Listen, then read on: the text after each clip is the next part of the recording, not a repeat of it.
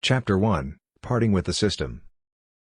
The test result showed the cultivator is now perfect, the system has no other teaching to offer, thus system disarmed. Goodbye. The mechanized voice left him dumbstruck, he staggered, damn it. Don't disarm, yet. Li Nianfan yelled to the air, I'm nowhere near perfect. Can you teach me a few more tricks? Or at least teach me how to attain godhood? System? No response. Are you really gone? At least bring me back to where I came from? Hello? Why'd you brought me here in the first place, if you're to leave me alone now? System. Li Nianfan pleaded in despair, still, no answer was made. Screw you. Stupid system. He swore at the system, angry and helpless. 5 years ago, Li Nianfan was transmigrated here, bound with a system that had a funny-sounding name, the Saint System. At first, Li Nianfan believed he was on his way to the immortal cultivation, nevertheless, all this system had to offer was useless things such as language, maths, chemistry, physics, poem writing, and drawing. Li Nianfan had no choice but to learn them all. He endured and persisted through, mastering all the teachings that the system had to offer. In return, he was awarded some cool titles including Saint Poem, Saint Art, Saint Chess, Saint Agriculture, etc. And the system disarmed. Well, these skills might have come in handy if he was back in the mortal realm, but now that he was in a foreign realm, which was likely to be the immortal realm, these skills did not seem very helpful at all. Sometimes, there were cultivators flying across the sky, there were also rumors of flesh-eating monsters in this realm, too. How would these skills help him survive in a realm like this? Unless he was to negotiate with the monsters. Out of fear, he picked a relatively hidden mountain to live a self-sufficient lifestyle. Although he was constantly in fear of being dragged into the fight of the immortals, he still held on to his faith, hoping that one day the system would guide him to cultivate immortality, and eventually fly into the sky freely as an immortal. Little did he know, the system did not teach him any of these, but instead taught him unnecessary skills, then disappeared in a puff of smoke. What a useless system. To be fair, he did not actually want to depend on this system. Back when he first transmigrated to this realm, he looked for immortals, hoping to learn from them directly. Nonetheless, he was deemed to have no spiritual roots, meant to stay as a mortal being for the rest of his life. Master, it's lunch time. A robot walked out of the room and made an inviting gesture to Li Nianfan. Oh, he answered uninterestedly. Li Nianfan was not in the mood for lunch but went into the room anyway. This robot was awarded to him by the system when he mastered physics. In the beginning, he thought this was pretty cool, having a robot as his servant. As time went by, he realized the robot was as useful as the rubbish in this cultivating realm of immortals. Li Nianfan lived in a traditional four-part architecture, consisting of pavilions connected with small bridges above the running river.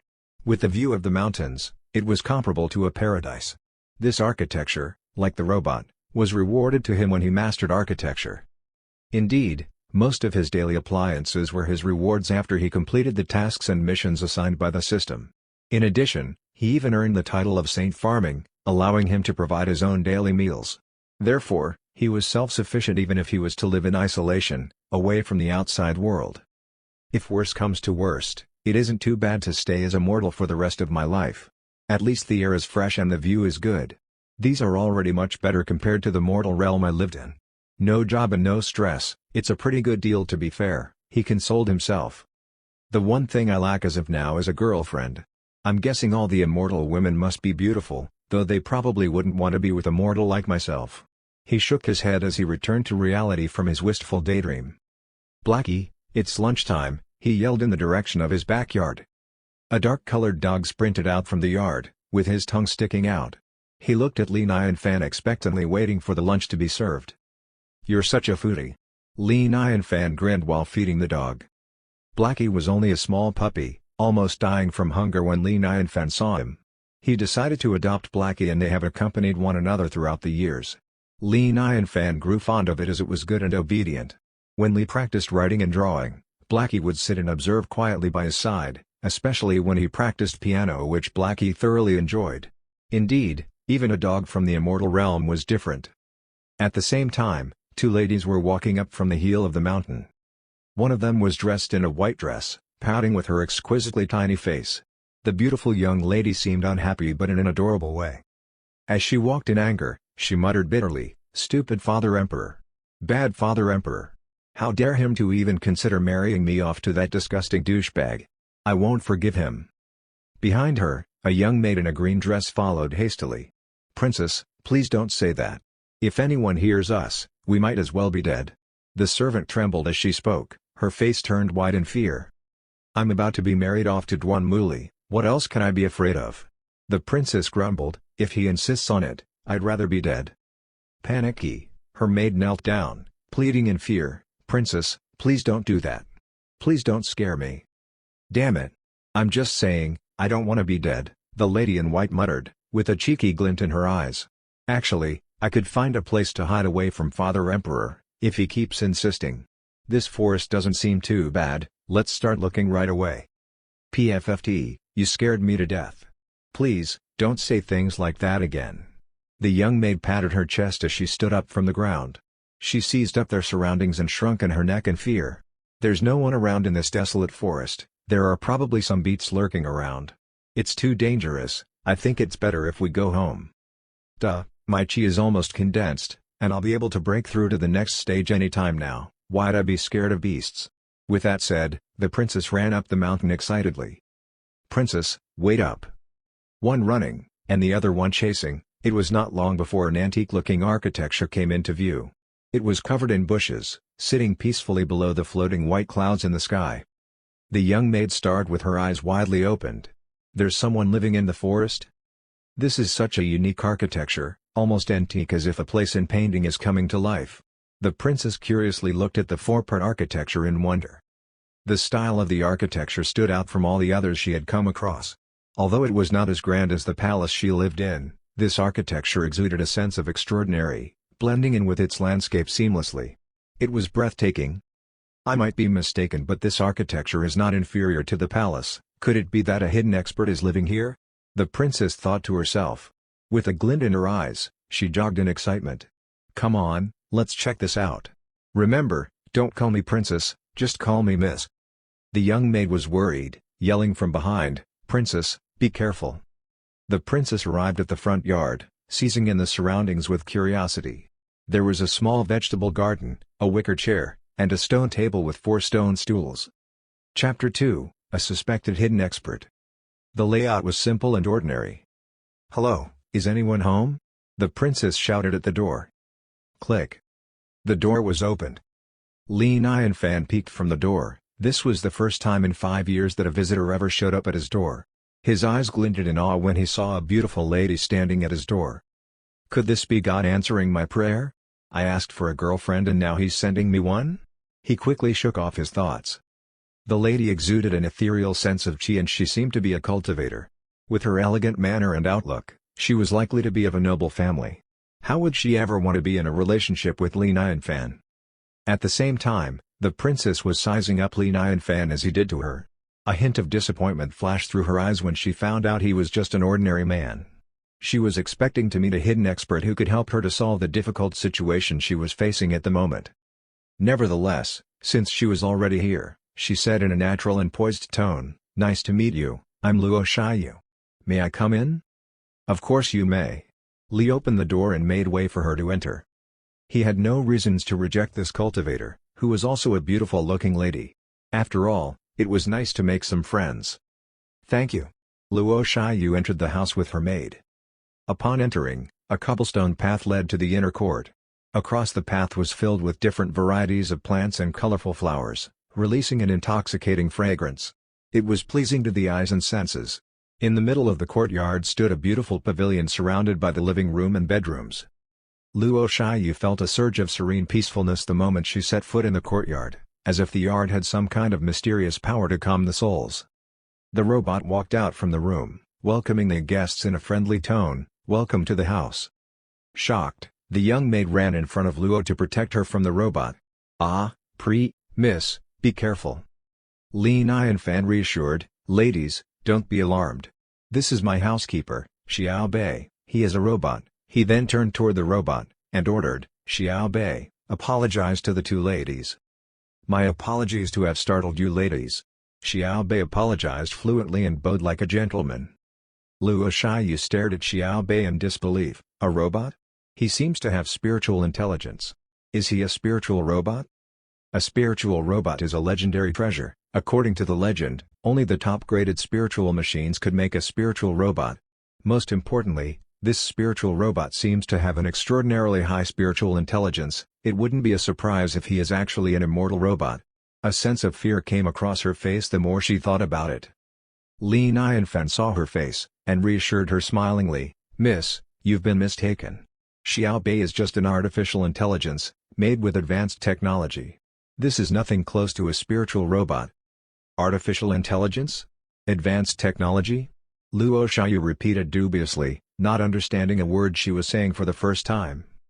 Just some small tricks, nothing special.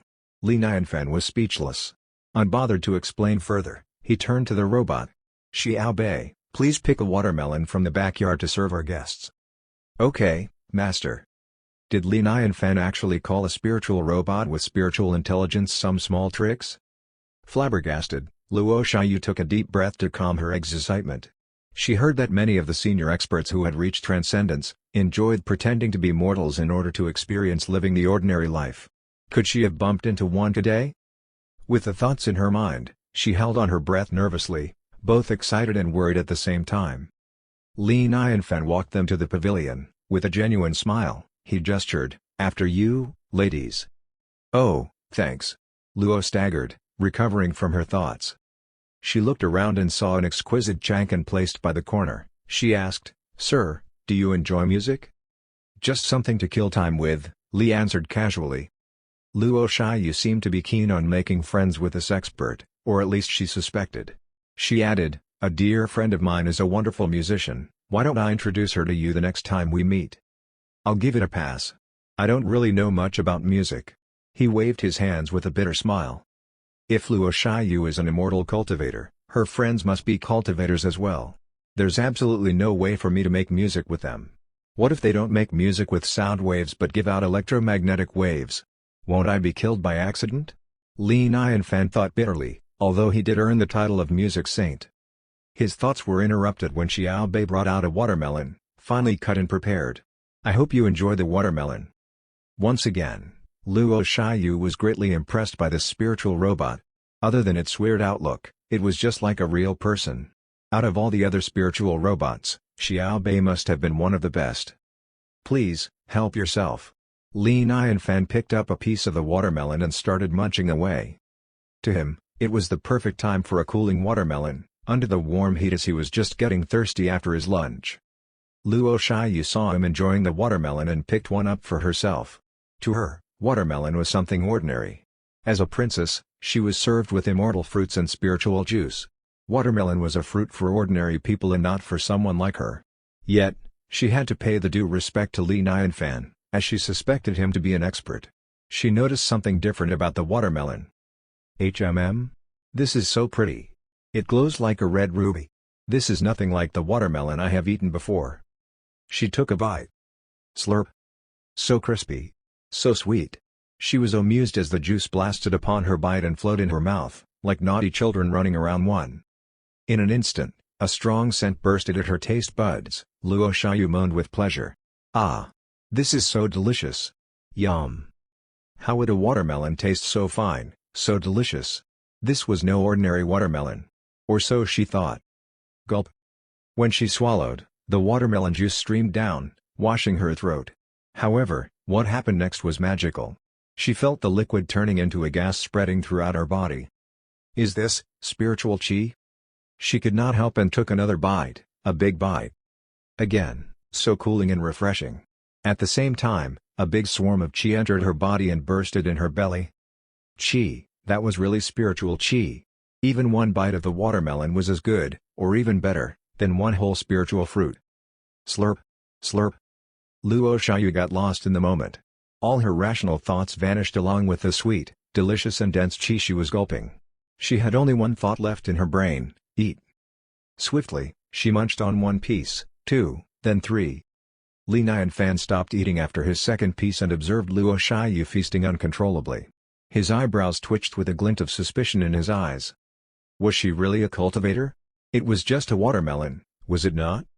Luo Shiyu did not stop until she had eaten 6 pieces of watermelon. Finally, she became aware of the mess she caused and her face flushed with shame. She lowered her head slightly, too embarrassed to look at Li in the eyes. Before she knew it, a surge of scorching heat filled up her body with endless spiritual chi bursting out from her belly. Chapter 3, The Hidden Expert is Revealed. A mysterious sensation flashed through her brains, relaxing the pores on her skin. All of a sudden, she felt refreshed and suddenly understood all the obscure things that were once inaccessible to her. Foundation established. Luo Shiyu looked at the watermelon skin in front of her in confusion. Unbelievable. The watermelon not only had spiritual chi, it even came with insights. Insights, also known as the basics of wisdom, played an important role in the sudden breakthrough of a cultivator. In other words, the insights were rare and precious. Although there might be just a hint of insights in the watermelon, it already enabled Luo Shiyu to bypass the bottleneck. Instantly, she became a fangirl of Li Nianfan. She stood up swiftly and bowed respectfully to Li Nianfan. "Thank you, Senior, for helping my breakthrough to have established foundation." As Li Nianfan heard his title went from Sir to Senior, he was not pleased at all. Although she meant it as a good gesture, Li Nianfan did not understand what was happening. "As I said, I'm just an ordinary man and this is just an ordinary watermelon. What does your breakthrough have to do with my watermelon?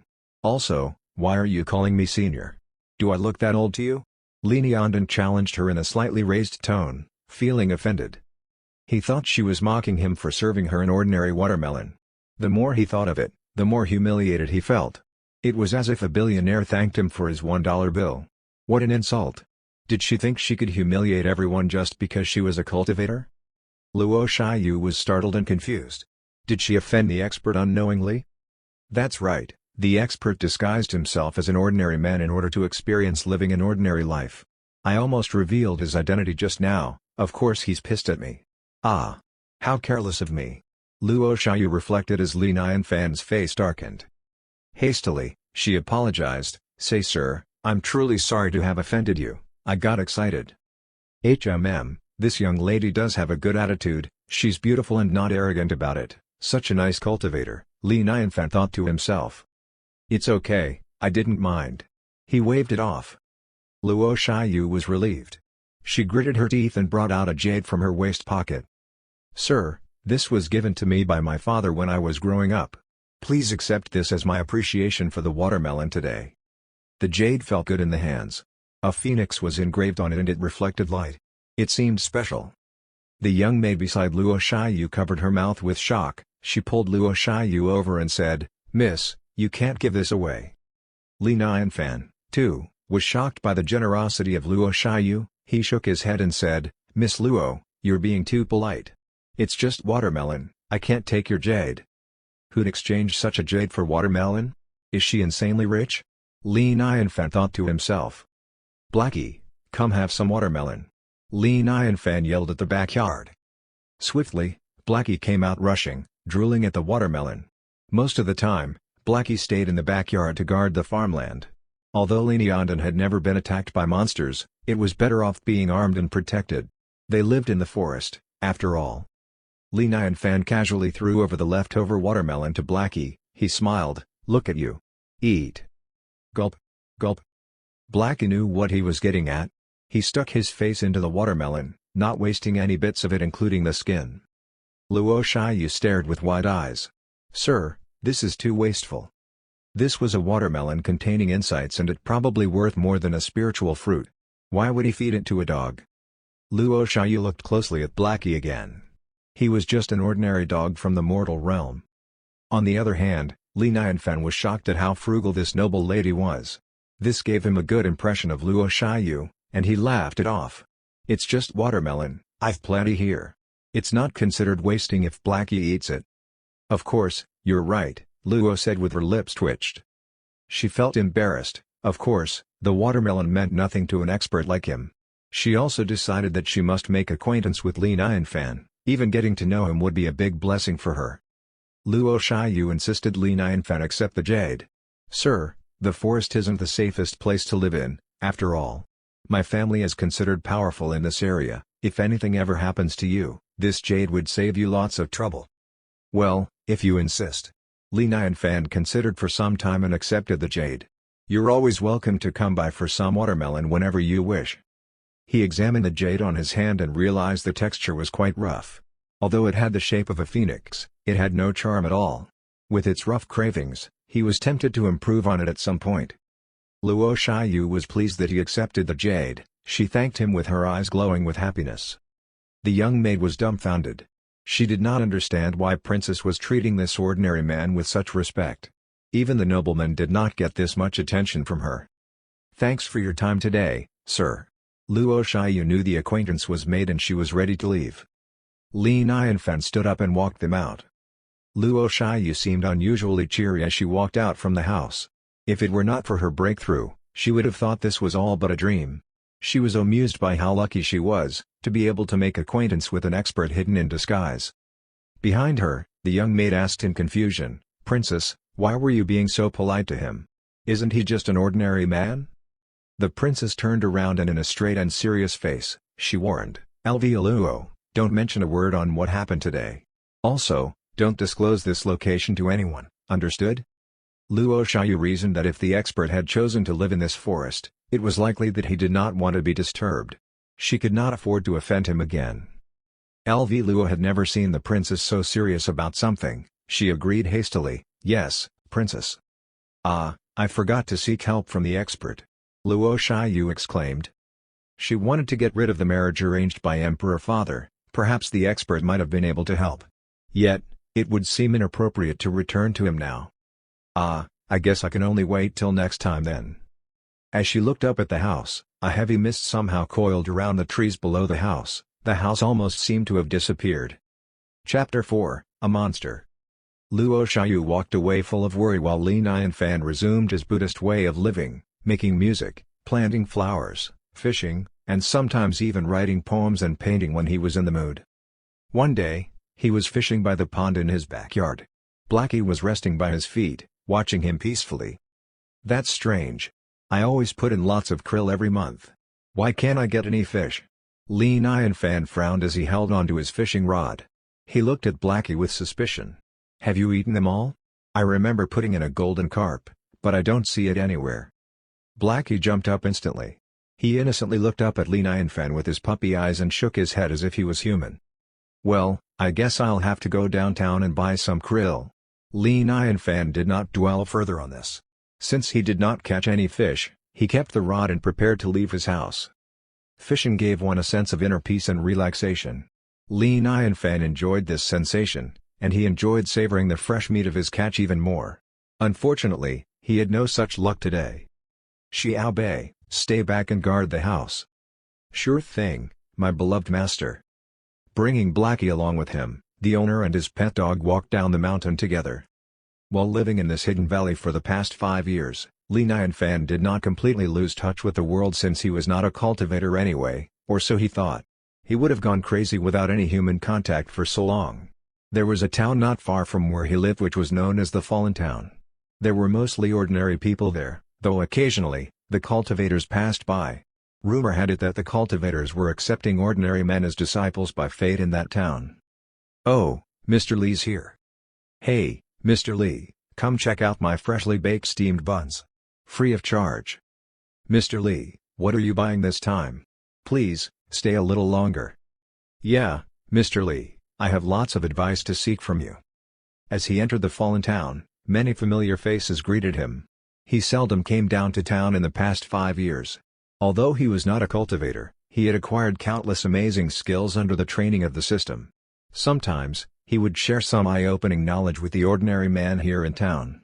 He even treated some ill patients here with his advanced knowledge. Many of the people here had received favors from him. Li Nianfan smiled and greeted them back with respect. He walked to the marketplace and stopped in front of a fishmonger's stall. "Mr. Lee, here for some krill again?" The owner of the stall greeted him with a smile. He knew Li Nianfan well. Li Nianfan nodded.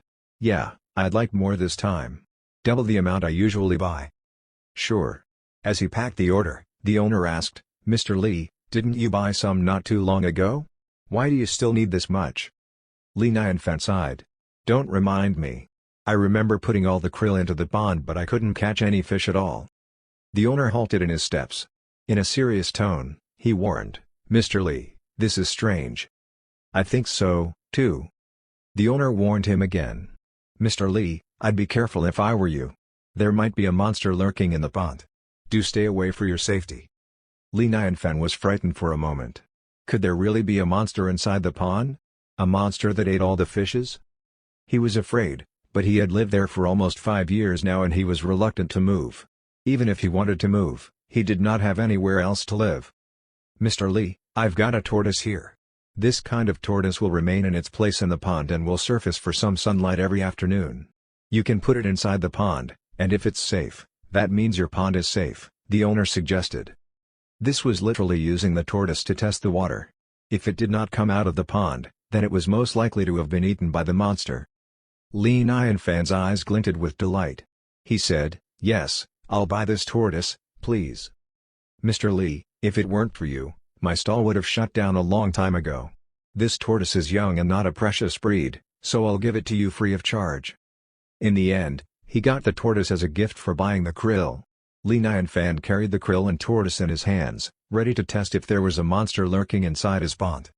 When he arrived at the entrance of the town, he realized that a crowd had gathered. Among the crowd, a middle-aged woman was sobbing on the ground. Li Nianfan went forward and asked, "Andy Zhang, what happened?" Andy Zhang was a kind-hearted woman. When Li Nianfan first arrived at this cultivating realm of immortals, she had helped him a lot. When she saw Li Nianfan, a glint of hope appeared in her eyes. "Mr. Lee, you're a capable man. Please, I'm begging you to save Nanan. She was captured by a monster."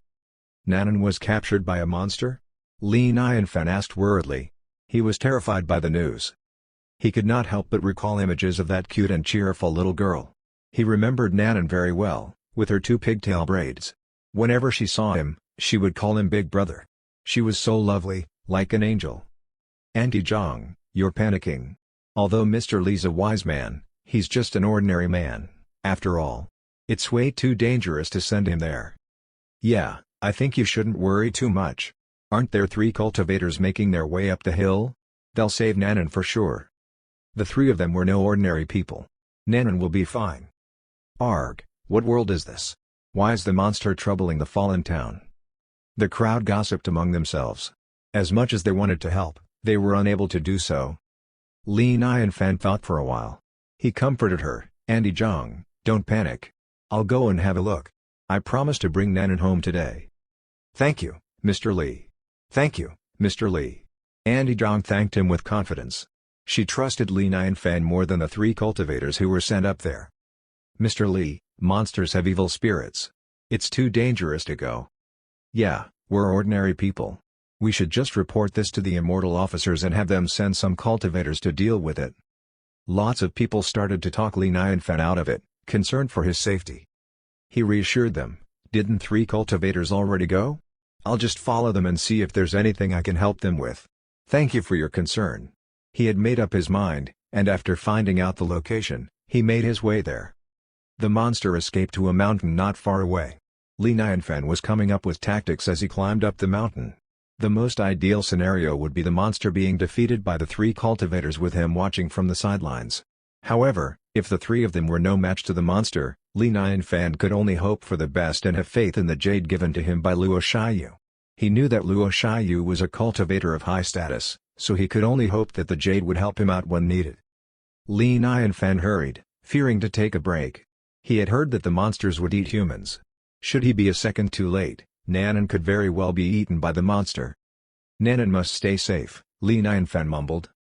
Suddenly, Blackie sped up, turning into a stream of black shadow that raced forward. "Blackie, what are you doing? Now's not the time to mess around. Stop!" Li Nianfan yelled after him as he saw Blackie disappearing out of sight. He was furious and worried. What a stupid dog. Is he rushing there to get killed? Chapter 5, An Ordinary Man and His Dog. Meanwhile, a battle was happening at the top of the mountain. And I even wondered what monster could be so ruthless. So it is just a leopard monster. "Leopard monster, give back the girl to us. And we will consider keeping your dead body in one piece." The 2 young men were high in spirits, along with a young woman. The trio surrounded the leopard monster in a triangle. "Ha ha ha. 3 tiny stinky kids trying to slay monsters, aye? How brave of you. Today, I, Lord Leopard, we'll eat all of you." The leopard monster laughed, as his body transformed into the shape of a human, though his legs and head remained as a leopard. "Cut the nonsense, bring it on." The trio positioned their long swords in front of them, they touched the swords with one finger in unison and called out, "Ujianshu." In an instant, the three swords elongated toward the sky, forming the shape of a pyramid that trapped the monster inside. Roar! The leopard monster roared and a golden demon Dan flew out from his mouth.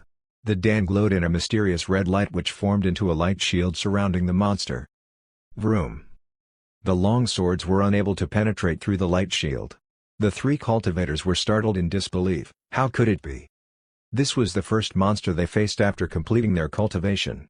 At first, they thought they could use this opportunity to make a name for themselves.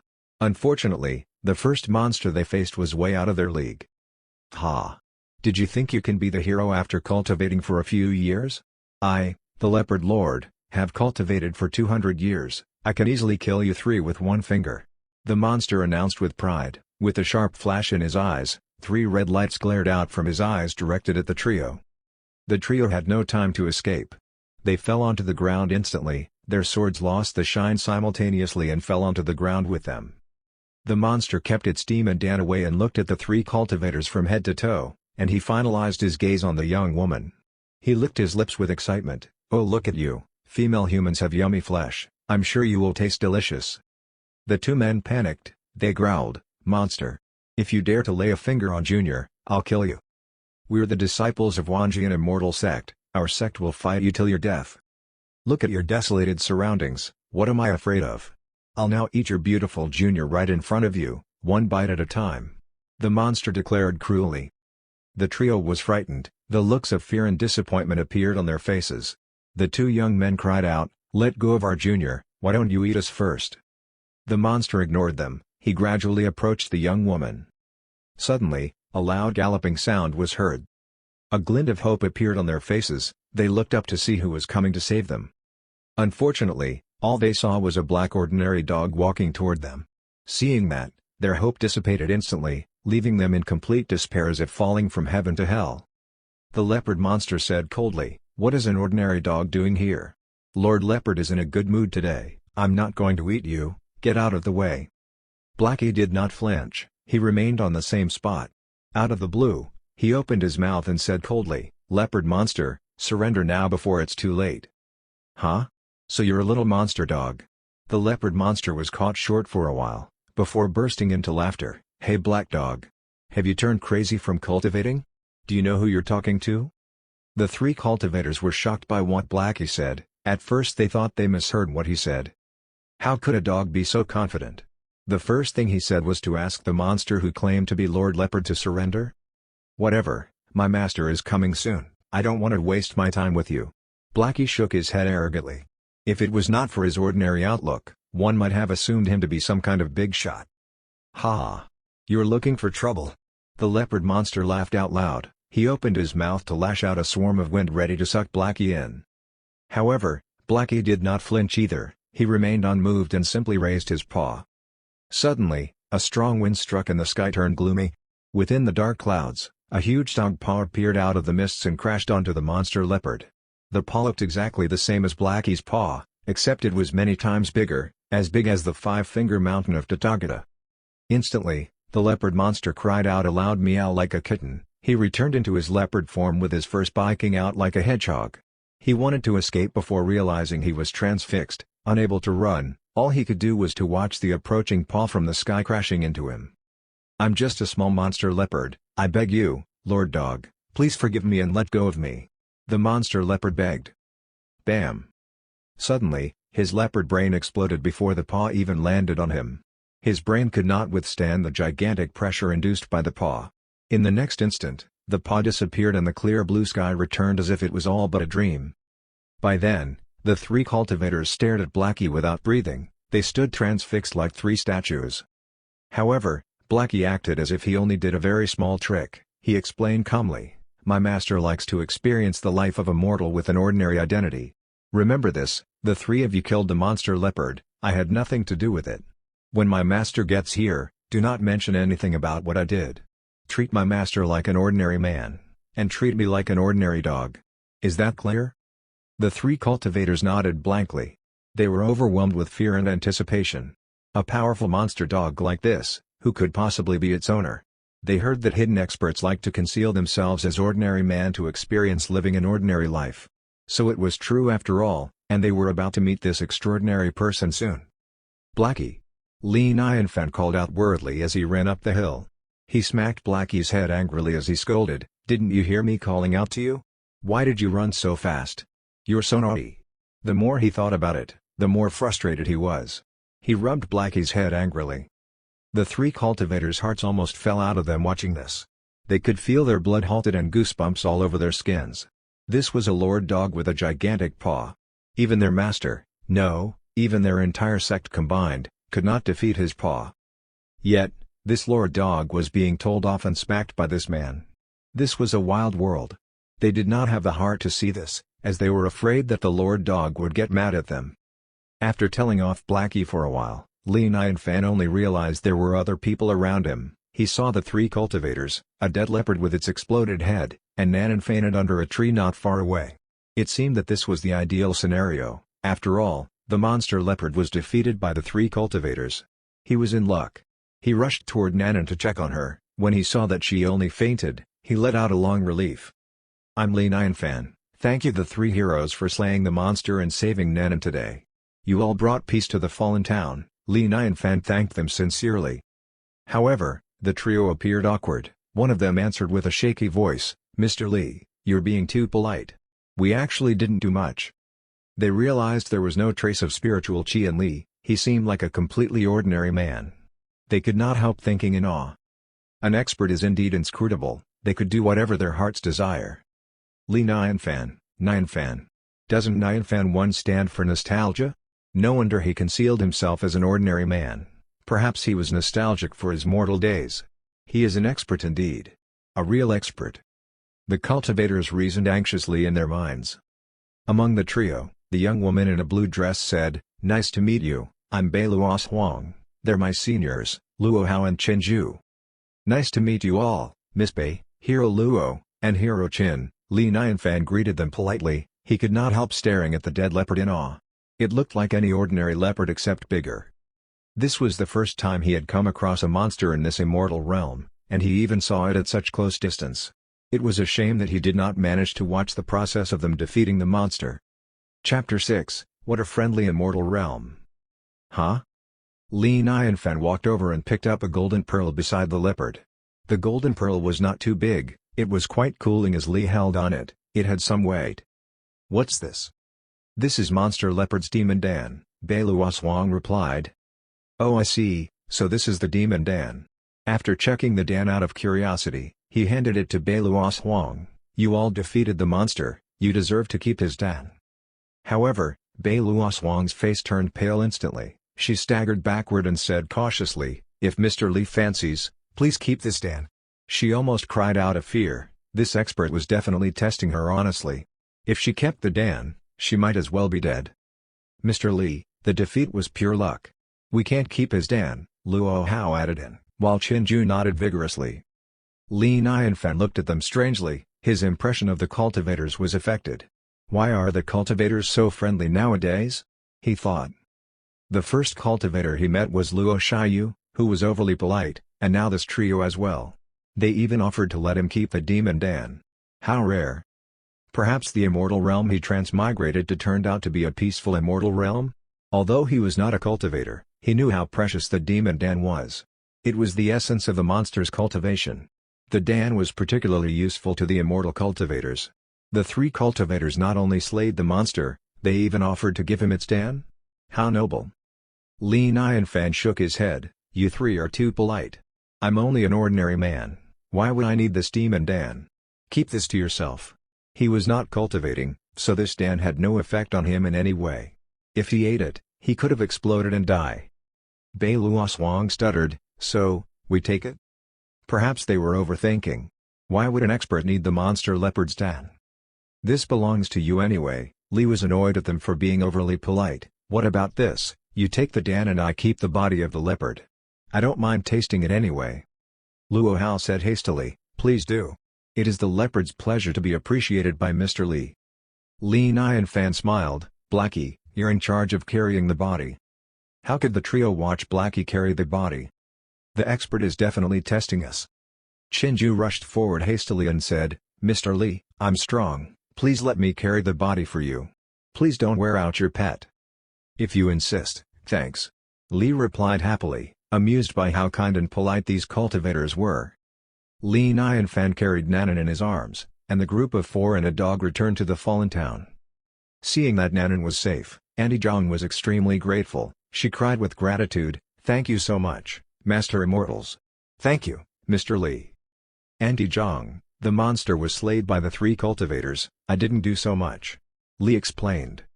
Of course the 3 cultivators were too scared to claim the credits, they quickly denied. You're being too polite, Mr. Li. You deserve all the credits. Without you, Mr. Li, we're no match to the monster. Thank you so much. Yes, we got lucky today, what we did was incomparable to what you did. Seeing that the 3 cultivators treated Li and Fan with such respect, the surrounding crowd stared at Li in awe. Mr. Li was indeed legendary, even the cultivators spoke highly of him. Impressive. However, Li felt embarrassed hearing what the cultivators said, he thought they were just being overly polite. A thought occurred to him, perhaps there was a monster in his backyard, why not invite the trio over to his house? Since they were so polite, he should be more welcoming. With that in mind, Li invited them, the 3 of you must be tired, why don't you come over to my place, and we could taste the meat of this leopard. The trio were just thinking of ways to make acquaintance with this exceptional expert, they were delighted by his invitation. With that, Li led the trio to his house, with lots of krill and a tortoise in his hands. When they arrived at the 4-part architecture, the 3 cultivators exclaimed in awe. This was indeed a hidden accommodation of the hidden expert.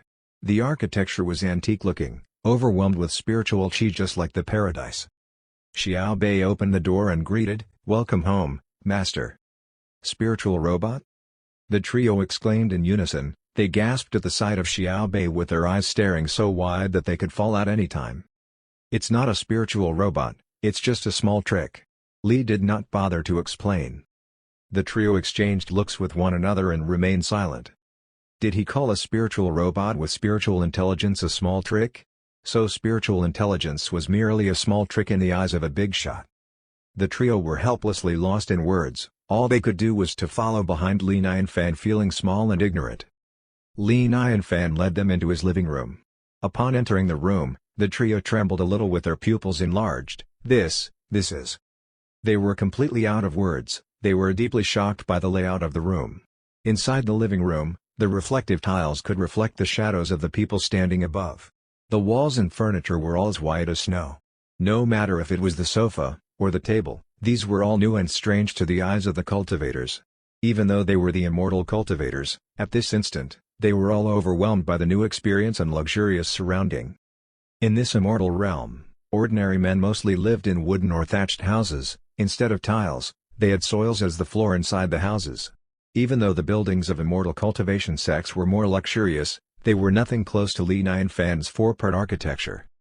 Mr. Li, this decoration, it's... Bei Luoswang was too overwhelmed by what she saw, it felt as if her worldview had changed after seeing this. It's just a modern design, to make one feel more at ease. Li smiled faintly as he thought to himself, ha, you all must be so impressed. This is the interior design from the mortal realm. Even cultivators like you haven't seen something so modern in your life, eh? What could this be? Luo Hao's eyes fell onto an object with mist coming out continuously, he stared at it with an expression of horror. Li glanced over and explained unexcitedly, oh, this is an air-purifying humidifier, it's just a technology to purify and freshen up the air. This is not just fresh air, this is... Luo Hao blurted out before Chinju stopped him short, and scolded, are you insane? Lord Dog warned us before to treat him like an ordinary man for him to experience an ordinary life. If he said it is to freshen up the air, then let it be. Luo Hap swallowed back his words. However, the trio stared at the humidifier with their hearts thumping hard, their eyes turning red in horror. The fresh air coming out of the humidifier was all spiritual chi, extremely pure spiritual chi. The spiritual chi coming out of the humidifier was purer than the chi from the spiritual stone. Most importantly, the humidifier could exude the pure chi unstoppable, its effect was way more impressive than the spiritual stone mine. If one could cultivate in this living room, it would be way more efficient than any of the blessed spots. What was this humidifier that could transform air into chi? What treasure was this? Was this a spiritual machine? Or an immortal machine? The fact that Lee simply left this precious item in the living room clearly implied his utmost status. He clearly did not care about this item, and would not mind even if it was being stolen. Chapter 7, Even the Rubbish is Precious. Li Nianfan looked at Luo Hao, who had just swallowed his words mid-sentence. He asked curiously, "What did you say?" Luo Hao smiled apologetically. "Nothing. I'm just saying how the air is so fresh in here. This explains why." Li Nianfan smiled. "Please, have a seat." The three of them sat obediently. "The tea leaves I planted are not ready to be picked yet, so I'm afraid I can only serve you with ordinary water," Li Nianfan said. Bei Luoswang replied politely, "You're being too polite, Mr. Li. We don't mind at all." Li Nianfan smiled as he poured 3 glasses of water from the water purifier. "Thank you, Mr. Li." Bei Luoswang accepted the water politely before she accidentally glanced at the purifier. With wide eyes, she said, "May I ask, what's this?" "Oh, it's just a water purifier. It's nothing," Li Nianfan casually replied. "Another precious item." The three of them almost went numb with shock. The water in their glasses was no ordinary water, it was spiritual water. 1 glass of this water was equivalent to the most basic elixir. This water purifier was a top-notch immortal machine. It could turn ordinary water into spiritual water. Unbelievable. Li Nianfan did not seem to care about the strange and mysterious expressions on their faces. He said calmly, "I'm going to the backyard. Please, help yourselves to more water." With that said, he carried the krill and tortoise to the backyard while he ordered, "Xiao Bei, prepare the leopard meat for lunch." The living room was left with 3 wide-eyed cultivators sitting restlessly. Although they were tempted by the air humidifier and water purifier, they did not dare to display even a hint of greed. Luo Hao gulped and stuttered, I think, we've come across an extraordinary expert." Bei Luoswang nodded. She agreed with a serious tone, "This expert's way beyond all the experts we've ever come across." She suggested, "So far, this expert seems to be a nice person. However, we cannot afford to offend him, not even in the slightest. If we could become friends with him, it'd be the biggest blessing in our lives." Chinju agreed. "Don't worry, we'll be careful." Meanwhile, Luo Hao glanced at the bin by his feet. He seemed startled. Inside the bin was a scroll which seemed to be of a drawing. "Luo Hao, what are you doing? Don't you touch the expert's stuff without permission," Bei Luoswang warned hastily. "This seems to be rubbish," Luo Hao said as he carefully took out the scroll and gently unrolled it. He was curious.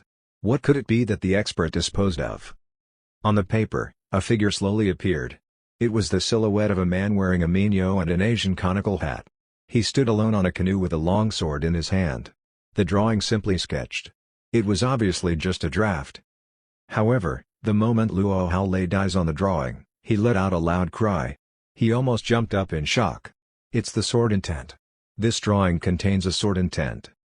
Instantly, Bei Luoswang and Chinju turned their gaze toward the drawing. With just one look, they were instantly captivated by it. Feelings of loneliness, arrogance, fearlessness, and desperation surfaced from within them. They almost suffocated from the overwhelming flood of emotions. It was as if they had been pulled into the same world as this swordsman. An oppressive sword intent whirled from the man in minyo toward the sky, making it hard for them to breathe. An ordinary man would not have felt so deeply about the drawing, but the three of them were the disciples of the Wanjian immortal sect. They practiced swordsmanship which made them sensitive to the sword intent shown in the drawing. They vaguely understood the meaning of this drawing. The swordsman in minyo was on his way to a duel with another man who was on the other side of the river. Phew! Luo Hao rolled up the drawing hastily. Only then, did the three of them snap back to reality. By then, they were already covered in sweat. Who's the swordsman in this drawing? Even his silhouette contains so much sword intent. In fact, his sword intent exceeds that of our sect master. This is terrifying. Chinju exclaimed in fear. Bei Luoswang was unable to describe her feelings. "This isn't the point," she mumbled shakily. "The point is, how could someone capture this in a drawing, and then toss it into the bin as if it was rubbish? This drawing is a priceless drawing to swordsmen like us." Meanwhile, Li Nianfan came back from his backyard while Xiao Bei carried the body of the leopard to the kitchen, ready to prepare their lunch. Looking at the strange demeanor of the three cultivators, Li Nianfan could not help but ask, "What's the matter?" Bei Luos Huang, who was still holding the scroll in her hand, said awkwardly, "I'm sorry to have looked through your stuff." "Don't be. This is just a simple sketch that I've discarded." Li Nianfan smiled, seemingly unbothered. With these words, Li Nianfan's position had been infinitely elevated in the hearts of the trio. A mere simple sketch contained so much sword intent? How skilled was he? Could he be the legendary immortal? Chinju looked at Li Nianfan in anticipation. He asked anxiously, "Mr. Li, please, forgive me for asking, but could we keep this drawing of yours?" Luo Hao and Bei Luos Huang simultaneously held their breaths. They clenched their fists nervously as if they were two students who were waiting for their results, anxiously waiting for Li Nianfan's response. Li Nianfan could not help but smile as he watched the anxious looks on their faces. He did not expect cultivators to appreciate the arts, too. He waved his hand and said, "Isn't this just a draft? Take it." "Thank you, Mr. Li," the trio exclaimed excitedly as they jumped up in unison. They had to bring this drawing back to the sect. They knew how important this was and dared not to waste another second. Bei Luos Huang bowed at Li Nianfan and said, "Mr. Li, thank you for the drawing. We have to return to our sect right away. Please, forgive us." "Why the rush? You're not staying for lunch?" "Mr. Li, it's an urgent matter. We'd like to host Mr. Li next time to show our apology," Bei Luos Huang said. Li Nianfan nodded. "All right, then. See you next time." "Goodbye, Mr. Li." The trio kept the drawing carefully before rushing down the mountain. Watching their silhouettes disappearing, Li Nianfan shook his head. The leopard feast was almost ready, yet, the trio had no such luck to taste the feast tonight. Meanwhile, at the foot of the mountain, two beautiful women were climbing up the mountain. They walked through the forest like two beautiful elves. One of them was Luo Shiyu, and the one accompanying her was a woman in a violet dress with a particularly thin waist. Her green silky hair was combed into an elegant bun, adorned with a hairpin made from 7 treasure coral. She exuded an air of elegance and prestige, looking like a noble queen. Compared to Luo Shiyu, this woman was like a ripened peach, dripping in juices. Throughout their journey to the mountain, the woman listened to Luo Shiyu as she spoke enthusiastically. She finally asked, "Shiyu, are you sure you weren't dreaming? Mysterious spiritual robot, watermelon with insights, and a hidden expert? This sounded more like a dream than a reality." Luo Shiyu pulled on the woman's arm. "Mom, I'm sure it wasn't a dream. Look at me. I even had a breakthrough. How's this made up?" The woman remained suspicious. "If what you say is true, this person is indeed a hidden expert." "Mom, hurry up. I promise you'll be impressed," Luo Shiyu said excitedly. The woman let out a small sigh. She knew what her daughter was thinking. She had been trying to rid herself of her arranged marriage. Now that she saw an opportunity, she could not easily let go of it. Of course, as the mother of Luo Shiyu, she would not want to see her daughter being trapped in an unhappy marriage. However, when one was born into a political dynasty, one had very little freedom. She genuinely hoped that this hidden expert could help her daughter out. Chapter 8, An Untradable Feast, Not Even for Elixir. Li Nianfan was sitting at the inner court with Blackie laying by his feet. Xiao Bei had built a grill in front of them. The body of the leopard had been cleaned up and gutted by then, and it was skewered on the grill above a charcoal fire. Meanwhile, Xiao Bei manned the skewer like a temporary professional chef. Although Li Nianfan could do pretty much anything, he would not do the tiring work himself, especially since Xiao Bei had reached the most advanced level of artificial intelligence. He had downloaded countless recipes into its system, so making a meal was not a challenge for it. In fact, its cooking skill was comparable to, if not at least 100 times better than, a 5-star Michelin chef from back in the mortal realm. With a multifunctional robot like Xiao Bei, anyone could afford to be lazy. If not, he must be an idiot. "Hello, is Mr. Li home?" A familiar voice resonated from outside. Who would come during lunchtime? Li Nianfan opened the door to see 2 women standing outside. "Oh, look.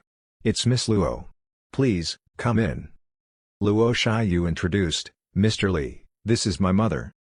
"Hello, I'm Zhongshu. Sorry to disturb you without prior notice." Zhongshu sized up Li Nianfan. Just as Luo Shiyu said, Li Nianfan appeared to be a completely ordinary man. Li Nianfan sized up Zhongshu, as well, and he could not help but be amazed. No wonder her daughter was so beautiful. He opened the door and smiled, "You two came at the perfect time. The meal's ready." Jiangshu nodded and followed him into the inner court. Right away, her eyes caught sight of Xiao Bei, who was working diligently behind the grill. She seemed amused. "Mom, this is Xiao Bei, the one I told you about. It's very smart." Luo Shiyu introduced as she waved at Xiao Bei. "Hello, Xiao Bei." "Hello, my beautiful lady. Please, allow me to prepare you a delicious feast. I'm sure you'll like it." Li Nianfan was unsure whether it was just him or that Xiao Bei's voice seemed more gentle and magnetic than usual. Was he flirting with the ladies? As expected, Luo Shiyu giggled at its remark, while Jiangshu was flabbergasted. Jiangshu was utterly stunned because she was way more knowledgeable than Luo Shiyu. What kind of spiritual intelligence is this? It can cook and even communicate with people? Even the most precious treasure in the imperial court is nothing compared to this. In that instant, Jiangshu believed all the things her daughter said about this expert. At the same time, she also decided that it was by fate that they had the pleasure to meet with him. She knew for sure that she had to make befriend Li Nianfan. "Please, have a seat. The meat's almost ready. You ladies are in luck today," Li Nianfan said, smiling. He looked at the leopard meat in anticipation. He had never eaten the meat of a leopard before, not even when he was back in the mortal realm. Before this, he had only seen leopards at the zoo, yet tonight, he was about to taste the meat of leopard monster. How rare! "Is it delicious?" Luo Shiyu sniffed the air a little harder before her beautiful gaze locked onto the grill with a little doubt. As a princess, she had tasted all kinds of refined food, but she could not tell what was so special about this meal.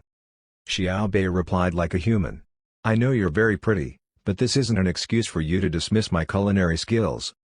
Jiangshu did not seem particularly excited either. She could tell right away that this was the meat of a leopard monster, but this was not something new to her as she had it frequently. How delicious could this be? However, she was afraid that Luo Shiyu might offend the expert with her words, so she gently told her off. "Shiyu, don't be rude. If Mr. Li says so, he must have his reasons." Li Nianfan smiled without talking. Although the immortal realm was quite advanced, the standards of living here were almost equivalent to the medieval period of the mortal realm, which included the standards of cooking. The ladies were about to be astonished by how delicious a feast could be in a few moments. Meanwhile, Xiao Bei was diligently grilling the meat, brushing on more sauce onto the leopard skin from time to time. Sizz. Not long after, droplets of yellow gold oil permeated out of the meat, dripping down the skin and into the charcoal fire, making a sizzling sound. Immediately afterward, a strong smell of delicious meat wafted across the inner court. The smell was so ludicrously tempting that one's hunger could be triggered just by a sniff. "Humph! This is smelling good," Luo Shiyu called out as she stared at the leopard excitedly. Gulp! Luo Shiyu and Jiangshu had to keep their drool down after being triggered by the delicious smell. However hard they tried to restrain themselves from the temptation, the smell was so strong that even a small puff of it seemed to captivate their souls. Even if they held their breaths, the scent still penetrated their noses like the naughty children running around, teasing their senses. HMPH, this smells too good. They had never thought that food could evoke such temptations. Even when it came to elixirs, they had never felt such a strong desire before. Growl, growl, growl. A loud rumbling sound was heard coming from their stomachs. Instantly, both of them blushed in embarrassment. They lowered their heads, unable to look at Li Nianfan in the eyes. Ever since they started cultivating, their craving for food had mostly disappeared. They maintained their lives by absorbing spiritual qi or taking elixirs. They had long forgotten the feelings of hunger and craving, let alone the growling of their stomachs. This was too embarrassing. Both Luo Shiyu and Jiangshu cried out in their minds, wishing there was a hole they could dig up and bury themselves in. The doubts that they had moments ago dissipated completely, for the feast in front of their eyes was so tempting, they would not trade the feast for anything, not even an elixir. Li Nianfan was indeed a true expert, even the food he prepared was beyond imagination. Most importantly, this delicious meal was all prepared by the spiritual robot. Who would believe them without seeing this with their own eyes? Watching the astonishment grow on their faces, Li Nianfan felt satisfied. Both the ladies were extremely gorgeous. One was youthful and noble while the other was mature and elegant. Most importantly, both of them were cultivators, which made them even more attractive. Being able to watch them being shy out of embarrassment was definitely one of the greatest pleasures in life. Li Nianfan smiled. "It's ready. Xiao Bei, Bring the dishes to the ladies." "Sure thing," Xiao Bei answered. In an instant, the knife in its hand moved with so much speed that the meat was instantly cut into pieces. It was then presented onto their dishes. Xiao Bei even added, "The leopard's explosive power is all concentrated in its thighs, hence, the leg muscles are the most developed. Therefore, the meat around the thigh area is optimal and the best to chew on." "Thank you." Luo Shiyu and Zhang Shu thanked the robot in unison as they stared at the grilled meat in anticipation. The outer skin was burned and buttery while the meat was red from the sauce. Heat radiated from the cooked meat. Along with its fragrance, anyone would start salivating uncontrollably. Luo Shiyu could not resist licking her lips. Her cherry lips opened instinctively and took a small bite. Munch. The burnt outer layer shattered a little, making a loud crunching sound from the bite. It was so sensational, she almost moaned out in pleasure. The meat was thoroughly burnt from the charcoal fire which released its overpowering aroma. From the use of various seasonings for a touch of color, the meat became more flavorful and tender. It was soft, crispy, fresh, salty, and spicy, all at the same time. The flavors burst in her mouth, drowning her taste buds in overwhelming sensations. So yummy. She chewed harder and faster, somewhat drooling uncontrollably as she ate. Every bite was filled with happiness. On the other hand, although Zhang Shu was eating rather elegantly, she was somehow already on her third piece of meat. "Mom, you're eating too fast," Luo Shiyu complained. Zhang Shu's lips paused slightly while her face stiffened momentarily out of embarrassment. Then, she refuted out of shame, "How could you be so rude?" However, as she spoke, she put another piece of meat into her mouth without missing a beat. She did not care about her image by now. Luo Shiyu complained again. "Mom, wait up. This piece of meat is mine." Chapter 9, An Ingenious Expert. This proves that when it comes to delicious food, women, too, can be irrational and selfish. Li Nianfen smirked, amused as he watched the mother and daughter fighting for food. "So what if they're cultivators? They're conquered by my food anyway. Seems like even cultivators wish they could live my life." He slowly picked up a piece of meat and put it into his mouth. HMPH, the texture soft and chewy. He closed his eyes to indulge in the juicy meat dancing in his mouth. Meanwhile, Xiao Bei served a portion of the leopard thigh to Blackie, who happily indulged himself as well. The meal was eye-opening to the two ladies, completely shattering their worldviews as they discovered the existence of such delicious food in this realm. It was not until they could no longer fit any more food into their stomachs that they finally stopped eating, rubbing their tummies, and looking satisfied as they recalled the entire experience. "Mr. Li, thank you for the meal." Zhang Shu wiped her lips as she regained her composure, switching back from a foodie to the elegant lady she was when she first entered. Li Nianfen waved his hand. "It's just roasted meat, nothing too special." "Mr. Li, this meat is only available to the immortals from heaven, right?" Luo Shiyu could not help asking. Li Nianfen's lips curled up a little as he shook his head. The two ladies exchanged glances with a hint of horror. Was that a look of disdain? Does he look down on the immortals? Or does that mean that even the immortals have no right to eat his roasted meat? In an instant, their imaginations ran wild as they looked at Li Nianfen with newfound respect and terror. This expert seems to be way beyond anyone's imagination. Luo Shiyu looked at Li Nianfen hesitantly, as if there was something on her mind. Not long after, she finally asked in an intimidated yet excited tone, "Mr. Li, you're an ingenious man. May I ask for a favor from you?" "Huh? You, a cultivator, need a favor from me? An ordinary man?" he thought. Of course, he would reject it instinctively. He did not want to get involved with the cultivators. After all, he had no idea how powerful they were. What if they killed him without him knowing? However, he did have a good impression of Luo Shiyu, and it might seem rather rude to reject her right away. Perhaps he could reject her euphemistically? Luo Shiyu did not catch the change in his expression. She continued cautiously, "Mr. Li, I didn't mean to lie to you the other day. Actually, I'm the princess of the Ganlong immortal dynasty. My father just became the emperor, so his throne and reign aren't as secure. In light of that, he wanted to match me with the son of the nation master, a treacherous court officer." As she spoke, she kept close track of Li Nianfen's expression. He did not seem surprised at all, in which she rejoiced secretly for telling the truth. She wanted to conceal her identity, but knowing how ingenious he was, she had no choice but to tell him the truth. It seems that my decision to tell him the truth is right, after all. He must have figured it out a long time ago. The only reason Li Nianfan appeared calm was that these things happened too often in the drama series he used to watch back in the mortal realm. In those dramas, the princess or the emperor would dress down as ordinary people to visit the others. He knew Luo Shiyu was not an ordinary woman since their first meeting.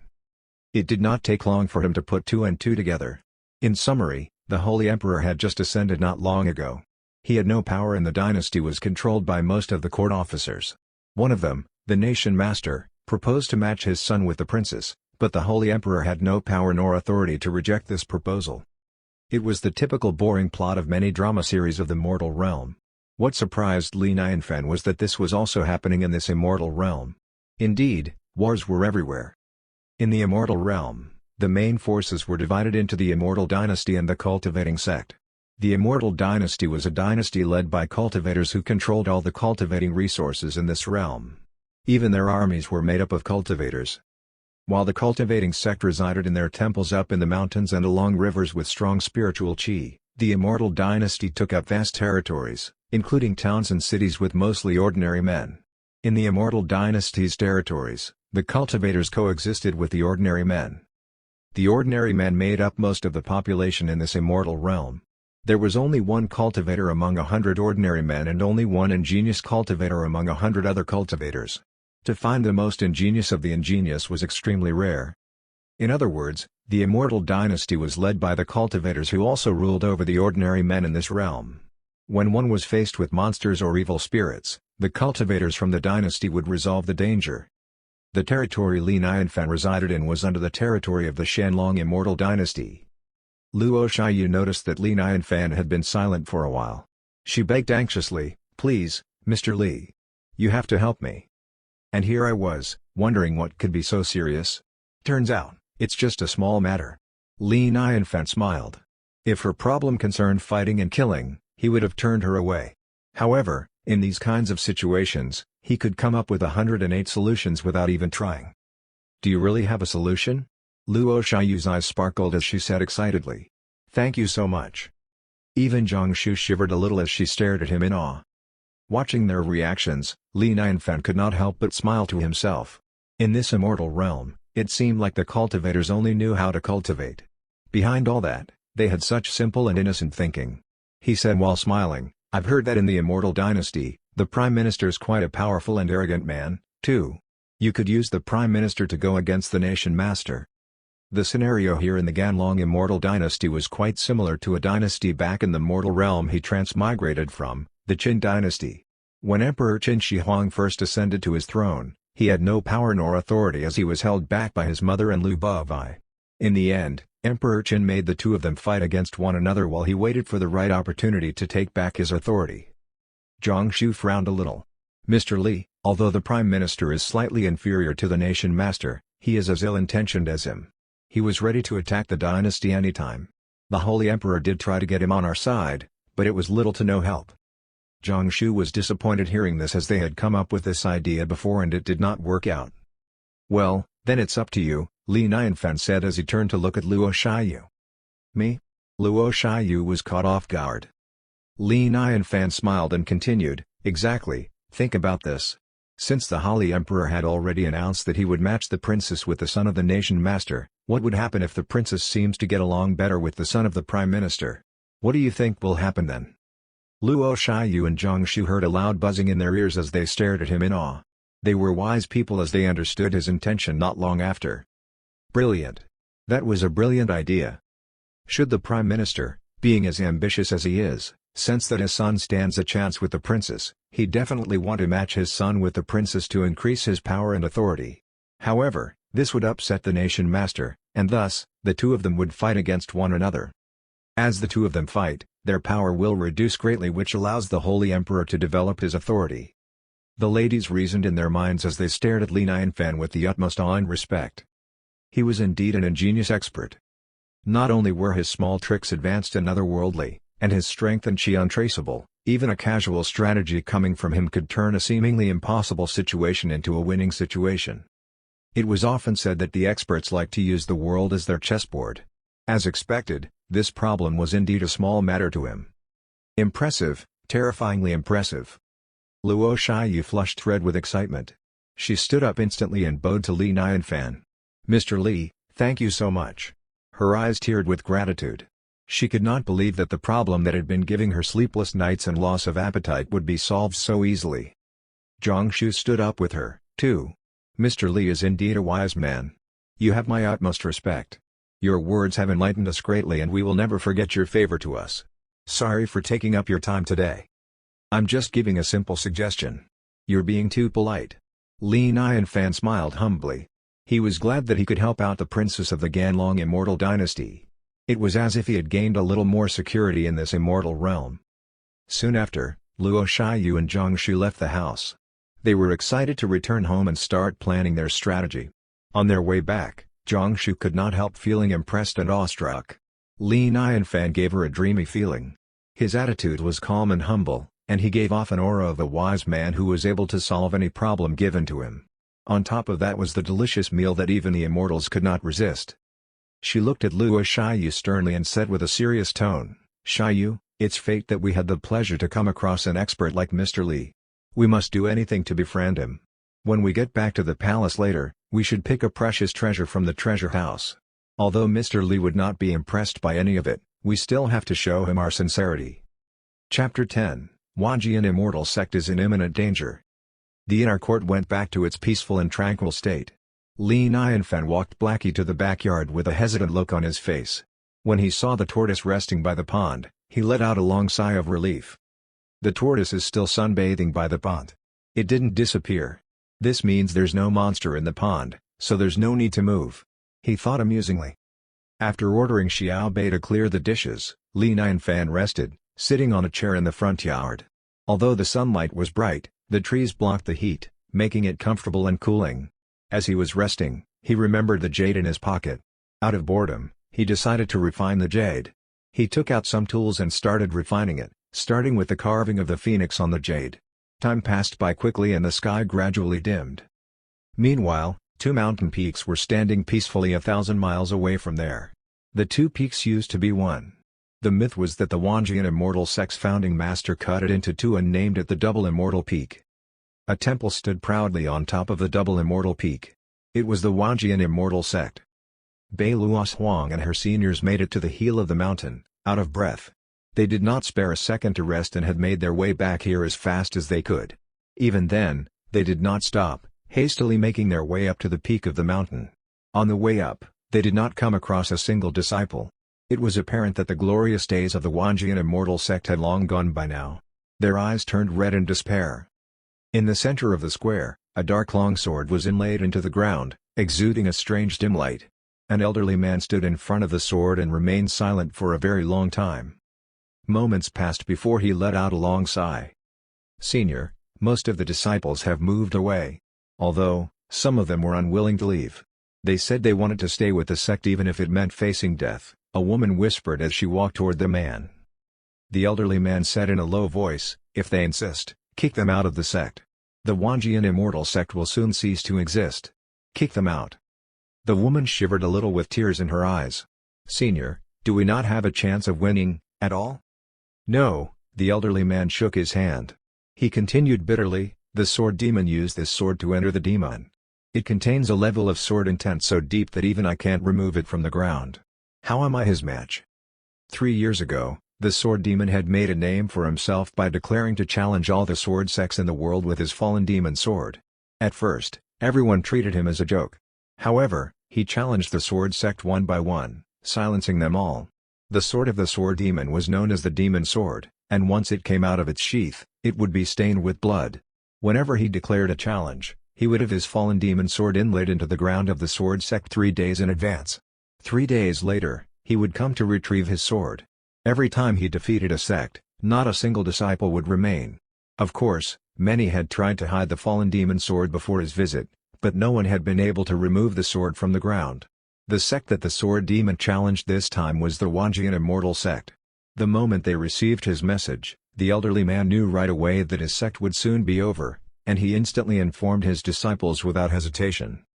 The elderly man turned to the woman and said, "Junior, you have to leave, too." The woman remained calm.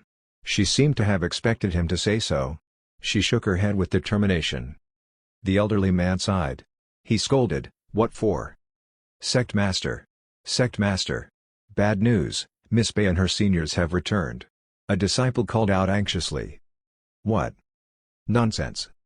The elderly man and the woman exchanged a worried look. "Dad, Mom, I'm back." Bei Luos Huang ran toward them with her cheeks flushed red in excitement. "Why did you come back here? Have you lost your mind?" The elderly man cried out in panic. He was anxious. The sword demon was about to arrive at the dawn. Their return at this time was equivalent to committing suicide. "Leave, now!" the woman called out as she grabbed onto Bei Luos Huang, ready to leave. However, Bei Luos Huang refuted. "Mom, I'm not leaving. I came back to help Dad." "You? How are you going to help? Leave now!" the elderly man declared sternly. Bei Luos Huang was not offended. She continued excitedly, "Dad, we bumped into a hidden expert. He'll be able to help you. Trust me." The woman sighed and said gently, "Luos Huang, hidden experts are way too rare to be true. Even if there is one, why would he help you?" She was very sure that Bei Luos Huang was still young and immature. The sect was now facing imminent danger. She might have been tricked by others.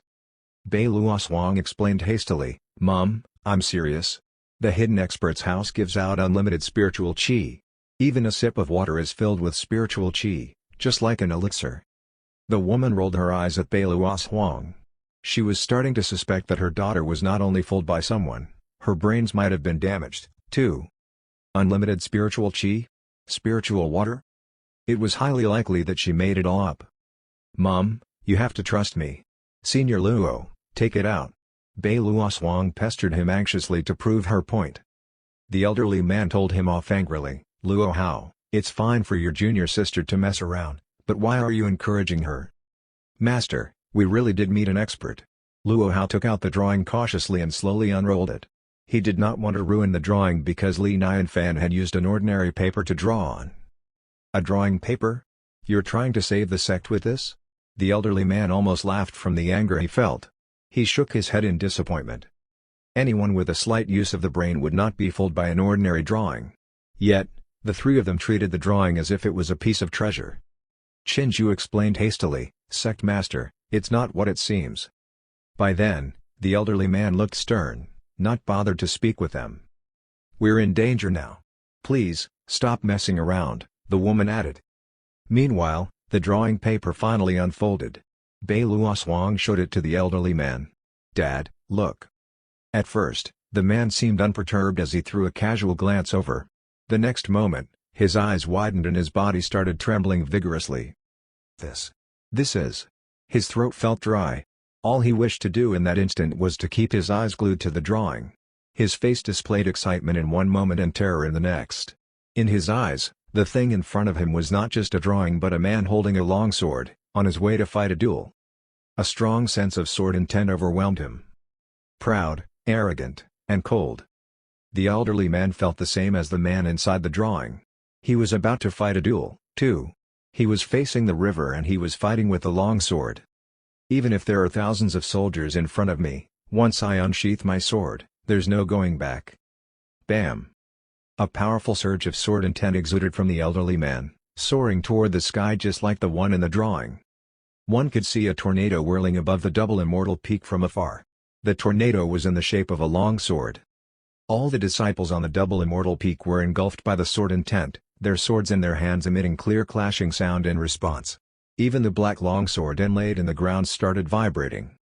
The woman had a glint of delight in her eyes. She exclaimed, "Luos Huang, ask everyone to stay back. Your dad is going through a breakthrough." Chapter 11, Sword Demon is here. The disciples of the Wanjian immortal sect looked up at the strange vision in the sky and exclaimed excitedly. "Sect master has had a breakthrough. He has reached the out-of-aperture realm. There are lower chances of us losing when fighting the sword demon tomorrow. A breakthrough the night before the duel. God bless us." From the lowest to highest, the different realms of cultivation were Qi refining, foundation building, golden core, Yuan Ying, out of aperture, distraction, combination, cross-tribulation, and Mahayana. Only a cultivator at the realm of Yuan Ying and above would be considered strong and powerful enough to lead a sect. Most that ranked above Yuan Ying were monsters that rarely came out. Throughout the night, an oppressive air lingered above the Wanjian immortal sect, making it difficult to breathe. The elderly man stood stationary, transfixed in the same spot with his body upright, looking like a longsword from afar. At the first ray of sunlight, a black shadow descended from the sky. A last-minute breakthrough. Interesting. Wanjian immortal sect, Beivukan, your name's worthy to be remembered by deity. The sword demon had arrived. Says. It was as if the black sword in the ground had been summoned. It rose into the sky and lingered at the feet of the sword demon. With a solemn expression, Beivukan raised his hand to unsheath the longsword from his back and flew into the sky toward his opponent. He did not seem confident. Though he had a last-minute breakthrough, his chances of winning were still slim. Imperial Flying Sword, Moon Style. Beivukan stood on the longsword with his feet. Instantly, he was transformed into an arch, exuding strong sword chi. It was as if the sky was a big white sheet, powerfully split by Beivukan launching toward the sword demon. A glint of excitement flashed through the sword demon's eyes. He used his fingers as a sword and pointed toward the sky. Following his gesture, a gigantic phantom sword appeared behind him, exuding a destructive aura that pierced through the air. Even the disciples who watched from afar could feel the sharp pain on their cheeks. Cut the air. The two opposing sword intent crashed into one another, swirling the chi in the air and blasting like a clap of muffled thunder. The disciples that watched the duel could not keep up with their speedy movements. All they could see was constant flashing in the sky with countless sword intents piercing through the air, damaging the surrounding trees and mountains. The fight did not last for long.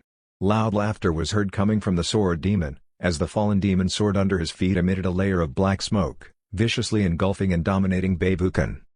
Says. The autumn water sword in his hand broke into two and a scar appeared on his chest.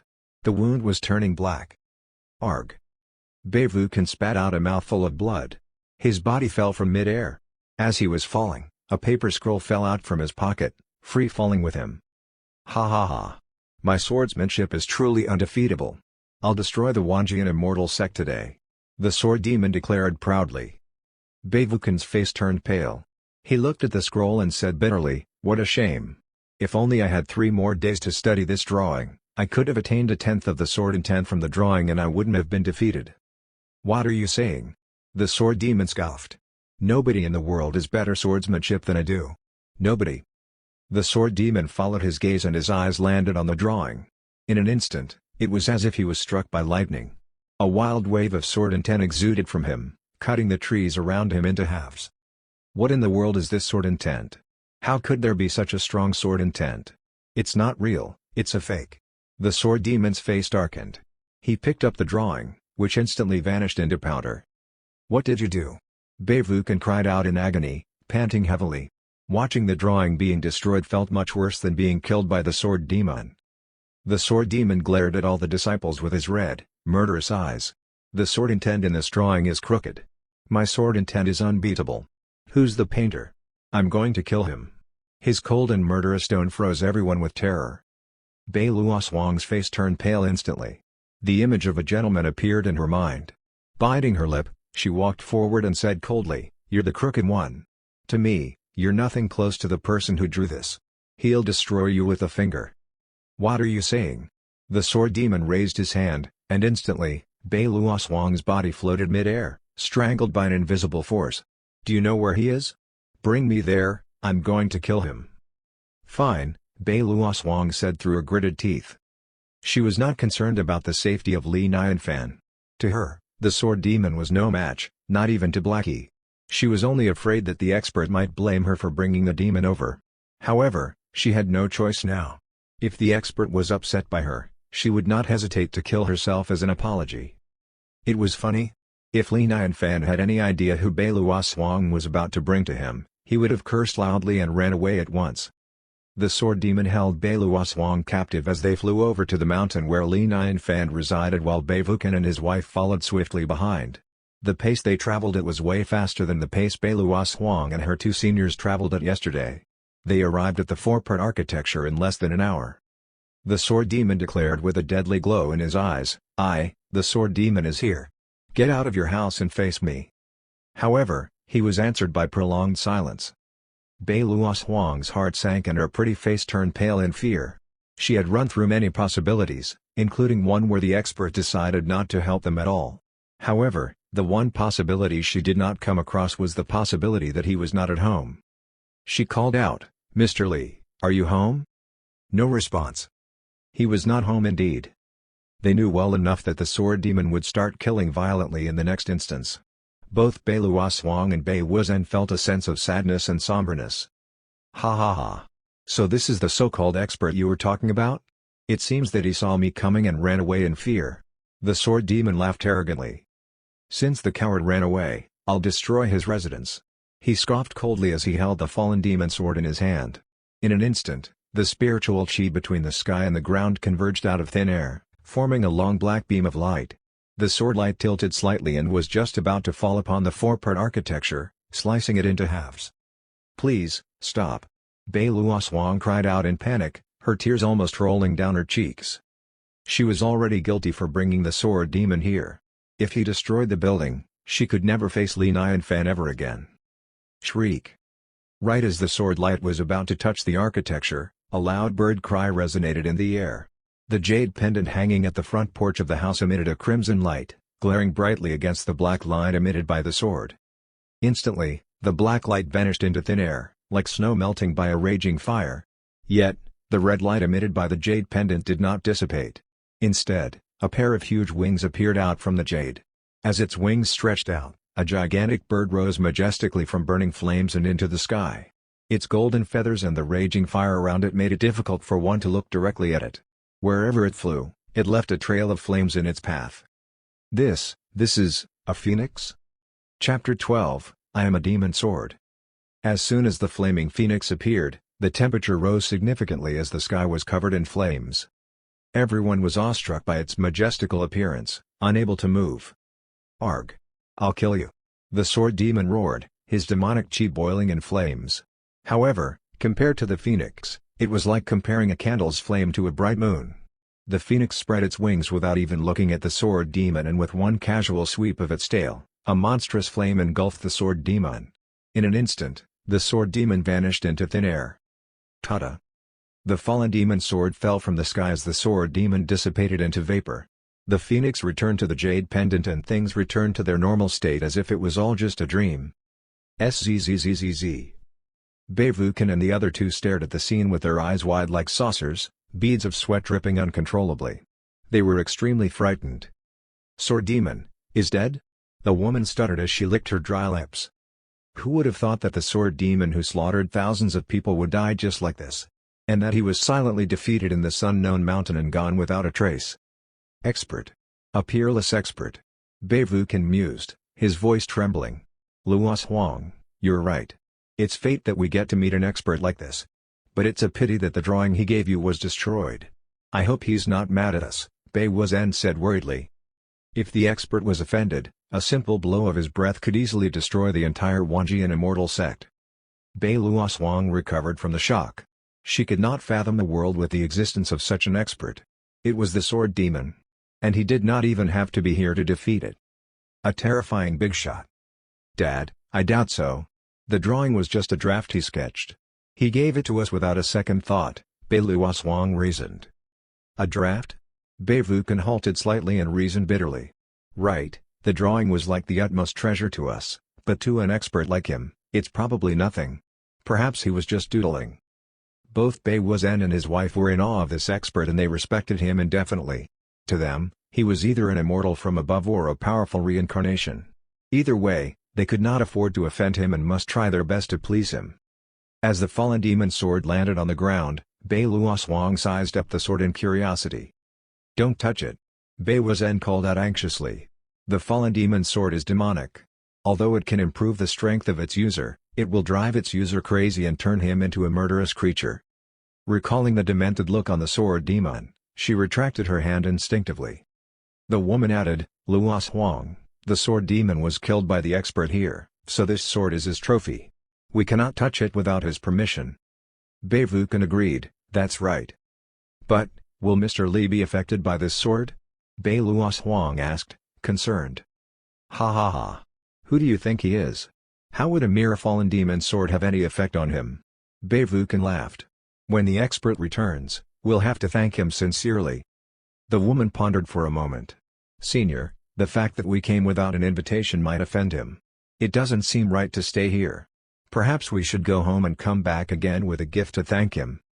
"You're right," Bavukin nodded in agreement. Their hearts were overwhelmed with fear and respect for this expert. They could not afford to do anything that might offend him. Today was indeed not the best time. With that, they did not dare to linger any longer and immediately flew away with swords under their feet. Moments later, Li Nianfan and Blackie walked out of the forest.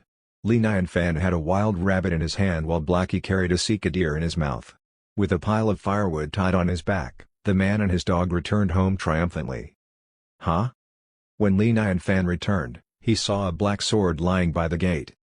"Why's there a black sword here? Did someone come?" Li Nianfan picked up the sword and checked it out. The sword had a black body with a modern cut. It gave off a quaint vibe. "Good sword." Li Nianfan nodded in delight. "It's sharp and pointy. I'll use it to cut wood in the future." His axe had aged and he was just about to go downtown to buy a new one. This sword came just at the right time. With that, he walked inside, sword in hand. Suddenly, the long sword in his hand emitted a burst of black light. Demonic energy rushed into his palm. "Eh?" Li Nianfan looked at the longsword in surprise as he felt a sense of warmth in his palm. "A weapon that heats up? Perhaps this is the so-called spiritual treasure in the immortal realm." Li Nianfan smiled happily, thinking he had just found a valuable piece of treasure.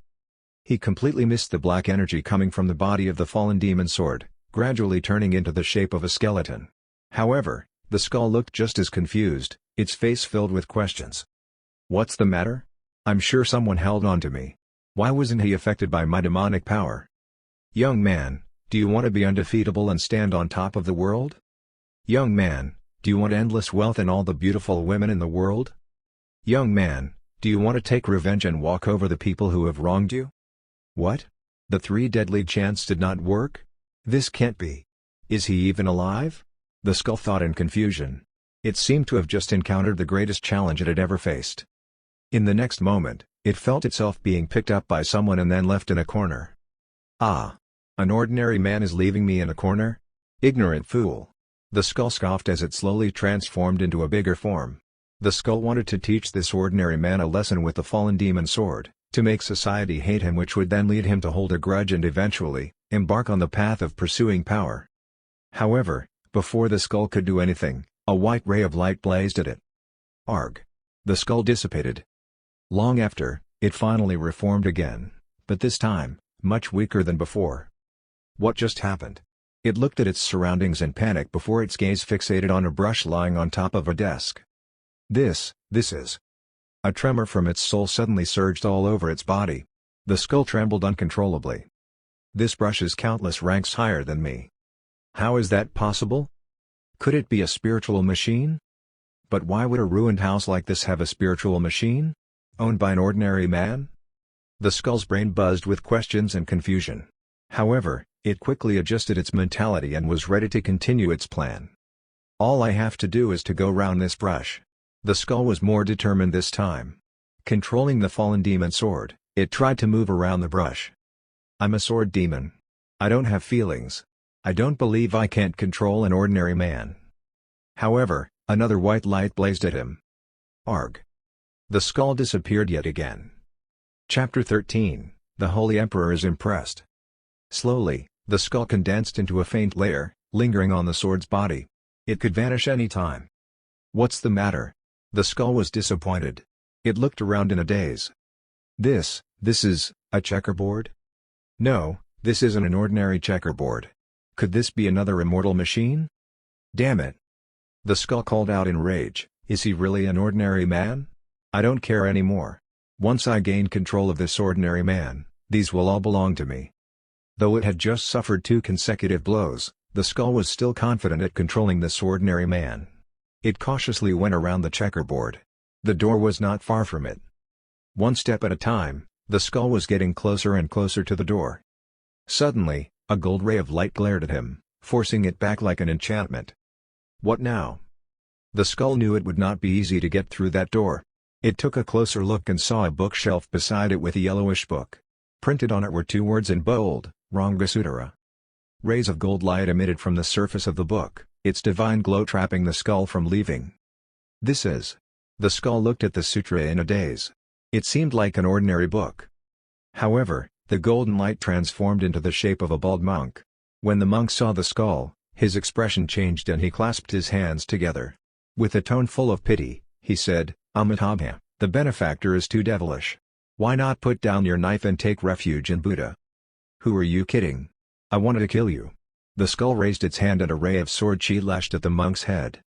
The monk's expression changed again. He said coldly, You're making a fool of yourself. Heavenly Dragon, bless Jizo, Prajna Buddha, Prajpamakong. Instantly, the gold rays spread across the space. It sounded as if countless monks were chanting the scripture that drowned the sword demon completely. The golden rays lashed toward it, penetrating the fallen demon's sword. It did not take long before everything returned to normal. Squeak. Li Nianfan pushed the door open. I'm sure I heard something coming from in here. He glanced around the room and saw the fallen demon's sword leaning by the door. He halted slightly and mumbled, I remember putting it in the corner. Why is it here now? What a treasure, it can even move. Li Nianfan smiled and placed the sword back in the corner once again. Treasure you're ours. I'm rubbish compared to what you have in this room. Please, let me go. The demon's sword called out. However damned it might be, it already figured by now that Li Nianfan was not an ordinary man. He was likely some supernatural bigshot that came out to roleplay as an ordinary man. I was told that bigshots love using the world as their chessboard to play around. Have I become his chosen chess piece? The demon's sword trembled. I don't want to be your chess piece. Please, let me go. Also, get me out of here. These monks are driving me crazy with their chanting. Unfortunately, the sword was sealed by the monk so that it could not speak anymore. Of course, Li Nianfan did not hear the cries of the demon sword. He was busy thinking about how the inner court lacked vitality. He thought he could plant something, but sadly, he did not manage to find a suitable plant when he was wandering around the forest earlier in the afternoon. Perhaps he could find an opportunity to ask Luo Shiyu. Since she was a cultivator, she should be able to bring some bonsai plants over. After all, he did make her dinner and gave her an amazing strategy. A bonsai plant was not too much to ask for, right? She seemed nice anyway. He hoped she would not reject. Little did he know that meanwhile, at the Ganlong Immortal Dynasty, the Holy Emperor was in his study room frowning furiously. Smack. He tossed the notice and slammed on his desk angrily. Outrageous. This is outrageous. Am I the Holy Emperor, or he is the Holy Emperor? The surrounding eunuchs bowed with their heads down. None of them dared to breathe nor make a sound. Cluck, cluck, cluck. A eunuch walked toward the study room in a rush. Your Holy Emperor, the princess and the empress would like to meet you. What are they doing here? The Holy Emperor halted. Let them in. Luo Shiyu and Zhang Shu walked in hastily. They greeted in unison, Your Holy Emperor. Shiyu, why did the two of you come? The Holy Emperor asked. His brows relaxed a little as he looked at Luo Shiyu with a glint of love and guilt. She was his first daughter and also his favorite. All he wanted was for her to live a happy life, yet he had no authority to do so even as the Holy Emperor. Your Holy Emperor, we heard your agitation from outside. What happened? Zhang Shu asked. Duan Muzan had the guts to mention the marriage of his son to Shiyu. Is he forcing me to marry off my daughter? How outrageous! The Holy Emperor growled in a low voice.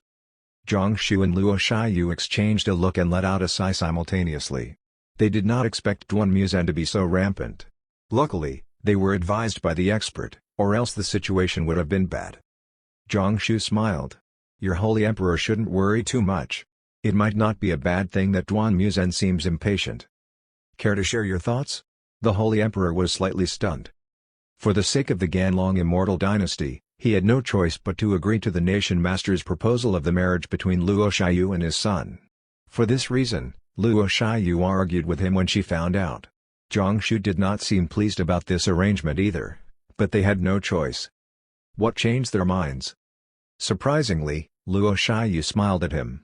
Father Emperor, you can relax now and agree to Duan Muzan's proposal. You're asking me to relax? The Holy Emperor asked in shock and disbelief. Have you fallen for Duan Muzan's son? Luo Shiyu scoffed instinctively.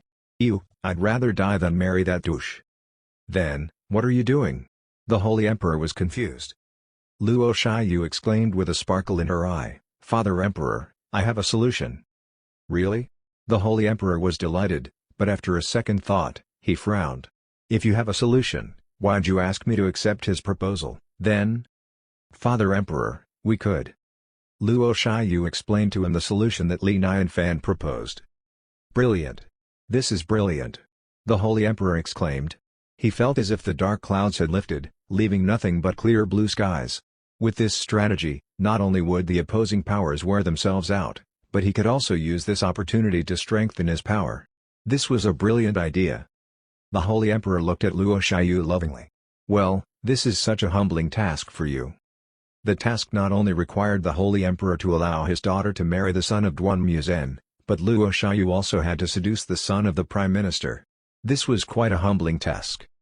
I'll be fine. Both of them are douches anyway. It'd actually be fun to teach them a lesson. Luo Shiyu smirked playfully. She was confident with herself. Be it the son of the nation master or the son of the Prime Minister, the way they looked at her was pretty obvious. She was confident they would be eating out the palm of her hand. This feeling was awesome. Ha ha ha. Shiyu, I'm always so fond of you. Look at you, you've just solved my problem. The Holy Emperor laughed in joy. He was very pleased.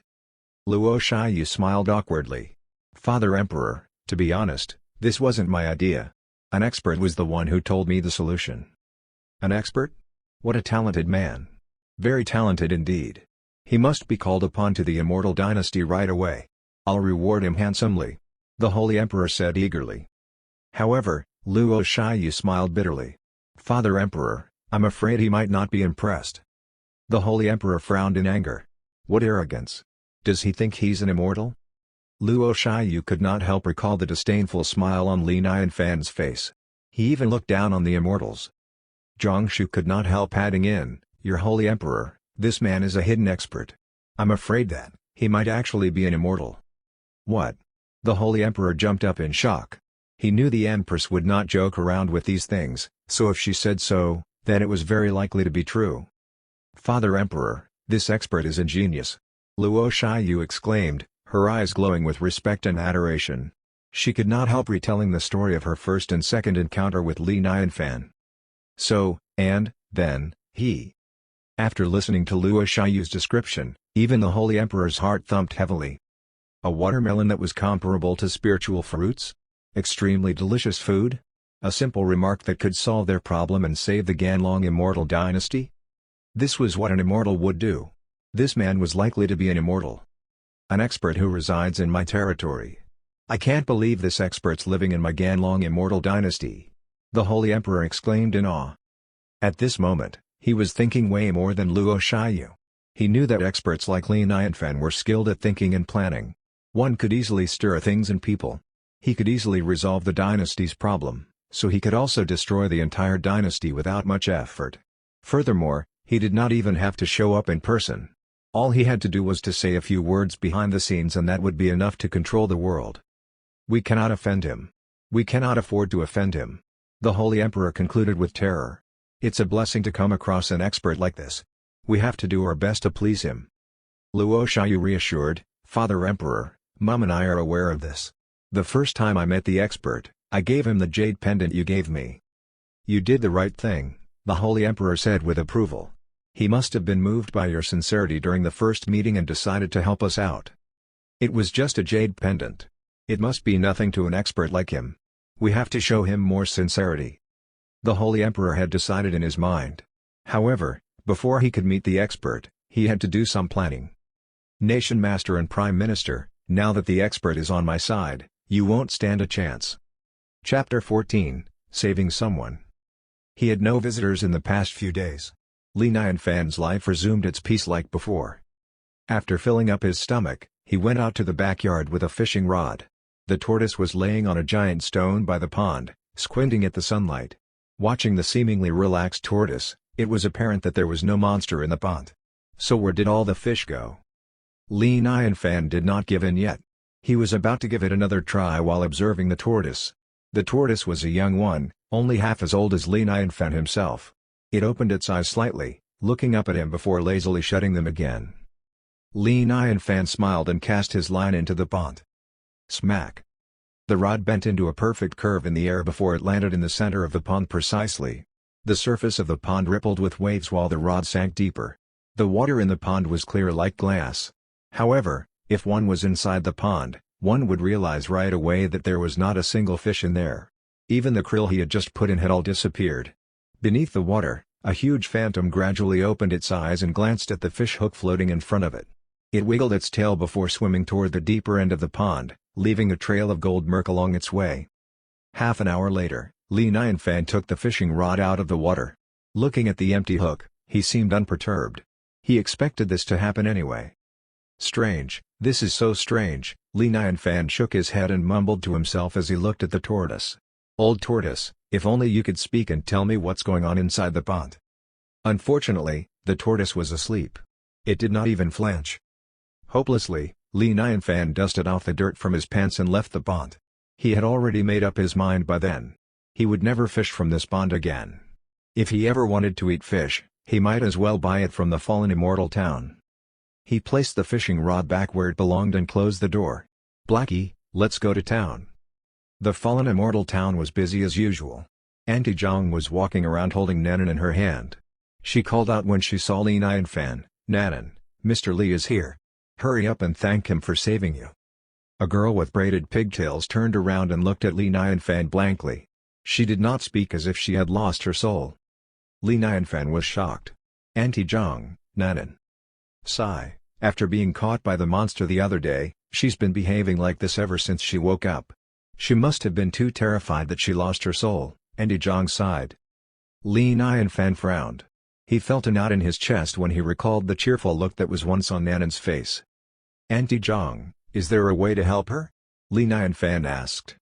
"I've asked a few traveling cultivators, but all they said was to accompany and talk to her more. There's still hope in getting her soul back." Auntie Zhang hesitated for a while before she pleaded, "Mr. Li, you're an intellectual.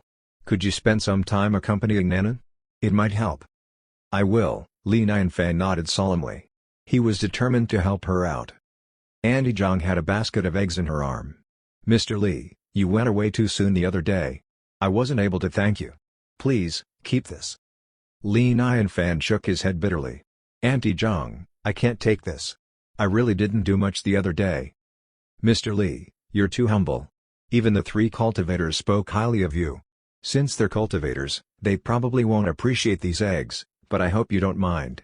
With that, Auntie Zhang pushed the basket to him and insisted Li Nianfan keep them. Li Nianfan had no other choice but to keep them with a bitter smile. After saying farewell to Auntie Zhang and Nanan, he made his way to the fish stall again. "Sir, can I have 2 big carps?" "Hey, Mr. Li," the owner greeted enthusiastically. "Not buying more krill?" Li Nianfan shook his head. "I don't know what's wrong with the pond. All the krill went in and never came out." "What about the tortoise?" The stall owner frowned. "The tortoise is fine. It comes out every day for sunlight," Li Nianfan answered. "That's strange," the owner said, sounding confused. "The tortoise was fine, but where did the krill go?"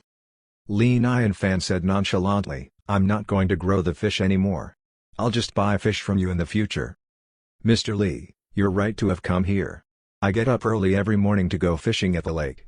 I can assure you that all my fish here are fresh and delicious." The owner laughed. "Even the officers from the Immortal Dynasty come here to fight for my fish." Li Nianfan was in awe. "Really? Why would I lie to you? Yesterday, the princess came shopping when she passed by my stall. She said she loves eating fish. The sons of the Prime Minister and Nation Master almost fought in the street because of my fish. All because they were trying to impress the princess," the owner said with pride. "They're all cultivators, yet they like my fish." Li Nianfan paused. He knew that Luo Shiyu did that on purpose. No wonder she had not visited him for a while. It seemed that the plan had begun. He was just impressed by how quickly she managed to control the situation. The sons of the Nation Master and Prime Minister seemed rather weak. Li Nianfan smiled and left the stall. On his way back, he saw that the door to a house that was usually shut was suddenly wide open. A row of maids came out. The sound of someone wailing came from inside the house and everyone had a somber look on their faces. Not long after, the sound of swona was heard on the other side of the road as a horse cart pulled up. A few men rushed into the house with a coffin. Everyone helped to carry a woman out of the house. She was about to be put into the coffin. It seems that Chen Yuanhui's wife didn't make it. A body and 2 lives. So tragic. Chen Yuanhui and his wife are good people. What a pity. The crowd shook their heads with sighs. Things like this happen way too frequently. The healthcare standards in the immortal realm was not too far off from those in ancient times, especially during labor. Unless a cultivator was helping out, it was very likely for the labor process to go wrong. Li Nianfan watched them with a solemn heart. He saw that the woman had her eyes shut. She was barely breathing, but she was still perspiring. Just one look, he could tell that the woman was not dead. She had only fainted. "Wait up. She's not dead." Seeing that they were about to shut the coffin, he rushed forward. A middle-aged man with a hoarse voice looked at him with his reddened eyes. "Mr. Li, what are you doing?" It was a tragic event. If it were not for Li Nianfan's good reputation, he would have turned his back on him. "Your wife and son are not dead yet. I can save them," Li Nianfan said. "Mr. Li, are you kidding?" the middle-aged man asked. The midwife beside him looked at Li Nianfan in disbelief, too. "I'm very sure," Li Nianfan urged. "Disperse the crowd and find someone to prepare a gauze and oil lamp. I'll save them now. Time's running out." Due to the critical timing, he had to operate on her while she was still inside the coffin. Chapter 15, Back to Basics.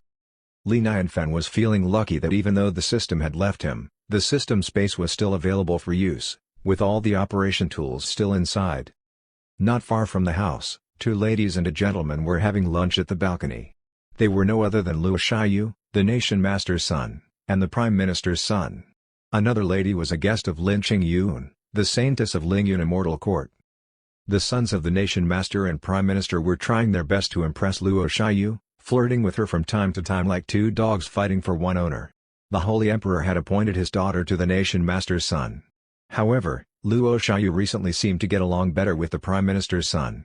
This weird love triangle had caused tensions to rise between the nation master and the prime minister. However hard the son of the nation master tried to please Luo Shiyu, she tended to prefer the son of the prime minister, which encouraged the prime minister to take action. Apparently, the prime minister had even announced that his son was more suited to the princess and requested the holy emperor to cancel the arranged wedding and to allow his son to marry the princess instead. This undoubtedly increased the tension between the two and caused a lot of conflicts. Seeing that Li Nianfan's plan was working well as expected, Luo Shiyu felt very thankful to him. As she ate, she looked down from the balcony. Suddenly, her body jolted slightly when she saw a familiar silhouette below. What an expert! He could walk along the street in a completely ordinary body without showing a trace of his immortality. It was as if he actually believed he was an ordinary man.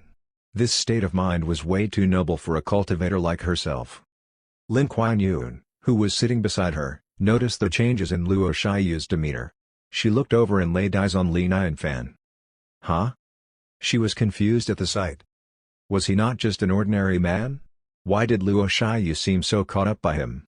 Li Nianfan's movements caught her attention. It was not too difficult for the cultivators to help the ordinary woman in labor. However, Li Nianfan was merely an ordinary man. How could he save the woman and her baby? Meanwhile, the materials had been prepared. Li Nianfan put his hand into his pocket and pretended to look for something. In truth, he had put his hand into the system space to pick out a scalpel. He sanitized the knife by burning it with the oil lamp and started swiftly. In just a moment, he gently cut open the woman's belly with a steady hand. Ah! The crowd let out a cry in fear. Lin Qingyun's eyebrows twitched in terror. Opening the belly would cause serious harm even to the cultivators. As for ordinary people, it would be deadly. If it was not for Li Nianfan's good reputation, they would have stopped him. Midwife, be prepared to cut the umbilical cord, Li Nianfan ordered. His face was serious with beads of sweat on his forehead. The midwife had turned pale a long time ago, trembling in fear. Soon, she saw Li Nianfan taking a baby out of the woman's belly which had been cut open. Due to the lack of oxygen, the baby's face had turned dark purple. Li Nianfan anticipated this, which was why he ordered the crowd to disperse. This was for the oxygen to circulate. A silver needle appeared in his hand and he inserted it into a few key acupoints of the baby. Then, he gently smacked the baby's buttocks. Smack! Wah! Wah! The baby opened his mouth and started crying loudly. He's alive. The baby survived. How's this possible? Mr. Li is godly. The crowd was stunned in awe. "Thank you, Mr. Li. Thank you, Mr. Li." Chen Yuanhui expressed his gratitude to Li Nianfan with tears in his eyes. From a joyful event to a tragic one, then back to a joyful one. It was unforgettable for him. Meanwhile, the people around started shutting the coffin again. Seeing this, Li Nianfan called out in shock, "What are you guys doing? The woman isn't dead." "Mr. Li, you can save my wife, too?" Chen Yuanhui asked in delight. The crowd stared at him with wide eyes. Her belly was cut open. Could she still be saved? Yes, Li Nianfan nodded as he sighed disapprovingly. The healthcare system here was really backward. Things like this happened all the time, taking many innocent lives away. Li Nianfan took out another needle and started stitching her up. Fortunately, the woman had already fainted so she could not feel the pain. By the time he finished sewing, his forehead was dripping with sweat. "It's done now. Treat your wife nicely and make sure she gets adequate rest." "Yes, I will. Thank you, Mr. Li." Chen Yuanhui suddenly dropped to his knees and knelt in front of Li Nianfan. "A man does not kneel. Don't thank me. Thank your wife." Li Nianfan hastily helped him up. Li Nianfan had turned the tragedy into a joyful event. Once again, the people of the fallen immortal town witnessed his extraordinary skills, and his good reputation circulated again. On the balcony, Luo Shiyu watched the entire process with awe and adoration in her eyes. As a cultivator, she could feel that the cells of the woman below were recovering speedily, which was uncommon. She had watched the entire thing from the beginning until the end and she was sure that Li Nianfan did not use even a hint of spiritual qi. He had done this impossible task with his ordinary body. Expert. An ingenious expert. It was not surprising that Li Nianfan could save the woman and her baby. What perturbed her was that he clearly had an immortal skill and would have been able to save their lives easily. Why did he dismiss his spiritual qi throughout the process and insisted on using an ordinary man's skill to save them? What realm and skill was this? Who could beat this noble act? Perhaps this was what they meant by returning to basics. When countless men were finding ways to cultivate immortality, the true experts had already made a turn and returned to the ordinary, concealing themselves and living an ordinary life. A daring thought occurred to her, making her scratch her head. However, her eyes dimmed as the faint illusion in her heart was suppressed. An expert like him was rare. How could a normal person like her ever be with him? If not for the sons of the nation master and prime minister, Luo Shiyu would have ran downstairs to meet him right away. Lin Qingyun saw the change in Luo Shiyu's eyes. The man's status instantly went up in her heart, and she could not help but feel curious about this man. Finally, the meal ended and Luo Shiyu found an excuse to leave the restaurant. Lin Qingyun caught up with her not long after. "Shiyu, are you not going to introduce me to that man from downstairs?" Lin Qingyun asked directly. Luo Shiyu's pupils dilated, but she recovered swiftly and smiled, "I don't know what you're talking about. I'm surprised that the man was able to save the woman and the baby but I don't know him." "Oh, really?" Lin Qingyun's eyes sparkled. She smiled and asked, "Then who is it that proposed the strategy of making the Prime Minister and the Nation Master fight against one another?" Chapter 16, My Most Impressive Discovery. "I don't know what you're talking about. We came up with this idea on our own." Luo Shiyu remained calm and pretended to look confused. She regretted asking Lin Qingyun to come along. She was very observant and not easily fooled. Most importantly, Luo Shiyu did not expect to come across Li Nianfan today, revealing his identity to Lin Qingyun. She had initially decided that she would never reveal anything about this expert to her. "Shiyu, we're like sisters, so don't you hide things from me." Lin Qingyun's eyes sparkled as she smiled. "If you were the one who came up with this strategy, you wouldn't have asked for my help at the Ling Yun Immortal Court. I rushed over right away after hearing from you, but now that you've found another solution, you've decided to ditch me?" She could tell right away what Luo Shiyu was trying to do. It was obvious that the Nation Master and the Prime Minister would fight against one another, weakening both their forces. This strategy was very impressive. She was certain that Luo Shiyu had the help of a genius. "You offered your help in exchange for the Dragon Fire Pearl of the Ganlong Immortal Dynasty," Luo Shiyu said calmly. "The Dragon Fire Pearl is the treasure of the dynasty. Why would I want it? All I wanted was to borrow it for a while. Some of our disciples from the Lingyun Immortal Court needed it to break through the realm of Golden Core. To progress from the realm of Foundation Building to Golden Core, one needed to condense fire into the Golden Core first. The Ganlong Immortal Dynasty's Dragon Fire Pearl was able to induce the fire and flame that could help one elevate into the Golden Core realm. This treasure could produce batches of Golden Core cultivators, which was what founded the Ganlong Immortal Dynasty. Well, sorry to have troubled you. I've already found a solution and no longer require your help. Luo Shiyu shook her head. Without the help of Li Nianfan, Luo Shiyu would have no choice but to lend the Dragon Fire Pearl to Lin Qingyun. Once the item was given up, it would be very difficult for her to get it back. Of course, she would not lend it to her now. Well, forget about the Dragon Fire Pearl. Just tell me if the man just now was the expert who provided you with this strategy. You wouldn't want me to have come all the way here for nothing, right? Lin Qingyun said pitifully while studying Luo Shiyu's face. No. Luo Shiyu shook her head and looked at Lin Qingyun frankly, or so it appeared. All right, I understand. Lin Qingyun nodded and bid farewell to Luo Shiyu. Her lips curled up slightly as she gazed at a mountain not far from the town, which was the direction Li Nianfan walked toward. Luo Shiyu, you thought you concealed it well, didn't you? But the calmer you appeared, the more troubled you seemed. That man seems interesting. I must check him out. The next morning, Lin Qingyun made her way to the mountain Li Nianfan resided in. Although he seemed like an ordinary man, Lin Qingyun saw the look of adoration on Luo Shiyu's face. She did not dare to neglect this visit, so she dressed up nicely. Could an ordinary man save a woman from death? And could a random piece of advice from him save the Ganlong Immortal Dynasty from danger? What kind of expert was he? Was he really an ordinary man? Lin Qingyun was not a fool. In fact, she was a smart woman. She had a feeling that this discovery might turn out to be the most impressive discovery she had ever made. At the foot of the mountain, she saw mists and clouds hovering above. She felt strangely tensed, as if the man she was about to visit was not an ordinary man but a hidden Bigshot. As she was about to climb the mountain, 3 shadows flew by with swords under their feet. They landed steadily at the foot of the mountain. They were no other than Beiluo Huang and her parents. To show their respect to this expert, they landed at the foot of the mountain and prepared to climb up the mountain by foot. Lin Qingyun froze as she saw Beiluo Huang. Junior Luo Huang? Senior Lin? What brings you here? Beiluo Huang was equally as shocked and looked at her strangely. Lin Qingyun looked at her with a slight thump in her heart. I'm here to visit a friend, you too? Yeah, my parents and I came here to visit an expert, Beiluo Huang nodded. Your parents came in person? Lin Qingyun glanced over in shock. She saw a middle-aged couple and she quickly greeted them. Nice to meet you, Sect Master Bei, Senior Su. Her heart was thumping quicker than usual. Although the Wanjian Immortal Sect was not as powerful as her Lingyun Immortal Court, this man standing in front of her was the Sect Master of Wanjian Immortal Sect. He was a Yuan Ying ranking cultivator, and he paid the visit in person. Who is residing in this mountain? Why did they all seem so serious? Meanwhile, Lin Qingyun was feeling confused looking at the man. She had heard that the Wanjian Immortal Sect was challenged by the Sword Demon.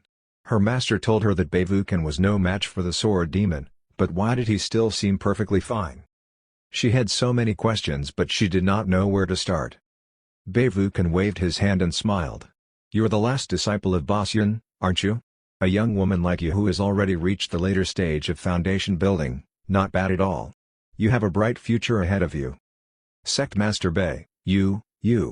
Lin Qingyun's face changed as she stared at him with a look of disbelief. Usually, Beivukan would refer to her master as Senior Yun. But now he called him Boss Yun. This could only mean that they were now in the same realm. There was only one explanation. That's right, I've ascended to Out of Aperture. Beivukan smiled. This. After the confirmation, Lin Qingyun was even more stunned.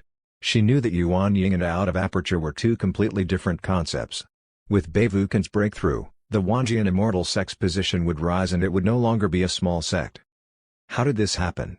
Since when did a breakthrough from Yuan Ying to Out of Aperture become so easy? Don't think too much. I've been helped by an expert. It's pure luck, Beivukan said with a hint of remorse in his eyes.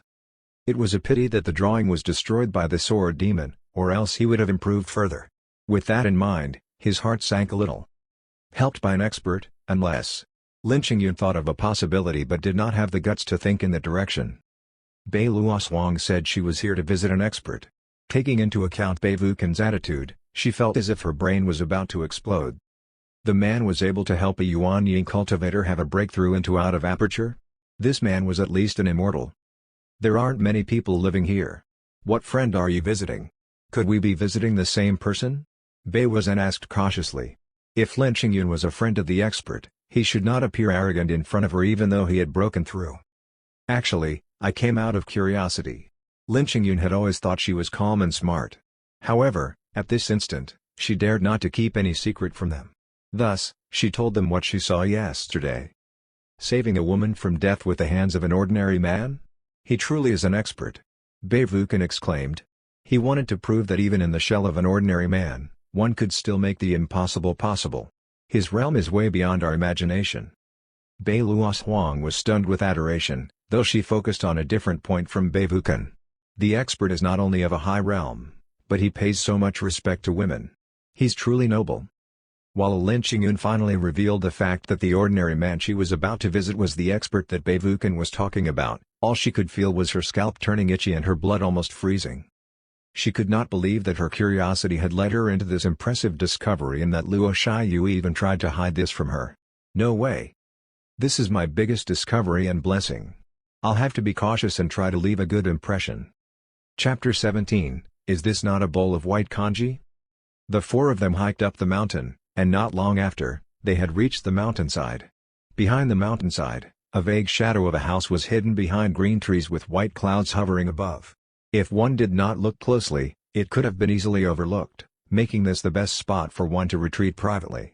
As they walked closer, the view of a four-part architecture came into view. Within the mist, it exuded a mysterious and ethereal atmosphere.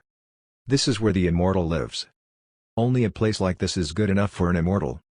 The four of them could not help staring in awe as they approached the four-part architecture. Senior Lin, Mr. Li's name is Li Nianfan, and he's trying to pursue immortal life. When you see him later, please don't act in awe or shock. He wants to live as an ordinary man. Please, do remember to treat him as such, or else he might be offended, Bei Luohuang reminded her. Lin Qingyun nodded. Hidden experts seemed to have their unique partiality. Bei Luohuang then called out in front of the door, Mr. Li, are you home? Li Nianfan was enjoying his breakfast at the inner court. He paused while he was drinking his congee. He looked at the door strangely. That voice was familiar. Well, who else could it be? He did not have that many visitors anyway. He could tell right away who this voice belonged to. Meanwhile, Bei Luohuang and the other three waited nervously outside. Bei Wuzen did not seem like a sect master then, but more like a student awaiting to meet his teacher, not daring to even take a full breath. Click. The door swung open. Li Nianfan had a surprised look on his face. There were four visitors, and all of them were standing politely outside his door. They even smiled at him sincerely upon seeing him. The cultivators came in a group to meet an ordinary man like myself? With such a polite attitude? He looked at Bei Luohuang and said, It's you. Welcome. Mr. Li, these are my parents. The reason we came here today is to thank you for the drawing, Bei Luohuang greeted politely. Meanwhile, Bei Wuzen and Suya nodded politely at Li Nianfan. Looking at their politeness, it was apparent why Bei Luohuang had such a polite attitude. The drawing I gave you the other day was a defective draft. What's there to thank for? Please, come in. Li Nianfan smiled. So they like my drawing. It seems that Bei Luohuang's parents are both art lovers. This explains why they're visiting. Li Nianfan thought this was normal. He assumed that even cultivators had some hobbies, too, and he knew his drawing skills had been approved by the system. After all, the title of Saint Art was not for nothing. So, he was not too surprised that the cultivators liked his drawing. Sorry for disturbing you, Bei Wuzen said apologetically. Mr. Li, I'm Lin Qingyun. I'm a friend of Luohuang and I came along with him to visit you today, Li Qingyun stuttered, appearing nervous and anxious. Li Nianfan smiled. Please, come in. Yet another gorgeous lady. I've been transmigrating here for 5 years without having met anyone. Now, there are suddenly so many pretty women coming to my house. Li Nianfan thought to himself. Welcome, my dearest guests, Xiao Bei came out to greet the guests as the butcher of the house. Bei Wuzen and Suya had been briefed by Bei Luohuang, so they were able to restrain themselves from gasping at this shocking sight. However, Lin Qingyun was caught off guard. She shivered and stared at Xiao Bei with her eyes wide like saucers. Spiritual machine. Li Nianfan was tired from explaining this over and over again. He did not want to care anymore. I can't keep explaining to every guest that this is advanced technology, right? This is too tiring, he thought to himself. Bei Luoswang quietly pulled on Li Qingyun's sleeves and warned softly, "Senior Lin, please, be calmer. Whatever you see here isn't strange or surprising, you have to treat it as an ordinary place and never mention anything about the cultivation of immortality." This made Lin Qingyun notice the change in Li Nianfan's face. She could not help but feel extremely guilty for behaving so rudely. Li Nianfan sat back at the dining table. He had not finished his congee but felt awkward eating alone with 4 cultivators standing by the side. He offered, "Why don't you all have some, too?" "No, thank you." Bei Vukan rejected instantly. Although the congee smelled good, he could not be so shameless as to accept his offer. What if this offended him? I'd like some," Bei Luoswang stuttered softly, biting her lip. She was completely overwhelmed with embarrassment for asking. The water purifier and the air humidifier had made such a memorable impression on her. She had a feeling that whatever the expert was eating must be exceptional. Of course, she had to try it. "Luoswang, didn't you have breakfast at home?" Suya pulled on her daughter. What was she thinking? Was it not just a bowl of congee? She could eat as much as she would like when they got home. How could she assume the expert was being genuine when offering us the congee? "Luoswang, don't mess around," Bei Vukan scolded her, too.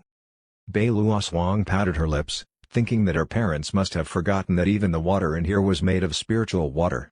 They had no idea how badly she wanted to taste the congee. "Ha ha ha. It's just a bowl of congee. Why so polite?" Li Nianfan laughed. He found her embarrassment rather cute. "Xiao Bei, bring Miss Bei a bowl of congee." Bei Luoswang stuck out her tongue and sat in front of Li Nianfan. After accepting the bowl from Xiao Bei, she could not help but examine the congee closely. She realized that every grain of rice was coated richly in white-colored broth, reflecting the light and almost sparkling like the stars in the sky. Although it seemed like a bowl of ordinary congee, she knew this would not disappoint her anticipation. She raised the bowl gently and took a sip. The broth lingered on her lips and trickled smoothly into her mouth. A rush of warmth overwhelmed her body instantly. Yummy! Such exquisite texture and unique taste. Bei Luoswang's cheeks flushed pink. Meanwhile, she realized that the water used to make the congee was the spiritual water she drank the other day. How's this a congee? This is obviously the breakfast of an immortal. After taking a sip, she tried her best to convince her parents to try some. "Dad, Mom, come have some as well? The congee is very yummy. Very, very yummy." She dared not mention the spiritual water, so she could only vaguely hint it to them. "You eat it yourself," Bei Vukan scowled at her with his face flushing red. Why is she making a fool of herself in front of the expert? What if she leaves a bad impression? Bei Vukan thought, furious. Bei Luoswang had no choice but to continue drinking the congee alone. "Usually, I'd have a light breakfast. The pickles go well with the white congee," Li Nianfan smiled. He planted some vegetables in his backyard and fermented them himself. These could not be found in this immortal realm. "Pickles? What's that?" Bei Luoswang looked at the small dish on the table curiously. She followed what he did, picking some up and eating it with the congee. The pleasure of having the plain congee paired with the pickles was an experience she never had before. Yummy, very yummy. Her eyes sparkled in delight as if a new realm was suddenly made available to her. The combination of congee and pickles was simple, but the deliciousness far exceeded any delicacy she had ever eaten in her life. Her movement fastened instantly. She immediately picked more pickles and mixed them with the congee. She did this repetitively without getting tired. By then, she had only one thought in her mind: I need to eat it all. Bei Vukan and Su Ya's faces had turned green with embarrassment. Was this really their daughter? Was this not just a bowl of congee? What was so delicious about this? They had to admit that they started craving for some, too. The scent of the congee was not as strong in the beginning, but as time passed, its scent had penetrated so deep into their souls that they kept salivating with craving and desire rousing from within. Also, the look on Bei Luoswang's face was so tempting that all they wanted to do was to rush forward for a few sips. Even Lin Qingyun started gulping involuntarily looking at the sparkling congee. Chapter 18, I can use this as a torch. This congee was tempting even to cultivators like the 4 of them. Was this really just an ordinary bowl of congee? The other 3 were watching Bei Luoswang in confusion. Meanwhile, she had finished her bowl of congee without leaving any remaining. She rubbed her belly with a satisfactory look on her face. Phew! She let out a long sigh of relief. Just as she was about to thank Li Nianfan for the kanji, she felt a wave of heat overwhelming her body. She could feel herself going out of control, bit by bit. In an instant, her mind went blank, replaced by a feeling of wonder and mystery. Buzz! Suddenly, she could hear the basics of wisdom ringing in her ears.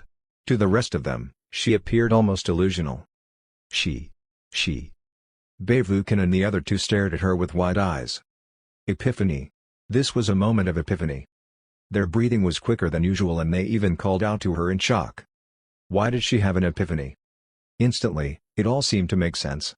Their gazes fell on the big pot of kanji on top of the stone table. This was definitely not ordinary kanji. This was not only delicious, but it also contained the basics of wisdom inside. Lin Kuan-Yin clenched her fists as her face turned green with deep remorse burning in her heart. She wanted to slap herself. Why am I so dumb? Of course, the kanji eaten by the expert wouldn't be ordinary. Anything that he treats as rubbish could turn out to be a treasure everyone desires. How did I miss out on the chance to taste his kanji? Arg! Why am I so dumb? If she could go back in time, Lin Kuan-Yin would taste it even if she had to kneel on the floor and lick it. Beivuken and Suya had similar looks on their faces. They suddenly recalled how their daughter was dropping hints. Why did they reject the kanji? Arg! They had just missed out on a great opportunity. They wondered if it was too late now to ask for a bowl. Just as the three of them opened their mouths, preparing to ask for the kanji shamelessly, Li Nianfan walked to the pot of kanji and called out, "Blackie, it's all yours." A black ordinary dog rushed over from the backyard. It threw its head right into the pot of kanji.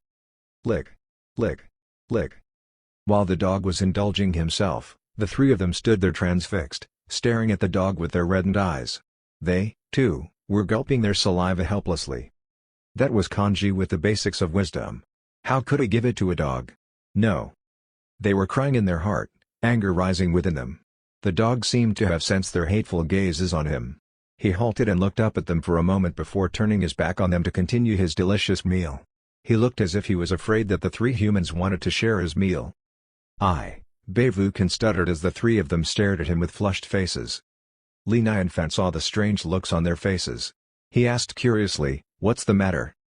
"No, nothing," Beivuken answered bitterly, his lips twitching upward slightly. Their hearts were bleeding, and all they could do was to look around to distract themselves from the fact that the dog ate the kanji they wanted. However, a sword in the corner caught their eyes. Their eyes widened as their gazes rested on the black longsword. Fallen Demon Sword. It was the Fallen Demon Sword. Beivuken was very sure of it. This was the very same Fallen Demon Sword that had gone through countless bloody fights. Yet, it was now being tossed in the corner like rubbish. Although it was a demonic sword, it still contained endless power and was considered one of the most sought-after treasures in the world. Lin Qingyun asked weakly, "Mr. Li, this sword. I don't know why but this sword appeared outside my door. I saw that it was sharp, so I decided to keep it for cutting wood," Li Nianfan said nonchalantly. "Somehow appeared? Cutting wood?" Beivuken smiled bitterly in his heart. Of course, he knew exactly how this sword appeared on his doorstep. What the expert was trying to say was that this demon sword was like air to him, so he decided to keep it.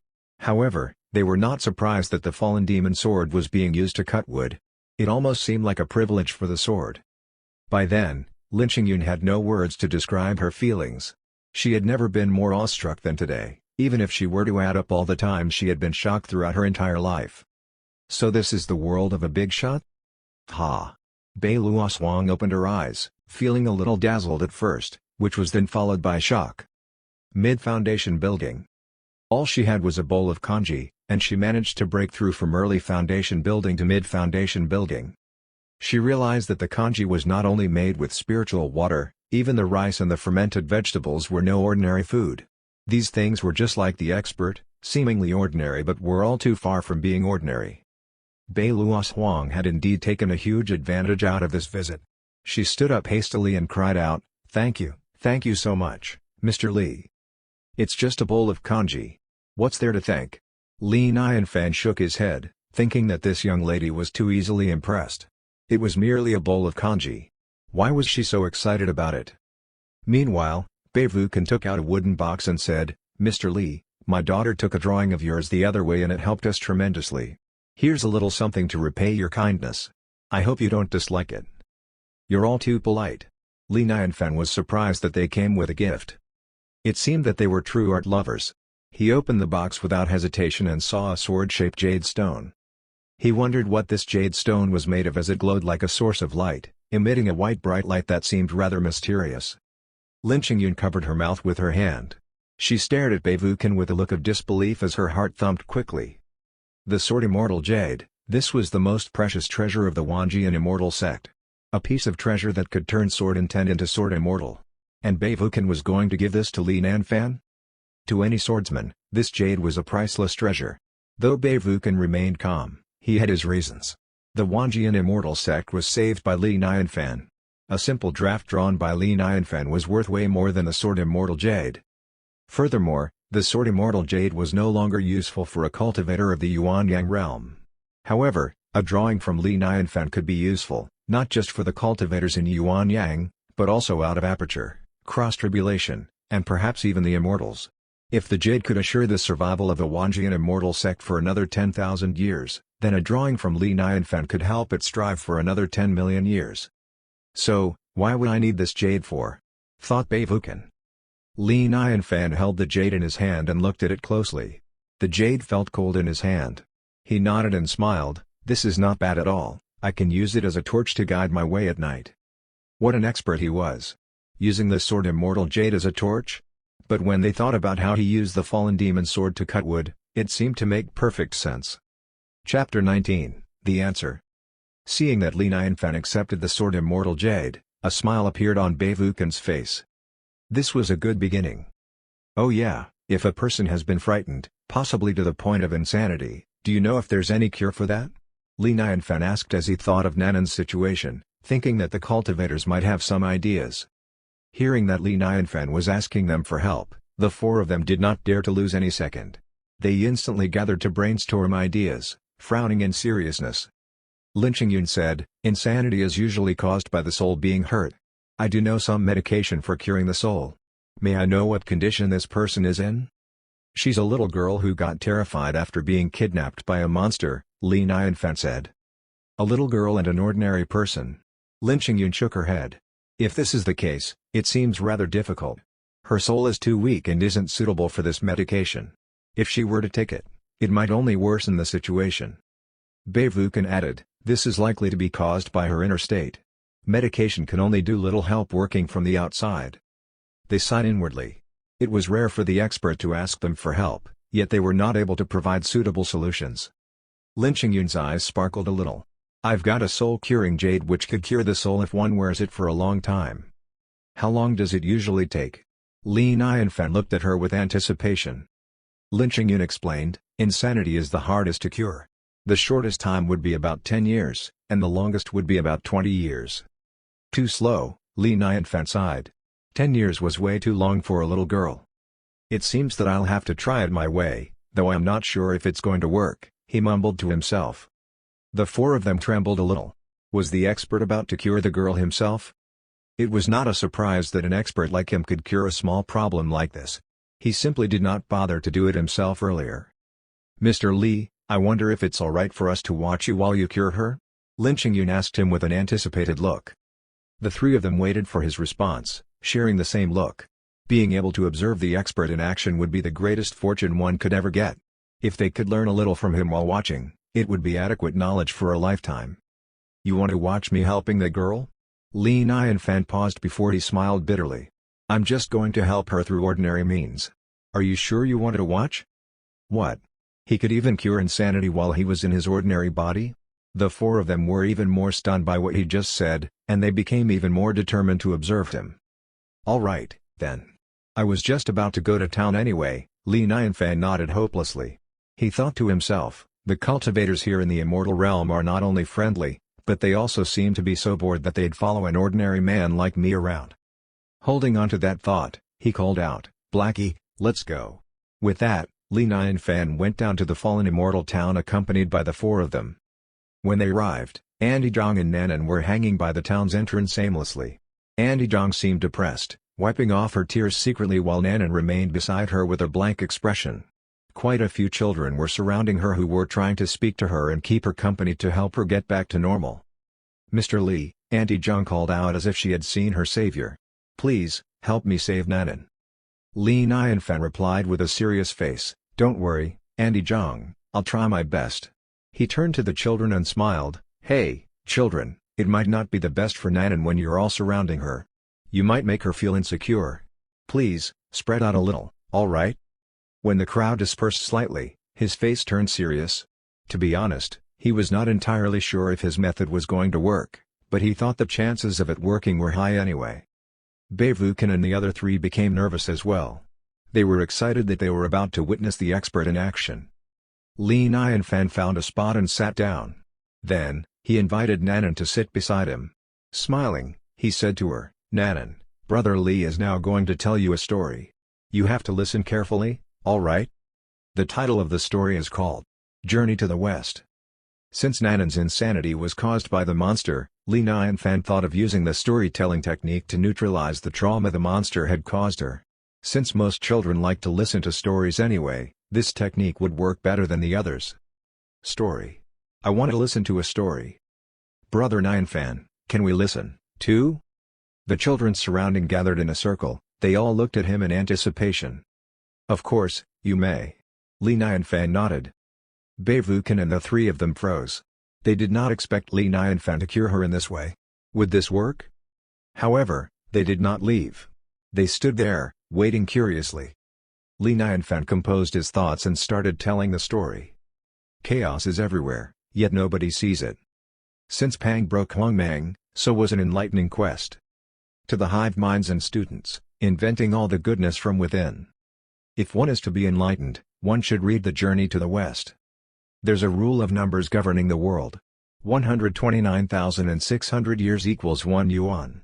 1 yuan can then be divided into 12 Hui, Nazi, Zhou, Yin, Mao, Chen, Si, Wu, Wei, Shen, Yu, Shu, and Hai. Every Hui lasts 1800 years. These elements are present throughout the day.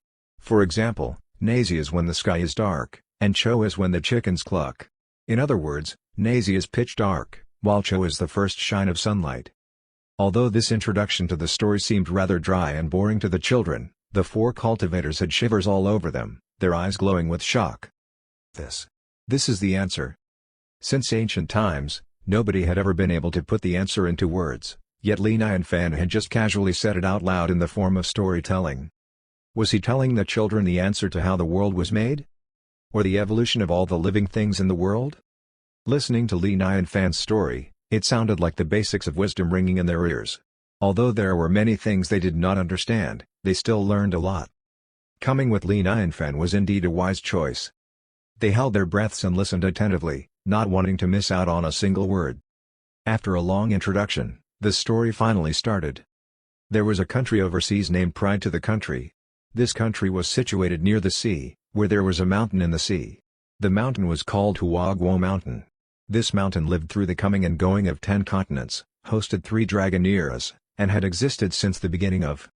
When Li Nianfan got to the part where the stone monkey jumped out of the stone, all the children were captivated. Even Nanan turned her gaze toward Li Nianfan. Seeing that it was working on Nanan, he continued the story with more passion. The stone monkey was the leader of a bunch of happy monkeys who lived carefreely on Huaguo Mountain.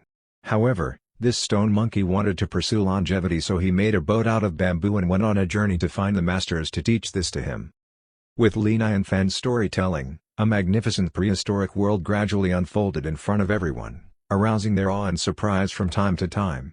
By then, his audience was not just children, but nearby stall owners and passers-by had stopped their work and gathered around as well. Of course, the 4 cultivators were even more amused. They could feel their scalps itching and goosebumps all over their skins. The pursuit of longevity. Was that not the ultimate goal of all the cultivators? Perhaps the expert was not telling a story, but instead, he was telling them his personal experience? Chapter 20, An Idealist Scholar. Beivukan and the rest of them felt as if they had discovered a big secret. There was a loud buzz in their ears and they felt an unusual excitement they had never felt before. This must be the story of an immortal. Who knows, perhaps there might even be the secret of longevity in the story. They listened attentively, not daring to even make a sound. Li Nianfan continued telling the story. Soon after, he reached the part where the stone monkey went to the Bodhi cave. Anyone who passed by stopped what they were doing instantly and joined the growing crowd of listeners surrounding Li Nianfan. This immortal realm was a realm where immortals and ordinaries coexisted. It was not a surprise that the ordinary people enjoyed listening to stories of the immortals, especially when Li Nianfan's story was nothing close to ordinary. Even ordinary folk could tell that the realm Li Nianfan was talking about was way more advanced than the realm they were in. Meanwhile, a scholar dressed in shabby blue clothes walked through the entrance of the fallen immortal town. His eyes were dull, as if he had lost his purpose in life or he was thinking of some problem. He was muttering to himself. The massive crowd by the entrance did not attract his attention, as well. It seemed as though he was lost in his own world, detached from the outside world. Suddenly, a voice penetrated his ears. Teacher Ju said, "There are 360 branches in Taoism and each branch would lead to success. Which branch would you like to learn?" Wukong then said, "I'll learn whatever teacher recommends to me." Teacher Ju then suggested, "I'll teach you the Shu branch. What do you think?" Wukong asked curiously, "What will I learn from this?" To which, Teacher Ju replied, "His teaching includes stories of people seeking advice from the immortals, and teaches one how to obtain good luck and great fortune." Wukong then asked, "Will I be able to pursue longevity through this branch?" Teacher Ju then huffed, "No way. No way." Wukong then said, "No way? No way I'm learning this, then." The absent-minded scholar had a little sparkle in his eyes upon hearing Li Nianfan's storytelling. He froze in his steps and joined the listening crowd. Following that, Teacher Bodhi Ju suggested a few more branches to Wukong, but when he learned that they could not help in his pursuit of longevity, he refused them all. Li Nianfan could sense his audience breathing rapidly. Some people even had red eyes by then, especially Bei Vukan and the other three. They were crying out in their minds, the monkey was offered to learn the Supreme Avenue. Yet, this stupid monkey rejected them all. Stupid monkey, foolish monkey. Learning simply one of them would make him as good as an immortal. No, to be exact, he'd be more powerful than the immortals. Meanwhile, they were overwhelmed with curiosity. Who was this Teacher Ju? How was he able to teach so many branches of Tao? This was terrifying. What was more terrifying was that Li Nianfan was able to recite the entire thing out loud. How powerful was he? Bei Vukan dared not to think further, he was afraid that his fragile mind could not take it anymore. When Teacher Bodhi Ju left the monkey, the audience inhaled sharply, almost as if they had just lost the opportunity to learn the Supreme Avenue. However, as the story went on and Wukong went to meet the teacher at midnight, everyone started breathing again. Li Nianfan fully captivated the attention and appetites of his audience. He smiled.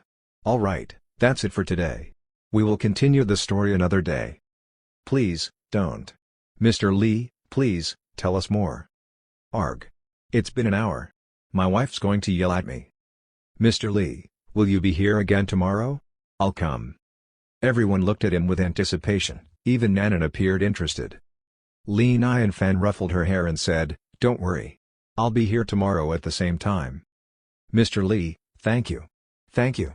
Andy Zhang saw the change in Nanan's eyes and she was very grateful. She kept bowing to Li Nianfan. "Auntie Zhang, don't be. Thank me when Nanan's fully recovered," Li Nianfan said. Bei Vukan and the other three walked toward Li Nianfan. They appeared like four nervous students looking at their teacher. Their hearts were filled with questions and wonder. Did Wukong manage to pursue longevity? What was longevity like? As cultivators, immortality was their ultimate goal. However, they did not dare to hurry Li Nianfan. Being able to listen to him teach was already the greatest blessing any of them could ever get. Who would have thought that Li Nianfan would say all these just to save an ordinary little girl? He was indeed a big shot. Bei Vukan looked at Li Nianfan with anticipation. Cautiously, he asked, "Mr. Li, can we come here tomorrow to hear the rest of the story?" He was afraid to ask because it was likely that Li Nianfan was telling the story of a certain big shot or immortal from another realm. This story was probably beyond the scope for a small cultivator like himself to listen to. "It's just a story, why not?" Li Nianfan smiled as he thought to himself, there are so many rules in this immortal realm. They even needed to ask for permission to listen to a story? They're so friendly, though. So friendly. The four of them were overwhelmed with joy. They were grateful that they had Li Nianfan's approval. Bei Vukan bowed at Li Nianfan and said, "Mr. Li, sorry for bothering you today. Goodbye for now. Lin Qingyun also said in a low voice, Mr. Li, goodbye for now. I'll come to listen to your teaching tomorrow. Goodbye. Li Nianfan waved at them casually. He looked at the time and marched toward the entrance. However, he was stopped by a scholar. This scholar seemed to be a bookworm. The term weak scholar seemed like a term tailor-made just for him. He introduced himself politely, Greetings to you, sir. My name is Meng Junliang. Greetings to you, Mr. Meng. My name's Li Nianfan. Li Nianfan looked at him dubiously. May I help you? Meng Junliang looked at Li Nianfan with a sparkle in his eyes. I'd like to ask, sir, if longevity actually exists? Li Nianfan looked at the scholar in front of him and his eyebrow twitched slightly. He never would have expected this scholar to ask him that. This scholar seemed like a bookworm, and he appeared to be different from all the other cultivators Li Nianfan had encountered.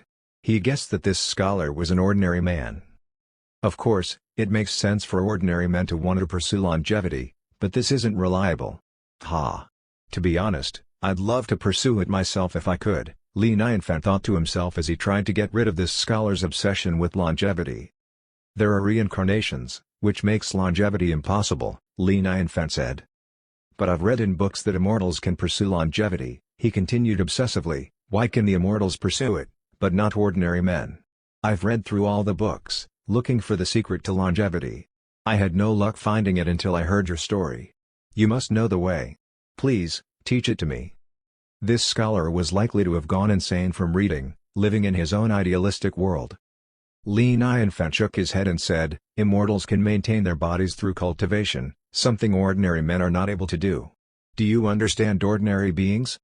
The scholar was shocked. He was an ordinary man himself, but he knew nothing about being ordinary. He had always been caught up in the world of books, living in his world of written words and knowledge which was all based on theory and mostly imagination. He knew a lot of things, but at the same time, he knew nothing.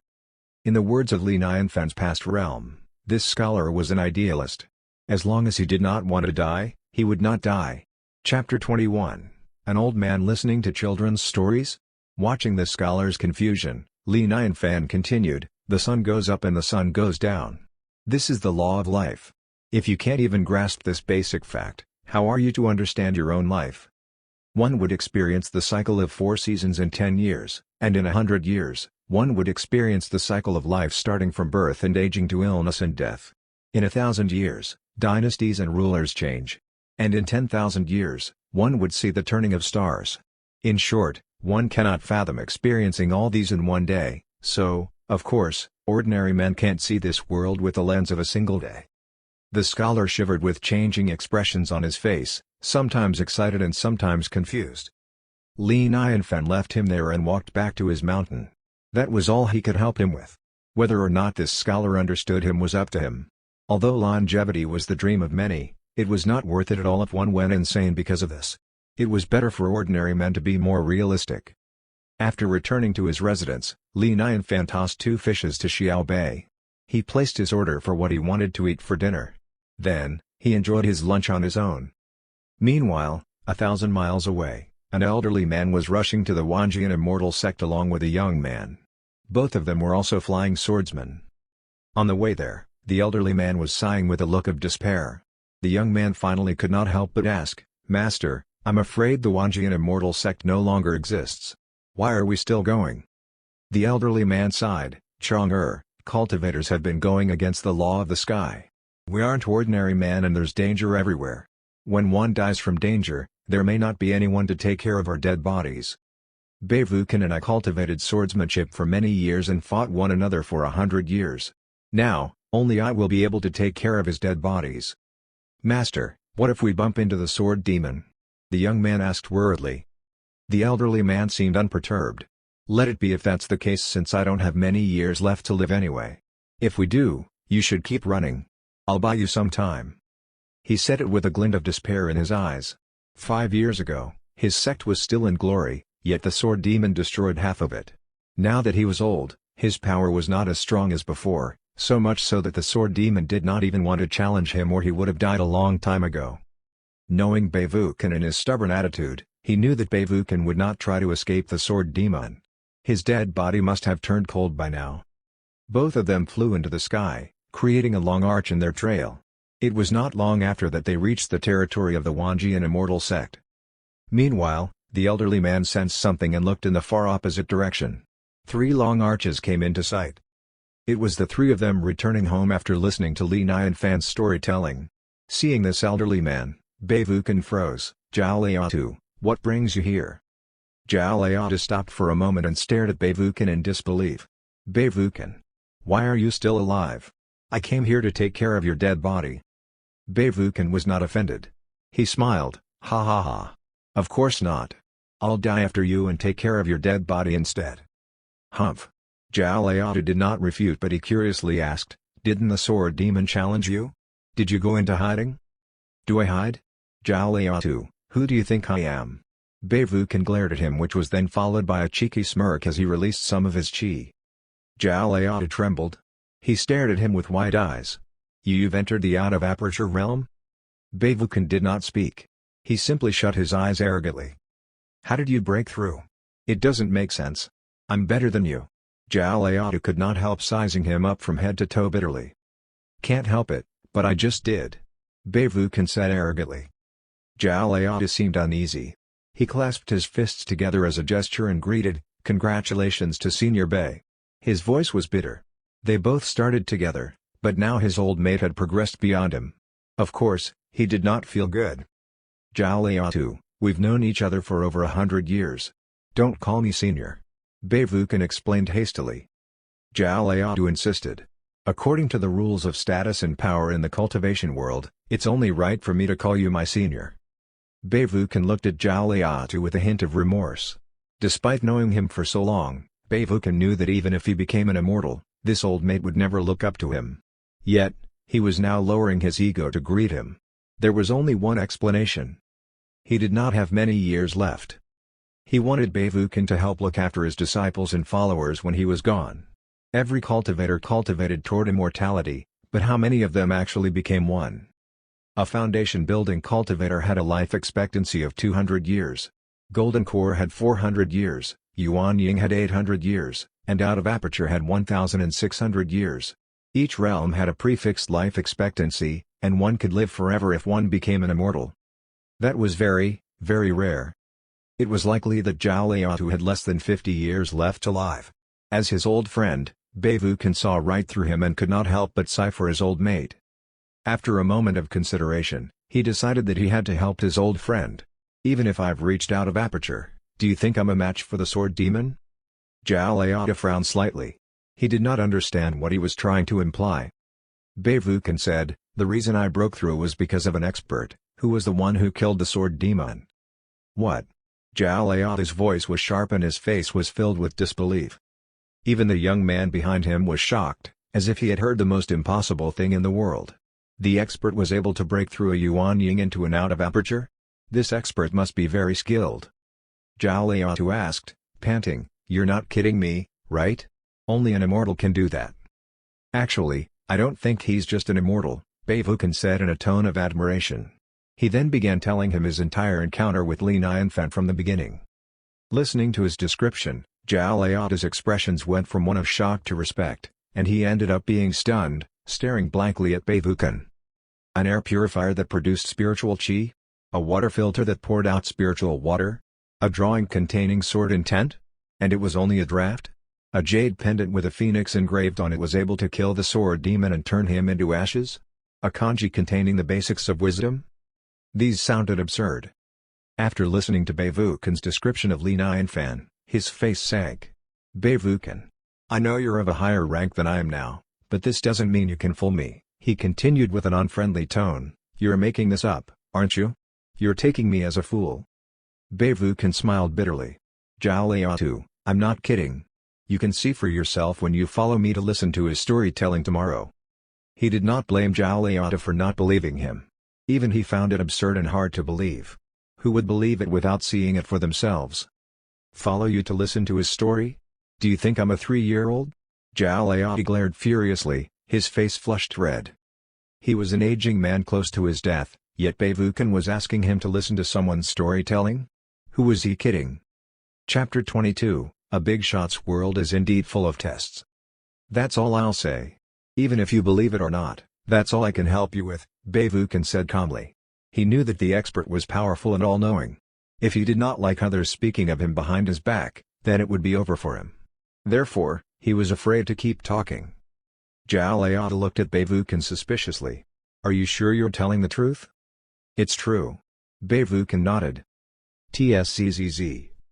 Zhao Liao's face remained calm, but he breathed in a chilling breath. If Beivukan was telling the truth, this expert was way too scary. Could he be an immortal from above? He suddenly realized that this was an opportunity for him. I'll go with you tomorrow. But if I find out you're lying to me, I won't let you go, Zhao Liao said. The next day, when the sky was still hazy, Beivukan brought Zhao Liao along and started making their way to the fallen immortal town. Beivukan did not want to bother Li Nianfan. To show their sincerity, they arrived at the gate of the fallen immortal town early, anticipating the arrival of Li Nianfan. However, when they arrived, Lin Qingyun had been there waiting long before them. They exchanged a smile as they were not surprised. Meanwhile, Li Nianfan was still enjoying his breakfast at a slow pace. After resting for a while, he made his way down the mountain. When he arrived at the foot of the mountain, he was stopped by a figure. It was the scholar from yesterday. His eyes were no longer lost and confused. Instead, they sparkled with a hint of excitement. He bowed sincerely at Li Nianfan and said, Mr. Li, I understand now. Thank you for your teaching yesterday. You understood? Li Nianfan looked at Meng Junliang, feeling that something did not seem right. Meng Junliang said, what Mr. Li was trying to say is that everything in the world follows a set of rules. One must start to realize the rules of everyday life to learn the rules of all the living and the dead. For example, the cycle of an ordinary man consists of birth to death, and one must fully understand this cycle to break this set of rules. So, he was still chasing after longevity. Li Nianfan was tired of explaining further. He was so close to scolding the scholar yesterday by saying death is normal, you have to face reality, stop dreaming. Instead, he asked hopelessly, are you sure this is what I meant? Of course, Mr. Li's wisdom is not as simple. I've only realized a glimpse of it. Meng Junliang said sincerely. However, I'll observe everything in the world closely from now on and feel its natural rules in hope of realizing the meaning of your wise words. Li Nianfan swallowed back the words he was about to say. Since this scholar was idolizing him, he could not tell him off. He sighed. I hope you'll understand one day. I won't give up, Mr. Li. Thank you for your teaching. I can't repay you, therefore, I'll be your humble disciple from now on. Meng Junliang bowed at Li Nianfan. Stop. I'm not your teacher. Li Nianfan stopped him. This kid had some problem with his mind. In his past realm, they would have called him crazy. It would be a joke having him as his disciple. A hint of despair flashed on Meng Junliang's face. As expected, this expert did not think highly of him. Perhaps his understanding was still too shallow. He needed to work harder. Li Nianfan did not want to spend any more time with this scholar, so he continued walking toward the fallen immortal town.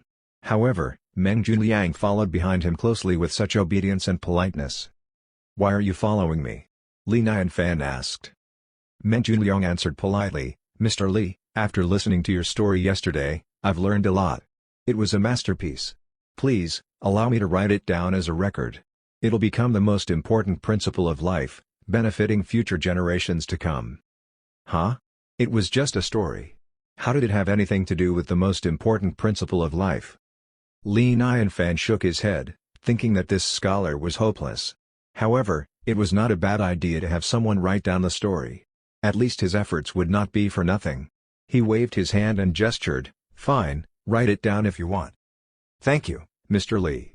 Meng Junliang bowed in delight and joy.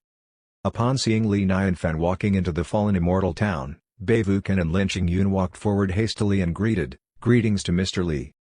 Good morning, Mr. Li. Brother Nianfan finally came. I want to listen to the story. Yay! It's story time again. Being greeted by a big crowd by the entrance, Mr. Li was shocked. He then smiled politely. Good morning, everyone. Zhao Liao saw that Li Nianfan was such a young man, and not to mention, an incredibly ordinary man. He was feeling a little disappointed.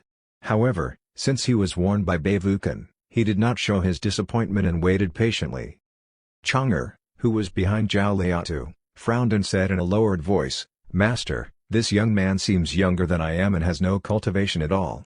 He's likely to be an ordinary scholar. Beivukan wouldn't wait for nothing. Can't you see that Lin Qingyun from the Linyun Immortal Court is here, too? Zhao Liata said in a lowered voice. Observe more and speak less. Chang'er lowered his head and nodded. He took a glimpse of Lin Qianyun and his eyes glowed with adoration and surprise. He never would have thought that he would be able to meet the saintess of the Linyun Immortal Court here today, and at such a close distance. Unfortunately, he did not dare to speak to her. Meanwhile, Lin Qingyun walked toward Li Nianfan and said with a pleasing tone, Mr. Li, there are too many people here walking back and forth. I'm afraid it might distract you from telling the story, so I've rented a restaurant for you to speak in with comfort. Li Nianfan looked at Lin Qingyun with surprise. He never thought that she would be so considerate. He smiled. Thank you for being so considerate.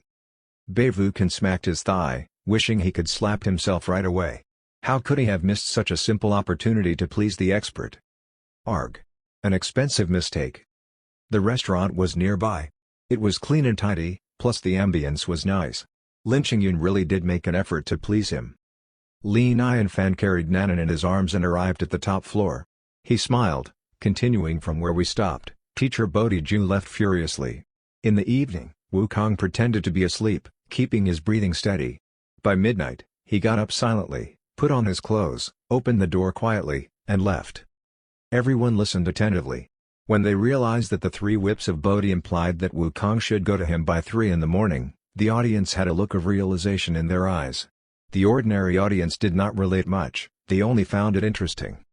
However, the cultivators took it differently. Beivukan felt as if he was struck by lightning. He did not expect that this was the Bodhi testing Wukong. With that, he knew that from now onward, he had to be more cautious. He needed to try his best to understand all the things the expert had been implying in an attempt to please him. Chapter 23, His Words. Beivukan thought to himself bitterly, why didn't I realize this earlier? I didn't book this restaurant for him in advance, and now that Lin Qingyun has done it before me, the expert's pointing it out to me. Seeing that Beivukan was sighing from time to time, Zhao Liata listened to the story more attentively. Meanwhile, Li Nianfan was at the part where Teacher Bodhi Ju was teaching Wukong. Teacher Ju said, I'm pleased that you're destined to learn. Come closer and listen attentively as I teach the mystery of longevity to you. Wukong knelt and bowed sincerely. Destined? Pleased? Mystery of longevity? Lin Qingyun, Beivukan, and Zhao Liata trembled upon hearing that. Their eyes flashed with excitement and shock. Was he really going to tell them the mystery of longevity?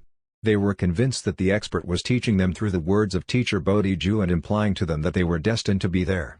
Especially Zhao Liata, who was approaching death soon. Hearing the words mystery of longevity, he held his breath in anticipation. Meng Junliang's grip on his pen tightened. He pursed his lips as he did not want to miss a word. Teacher Ju said, the mystery of longevity is the way to cherish life. The essence, qi, and spirit must always be vigorous. One must firmly hold on to the release of energy. The energy comes from within and hides in between. The prosperous preaching. Words of wisdom came from Li Nianfan. Like a morning bell, the words entered the ears of the audience along with the basics of wisdom. Some of their gazes were focused, as if in the middle of realizing something, while some remained emotionless. Though the cultivators stiffened with shock, waves of ringing penetrated their brains. Wisdom. It was the wisdom of longevity. Their scalps were itching and they had goosebumps all over their skin. The words were difficult to understand and they did not understand most of his saying, but they remembered every single word. Vroom. Layers of dark clouds hovered above the sky of the fallen immortal town without warning. Lightning struck like a snake, slithering between the thick layers of clouds, turning the sky of the fallen immortal town into dark gray color. Pitter-patter. Instantly, heavy rain fell from above. From afar, it seemed as if the fallen immortal town was surrounded by a curtain made of rain. The pedestrians ran in all directions looking for shelter, shocked by the sudden change in the sky. However, the people inside the restaurant were unaware of what was happening outside. Everyone listened to the story attentively. By then, Wukong had learned many skills, from flying in the sky to going underground. He was able to make 72 transformations. Every transformation was skilled and impressive. Beivukan was fascinated. He exclaimed bitterly, these skills are so much more powerful compared to our cultivation. In comparison to them, we're nothing. Zhao Liao added. He was no longer suspicious and he felt grateful for coming here with Beivukan, or else he would have missed this blissful opportunity. Was this the world of the immortals? They had such impressive skills. By then, even if Li Nianfan denied being an immortal, nobody would believe him. If he was not an immortal, how would he know so much about the world of the immortals? Li Nianfan smiled and continued for a while before he ended. Guantong's surname was not his real name. What would happen to him next? Stay tuned for the next session. It ended again? Everyone seemed hesitant to leave. Slowly, they realized that it was raining heavily outside. The sky was covered with thick layers of clouds which completely covered the sun. There was constant lightning. Many people started praying to the sky, asking for protection from the immortals. The fallen immortal town had not seen this spectacular view for almost 100 years. Beivukan and Zhao Liatu exchanged a look. They had an answer to this. How powerful was this expert? A mere story from him attracted such a drastic change in the sky? It was too scary. Li Nianfan walked to the entrance of the restaurant. He frowned at the sight of the weather and muttered, "This weather's so erratic and troublesome. It needs to stop now." Instantly, a gold phantom rose from the pond in his backyard and flew up to the clouds. "Mr. Li, why don't I send you home? I can guarantee that you won't get wet," Beivukan offered hastily, not letting this opportunity slip. However, in the next moment, the sun shone through the dark clouds, shining directly on Li Nianfan. Swiftly after, the clouds dissipated as if the rain was abruptly stopped by someone without warning. Suzz. Beivukan and the others took in a cold breath, looking at Li Nianfan with newfound fear. His words. Even the sky had to listen to this expert. Li Nianfan did not feel anything. He merely thought himself to be lucky and marched out of the restaurant. "Mr. Li, please, stop." Meng Junliang ran out of the restaurant. "Mr. Li, may I please include your name on this journey to the west?" "Please, don't." Li Nianfan shook his head. He would not want to make a name for himself in this dangerous realm. This book was written by Wu Chang'an. Just use his name. Wu Chang'an, Wu Chang'an. Meng Junliang muttered this name to himself and suddenly looked up at Li Nianfan with a sparkle in his eyes. "Mr. Li's a genius. I've just realized it." "What did you realize?" Li Nianfan scowled at him in his mind and did not bother to answer him. This scholar was too embarrassing. Little did he know that the cultivators beside him had a realization, too. They looked at Li Nianfan with respect. Wu Chang'an. The name is a way of him asking everyone to not take his kindness. They thought. The journey to the west would be a popular hit in this immortal realm. Even the mystery of longevity he spoke of earlier was precious. This was a book meant for the immortals to read. The expert was generous enough to share it with everyone. He even called himself Wu Chang'an. This was definitely a gesture from him saying you are welcome. Expert, a true expert. As expected, everything he did had layers of meaning. Zhao Liatu hastily pulled on Beivukan's sleeves and made a signal with his eyes. Understanding his old friend, Beivukan grabbed Zhao Liatu by his arm and walked toward Li Nianfan. He introduced, "Mr. Li, this is an old friend of mine. His full name is Zhao Shan. He has heard great things about you and your skills, so, he begged me to introduce him to you." "Hello, Mr. Zhao." Li Nianfan smiled. "If he's heard great things about me, then he must be one of the cultivators, too." Zhao Shan greeted politely. "Greetings to Mr. Li." "Greetings to you, too, Mr. Zhao." Li Nianfan smiled. Cultivators were so polite and always showed so much respect to him. He was quite lucky to have met so many friendly cultivators. It was comforting. Zhao Shan and the other walked with Li Nianfan to the entrance of the town. Li Nianfan ruffled Nanan's hair and smiled. "Goodbye, Nanan." Unexpectedly, Nanan replied. "Goodbye." It worked. His way worked better than any treasure or elixir. Beivukan and the others stared at him in awe. Mr. Li was like a god. Chapter 24, Time to Feast. Watching Nanan's silhouette, Li Nianfan started thinking deeply. He hoped that Nanan could recover swiftly and heal her trauma. The meat of the leopard was very delicious. However, other than his fishless pond, he did not breed any other animals. So, it would not be easy to find wild meat. Furthermore, compared to normal wild animals, the monster's meat was more tender and delicious. Li Nianfan muttered to himself, "I feel like eating some wild meat." His voice was low, but the cultivators heard it clearly. The expert was giving them a signal. It was his test for them. Their eyes opened wide and their cheeks flushed with excitement. "Mr. Lee, I'd be more than happy to bring you some wild animals," Beivukan said hastily. "Mr. Lee, I can do that, too." Lin Qingyun and Zhao Shan were late by a beat, but the two of them still called out in unison. Li Nianfan was shocked by their enthusiasm. "Huh? You don't have to be so polite. Mr. Lee, we listened to your story for free. Getting you some wild animals is the least we can do," Lin Qingyun said. Beivukan already had his sword under his feet and was ready to take off. "Mr. Lee, why don't you go home first? We'll go hunt for some animals right away." Seeing how enthusiastic they were, Li Nianfan felt bad for turning down their offers. "All right, then. Thank you so much." With that, Beivukan and the rest flew into the sky. They all exchanged competitive looks. They all took this as a competition to impress Li Nianfan.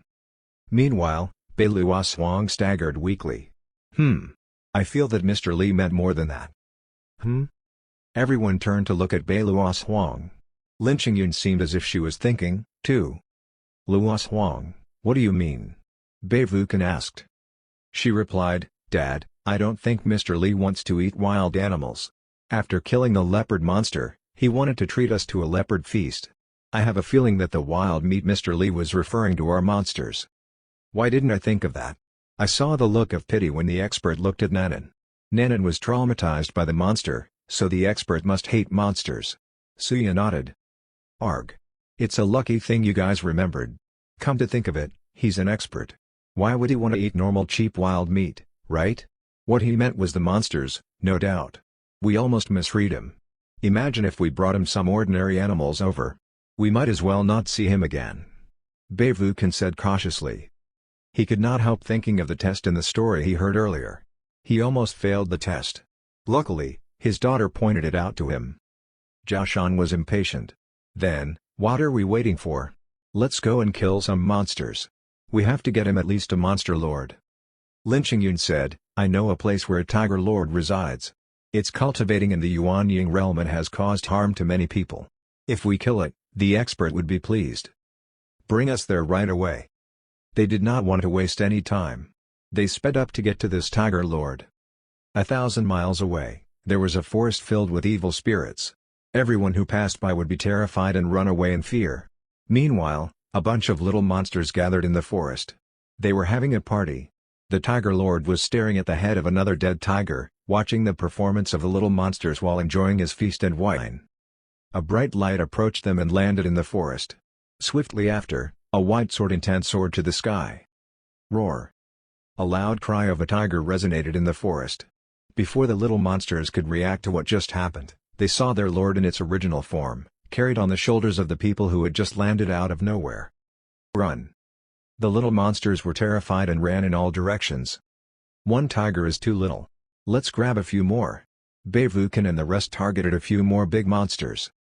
Li Nianfan arrived home, but not long after, Beivukan and the rest arrived, too. Here, different kinds of wild beasts appeared in front of Li Nianfan. They consisted of a double-headed wolf, a three-tailed lion, and many more. They were huge, which impressed Li Nianfan greatly. Cultivators were so powerful. 8 out of 10 of them were monsters. "We don't know what Mr. Li fancied, so we brought you more," Beivukan said. Thank you so much." Li Nianfan nodded with satisfaction. With the glory of the cultivators, he was able to have a feast today. These were not only rare beasts, they were monsters. This was something he could never have dreamt of back in his past realm. Seeing Li Nianfan's reaction, the cultivators let out a sigh of relief. Smiles appeared on their faces. So, the expert actually wanted monsters. Luckily, they realized his implication before it was too late. After they had helped him so much, Li Nianfan had to return the kindness, so he asked, "There's so much food. I can't finish it by myself anyway. Why don't you all stay for a meal?" "Mr. Li, you're too polite, don't."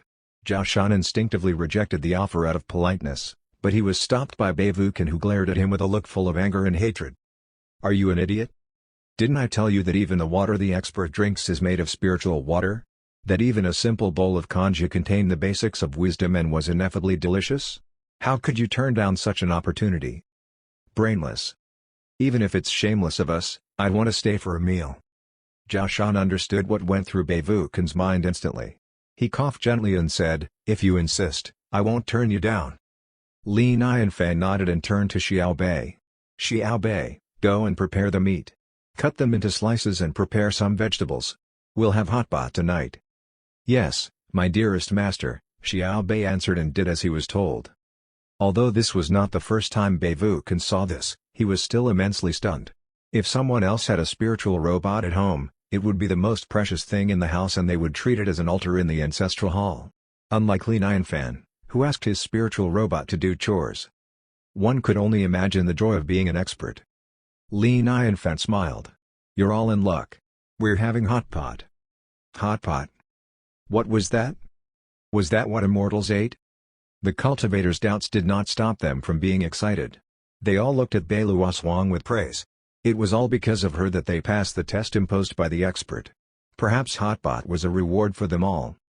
Since the lunch was not yet ready, Li Nianfan permitted them to look around while he looked up at the sky. He contemplated if he should decorate his four-part architecture since he had been receiving so many guests lately, all of whom were cultivators. Although he was not a cultivator himself, his residence had to be impressive. Now that he knew the cultivators were art lovers, he wanted to renovate his house in a way that would impress his guests upon arrival. Chapter 25, I came from the mortal realm, seeking for longevity. The cultivators did not dare to walk around too freely, only walking around in the yard cautiously. They explored the yard with a pious and awestruck heart as if visiting the residence of an immortal. Regardless if it was the decoration or the architectural style, it was all very impressive and stunning. There were many things that they had never seen in their lives, such as ceramic tiles, mirrors, and many more. Treasures. These must all be treasures. So this was what the residence of an immortal looked like. Bei Luoshuang pointed out, "Dad, look. This is the air purifier and that is the water filter." Tsuz. Zhao Shan took in a cold breath, his eyes widened in shock. Although he had heard about them, he could not help being stunned upon seeing them with his own eyes. This was a rare place filled with treasure. "You're impressed by these? Look, what's there?" Bei Wuken pointed at the corner not far away. "Fallen demon sword?" Zhao Shan rushed over and took a closer look. He was sure that this was indeed the fallen demon sword. "So, he really did help you kill the sword demon?" Zhao Shan asked. "How can this be fake?" Bei Wuken smiled and said in a lowered voice, "I'm suspecting that this expert was a friend of our Wanjian immortal sect's ancestor." Zhao Shan looked at him with a look of disdain and scoffed, "Oh, please. Can you be more shameless?" Lin Qingyun, too, threw a strange look at Bei Wuken. She did not know that this senior could be so shameless. "I do have proof," Bei Wuken explained. "My daughter had escaped from the sword monster. It was almost going to kill her, but this expert happened to be there. Not only did he save her, but he also treated her with spiritual water and gave her a drawing, too. The drawing made me have a breakthrough. Then, we brought the sword demon here, and he effortlessly destroyed the sword demon while saving the Wanjian immortal sect from danger. The timing of everything seemed to have been controlled by this expert. It's obvious that he was trying to save the Wanjian immortal sect." Zhao Shan looked at Bei Wuken with a different look. He exclaimed, "Bei Wuken, why haven't I realized how shameless you are? Well, if you put it like that, I might as well say that the reason this expert helped you is that he was trying to get to know me through you so he could help me in the future. It seems that my ancestors are the ones he's trying to help." These two elderly men were way too shameless. Lin Qingyun rolled her eyes before her gaze landed on the fallen demon sword. So, this was the sword that destroyed the peace and caused so many deaths in the cultivation world? It was the sword that was feared by so many sects, yet, it was now left in the corner and only used for cutting wood. Eh? Bei Wuken paused. The demonic spirit is no longer present in the fallen demon sword? You're right. Zhao Shan was stunned, too. The fallen demon sword symbolized the main demon in the world of swordsmanship, yet, it was now merely an ordinary black sword. However, it seemed to make sense after they recalled he was an expert. It appears that the expert saw how demonic this sword was, so he sealed its demonic spirit. Using it to cut wood is a way for the fallen demon sword to redeem itself. Zhao Shan came up with this and exclaimed. A true expert indeed. Meanwhile, Li Nianfan already came up with an idea to decorate his residence. He was getting his inkstone, ink, brush, and paper ready. Those who visited him were here for his literary talent, and as a literary talent, he might as well hang a couplet in front of his door. He held on to his brush, His posture erect and eyes squinted while he got into the mood. With that, waves of insight radiated from his body, engulfing the entire yard. Suddenly, the cultivators jolted with goosebumps all over them. Their hearts almost skipped a beat. "Mr. Lee, he. Lin Qingyun cried out with wide eyes, her lips trembling so vigorously that she could not finish her sentence. This was the first time Mr. Lee revealed his insight in front of them. Although it was just a hint of it, it was of an unbeatable level in this immortal realm. They held on to their terror and started getting closer to him cautiously, taking one step at a time. Is the expert about to write? Nobody dared to breathe out loud. Li Nianfan was in the mood already. His eyes opened abruptly, revealing his pupils that were as deep as galaxies. His brush touched the paper. Vroom. Even though the weather was fine, a loud thunder suddenly resounded in the sky. His brush was moving like a dragon, majestic and beautiful. The cultivators had forgotten to breathe. They simply stared at him with their reddened eyes, immensely captivated as if they were transported into a completely different world. Li Nianfan's brush danced across the paper. To his audience, he was not just writing. Instead, he seemed to have been writing the heavenly path. Every stroke and movement complied with the heavenly path. It felt like waves of insight was washing over them. Too much, too deep. Compared to this, their insights were like a boat in the endless sea, very small. This kind of insight was able to drive the entire cultivation world crazy. If it were not because Li Nianfan's insight was soft and gentle, the cultivators here could have been killed in an instant or gone crazy, resulting in their 100 years of cultivation to be for nothing. Li Nianfan was done and put down his brush. It was not until then that the cultivators were released from the tension, gasping for air with sweat all over their bodies. 8 words were imprinted on the paper, lightly written like mist and dust. I came from the mortal realm, seeking for longevity. Brilliant writing. Brilliant use of words. It was just 8 words, yet it contained the truth of the cultivation to immortality. Only an expert like Li Nianfan was able to come up with this couplet. Zhao Shan stared at this and read it over and over again. He felt his scalp itching, and his brain felt like it was being woken up. He felt a glint of blankness. A glint. So close.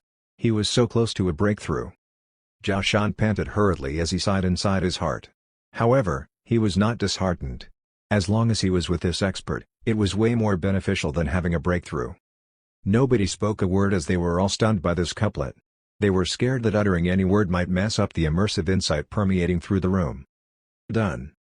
Li Nianfan took up the couplet and looked closely. Not too bad. I haven't been writing recently, so my skill has somewhat regressed. Not too bad? Somewhat regressed? Oh, please, take into account our feelings. Lin Qingyun trembled and was not able to utter a word. What do you all think? Li Nianfan asked. After being stunned for a very long while, Bei Wuzhen gathered his guts and stuttered, "Brilliant, this is brilliant." He really could not think of anything else to say. These words must have come from above. Li Nianfan could tell by his look that Bei Wuzhen was out of words. "I'll put this outside my door," Li Nianfan said as he walked to the door and placed it on the sides of the door. The longer he looked at it, the more satisfied he was. Although there were not too many words, it was all about artistic conception. Even if the immortals saw it, at least they would not find it too ordinary. It seems that my residence is a little more impressive now. "Master, the food is ready," Xiao Bei said with a tray full of vegetables and meat rolls. They were then placed on a big stone table in the inner court. Meanwhile, the grill was set up with a big pot of soup placed on top of it. Xiao Bei filled the pot with butter and started steaming it. Chapter 26, The pot contains insights. It was not until then where they all snapped back from the shock. Zhao Shan and Bei Wuken exchanged a complicated look with their lips pursed. This expert was way too advanced, perhaps immortal was not adequate enough to describe his status. If they were to get a word from him, it would be as precious as a treasure that could be passed on for generations. Zhao Shan said impatiently, "Bei Wuken, didn't you get a drawing from Mr. Li? Show it to me." "I'm afraid I can't," Bei Wuken said with a bitter look, tears almost rolling down from his eyes. "Huh? There are so many years of friendship between us, yet now you're hiding it from me? Not even one look?" Zhao Shan said furiously. "It's not that I don't want to show it to you, the drawing. It was destroyed by the sword demon," Bei Wuken said with pain in his voice. "What?" Zhao Shan's aged face was flushed red, his beard spiked on its end as he scowled, pointing his finger at Bei Wuken. You're such a fool. You can't even take care of a precious treasure. The drawing was destroyed, yet you're still alive. Are you not ashamed? Beivukan's heart was dripping in blood. This was indeed one of the most shameful things he had done in his life. Jiaoliatu, do you think I wanted it to be destroyed? At that moment, I wished that I was the one who was destroyed, not the drawing. He was a few hundred years old, yet he said it with the tears in his eyes ready to overflow anytime. He would not be able to pass on the drawing to future generations and bring glory to the Wanjian immortal sect. Zhao Shan understood that Beivukan was really upset about it. If it were him, he would not have felt good either. He let out a long sympathetic sigh. What are you two sighing about? One should be happy while eating, or else it's an insult to the delicious food. Li Nianfan smiled at them. The speaker might not have meant it that way, but the listeners interpreted it differently. Mr. Li. Beivukan looked at Li Nianfan with his reddened eyes which were tearing out of gratitude. Mr. Li's hinting. He must have known that the drawing was destroyed. Him asking me to be happy probably means that he doesn't blame me. Ah. Mr. Li is too generous. In that instant, Beivukan was so touched, he knew he would do anything to please Li Nianfan in the future. Meanwhile, their gazes landed on the stone table not far from them. With just a look, Beivukan and Zhao Shan let out a gasp. The food was too beautiful. So beautiful that they looked like artwork. The thinly sliced meat was finely cut and rolled into a roulade, arranged accordingly on the plate. The white and red meat was arranged alternating one another, making it look as if they were glowing. The vegetables were cut neatly and tidily, with the different kinds placed together and forming a pleasing sight. Other than that, there were some round-shaped things which looked like balls. They had never seen those before, but it looked tempting with just one look. These are. Bei Luoswang looked at the food in front of her, her lips slightly parted in an O shape. She did not realize her saliva by her lips was about to fall out. Lin Qingyun, too, could not resist the temptation of the delicious food.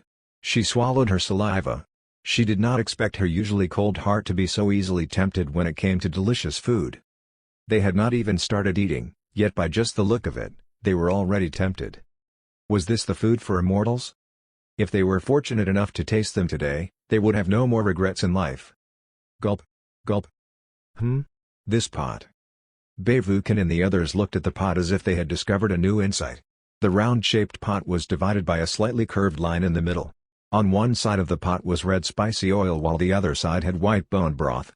It looked like a tajichu. This was obviously the inside of yin and yang. The expert was indeed an expert. Even the pot contained insights. He was way beyond anyone's level. His guests felt like they had learned something. Li Nianfan saw their expression and could not help smiling to himself. So what if they're cultivators? They're still impressed by me. It's just a mandarin duck pot and they're looking at it with such awe in their eyes. He thought to himself. Bei Luoswang was running out of patience. She asked, Mr. Li, how are we going to eat this? It's simple. Just put what you want into the pot and it will be cooked soon. Li Nianfan demonstrated by dipping a tiger meat roulade into the boiling spicy red broth.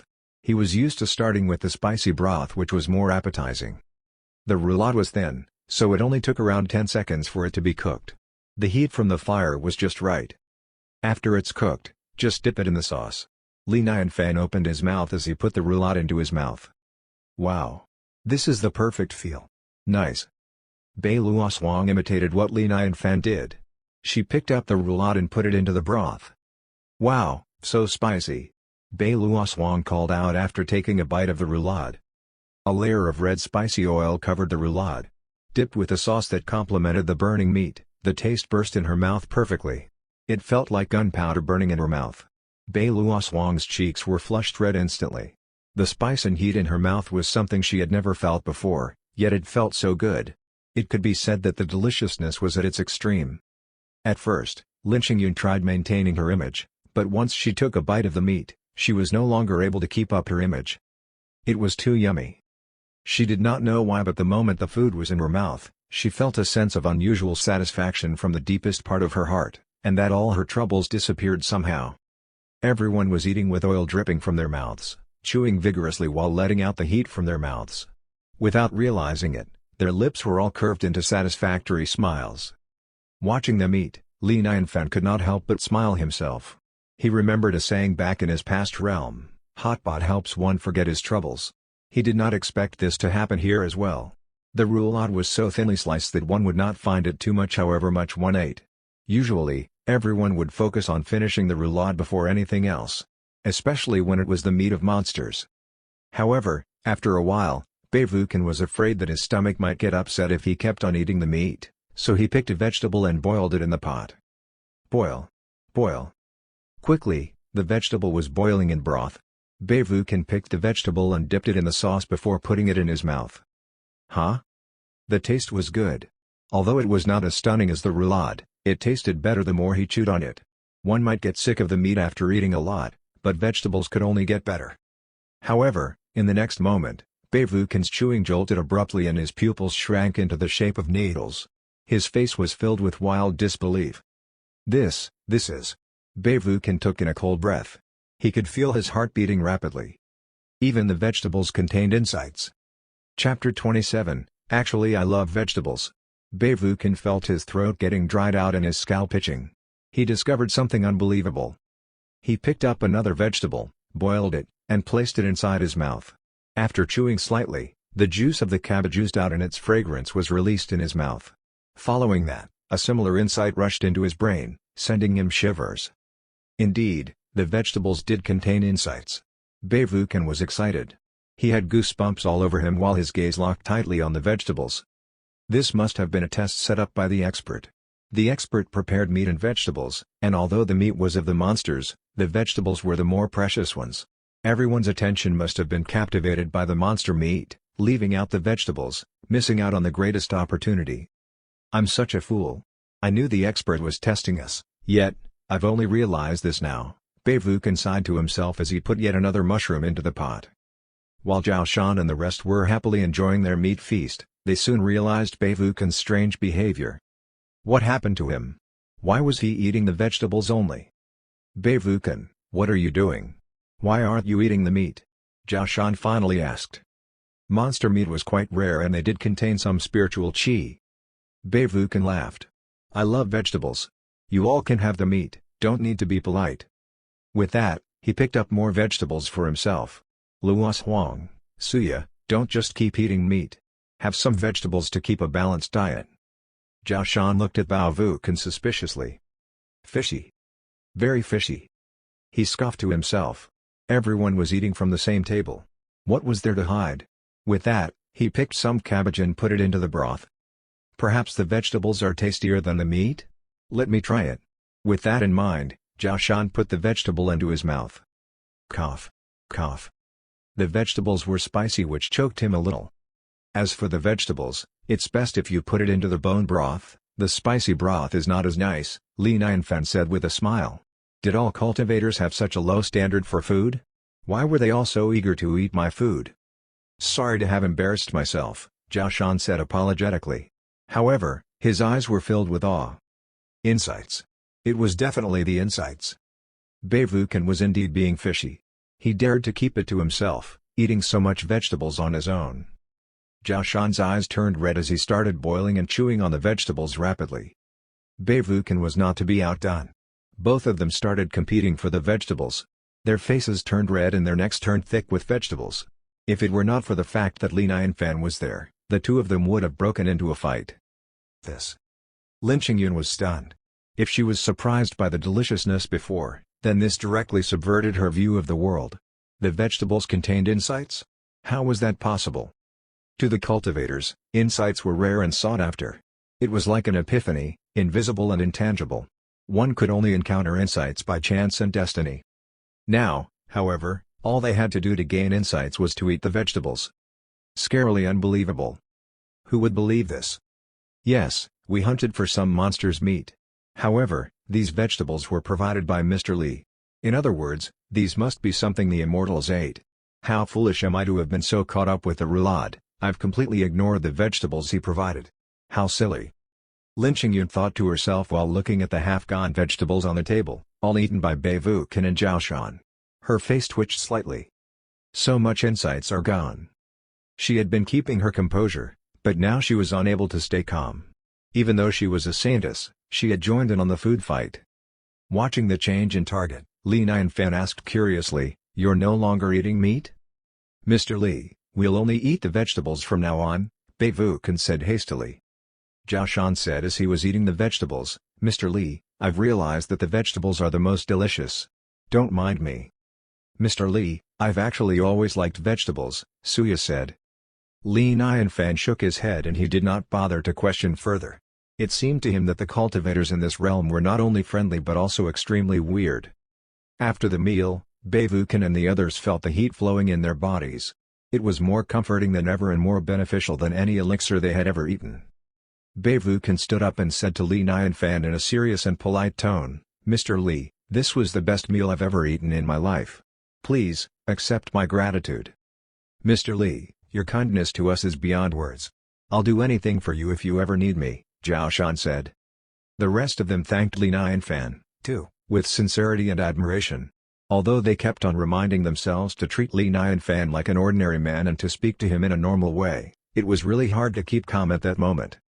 How could ordinary men keep calm when they were right in front of an immortal? Li Nianfan frowned slightly. It's just a meal. What are you all talking about? What was wrong with these people? They seemed all right earlier. Mr. Li, this meal was too delicious. We can't help it. Sorry for our rude behavior, Beivukan said hastily. Don't make such a fuss out of it. Li Nianfan scoffed to himself. Cultivators were worse than ordinary men. Beivukan kept apologizing without daring to breathe. Sigh, it was all my fault for being too excited. I've offended the expert. He just wanted to appear as an ordinary man. I should never repeat this mistake ever again, Beivukan thought to himself. Although it was just a meal, their bodies were filled with insights flowing through their bodies. They had to rush back home to cultivate in private. Therefore, they had to leave Li Nianfan after bidding him goodbye hastily. After leaving the four-part architecture, Zhao Shan looked at Beivukan with a stern look. Beivukan, thank you for introducing me to Mr. Li. I owe you one. Thank you for your kindness. This kindness was the greatest opportunity one could ever be given. It was something he was unable to return. What now? Look at you, are you going to have a breakthrough soon? Beivukan smiled. I'll give it a try once I get back. It shouldn't be a problem breaking through now. Zhao Shan smiled as he stroked his long beard. With the help from this expert, even a pig would be able to turn into an immortal. Ha ha ha. I look forward to hearing great news from you. Beivukan laughed. They parted at the foot of the mountain. They all turned back simultaneously to look up at this mountain as if they were all looking at the most sacred mountain. Meanwhile, on the peak of a nearby mountain, two snowy foxes jumped out of the trees. Their soft fur fluttered in the wind while they stared blankly at the far end. The most striking thing was that one of them had 9 tails while the other had 6 tails.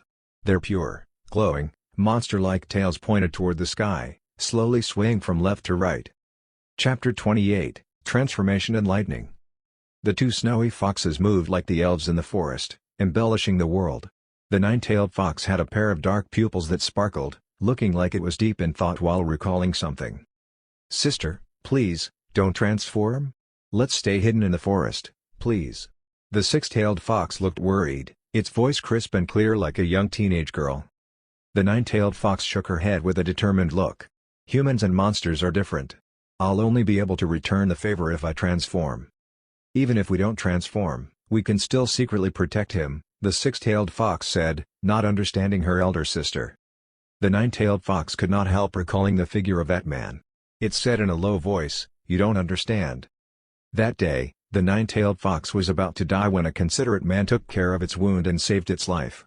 Although it did not understand how an ordinary man was able to cure its wounds, ever since that day, its cultivation had sped up and within a few years, managing to cultivate 9 tails. The 6-tailed fox sobbed, "Sister, transformation is too scary. I don't want to watch you die. What am I going to do after you're gone? You're now able to protect yourself. After I've transformed, I'll still need you to protect me," the 9-tailed fox said. Its eyes narrowed slightly as its tails danced behind it. "I feel that there'll be a chance for my transformation soon." With that said, it jumped off the branch and flitted into the woods along with the wind. "Sister!" the 6-tailed fox cried out with tears in its eyes. It followed swiftly. For a monster to transform, one needed at least 1,000 years of cultivation along with lightning for the transformation to happen. Humans were the primates of all the animals. For monsters to transform into humans was against the law of nature, thus, lightning was a step one had to go through which was dangerous. One might be killed by a careless mistake. Furthermore, even if the monsters were able to shield themselves from the lightning, its 1,000 years of cultivation would be lost and it would have to start from the beginning. Although cultivating in the form of a human would be easier and faster, one had to start from zero. If one's enemies were to come for them, it would all be over. Humans and monsters all loved meeting the newly transformed monster. These kinds of monsters were at their weakest, while their monster core would still be big. If one was hunted in this state, it would be like a fallen biscuit from the sky. Therefore, monsters who attempted to transform into humans were akin to taking one's life as a joke. Most of the monsters would not choose to transform into humans. Instead, they preferred living in their original form or the half-human half-monster form. "Once I've transformed into a human, I'll be able to stay by his side and serve him," the nine-tailed fox said with a determined and anticipated look. 1 month passed quickly, which was especially so in this cultivating realm. Vroom. That day, thick clouds appeared in the sky, covering the sun without letting through any light. The entire sky turned dark. It was only noon but it felt like midnight. Sounds of thunder resounded in the sky. If one looked up, one could even see lightning slithering between the clouds like a silver snake. What? It's such a weird timing to be out at this time. Li Nianfan stood in the woods. He shook his head and smiled bitterly as he looked up at the sky. Today, he was in the mood for a walk in the woods. He wanted to see if he could bring home some wild meat. Why did it suddenly rain out of the blue? Pitter-patter. Within a few minutes, pea-sized raindrops fell from the sky. Let's find shelter. Li Nianfan glanced around at his surroundings. Woof. Woof. Woof. Blackie barked in a direction and started rushing toward it. Following behind him, Li Nianfan arrived at a cave. We're lucky. This is a cave. Good job, Blackie. Li Nianfan laughed joyously as he praised Blackie. Little did he know that right before he got here, a monster bear had rushed out from the cave in a panic. Pitter-patter. At the moment Li Nianfan entered the cave, a flash of lightning struck, landing somewhere in the woods. The dark forest glowed for a split second, followed by heavier rain. Li Nianfan stood at the entrance of the cave and looked out. Vroom. Another strike of lightning. This time, it was more powerful than the previous one, like a silver pillar falling from the sky to the ground. Terrifying. Li Nianfan was shocked. He had chills all over his body. This immortal realm was indeed scary. These types of lightning were so rare in his past realm. One strike of lightning of this intensity would be able to turn off the electricity of an entire city. Humph? Li Nianfan squinted his eyes and was shocked. He somehow saw something moving below the lightning. Damn it! This must have been a Bigshot in the immortal realm, someone who was able to resist this type of lightning. Could he have encountered two Bigshots fighting one another? Li Nianfan frowned a little as he felt a little uneasy. This was a dangerous place to be. He did not want to go over to check out what was happening. All he wanted to do was to leave as soon as possible. He was merely an ordinary man, even its aftermath would be able to turn him into ashes. Going over was like a suicide mission. As he was thinking, the sky brightened for a second. Vroom. The third strike of lightning struck, brighter than the previous two. This flash of light was reddish and seemingly more powerful than the previous one. Li Nianfan looked attentively.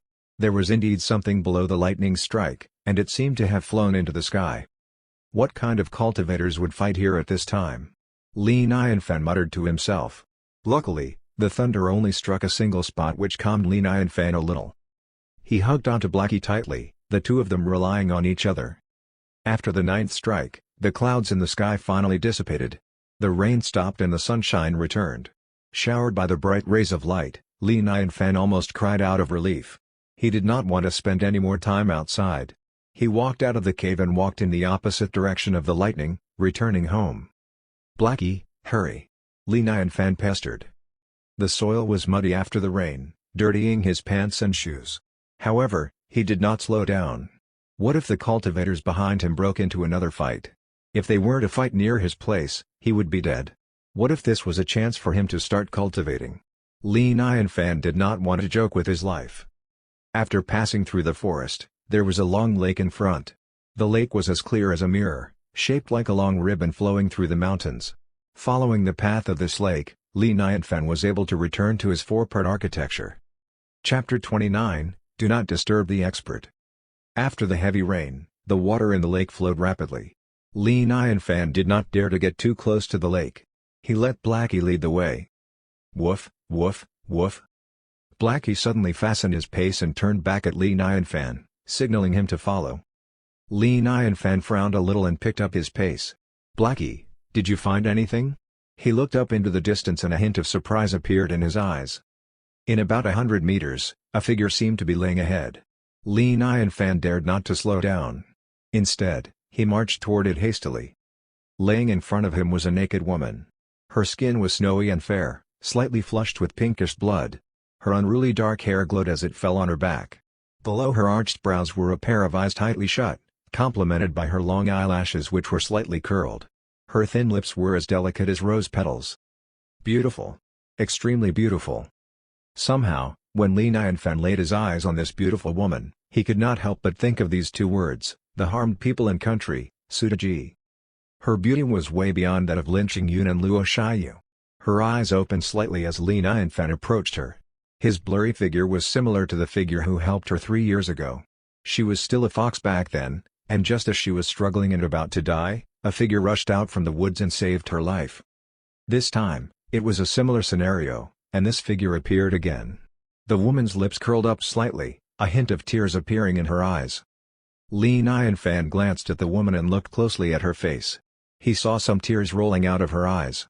He said, "Don't worry, I'm not a bad guy. You'll be fine." Meanwhile, he took off his jacket and covered the woman's naked body. The woman nodded, her beautiful eyes looked up at Li Nianfan. Not far away from them, a snowy white six-tailed fox peeped out from behind a tree branch. Pea-sized tears rolled down its face uncontrollably. "Sister." As it sobbed, it gritted its teeth at the silhouette of Li Nianfan. If it was not for this man, its sister would not have chosen to go through the transformation and she would not have died. This fox hated the man so much. If its sister did not beg it to forgive him, the fox would have killed this man. The nine-tailed fox transformed into the beautiful woman. Although she had successfully gone through the lightning, her lifeline was broken during the process. She was now hanging on with her last breath with less than a month to live. The six-tailed fox wiped its tears. Although it agreed to let Li Nianfan live, it had its little plan. As its sister wished, the fox had sent her sister to Li Nianfan, but the fox intentionally took off its sister's clothes. The fox wanted to see what kind of man he was. If the man was lustful, it would provide a reason to kill the man right away. Unfortunately, when the fox saw the man covering its sister with his jacket, the fox gritted its teeth and moaned in despair. Looking at the woman, Li Nianfan asked, "How did you get here?" As the woman started to speak, fresh blood dripped from her lips and her face paled like paper. "Don't talk for now, have some rest." After wiping off the blood, he said, "I guess you were hit by the aftermath of the lightning. There must have been some cultivators fighting earlier. You should have stayed away. It's too dangerous." The woman looked at Li Nianfan and nodded lightly. "Let's go to my place. I'll try to heal you," Li Nianfan said sympathetically. The woman nodded again. Li Nianfan rubbed his hands and said awkwardly, "Due to the emergency, I apologize for this in advance." With that, he carried the woman and put her on his back. "This woman's an ordinary woman just like myself. We're compatible. Is this me bringing home a beautiful wife? This immortal realm is too dangerous. An ordinary woman with such beauty is dangerous. It's only safe for her if she stays with me." On the way home, Li Nianfan was considering the likelihood of keeping this woman by his side while the woman was on his back smiling sweetly. Her gaze was soft. As long as she was able to meet him in her human form, she was pleased even if she had only 1 more month to live. The six-tailed fox was following behind them, watching its sister being taken away by this ordinary man. Meanwhile, the cultivators and monsters were stunned and surprised. Streams of light rushed through the sky in all directions, beaming at the spot where the lightning hit earlier. Inside the Ganlong Immortal Dynasty Palace, Luo Shiyu looked at the direction of the lightning strike. She sighed and said in a low voice, "I can't believe a monster would choose to go through the transformation. This hasn't happened for 100 years. This monster was willing to give up 1,000 years of its cultivation and risked its life to go through the transformation. It's rare indeed." Zhang Shu nodded in agreement. 9 out of 10 transformations ended in death. Even the one survivor was considered extremely lucky. A lot of courage was needed for a monster to choose to go through the transformation. "Mom, look at the direction. It seems close to where the expert lives. Luo Shiyu frowned as she looked up in the sky. Zhang Shu nodded, it's indeed close by. I wonder if it disturbed the expert from resting. Mom, this is serious. It must have attracted many people over. I'm going over to make sure the expert isn't being disturbed, Luo Shiyu said with a serious tone. As she spoke, the Holy Emperor rushed in. Shiyu, I'll go with you. The residence of the expert shouldn't be disturbed by anyone. The Holy Emperor said with a determined tone. This is the will of the entire Ganlong immortal dynasty. Luo Shiyu and Zhang Shu were shocked. Father Emperor, aren't you going to the location of monster activity? Luo Shiyu asked. Everyone knew that this was the weakest time for the newly transformed monster. If one could find it, the reward would be handsome. The Holy Emperor shook his head. Although monster transformations are rare, it's nothing compared to the expert. It's our dynasty's pleasure to have such an expert residing in our territory. If the expert were to be disturbed, causing him to leave, it would be a great loss. Luo Shiyu and Zhang Shu nodded in agreement. If the expert was disturbed and chose to reside somewhere else, it would be the greatest loss of the entire Ganlong immortal dynasty. Let's go. We'll all go together, Zhang Shu said. They did not want to take any longer. Right away, the three highest-ranking people of the dynasty left the palace secretly and walked toward the direction of Li Nianfan's residence. Chapter 30, Experiencing the Law of Nature. In the sky above the Wanjian immortal sect, an elderly man was standing on his seven-star sword, his long robes fluttering in the wind as he traveled in the sky. With a proud smile on his face, he called out, Beivukan, your old mate is out of his retreat.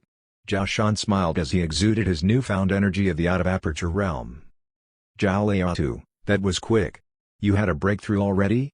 A strong sword chi rushed into the sky.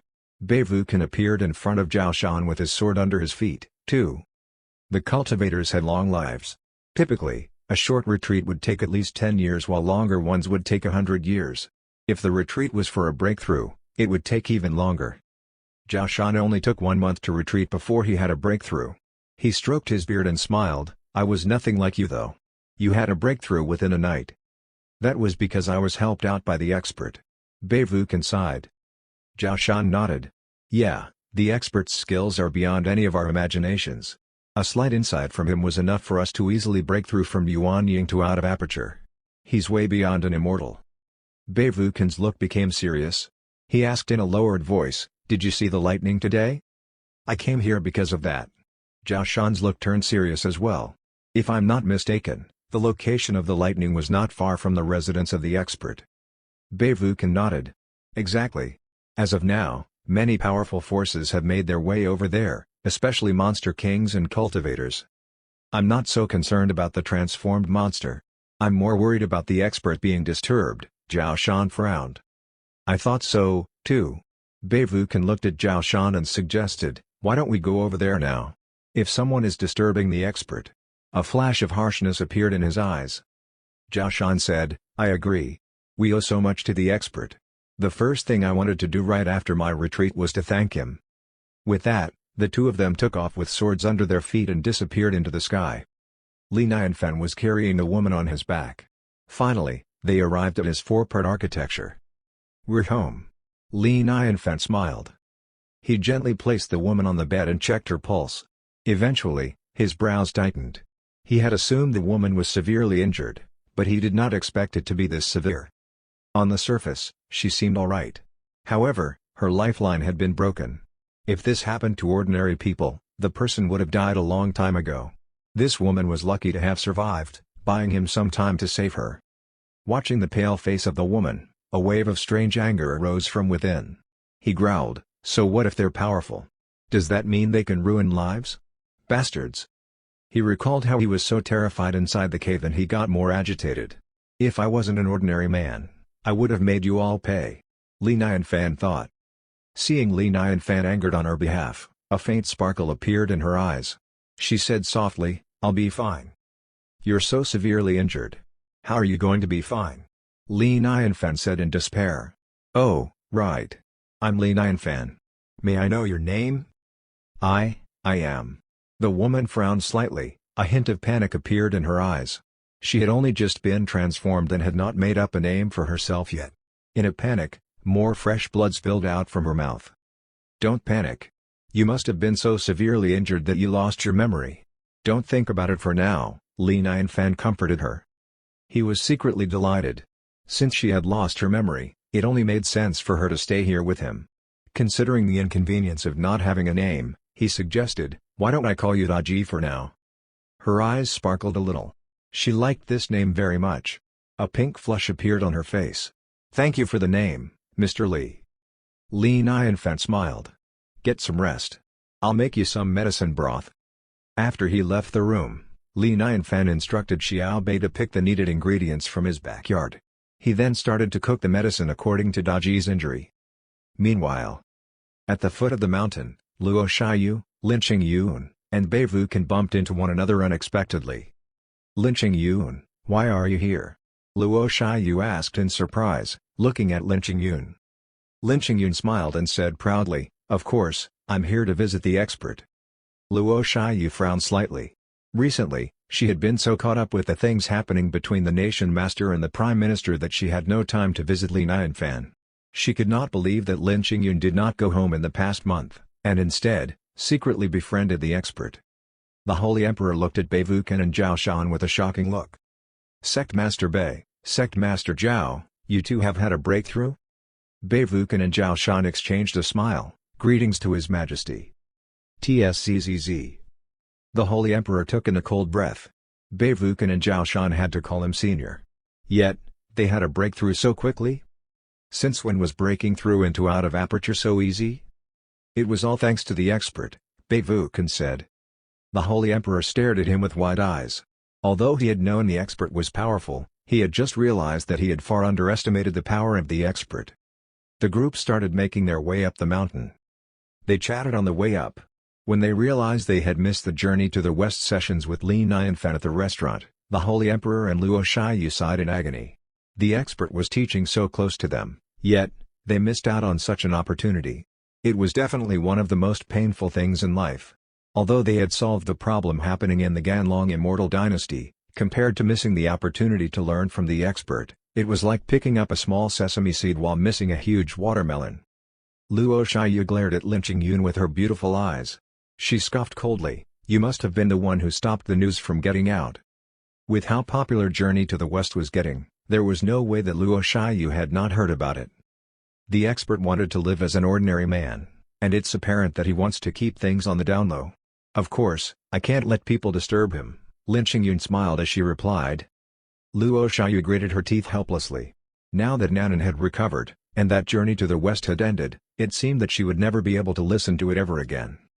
Bei Wukan comforted, "Miss Luo, please, don't feel bad. A scholar recorded every word of the Journey to the West. This book contains the most important knowledge. I'd like to borrow it at some point." Being qualified enough to stay by Mr. Li's side, this scholar must be someone impressive, the Holy Emperor said. Bei Wukan nodded and said with a serious tone, "I've observed this scholar closely. He claims to be the scholar of Mr. Li. He seems like an ordinary boy, but sometimes, he'd stare at a leaf for one whole day. He's always concerned about the lives of others, too. Regardless if it was a baby being born or an elderly passing away, he'd rush over instantly to be present during the event. I've once asked for his reasons out of curiosity, and he simply said he was experiencing the law of nature." Chapter 31, Scolding the Heaven. The rest of them stared at Bei Wukan in disbelief. Experiencing the law of nature? Zhao Shan was still smug about being able to break through to the out-of-aperture realm. However, upon hearing this, he felt bitter. What realm must one be for one to experience the law of nature? I once read from an ancient book stating that above the immortals, there are saints. I'm guessing this is the ability of a saint, the Holy Emperor speculated. Bei Wukan nodded. "No matter what, Mr. Li's realm is way beyond our imagination." They all climbed up the mountain in awe. As the group arrived at the gate of the four-part architecture, the eyes of the Holy Emperor and Luo Shiyu widened in shock. They trembled vigorously as if they had been cursed with a spell. Their gazes locked on a piece of jade that was hung on the gate. Their brains buzzed loudly. "Dad, this is..." Luo Shiyu swallowed her saliva as she stuttered in disbelief. The Holy Emperor nodded with a serious look. "This must be it. There are still traces of its original form on this jade. How can it be? This is unbelievable." Luo Shiyu was immensely shocked. Bei Wukan exclaimed, "You can tell how impressive this jade is just by its look?" If he had not watched the jade transform into a phoenix, Beivukan would not have known how impressive this jade was. On the surface, it seemed like a nice jade pendant. I'll be honest with you. This jade was a gift my daughter gave to Mr. Li to thank him. The Holy Emperor said, however, it was only an ordinary jade pendant. What? Beivukan cried out with disbelief. In other words, Mr. Li turned an ordinary jade into a talisman? The Holy Emperor exclaimed, I cannot believe this either. Mr. Li has such impressive skills. He must have disliked the jade for its lack of insights and added onto it to give it more insights. It's not just about the insights. This jade pendant is no longer an ordinary object. Beivukan said with a bitter smile as he described the incident, telling them how this jade pendant transformed into a phoenix and killed the sword demon. The Holy Emperor and Luo Shiyu stared at him with their mouths open, unable to speak a word. An ordinary jade pendant was transformed into an immortal weapon? This was unbelievable. Zhao Shan reminded, Holy Emperor, why don't you have a look at the couplet hung by the door? Hearing that, the Holy Emperor and Luo Shiyu stared at the couplet. Suddenly, a strong wave of insight swashed over them. Upon reading it, they felt like they had been transformed into ordinary people who had been working hard in their pursuit of immortality. There were merely 8 words on it, yet it contained so much insight. This was terrifying. Incredibly terrifying. The skill of a saint. This must be the skill possessed by a saint. The Holy Emperor mumbled unstoppably. This expert turned stone into gold, trash into treasure. He had to be a saint. After composing his thoughts and emotions, the Holy Emperor tried his best to regain his composure. Only then, he asked Luo Shiyu to knock on the door. Mr. Li, are you home? Luo Shiyu called out politely. Click. Li Nianfan opened the door and looked out at his visitors. He asked with surprise, why are you here all at once? What day was it today? All the friends he knew came at once? We happened to bump into one another at the foot of the mountain. Therefore, we came up together, Beivukan said smiling. Luo Shiyu introduced, Mr. Li, this is my father, Luo Jinghong. Luo Shiyu's father? So, this was the Holy Emperor of the Ganlong Immortal Dynasty? The Holy Emperor came to visit an ordinary man like himself? If he could get to know the Holy Emperor, that would make him feel safer. Li Nianfan smiled, welcome, please come in. Mr. Li, we saw a few lightning strikes earlier. We were concerned about you, so we came here right away, Lin Qingyun said. The lightning was indeed disturbing. Li Nianfan said with an angry look. He frowned. I'm fine, though it did hurt some innocent lives. The person who caused this is terrible. Upon hearing what he said, the cultivators held their breaths with goosebumps forming on their skins. The lightning came from heaven. Nobody else would have such courage to complain about heaven, no one but Mr. Li. They all pursed their lips and did not speak a word. They cautiously looked up at the sky. Seeing that there was not a single cloud in the sky, they finally let go of their breaths. Regardless if it was Mr. Li or heaven itself, they were the big shots of the big shots. These cultivators did not dare to offend any of them. They were put in a very difficult situation. Meanwhile, they further suspected that Mr. Li came down from above, or else how was he able to talk back to heaven without any repercussions? Pop! A burst of mist bubbled up from the medicine pot, making a crisp sound. Li Nianfan ignored his visitors right away and rushed to his backyard. A smile appeared on his face. It's finally ready. The Holy Emperor and the rest followed behind Li Nianfan. They sniffed gently and a strange medicinal scent went into their nostrils. They suddenly felt more alive with a glow on their faces. This medicine broth was extraordinary. The men were of the out-of-aperture realm. Normal elixirs would no longer have any effect on them. However, the scent was able to soothe them from within, clearly showing that this must have been a godly medicine broth. Out of curiosity, Zhao Shan used his divine consciousness to explore what was inside the medicine pot. However, the moment his divine consciousness touched the surface of the pot, it was like mud entering the sea. In an instant, his divine consciousness was sucked in. Humph! Zhao Shan cried out a little. He felt lightheaded. He regretted peeping into the medicine pot as his face filled with terror. Beivukan asked, Zhao Liatu, what's up? The medicine pot is probably an immortal item. Zhao Shan said bitterly. I foolishly tried to peek at what the expert was making, and suddenly, half of my divine consciousness was sucked in. What? The cultivators took in a cold breath. The Holy Emperor and Beivukan cautiously tried it out themselves and realized that it was true. They stared at the medicine pot for a long time. Only then, they realized that although it first appeared to be an ordinary pot, upon closer look, there was an ancient charm flowing out from within. It exuded a reckless atmosphere, making its observers shocked and stunned. Oh, yes. Of course, the things used by the expert are not ordinary items. Beivukan realized as he recalled the air purifier and water filter. Which one of them was not shocking? Luo Shiyu asked cautiously, Mr. Li, this medicine, is for someone? When I was out earlier, I saw someone getting hurt by the lightning, so I brought the person home, Li Nianfan said as he picked up a medicine bowl and scoped out some broth before walking toward the room. He suddenly remembered. Oh, right. Why don't you all come in as well? You might be able to help. Since they were all cultivators, they might be able to help out. Beivukan and the rest exchanged a look and followed him swiftly. Chapter 32, Another Hint. Upon entering the room, they saw a woman lying on the bed right away. His first reaction was amazement, and the next reaction was shock. A transformed monster. She was the transformed monster. Although she had transformed into a human form, her monster chi had not completely dissipated, thus it was easy to tell. Right. It happened near where Mr. Li lived. Of course, he would have helped out. He said he saved a person who was hurt by the lightning, so he probably meant the transformed monster. Who would have thought that the most discussed and sought-after transformed monster was currently being kept with Mr. Li? The hunters were destined to return empty-handed. Daji smiled happily upon seeing Li Nianfan.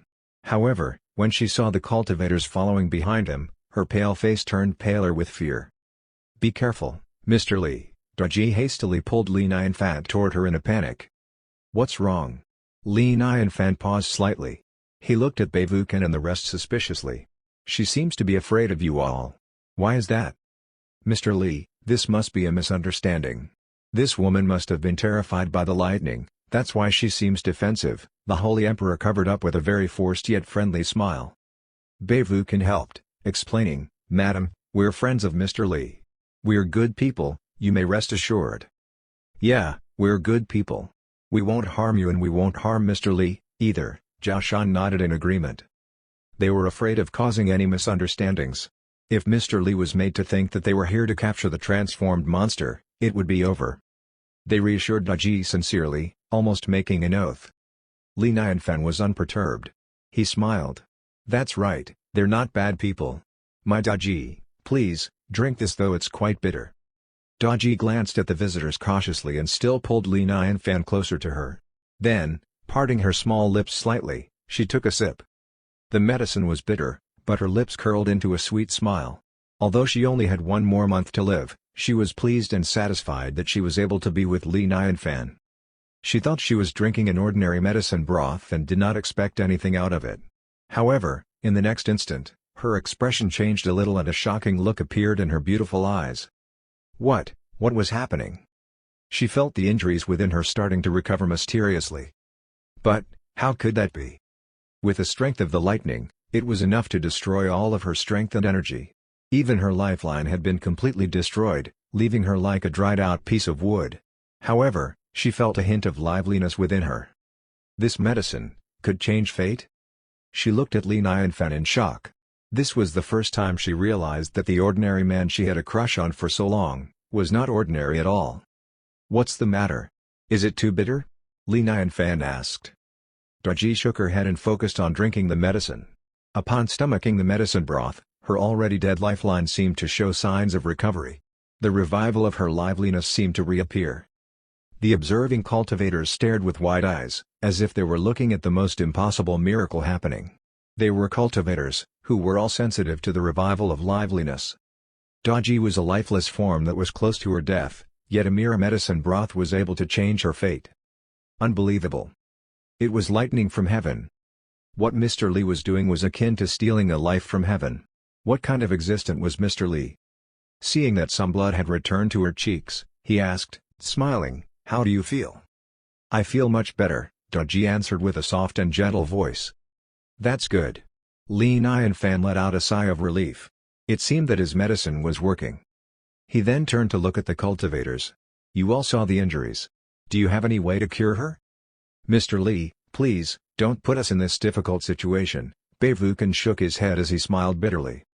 These were injuries caused by heaven, They did not have the guts to even think about going against it. It seems that even you have no clue. Li Nianfan sighed. He did not have much hope anyway. Although Beivukan and the rest were all cultivators, it did not mean that they were skilled in medical knowledge. Daji was severely wounded and would not be easily cured. Li Nianfan frowned. If I have to do it all by myself, it might take some time. It might only take some time? Beivukan and the rest felt numb. This was an injury caused by heaven's lightning. It was no longer shocking to them that Mr. Li was able to heal her, but he made it sound like it was just a minor illness. A thought occurred to Lin Qingyun. She said hastily, "Mr. Li, we have a lot of healing elixirs in our Lin Yun Immortal Court. They might be able to help Mr. Ji." Li Nianfan was delighted. Right, there were many types of elixirs in this realm. Perhaps they might be able to heal Daji. Having an elixir to complement his medical skills might speed up the recovery. Li Nianfan looked delighted. He said, "That'd be very helpful, Miss Lin." "It's my pleasure to be able to help Mr. Li," Lin Qingyun said with a slight blush in her cheeks. She was finally able to help the expert in some way. Meanwhile, the others regretted not stepping in earlier, especially Beivukan. The corner of his eye twitched as he wanted to slap himself so badly. So this was a hint from the expert. Why did he not realize sooner? He kept reminding himself to stay alert and to watch out for what the expert was implying. He thought that there might be tests from time to time. Now, this opportunity was stolen by Lin Qingyun. Sigh. However, the rest tried to make up for it quickly. The Holy Emperor said, "Mr. Li, this is my dynasty's territory. There are plenty of elixirs. I'll send some over later." "Mr. Li, my Wajian immortal sect has existed for thousands of years. We have all the elixirs including ones that nobody even knows exist. They might be helpful to you," Beivukan said. "Mr. Li, I'll bring over my entire collection of elixirs," Zhao Shan said eagerly. He had received so much help from Li Nianfan and had no chance to pay back his debt. The things he possessed were not much, but this was the least he could do to show his gratitude. Watching this exchange happening, Daji stared at them with her wide eyes. Her pretty face turned blankly to Li Nianfan. These were not only cultivators, they were ones of the highest rankings. And Mr. Li was merely an ordinary man. Why did they treat him with such respect and importance? This was not the human world she expected. This was so unreal, almost like a dream. "Thank you so much for your help." Li Nianfan did not reject their offer since he needed all the help he could get. These people are so kind-hearted. Though they're cultivators, they've always been so polite and helpful. If there's a chance in the future, I'll try to give them something in return. Since they're cultivated, if they're into writing and drawing, I could draw them something. Li Nianfan thought of ways he could return their kindness. Since he was only an ordinary man, there was nothing much he could give back anyway. "Mr. Li, the reason I came today is to thank you for saving the Ganlong Immortal Dynasty," the Holy Emperor said politely. Li Nianfan waved it off. "It's just a small suggestion. Mr. Li, this is related to the survival of my dynasty. For this, I thank you." With that, a quaint square box appeared in the hands of the Holy Emperor. He passed it to Li Nianfan. Chapter 33, Much Better Than the Lighter. "Mr. Li, this is just a little something. Please, accept it," the Holy Emperor said with a sincere tone. Li Nianfan accepted the box and opened it slowly. A trail of flame shot up toward the sky as the lid was opened, along with the sound of the roaring dragon. The fire condensed into the shape of a fire dragon mid-air, arrogant and majestic. However, this did not go on for long. A moment later, its body jolted slightly mid-air, seemingly in fear. It quickly retreated into the box and transformed into a round flaming red pearl. This scene caught the Holy Emperor and the others off guard. Since when was the Dragon Fire Pearl so compliant? Anyone who knew of the Dragon Fire Pearl was aware that the pearl was originally the spirit of a fire dragon from ancient times. It contained the arrogance and temper of the fire dragon. Although it was the most precious treasure of the dynasty, even the Holy Emperor had to treat it with respect. Normally, when the Dragon Fire Pearl was released, it would stay out of its pearl form longer, exerting its dominance and power. Yet, this time it seemed intimidated? Perhaps it was intimidated by the power of the expert. What an expert! Even the most arrogant Dragon Fire Pearl had to go back into its box. The Holy Emperor's heart sank in shock. He always had to be the one to give in to the fire dragon, yet today it gave in right away upon seeing Li Nianfan. Lin Qingyun and Zhao Shan looked at the Holy Emperor in shock. They could not believe that the Holy Emperor gave the Dragon Fire Pearl as a gift. This was not just any ordinary gift. One knew that the flame of the dragon fire pearl could help the cultivators to condense their inner flame, helping them break through to become golden core cultivators. This was one of the most sought-after treasures in this realm, or else Lin Qingyun would not have tried so many ways to borrow this dragon fire pearl. However, Bei Wuchen did not seem as surprised. He understood what the Holy Emperor was thinking. Just like himself, to thank Li Nianfan for his kindness, Bei Wuchen also gave him his most precious item, the Sword Immortal Jade from the Wanjian Immortal Sect. Regardless if it was the Dragon Fire Pearl or the Sword Immortal Jade, they were nothing compared to the most useless item he possessed. As long as they were able to please Li Nianfan, when the time was right, they would be rewarded with something way more precious. Huh? This pearl gives out flames. Li Nianfan picked up the pearl in surprise. He smiled at the Holy Emperor. If it's too precious, I can't keep it. The expert was hinting again. It's not precious at all, the Holy Emperor said. This is the Dragon Fire Pearl. It can only make fire. Li Nianfan nodded and said to the Dragon Fire Pearl, show me some fire again. Vroom. A flame rose from the pearl into the air. The nature of the flame was gentle and extremely obedient. This is nice. It'd be useful to make a fire in the future. Li Nianfan smiled with satisfaction. This was way more useful than a lighter. Alright, I'll keep this. Thanks. His visitors smiled bitterly. The fallen demon's sword was used for cutting wood. The Sword Immortal Jade was used as a torch. Now, the Dragon Fire Pearl was for making fire. If this was found out by the others, they would have called him crazy. Though, if they compared these with the expert's power, it all made sense. To the others, these might seem like the most precious treasures, but they were nothing in the eyes of the expert. The expert had such infinite and shocking power, yet, he was willing to live as an ordinary man and treat these treasures as ordinary items. They could only look up to a man like him.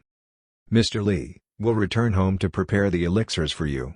Goodbye for now. His visitors bid him farewell. Thank you, everyone, Li Nianfan said politely. Once they left, they all frowned and looked up to the sky. Lights were patrolling the surroundings at a fast speed. It was coming straight to the four-part architecture. Without a word, all of them flew up into the sky. Bei Wuchen blocked a short, fat man.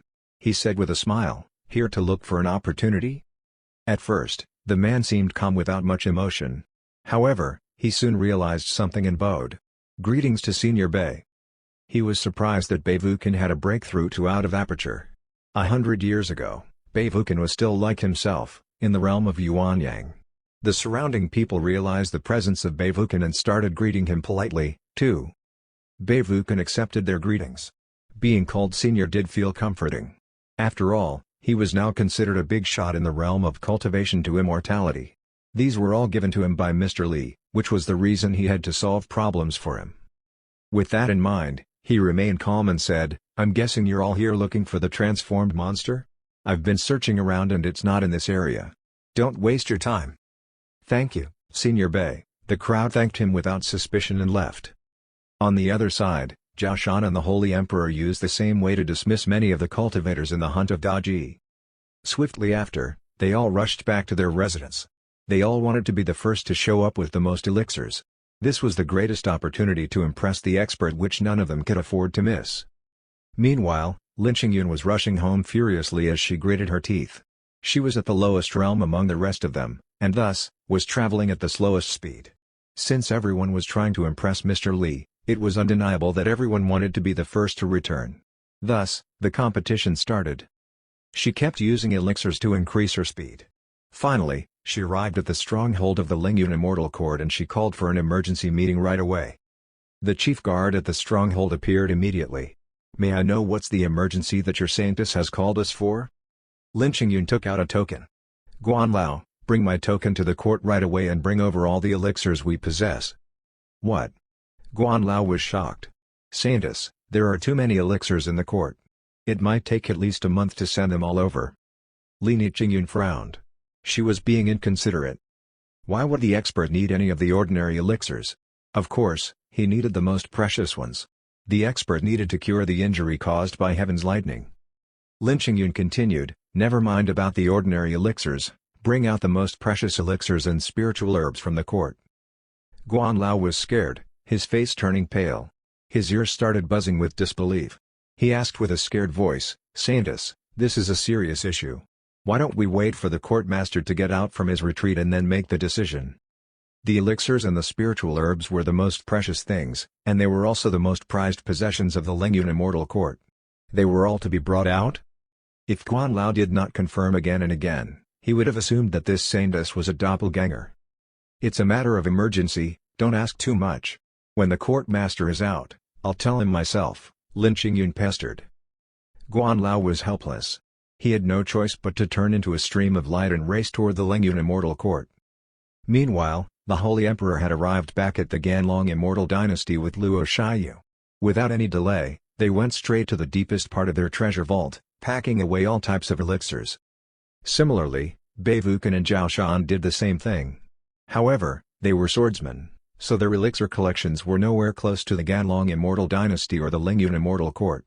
They panicked with beads of sweat rolling from their foreheads. Chapter 34, Mr. Li is reminding me. At the four-part architecture. Li Nianfan was in a good mood because of the addition of liveliness at home. For so many years, he had been living alone, which made him feel lonely sometimes. Although he started having visitors recently, they were cultivators. Precisely speaking, they were not of the same world. However, today the four-part architecture welcomed its second mistress, who was also very beautiful. Although Li Nianfan did not look for appearances, who would not wish for his wife to be beautiful? In the words of his past realm, God was being quite nice to him after all. Meanwhile, Li Nianfan was introducing Daji to their home. As expected, Daji was stunned and surprised as she was shown around. He felt proud of himself. These were all given to him by the system. Although the system was stingy sometimes, the gifts he received were of high quality. Also, most of the furniture and interior was designed in the style of his past realm. It seemed that none of the facilities and decorations in this realm were as impressive as his residence. He knew that whenever the cultivators came over, they were always impressed. For that, he was proud of himself. Following that, he introduced the family members to Daji. Li Nianfan pointed at Blackie and said, "The big black dog is named Blackie. It's very smart. Blackie, greet Daji." Blackie had an arrogant look, but it still shook its tail at Daji obediently. Daji waved back at Blackie with a friendly gesture. Following that, another member of the family is the butler of our four-part architecture. Li Nianfan introduced with a smirk and said to Xiao Bei, "Come over here, Xiao Bei. From today onward, Daji is going to be living here. You have to listen to her, all right?" Xiao Bei bowed like a gentleman. "Greetings to my mistress." "Hello, my mistress." Daji's small lips parted slightly. She had a blank look and asked surprised, "Spiritual robot?" "Not a spiritual robot, just some kind of advanced technology. If you need anything, just order Xiao Bei to do it for you. It does a very good job," Li Nianfan explained. Of course, Daji had no heart to listen to his explanation. She already saw how extraordinary this place was. Any corner was filled with treasures that were comparable to immortal items. It would be silly to treat Li Nianfan as an ordinary man. Perhaps even the immortal palace was nothing compared to this place. No wonder the cultivators were trying so hard to please Mr. Li. He was a hidden expert. The man who Daji had always wanted to repay kindness turned out to be a big shot. This complicated many things. Initially, she planned to marry Li Nianfan after the transformation. To make kids with him and to stay by him, protecting him from harm. Now, would Mr. Li even want to be with her? Daji asked in a perturbed voice, "Mr. Li, can I really live here?" "Of course, you may. You're more than welcome to live here, and to treat this as your home." Li Nianfan smiled. "Thank you, so much, Mr. Li. I'll serve you well." Daji let out a long sigh of relief. She already made up her mind that since she had no more powers to help her return his favor, she would do anything else to make up for it. "Not serve, we're equal," Li Nianfan clarified with a hopeless look. Although, when Daji said she was going to serve him, he did feel pretty good about it. Nonetheless, Li Nianfan still thought it was important to correct her thinking. "Mr. Li, you saved my life and you're willing to keep me with you. Of course, I'd do anything to repay you. How can I be your equal?" Daji looked at Li Nianfan with tears in her eyes and bit her lip. "Unless you're trying to ask me to leave?" In her heart, she added another sentence, "You might have forgotten about the little fox you saved, but I could never forget about that." Li Nianfan had saved her life twice. And now he was willing to keep her, sheltering her from the hunt of the outside world. This was equivalent to saving her for the third time. How could she ever return such kindness? Watching Daji almost starting to cry, he said hopelessly, "Do as you please, then." Look at how pure and innocent ancient women are, he thought with pleasure. "Oh yeah, do you play chess?" Li Nianfan asked. He wanted to play chess. There was too little entertainment here, and playing chess was one of the few hobbies he had. Usually, he played chess with Xiao Bei, but Xiao Bei was a robot anyway. Playing chess with it did not feel anything like playing with a real human being. "I don't really know how," Daji said apologetically. "Don't worry, I can teach you." Li Nianfan smiled. He took out the chessboard and set it up on the stone table in the inner court. "Xiao Bei, make us 2 glasses of watermelon juice," Li Nianfan ordered. Women must enjoy drinking juices. Li Nianfan and Daji sat facing one another. Li Nianfan took the black side, and Daji took the white side. Clamp. Li Nianfan took the lead. The chess pieces fell on the board. Daji jolted slightly as the things in front of her started transforming. In front of her, the surface of the board magnified rapidly as her surroundings disappeared, drowning her in black and white. The 2 colors were continuously interweaving, overflowing with insights. Was this the insights of yin-yang? Daji's heart trembled, struggling to breathe from the overwhelming insights of yin-yang. Every move was extremely difficult. Soon, her face was filled with sweat. She ran out of energy and could not even lift a chess piece. Although she had lost all her cultivation, her 1,000 years of cultivated insights were still there. Yet, her insights were nothing in comparison to Li Nianfan's. How was this chess playing? This was more of an exchange of insights. "It seems that you really don't know how to play chess." Li Nianfan sighed. He thought Daji was being humble at first, but he never thought that she really could not play. "Let me teach you. You can place this piece here so that it directs toward me, and it may attack or defend, and next, the black can fall here, you may." Li Nianfan was explaining to her with patience while Daji listened attentively. In front of her, the black and white world kept entangling. You contained one and one contained you, just like the constant change between the sky and the ground. The chaos was in order, many things were pointed to Daji, so, this was what insights should be like. "No wonder I was severely wounded during the transformation, it seems that my insights path was wrong." Daji exclaimed in her heart, feeling touched and excited. "Mr. Li is showing me with such kindness, he must have known that my path was incorrect and he's using this way to point it out to me. He's trying to teach me." Just by listening attentively to Li Nianfan's teachings, her realm kept rising. Once her injuries were recovered, she felt that she would be able to return to her peak, or even better. Li Nianfan was getting thirsty from talking so much. Coincidentally, Xiao Bei brought over 2 glasses of watermelon juice. "Try this, I'm sure you'll like it." Daji nodded. She still seemed rather confused. Li Nianfan was being very detailed, but the basics of insights were too complex. There were still many things that were beyond her grasp. It was right in front of her, yet it felt like there was fog blocking her from seeing the basics of it. Sigh, my understanding is too shallow, Daji thought, feeling guilty about receiving Li Nianfan's patience and teaching. Her gaze fell onto the watermelon juice in front of her. Inside the transparent crystal glass, the bright red juice was glowing as it reflected the sunlight. The glass seemed to have been cooled as the surface was covered with tiny droplets, making one feel refreshed merely by looking at it. Chapter 35, A Monster Spirit Ahead. Such a beautiful drink. Was this watermelon juice? Daji found it too precious to drink. In the immortal realm, fruit juice was rare. Other than water and wine, the immortal realm had no other drink. Furthermore, there was even a straw in the drink. Daji had never seen this before, but she guessed its usage right away. So fascinating. Being with Mr. Li was indeed full of surprises everywhere. After observing the drink for a moment, she finally picked up the glass and drank, gently sucking on the straw. Slurp. The cooling watermelon juice squirted inside her mouth all at once, attacking her little taste buds. HMMPH. It felt so good. The juice tasted perfectly of watermelon. Upon entering her mouth, its unique flavor burst, exciting her taste buds instantly. The juice covered her small tongue and its chilliness made Daji shiver a little. Her tiredness from playing chess was instantly restored. The watermelon juice was way more cooling than the fruit itself. She did not have to bite it, all she had to do was to swallow one mouthful after another. It felt nothing like eating the fruit itself. Gulp. The watermelon juice flowed down her throat. Just like the first droplets of rain after a long drought, the juice moistened every spot in her throat, almost making her moan out with pleasure. The sweet juice flowed past many corners of her digestive system and finally arrived at her stomach as if cleansing her soul.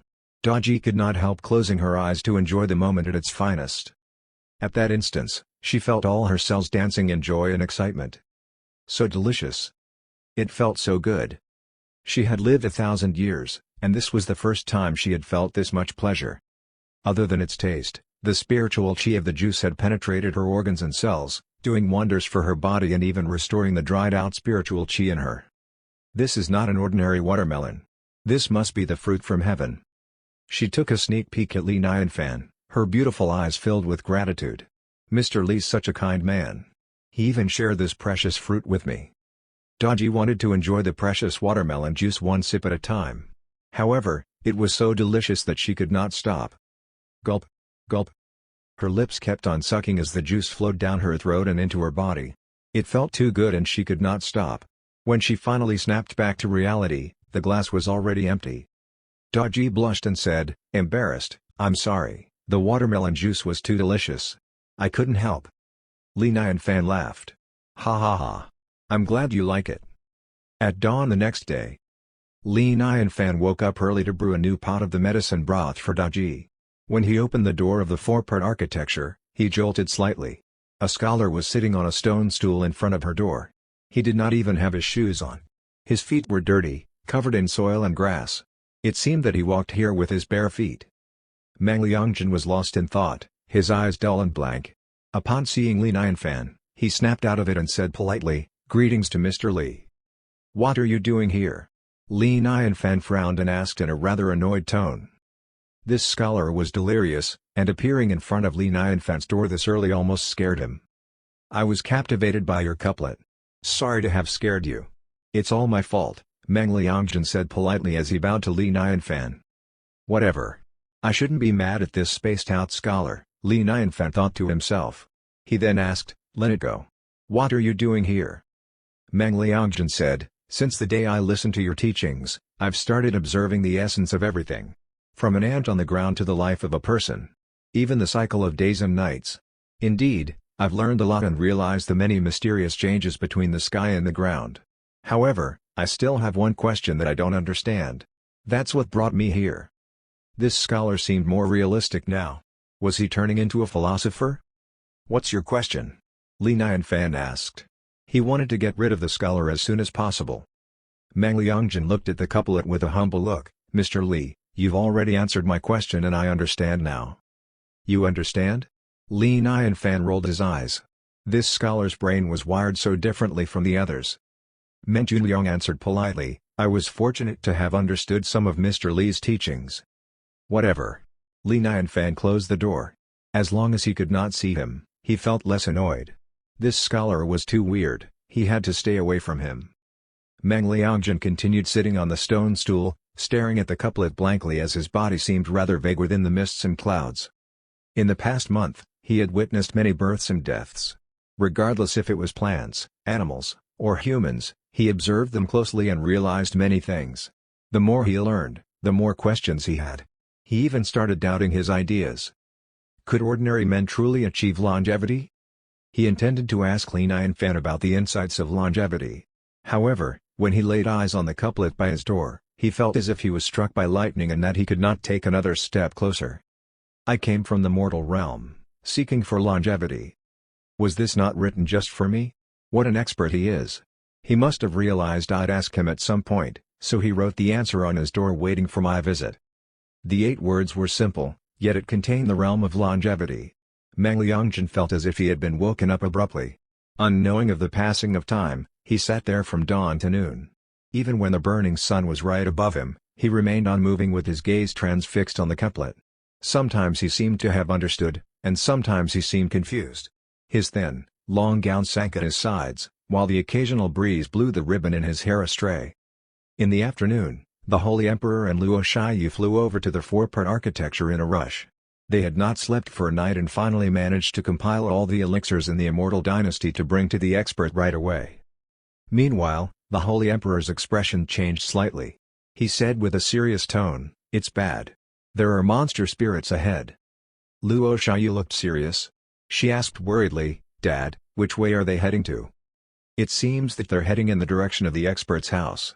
It seems to be two monster kings, and they're quite strong. The Holy Emperor looked disturbed. His voice turned hoarse as he said in a panic, Damn it. If they disturb the expert, it'd be bad for all of us. We need to stop the monsters.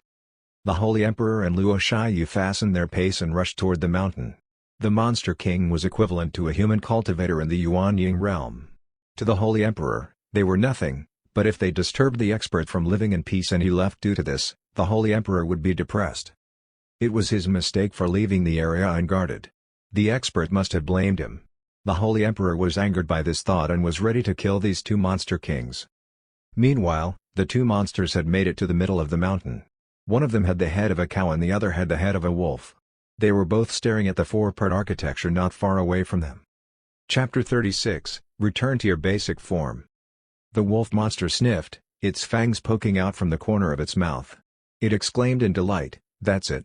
It's the scent of the nine-tailed fox. It's here. The cow monster laughed, Ha ha ha. Our lord is smart to have found the exact location of the transformed fox. We found it from its scent and we didn't even have to search the whole mountain. I can't believe this fox was brave enough to transform. Back in the day, we were looking for her everywhere. We've been so familiar with her scent, the wolf monster said with a glint of hatred in its eyes. Yeah, if she didn't transform, we wouldn't even dare to locate her, the cow monster nodded with a hint of fear in its eyes. The nine-tailed fox was way too powerful. Back then, their lord had fallen for a six-tailed fox and wanted to marry it. However, the fox escaped after being severely injured. Somehow, the fox reappeared sometime later. Its injuries were not only fully recovered, but its power became stronger. After that, the six-tailed fox cultivated into a nine-tailed fox within a few years. Even their lord had to stay away from it. However, she chose to transform. Of course, they had to capture the fox at her weakest. The cow monster asked, Since we've found it, shall we report back to our lord? What for? Time is ticking. This nine-tailed fox is cautious, and if we miss this chance, she might escape. Also, she only transformed recently. With no powers, it wouldn't take any effort to capture her anyway, the wolf monster smirked. The cow monster was excited. You're right. Once we capture the nine-tailed fox, our lord will reward us heavily. The wolf monster was smiling secretly. Why would it bring the nine-tailed fox to its lord? What greater reward was there than the nine-tailed fox itself? A transformed monster's den was very beneficial. Once he swallowed it, even its lord had to fear him. With that, they approached the four-part architecture. As they got closer, the sight of the architecture exuded an ancient aura. The spiritual chi is so strong here and the view is nice. The nine-tailed fox is good at finding her spot. The wolf monster exclaimed as it sized up the architecture. A hint of delight flashed in its eyes. We'll use this as our resting nest. Humph? Meanwhile, they realized that a scholar was sitting in front of the four-part architecture. The scholar had the temperament of a book nerd, and he was a thoroughly ordinary man. The first impression he gave off was that he was weak and useless. Where did this poor scholar come from? We can have him as our snack, the cow monster said, licking its lips. Following the gaze of the scholar, they saw the couplet on the door. Suddenly, they jolted. This couplet contains insights. The wolf monster cried out. Treasure. This is a precious treasure. This must have been left behind by some Bigshot before becoming an immortal. Following that, they saw the jade pendant beside the couplet, and lust overwhelmed their gazes. This must be the residence of a cultivator before he became an immortal. This place seems so precious and valuable. The wolf monster had buzzing in its ears. Overwhelmed by this discovery, he said, This will be my territory from now on. No wonder the nine-tailed fox grew up so quick. It must have been because of this place. I'm rich. I'm going to be rich. The cow monster and the wolf monster trembled with excitement, their monster cheeks flushing red. The wolf monster was getting impatient, so it launched toward the couplet and the jade pendant, about to put these treasures inside its pocket. Stop right there. Menjulian called out, standing up from the stone stool. He frowned at the wolf monster. This is not the place for you to be and you don't have the rights to look at the couplet. Go away. The wolf monster and cow monster seemed perplexed. They looked at the scholar and could not believe what they just heard. The cow monster pointed at its nose and asked, Are you talking to us? Menjuliang nodded. That's right. You too. The wolf monster and cow monster exchanged a look as they simultaneously touched their heads. True enough, their heads were still the heads of monsters. How did this ordinary man not faint yet? He even talked to them? The wolf monster smiled. A mere ordinary man who exists like an ant. How dare you speak to me? You're asking for death. Its voice was incredibly deep as it spoke. A stinking gust of wind blew out from its mouth, intending to scare off the scholar. The scholar's clothes made the sound of a thunderclap upon the gust of wind, but his eyes remained transfixed at the wolf monster, his face emotionless. This scholar is very likely to have been terrified or gone crazy, the cow monster concluded. The monster wolf nodded in agreement. Never mind. When we kill him later, let's not eat him or he might ruin our brains. They completely ignored the scholar and continued walking toward the couplet. Meng Junliang's face sank a little. He blocked the wolf monster's path. How dare you? Mr. Li's land is not a place where two filthy animals like you can disrespect. The wolf monster was out of patience by then.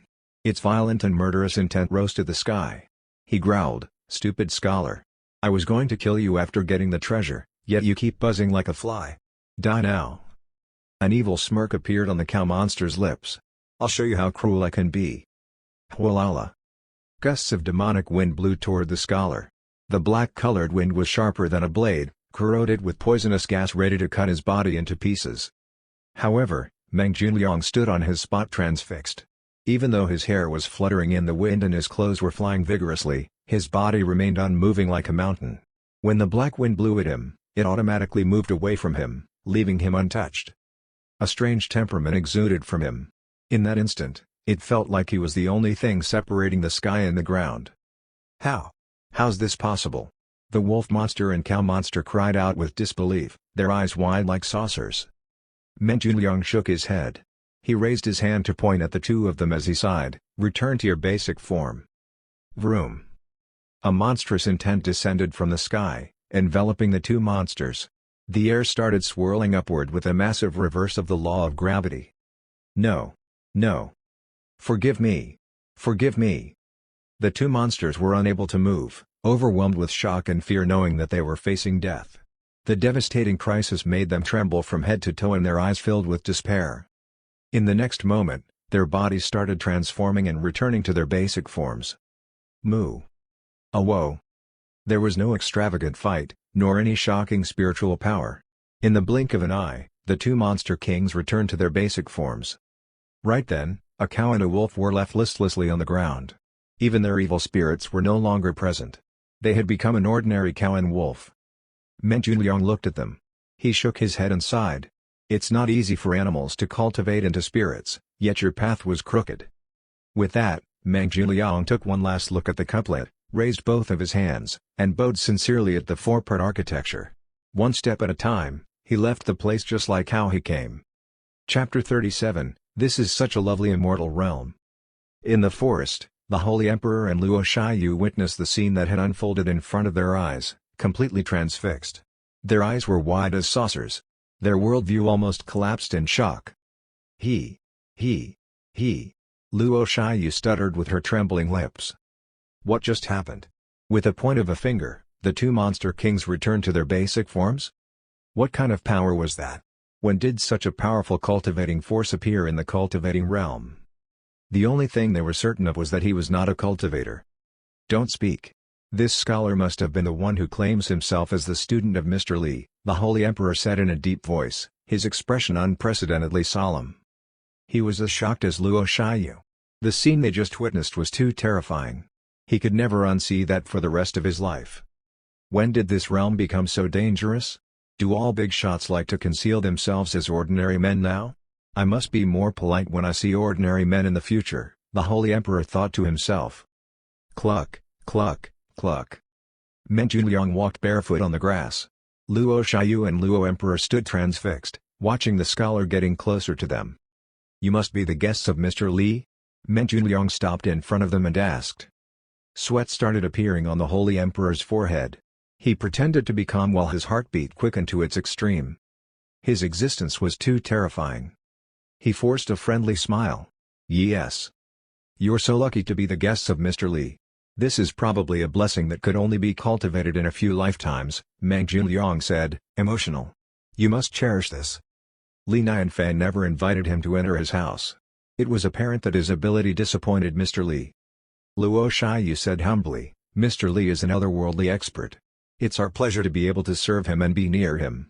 We'll cherish this. Meng Junliang nodded and walked away from them.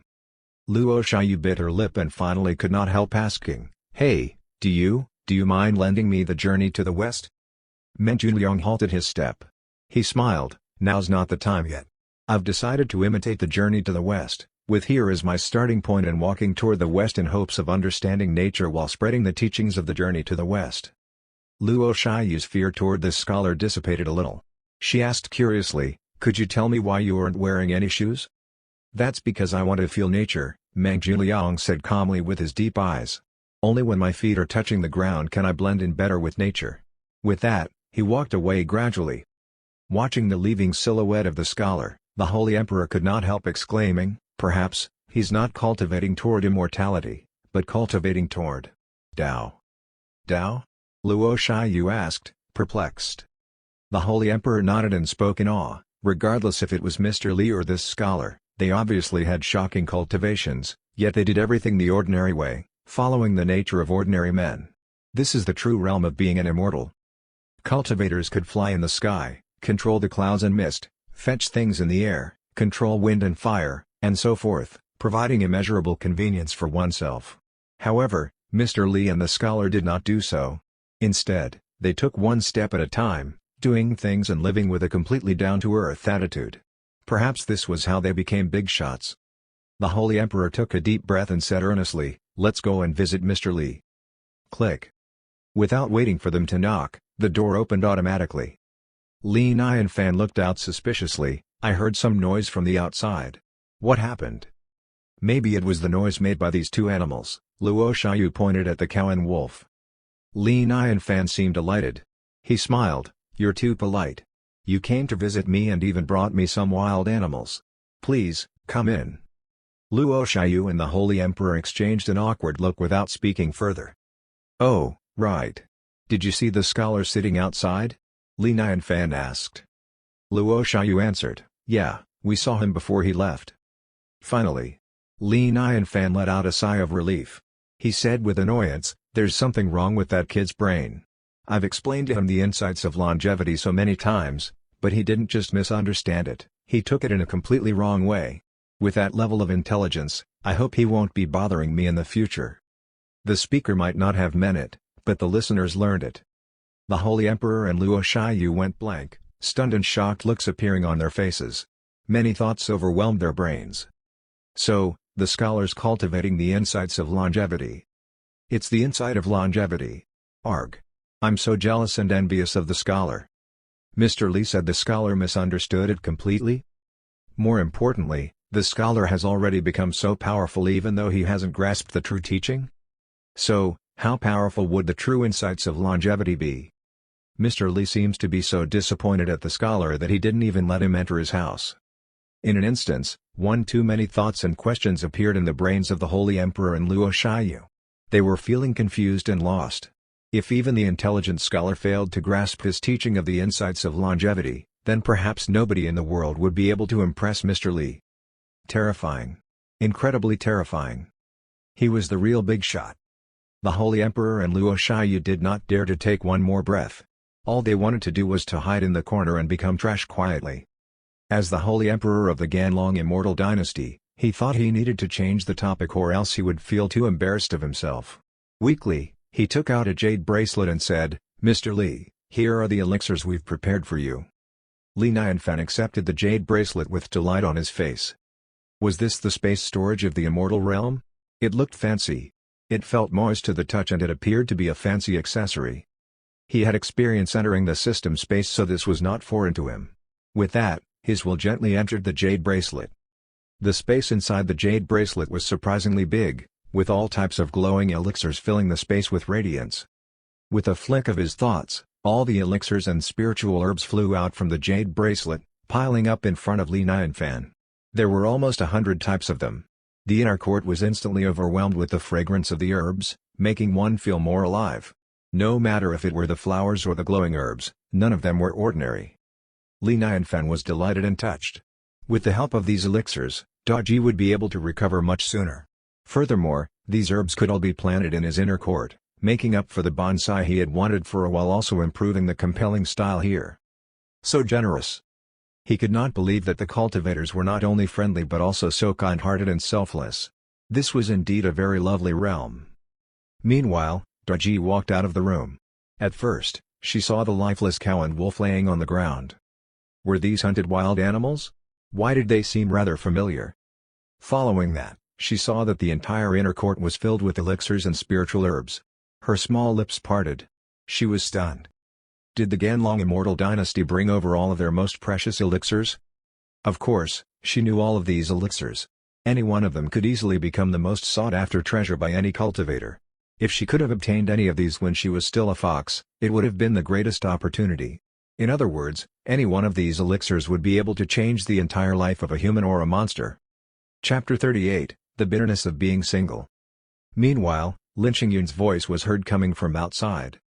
"Are you home, Mr. Li?" Li Nianfan said, "Come on in." Click. Lin Qingyun pushed the door open and came in. When she saw that the Holy Emperor and Luo Shiyu were there already, she frowned slightly. She was not the first to arrive. Swiftly after, she saw the elixirs laid out in front of her. Her beautiful eyes were full of surprise. It was apparent that the Ganlong immortal dynasty brought over their most precious treasures. Luckily, she saw this coming, as she also packed the most precious elixirs from the Lingyun immortal court. "Mr. Li, here are some elixirs from our Lingyun immortal court." Lin Qingyun waved her hand and instantly, 16 elixirs appeared in front of her. These elixirs had a unique appearance. They even exuded different colored halos that filled up the inner court with sparkles and immortal spirits. These are premium-grade elixirs. Daji was shocked. So were the Hui Emperor and Luo Shiyu as they all stared with their eyes wide like saucers. Seeing the reaction of the rest, Lin Qingyun let out a proud smirk as she thought to herself, "Ha, since the Ganlong immortal dynasty is going with quantity, I'll go with quality." With the powerful background of my Lingyun immortal court, not many people can offer a collection of these 16 elixirs. The elixirs in this immortal realm could be divided into elementary grade, intermediate grade, advanced grade, and premium grade. The grade above premium would be immortal grade. The immortal grade elixirs probably only existed in the above immortal realm. Even the immortals would treat the immortal grade elixirs as treasures, or perhaps they only existed in legends. Li Nianfan halted slightly, too. He could tell by the looks of his guests that these elixirs were extraordinary. Lin Qingyun's generosity was way beyond his expectation. "Thank you. If you ever need a favor in the future, I'll do all I can." Li Nianfan sighed to himself but did not refuse her generosity. "Sigh, I do owe them so much, but I cannot refuse their help since these elixirs are beneficial to healing Daji."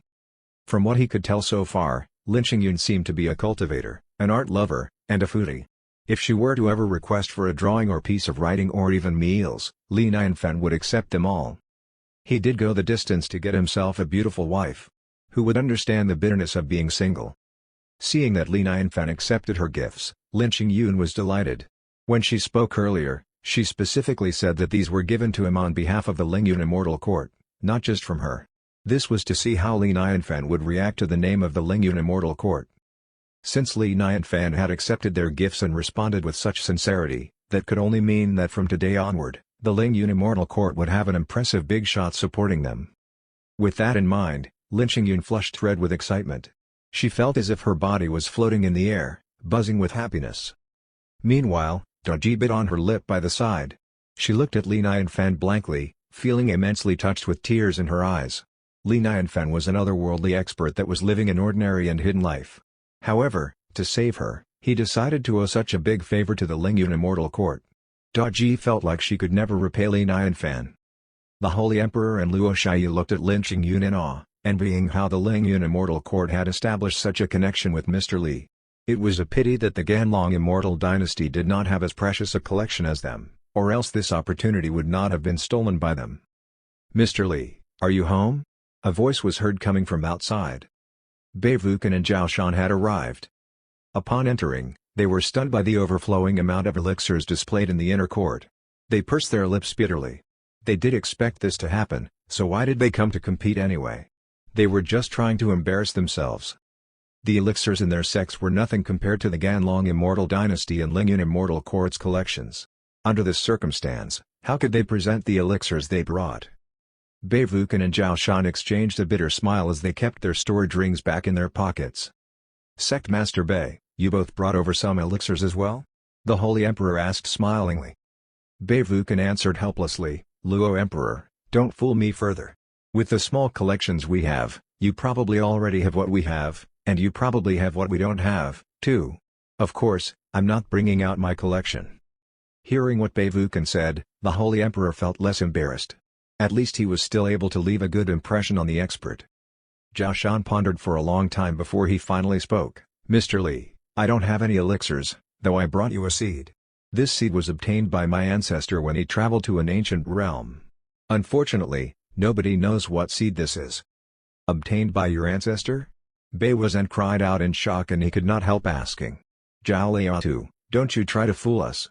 Your ancestor's period was at least 1,000 years ago. What kind of seed can exist for so long? Bei Vukan was trying to warn Zhao Shan. He was afraid that his old mate was trying to lie to Li Nianfan. It would be over if he did. The expert was not someone they could lie to. I know what I'm talking about. Why would I lie? Zhao Shan took out a small wooden box. I can feel that there's still life in this seed, also. Zhao Shan appeared rather embarrassed. He coughed gently, I was naughty when I was young. I once took the seed out of the box and realized that it was impossible to be damaged by a sword, water, or even fire. I even thought for a while that this wasn't a seed. The crowd looked at Zhao Shan with a strange look. They did not expect this elderly man to have been a naughty kid when he was young. However, everyone became more curious. What kind of seed was this? It sounded special. Even Li Nianfan was captivated as he took the box and opened it. An extremely ordinary round seed was inside the box. The size was just like any ordinary seed, while its color was jade green, dull-looking, and seemingly ordinary. Are you sure this seed is still alive? The Holy Emperor sized up the seed for a while and looked at Zhao Shan with suspicion. Zhao Shan answered awkwardly, maybe. Should be. Probably alive. Li Nianfan frowned slightly. He picked up the seed and sniffed it hard. With his many years of farming experience, he could tell that this was indeed a seed and it was not completely dead. It was half dead and half alive. This meant that this seed was not completely dried out, but it would not be able to germinate. Nothing would ever come out of it. I've been crowned as a saint farmer by the system. Although I don't know if it still contains water, my basic judgment shouldn't be too wrong, Li Nianfan thought to himself. He looked at Zhao Shan and asked, are you sure this seed isn't intimidated by fire? Zhao Shan nodded. I want to try it out. Li Nianfan picked up the Dragon Fire Pearl and said, Dragon Fire Pearl, burn it. Phew! A small stream of flame sprayed out from the pearl. The seed remained unscathed. Huh? Interesting. Li Nianfan looked at it curiously. Any kind of seed would be intimidated by fire, yet this seed was not intimidated at all? How could it be? Chapter 39, There is such an operation in the world? Are you sure you're giving this to me? Li Nianfan was intrigued by the seed. He wanted to know what could grow out of it. Zhao Shan saw that Li Nianfan was interested. He trembled with joy and said, Mr. Li, there's no use letting anyone keep this other than you. Who knows, it might have died a long time ago. You deserve to keep this. Li Nianfan thought for a while and nodded. That's true, some efforts are needed to save this seed. I'm afraid not many people can do that, and it'd be a pity if it is dead. I'll keep this. This seed was indeed extraordinary that even the expert said he needed some effort to save it. How would anyone else be able to do it? Zhao Shan could not hide the grin on his face. This seed was useless in his possession. Who would have thought that it would be appreciated by the expert? It was worth it, so worth it. The others looked at him with envy. They felt bitter in their hearts. This guy was just lucky. In an instant, the scene fell into a brief silence. Li Nianfan sat on the stool looking at the 5 cultivators opposite him. He was waiting for them to ask for favors. They were being so kind-hearted and had brought over so many precious elixirs. Of course, Li Nianfan had to give them something in return. However, after waiting for a long while, none of them asked for favors. This was awkward. It would be weird for him to start by offering them a painting, right? This would depreciate the value of the art, and only the most self-absorbed people would offer to give out their paintings. It seemed inappropriate to keep them for dinner, either. It was only in the afternoon, and there was still some time until dinner time, but if he invited them out, it would seem even more inappropriate. Little did he know that the 5 cultivators were feeling more uneasy than he was. They could not keep calm at all. "Why's the expert staring at us? Did we offend him? Arg. What should we do? I feel so pressured. I might pee my pants any time." Under the gaze of Li Nianfan, they felt completely exposed. They even started to believe that Li Nianfan could read their minds. In short, it was terrible. It was only for a short moment, yet their backs were soaked in sweat. "Oh, right. The tea leaves in my backyard have matured. Why don't you all bring some home?" Since they did not ask for a painting, Li Nianfan finally thought of what he could give them in return. The cultivators paid attention to their cultivation from within, and tea leaves were appreciated among the community of the cultivators. Li Nianfan knew that his self-planted tea leaves were presentable and that they would not embarrass him. Beivukan and the rest felt so relieved hearing that. They thanked him with delight. "Thank you, Mr. Li. Thank you, Mr. Li. The tea leaves must be special, or else, Mr. Li wouldn't have hesitated for so long to finally decide on giving them to us. Furthermore, even the watermelon and congee were extraordinary. How great would the tea leaves be? It's likely to be an immortal item. We must have touched him with our sincerity so much that he's willing to part with his precious tea leaves and share some with us." The visitor's thoughts ran wildly. "We must impress him more in the future and try to understand every hint of his. Look at these cultivators, they're so polite. Anyone could tell that they're grateful for the tea leaves." Li Nianfan thought. He then said, "You're all too polite. I'm the one who should thank you all." Li Nianfan smiled and said, "Xiao Bei, go and pick 4 portions of tea leaves." "Yes, my master." Not long after, Xiao Bei walked back from the backyard with 4 portions of tea leaves. Li Nianfan said, "These tea leaves have just matured. They're not much, only 1 kilo a pack. Hope you don't mind." "Of course not. Of course not." Beivukan and the rest shook their heads vigorously. They accepted the tea leaves from Xiao Bei and kept them close to their bodies. With such a precious item in their possession, they did not dare to stay for much longer. They bid farewell and left. Upon leaving the 4-part architecture, they did not even bid farewell to one another, they all held onto the packet in their pockets and flew home hastily. They were rushing as if they were carrying one of the most precious items, afraid that someone would snatch it from them. The most nervous person of all was Lin Qingyun. She was the lowest ranking of them all and she regretted not coming here with a guard. Luo Shiyu was rather tempted. She could not help asking, "Dad, are we going to try them out when we get home?" "No way." The Holy Emperor rejected without even thinking. He said with a serious tone, "Shiyu, this isn't a joke. There are so few of them. It's very precious. How can we taste it so casually?" He had decided that once he got back to the palace, he would place the tea leaves at the deepest end of the treasure vault. Only during important occasions would he bring it out to taste some of it. Inside the 4-part architecture, Daji looked at Li Nianfan with a guilty and sincere look. "Mr. Li, my injuries have troubled you greatly." "It's nothing at all. You only have to rest and get well soon," Li Nianfan answered nonchalantly. However, the more casual he was, the more touched Daji felt. Because of her, Mr. Li broke the rule of heaven and saved her from heaven's lightning. He even gave up his hidden identity to owe so much to the cultivators. Daji felt that she owed Li Nianfan too much. She had decided that whatever Li Nianfan pleased, she would do all she could to please him and never make him worry. Right. Mr. Li liked to play chess.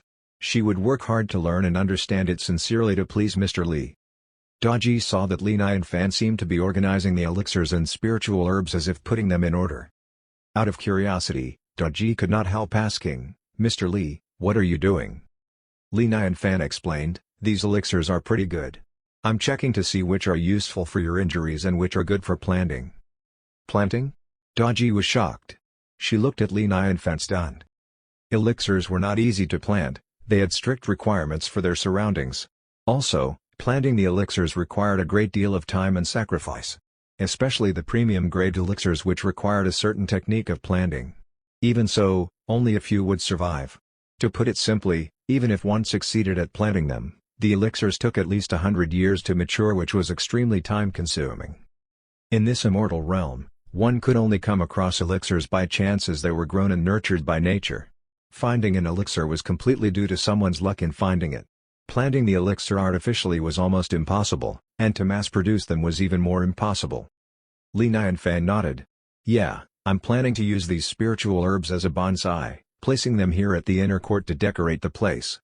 The spiritual herbs he was talking about were the 16 premium-grade spiritual herbs given by Lin Qingyun. Using the premium spiritual herb as decorations? Daji's tiny brain almost exploded as she thought, there is such a practice in the world? After staying silent for a while, she still decided to persuade him. Mr. Li, the growth of the elixirs depends on the will of nature. If the planting technique is wrong, these elixirs might not be able to live and might even be ruined. It was alright if they were normal elixirs, but the more precious the elixirs were, the more difficult it was to plant them. If they were ruined, it would be a total waste. Daji knew that Li Nianfan was a hidden big shot, but his attitude was too careless. Who would plant spiritual herbs in his backyard? One should at least design an elixir garden first, right? Chapter 40, Why would there be a monster here? Planting spiritual herbs is difficult? Li Nianfan found it weird. I think it's alright. I'll give it a try. Once these premium-grade spiritual herbs were taken, they would be gone forever. Yet if he could sustain their growth, it would be the right thing to do. Daji parted her lips and forced herself not to speak. You've never planted these before? And you're going to try it for the first time? This world is so insane. However, if Mr. Li wants to plant them, then let him do it. As long as he's happy, Daji thought to herself as she rolled up her sleeves, ready to help out. Not long after, Li Nianfan smiled.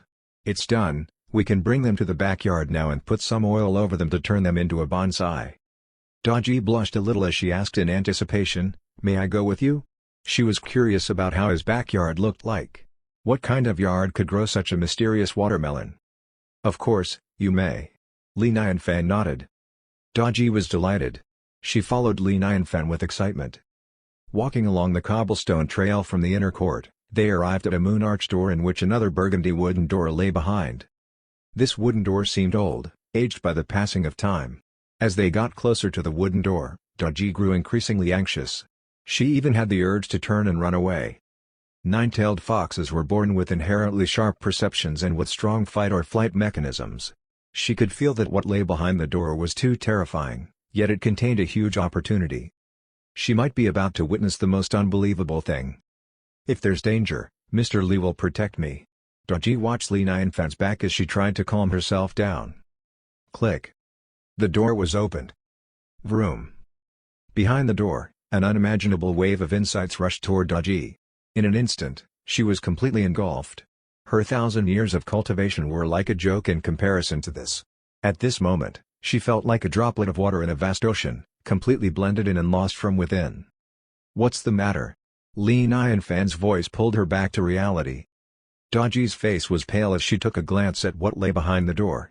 A layer of cold sweat covered her body. Terrifying. What she just felt was just the residue of the insights. According to legend, when one's understanding of insights exceeded the realm of the ordinary, his insight would leave traces in the world, also known as the residue of insight. If Li Nianfan left this place, the residue of insights would remain. What happened in this backyard? How was there so much residue? And who was the man leaving behind so much residue of insight? What realm could he possibly be at? Immortal? No way. Way beyond immortal. Daji's beautiful eyes looked at Li Nianfan. She could not calm down for a very long time. What kind of cultivation was Mr. Li doing? Li Nianfan asked caringly, is your injury hurting? Daji took a deep breath and shook her head. I'm fine, Mr. Li. Let's keep walking. Li Nianfan nodded and brought Daji into the backyard. Upon entering the backyard, Daji could feel the insights growing stronger. Every corner of this backyard was overfilled with thick moving insights. Even a faint hint of this insight would be able to make the cultivators fight to the death. She took a glance at the plantation. They were ordinary fruits and vegetables. However, she could tell from the surface that these were no ordinary plantations. No wonder. To grow in a surrounding overflowing with insights, even an ordinary thing could turn into an immortal item, Daji thought. The backyard was huge. The surrounding stone mountain formed a natural wall, pleasing one's sight with just a glance. Other than the fruit trees and vegetables, there were some strange-looking trees, too. At the center of the backyard, there was a pond. The pond reflected the blue sky, its surface like a mirror. A mysterious world. Daji felt as if she had been cut out from the original world and that she had entered a whole new world. She kept looking around, feeling as though she had missed something. This backyard was not as simple as it seemed. She was only able to grasp a little of it. "My backyard has a good view, right?" Li Nianfan smiled. He was a little emotional. Every time he came to the backyard, he could not help recalling the scenes of how the system exploited him here. 5 years. 5 whole years. Not only did he master language, maths, English, physics, and chemistry, he also transformed from an ordinary boy into a skillful man who could play chess, music, paint, and farm. Yet, after putting in so much effort, the system ran away? "Do you know how I've lived and survived the past 5 years?" Thinking about it made him want to cry. He did not want to think about it anymore. "Alright, let's plant the spiritual herbs here." Li Nianfan found a good spot. The tools in the backyard were complete. Li Nianfan picked the tools and started digging skillfully. Humph! The soil. Daji saw the soil that was dug by Li Nianfan. Her gaze sparkled. The soil was a dark burgundy red, seemingly ordinary, but when Daji looked closely, the soil was too neat. That was right, too neat. Normally, the soil would be mixed with gravel, and each granule would be shaped differently and of different shades. However, the soil here was purely soil, and every grain looked identical, neat and tidy. The ground Daji was stepping on seemed to have been made from countless symmetrical soil grains. She could not help bending down to scoop up a handful. It was only a handful, yet it weighed so much, she almost could not lift her hands. What soil was this? Why was it so heavy? Was it brought down from heaven? Terrifying. Incredibly terrifying. Daji's heart sank. The shock she experienced today was more than all the shock she had experienced over 1,000 years of cultivation. They almost reversed her worldview completely. She could not help laughing bitterly to herself as she thought, "I was clearly overthinking. Why did I even doubt Mr. Li could plant the spiritual herb? With this soil, of course, he can plant anything he wishes. My vision is too shallow. What rights have I got to question Mr. Li? I hope he wasn't offended by that." PRR. Suddenly, a small bump rose from the compound. The water ripples grew bigger and bigger. Finally, a tortoise appeared from the ripples, floating on the water and looking languidly at Li Nianfan and Daji. It then slowly climbed out of the water and laid by the side of the pond, resting with its eyes closed. Daji was terrified. She asked in shock, "This is a tortoise?" Li Nianfan nodded. "I forgot to introduce you, its name is Lao Goe. When I first bought it, it was only the size of my palm. Who'd have thought that within a month, it'll grow to half my size?" It grew up rather quickly. He remembered that he bought the tortoise because he thought there were monsters in the pond. This proved that there was no monster in there. Chapter 41, The Rare Nine-Tailed Fox. After loosening up the soil, Li Nianfan suddenly called out as if remembering something, "Xiao Bei, Blackie, come here and help me out." "My dearest master, I'm coming." Xiao Bei ran to him from the inner court. "Woof woof woof." Blackie ran over upon hearing his name, tail wagging. Li Nianfan nodded in satisfaction. He almost forgot that he had 2 free laborers at home. It would be more efficient with their help. The Holy Emperor had gifted him a lot of elixirs. Each elixir looked different from one another, yet equally as good. Once he was done planting them, this plot of land would become a mini elixir garden. Li Nianfan prepared 16 flower beds for the elixirs and spiritual herbs given by Lin Qingyun. He had even mapped out where to plant each of them, ensuring his visitors would be captured by the sight of it upon entering. The key to it all was the special seed. After contemplating for a long time, he had decided to plant the seed by the pond. The soil around that area was fertilized. With no other plants around, there was sufficient water, which made it the best location in his backyard. With his careful attention, he believed that there was no way it would not sprout. 3 days had passed. Li Nianfan's life had turned cozier than ever. He spent his days gardening, playing chess, and talking to the lady of the house. The cultivators like Bei Wuzhen would drop by from time to time with wild meat. Perhaps this was the highly coveted and pretentious life of luxury, or so it was called in his previous realm. However, the news of a monster transformation had not passed yet. In fact, it was still causing an uproar. News had spread that the transformation was of a 9-tailed fox. Many people visited the town due to this. 9-tailed foxes were a rare species. One could say that its body was filled with treasure. They came from a bloodline that was far more superior than many of the ordinary monsters. A normal fox turning into a nine-tailed fox was more difficult than a mortal man turning into an immortal. For the past 1,000 years or so, people heard less of the nine-tailed fox. Many even thought that the nine-tailed fox had gone extinct. Little did they know that they would hear about the nine-tailed fox again. Rumor had it that drinking just a drop of a nine-tailed fox's blood would be able to wash out one's essence and marrow, like a renewal and rebirth. Additionally, cultivating beside a nine-tailed fox would enable one to hear the basics of wisdom. Who asked God to favor the nine-tailed fox more than anything? Many people would not even think of hunting them down since their powers undoubtedly exceeded the power of most cultivators. It could be said that they were almost as powerful as the immortals. However, this nine-tailed fox has transformed. It was seen as a timeless treasure, a treasure with no owner. Whoever found it would be able to own it. The greatest opportunity was suddenly made available. How could the cultivators remain calm? Up in the sky above the Ganlong immortal dynasty, sparks of light could be seen flashing across the sky as cultivators patrolled the mountains. If it were not for Beivukan and the others who kept protecting Li Nianfan, his peaceful life would have ended sooner or later. The Holy Emperor was the most stressed of them all. He had difficulty sleeping due to this. If any fool were to bump into the expert and cause him to leave, it'd be the greatest loss for my dynasty, he said anxiously. Meanwhile, a huge boat appeared, floating in the cloudless sky. It blocked the daylight as it sailed high in the sky while exuding a bright glow and vibration. Even the cultivators flying nearby were blinded by its glow. Hurriedly, they all stopped flying and landed on the ground. They did not dare to fly alongside the boat.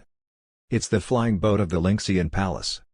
The nine-tailed fox has attracted the attention of the Lynxian Palace. If they're here, there's no more hope for the others. Look at the front of the flying boat. Is that beautiful lady an immortal? DZZ. A Yuanying cultivator?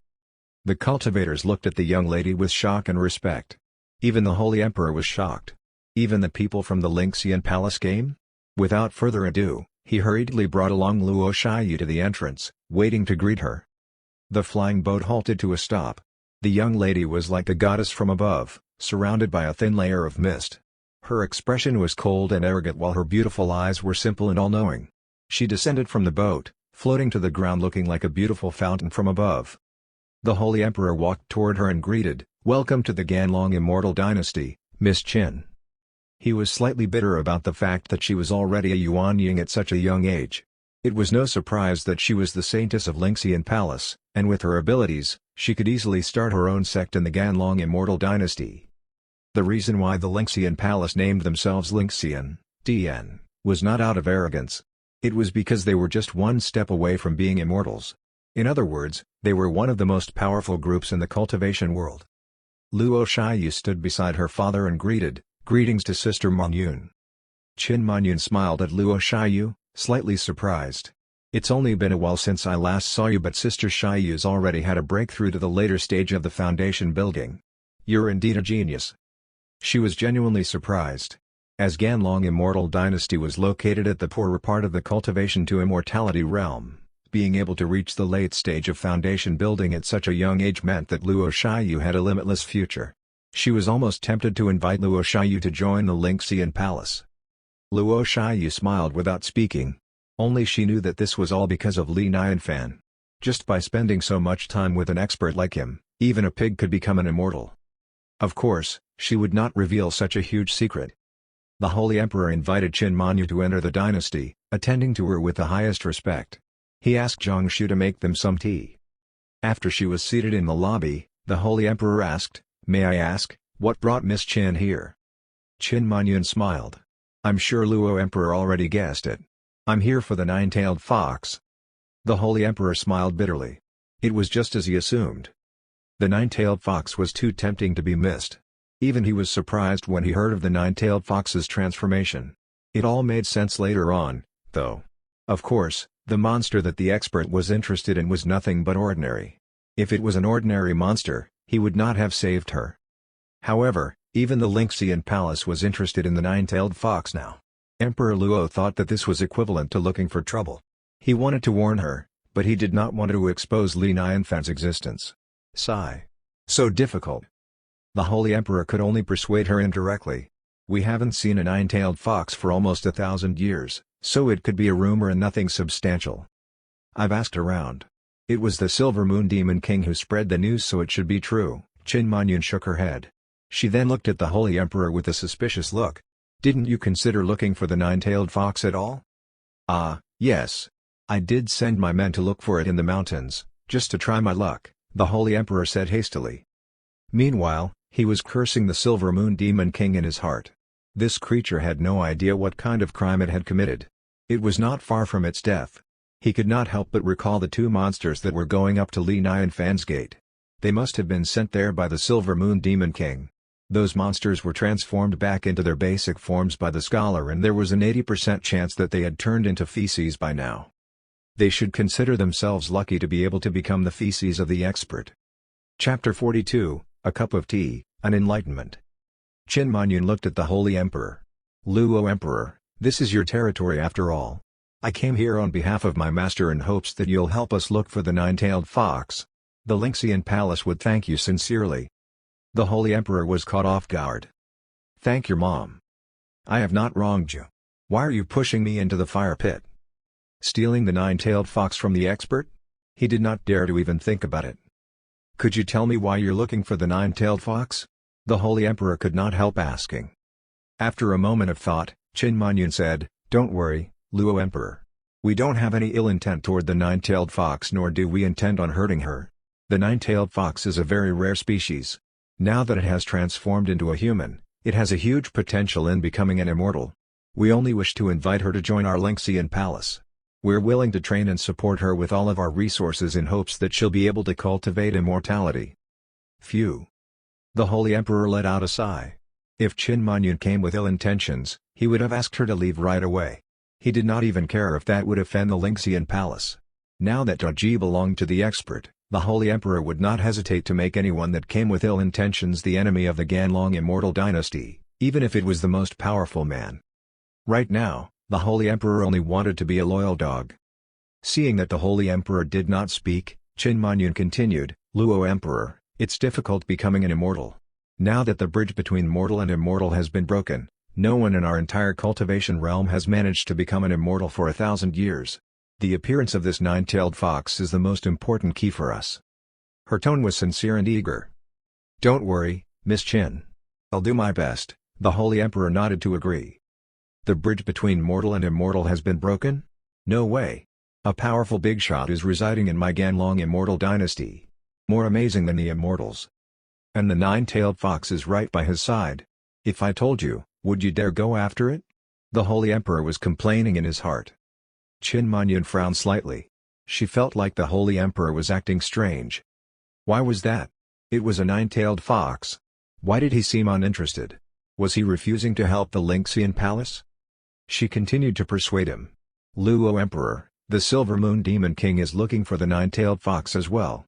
If they find her first, they might ingest her core. Then, the nine-tailed fox would really go extinct. We have to take fast action. Don't worry, Miss Qin. I'll make sure that the nine-tailed fox is safe, the Holy Emperor said with a serious tone.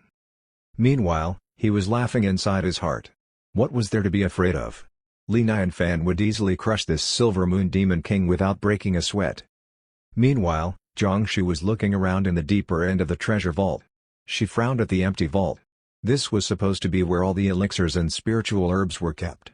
Although she knew that they had given all the best elixirs to Li Nianfan, she still was not used to looking at the empty vault. I hope Mr. Li will give us some blessings and turn the Ganlong Immortal Dynasty prosperous, Jiangshu said in her heart. For a Bigshot like him, even a speck of dust from the gap between his fingers would be a great opportunity to all the cultivators. After sighing for a while, she started looking for tea leaves. Lingxian Palace was among the top forces and had good relations with the Ganlong Immortal Dynasty. They would have to treat them with the greatest respect. Normally, the Holy Emperor would keep the precious tea leaves here. While Jiangshu glanced around, she unintentionally came across a bag that was hidden away in a corner. Huh? Why have I not seen this before? Could this be new? Jiangshu halted slightly. She picked up the bag to have a look. The bag was not big and it seemed normal. Though the packaging was different from the other ones they had, it seemed rather original. If Luo Emperor left it here, this must be something extraordinary. I'll use this to make the tea today, then. At the lobby, the Holy Emperor, Qin Manyun, and Luo Shiyu were chatting. Qin Manyun seemed rather absent-minded. Click, click, click. Meanwhile, footsteps were heard. Zhang Shu walked over to them, carrying a tray with a teapot. The Holy Emperor smiled. Miss Qin, it'd take more than a day to locate the nine-tailed fox anyway, so there's no point in hurrying. Let's have some tea. Qin Manyun shook her head. No need. I wanted to go to the place of the transformation to have a look. She could tell that the Holy Emperor was not in a hurry, and although tea might be a treasure in the Ganlong immortal dynasty, they were not as tempting to her. Sister Manyun, why don't you take a sip before you leave? It won't take up too much time anyway, Luo Shiyu tried to convince her. The Holy Emperor added on, that's right, Miss Qin. Although our Ganlong is nothing like your Linxian, these tea leaves are extraordinary. It's rarer than a normal elixir. Qin Manyun could not decline. Her eyes landed on the teapot. Huh? She squinted slightly. The tea appeared different from any tea she had seen in her life. The leaves sank to the bottom without any impurities and the color of the tea was a light shade of brown, clear and calm, looking like refined amber from afar. The tea is different. She was knowledgeable and particular when it came to tea. Although she had tasted all kinds of quality tea before, she was instantly drawn to it when she saw it. A proud smile appeared on the Holy Emperor's face. His tea collection was indeed extraordinary. Even Qin Manyun was impressed. He raised his cup to examine it. With just a look, he was shocked. Humph? What tea is this? I don't remember my tea looking like this whenever I serve them to my guests. Where did Zhang Shu get it from? He thought to himself. Meanwhile, Qin Manyun already picked up the cup. The fragrance of the tea made her feel refreshed. Good tea. She took a sip. The bittersweet liquid entered her mouth, wrapping around the tip of her tongue. She could not help letting out a moan of pleasure, gently closing her eyes. She did not swallow the tea and was tasting it in her mouth instead. The taste of the tea became more bitter than it was initially, but her mind became clearer than it was before. Her memories surfaced from within and all the puzzling thoughts and incomprehensible problems she had were resolved instantly. As the tea flowed down her throat, all her troubles vanished. A single tear escaped from the corner of her eye involuntarily. She did not mind it and took another sip. Suddenly, the basics of wisdom resonated in her ears. Her mind went blank and her body relaxed. The Holy Emperor and Luo Shiyu started tasting the tea as well and entered a similar state. It was merely a cup of tea. Yet, it allowed them to enter the enlightenment state. After 1 whole minute, Qin Manyun gradually opened her eyes, a hint of understanding and emotion in her eyes. When she looked at the cup, it was already empty. What kind of tea was this? Even the best tea leaves in Linxian Palace was nothing in comparison to this. They were definitely not on the same level. That cup of tea was an opportunity for enlightenment. Even though she was in the Yuanying stage, it was still very beneficial to her. Chapter 43, Prodigal Wife. The most important thing for cultivators was not spiritual roots nor spiritual talent. It was enlightenment. Tao was the foundation of cultivation. Only when one's understanding of Tao was deep enough could one have a breakthrough. For some people, they usually had great spiritual roots and resources but a shallow understanding of Tao, thus, being stuck in one stage forever. Hence, breaking through was the most important part of the cultivation. As for many cultivators, this bottleneck could represent their entire life, and those who forced their breakthrough without an adequate understanding of Tao were considered to be on the crooked path. They could easily be possessed and end up in a worse state. Therefore, enlightenment was considered a precious occasion for the cultivators. It was something that they could only come across by chance, a great opportunity that could not be missed. Yet, 1 cup of tea was able to induce enlightenment?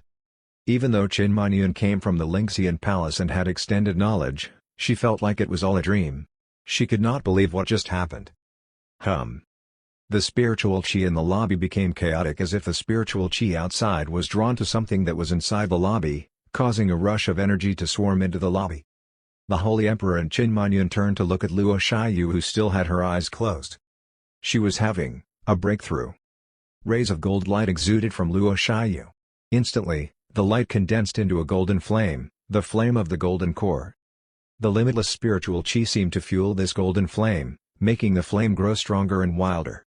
Swiftly, the entire lobby turned to gold, illuminated by the flame.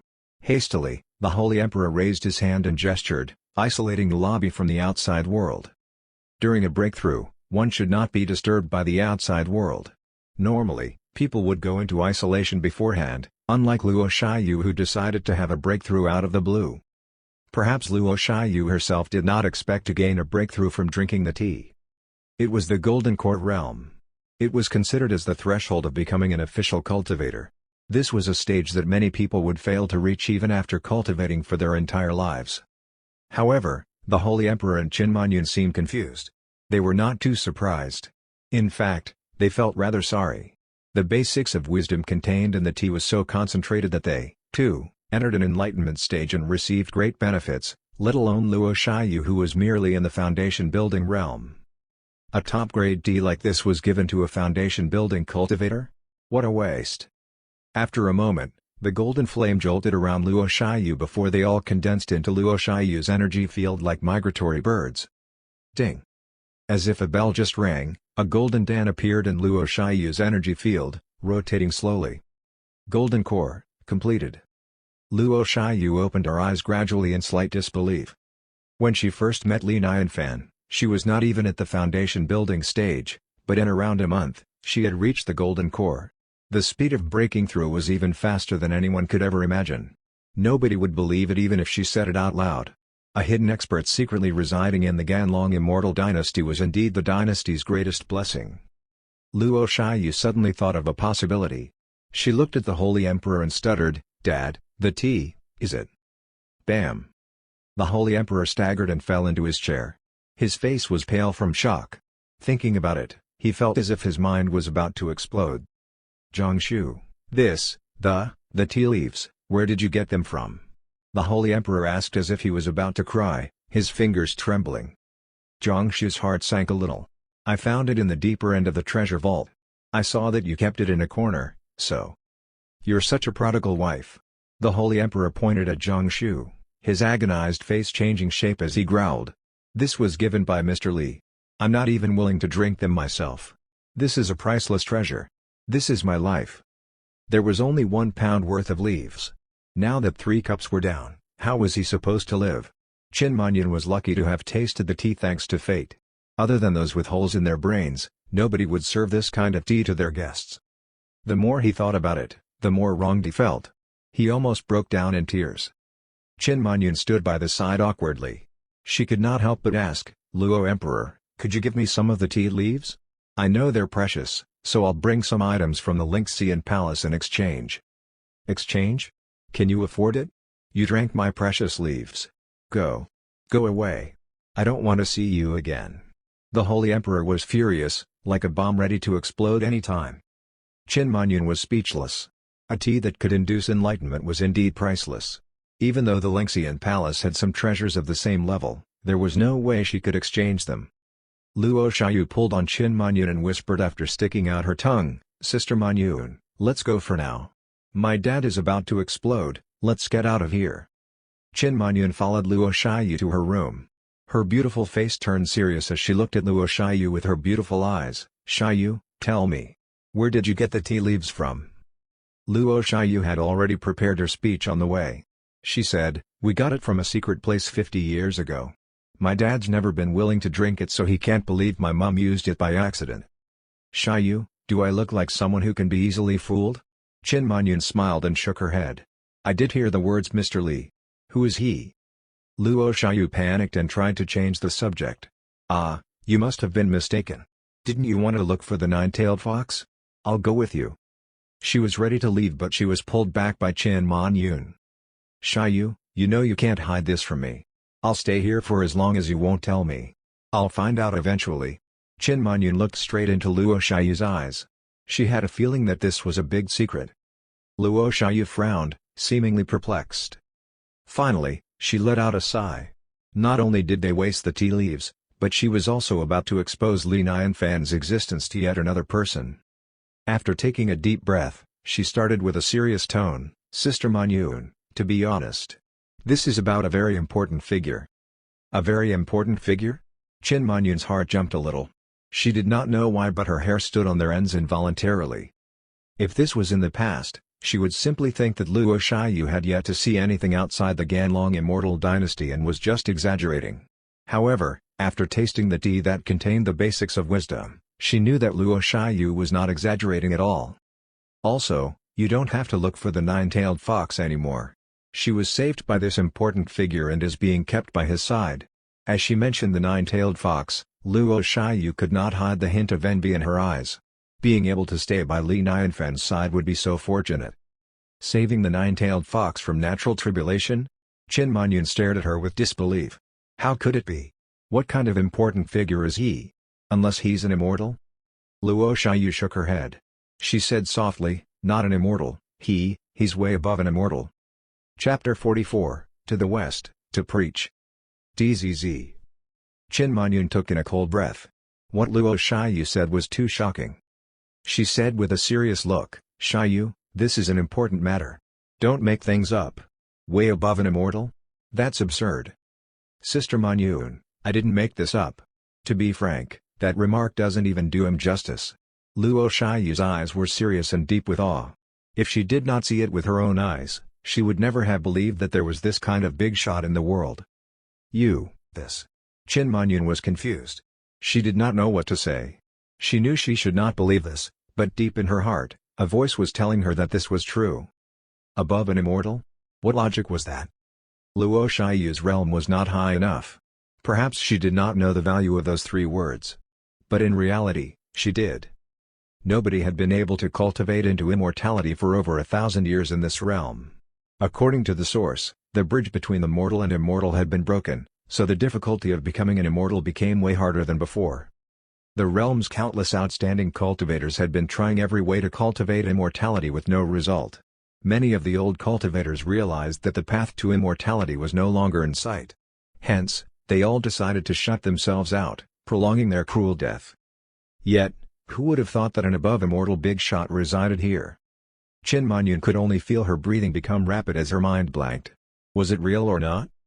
After a long time, she finally came out of her thoughts. If this was real, this would definitely cause an uproar in the realm. It would not take long to realize the implications of having an immortal appearing in the realm when everyone thought the bridge between the mortal and immortal was broken. Qin Manyun regained her composure. She looked directly at Luo Shiyu. Suddenly, she bowed low sincerely. Shiyu, I'm begging you on behalf of the entire Lingxian Palace. Please, introduce me to the expert. Sister Manyun, you don't have to do this. Luo Shiyu panicked. She wanted to help her up but soon realized she could not move her at all. This was the saintess of the Lingxian Palace. Upon hearing the news of the expert, she was willing to do this. Luo Shiyu did not know what to do. Finally, she let out a sigh. Sister Manyun, I promise. Qin Manyun said sincerely, Shiyu, thank you. I'll take full responsibility if the expert is angered because of this. Luo Shiyu warned, Sister Manyun, since the expert wants to stay hidden, he doesn't want to be disturbed. So, please, don't let the secret out. Don't worry, I know, Qin Manyun nodded. Of course, she knew. When she first heard of this news, she had already regarded it as the deepest secret she would ever keep. Luo Shiyu thought for a moment. She pursed her lips and said, Sister Manyun, the tea leaves were given to us by the expert not long ago. I don't want to disturb him too frequently. Why don't I bring you to meet the expert's apprentice? Yes, I understand. We can't annoy the expert in any way, Qin Manyun nodded in agreement. She then asked, who's this apprentice? This apprentice? Luo Shiyu could not help recalling the scene when Meng Junliang pointed his finger at the two Yuan Ying realm monsters and turned them back into their basic forms. A glint of fear appeared in her eyes. He is very powerful. Very terrifying. I can't describe it, so I'll bring you over. Then, you'll know. Qin Manyun followed Luo Shiyu out of the Ganlong Immortal Dynasty. They turned into light and traveled west toward a village. This village was 10 miles away from the fallen town. Not as flourished as the fallen town, but it had an ordinary-sized market.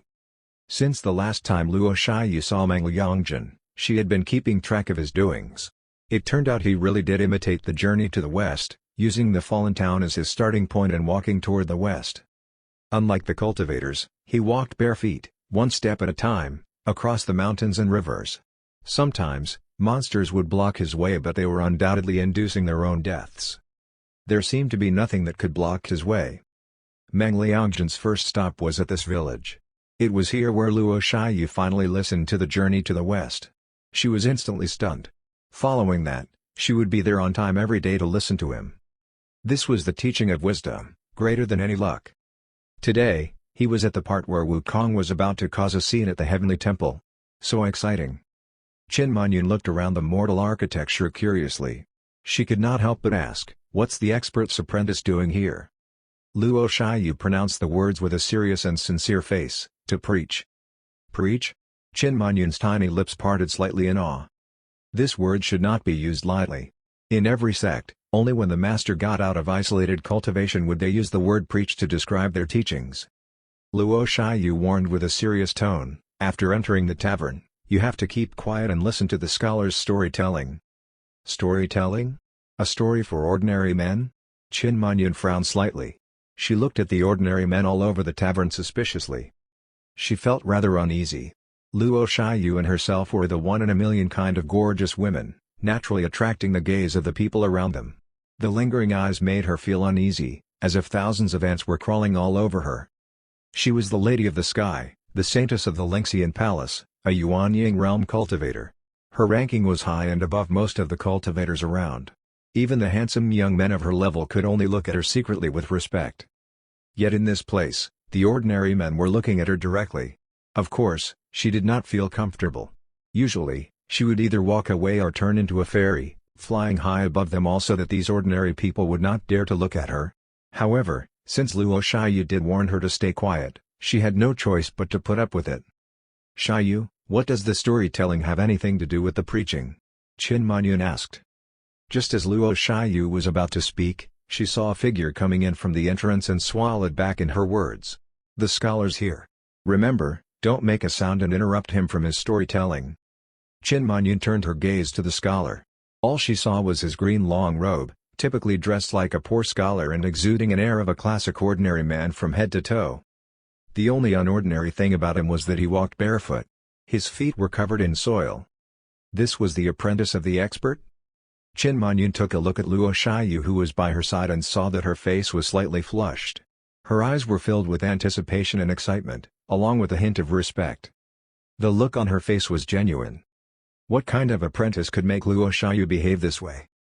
Meanwhile, she saw a ray of light rushing over from a short distance away, stopping at the entrance of the tavern. This person was in a hurry. He only let out a sigh of relief when he saw that the story had not started. He smiled. Qin Manyun stared at him, wide-eyed. Luo. Luo Emperor? Chapter 45, A Massive World. Qin Manyun rubbed her eyes. She thought she was hallucinating. After taking another look, she saw that the Holy Emperor was not alone. Zhang Shu was by his side. What were they doing here? To listen to the story? It made sense for Luo Shiyu to come here due to her young age, but they had lived a few hundred years. It did not make sense for them to come here for the story. Also, the Holy Emperor was still furious moments ago, so furious his face even changed its shape out of rage. The incident happened not too long ago, but he hurried here just to listen to the story? Looking at the impatient look on the Holy Emperor's face, it appeared that he really was there to listen to the story. The Holy Emperor arrived late and all the front seats were already taken. He did not insist on sitting. Instead, he stood at the back of the crowd with a serious and focused look on his face. At the same time, he saw Luo Shiyu and Qin Manyun in the crowd. He transmitted his voice, "Shiyu, you're so rude. You didn't save your father a seat even though you came early." Luo Shiyu rolled her eyes and did not bother answering. Qin Manyun was surprised by what just happened. It seemed that they were regulars here. What story was it that it could even catch the attention of the Holy Emperor? She felt that something was up. Her face became serious and was ready to listen carefully. Men Junliang sat in the center of the tavern. He gradually rolled open the scroll and said flatly, "I followed the saint's will, using the fallen town as my starting point all the way to the west and preaching to the mortal world. By fate, those who are interested are welcome to join me as my followers." Continuing from where we left off, Wukong was appointed by the emperor to be in charge of the flat peach garden. After spending some time playing and watching the garden, he asked the land, "How many plants are there?" The land replied, "There are 3,600 plants. There are 1,200 plants in the front row. Their flowers and fruits are smaller. They take 3,000 years to ripen. A mortal man will have good health after eating them. The middle row has 1,200 plants with layers of sweet fruits that ripen every 6,000 years. It enables men to fly upon eating it without getting old. The last row consists of 1,200 plants which are slightly purple. They ripen every 9,000 years. Once eaten, men would live as long as the sky, like the sun and the moon. Wukong was delighted upon hearing. The audience was captivated by the story. They wondered what the flat peaches looked like. Even Qin Manyun, who came here without expecting much, was surprised to find the opening of the story so interesting. Her small lips were slightly parted and her eyes displayed a hint of awe. Flat peach?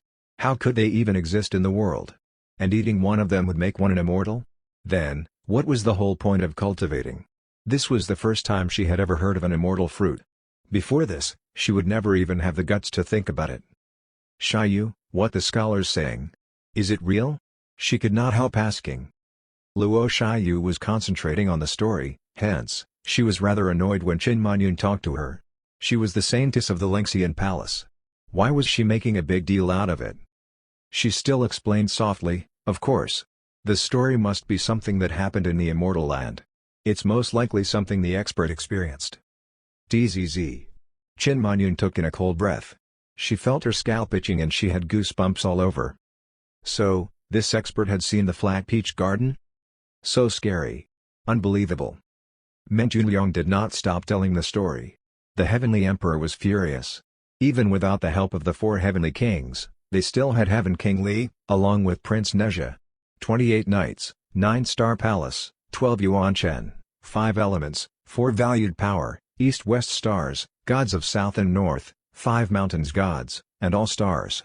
A total of 100,000 heavenly soldiers deployed 18 heavenly nets over the mortal realm, trapping the Huaguo Hill, which would surely capture the monkey for punishment. The ordinary men were all captivated by the story, while cultivators like the Holy Emperor were stunned, their minds ringing with a loud hum. Everything in the story was affecting their worldviews.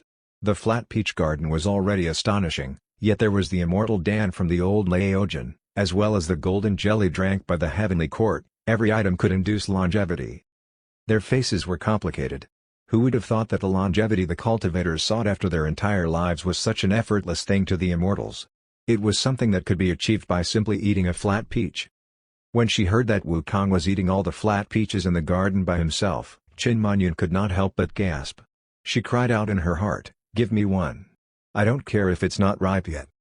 Following that, Wukong stole all of old Laojian's immortal Dan and finished all of the immortal wine. Qin Manyun and the cultivators listened as their eyes reddened with envy and jealousy. What a waste of heavenly resources. What a waste. Even though Wukong was the main character of the story, they could not help but criticize Wukong for wasting the resources. Wah, so jealous. Following that, when they heard that the heavenly court was approaching the Huaguo Hill, they could not help but hold their breaths, sweating on behalf of Wukong. Qin Manyun's doubts had all vanished and were replaced with deep astonishment.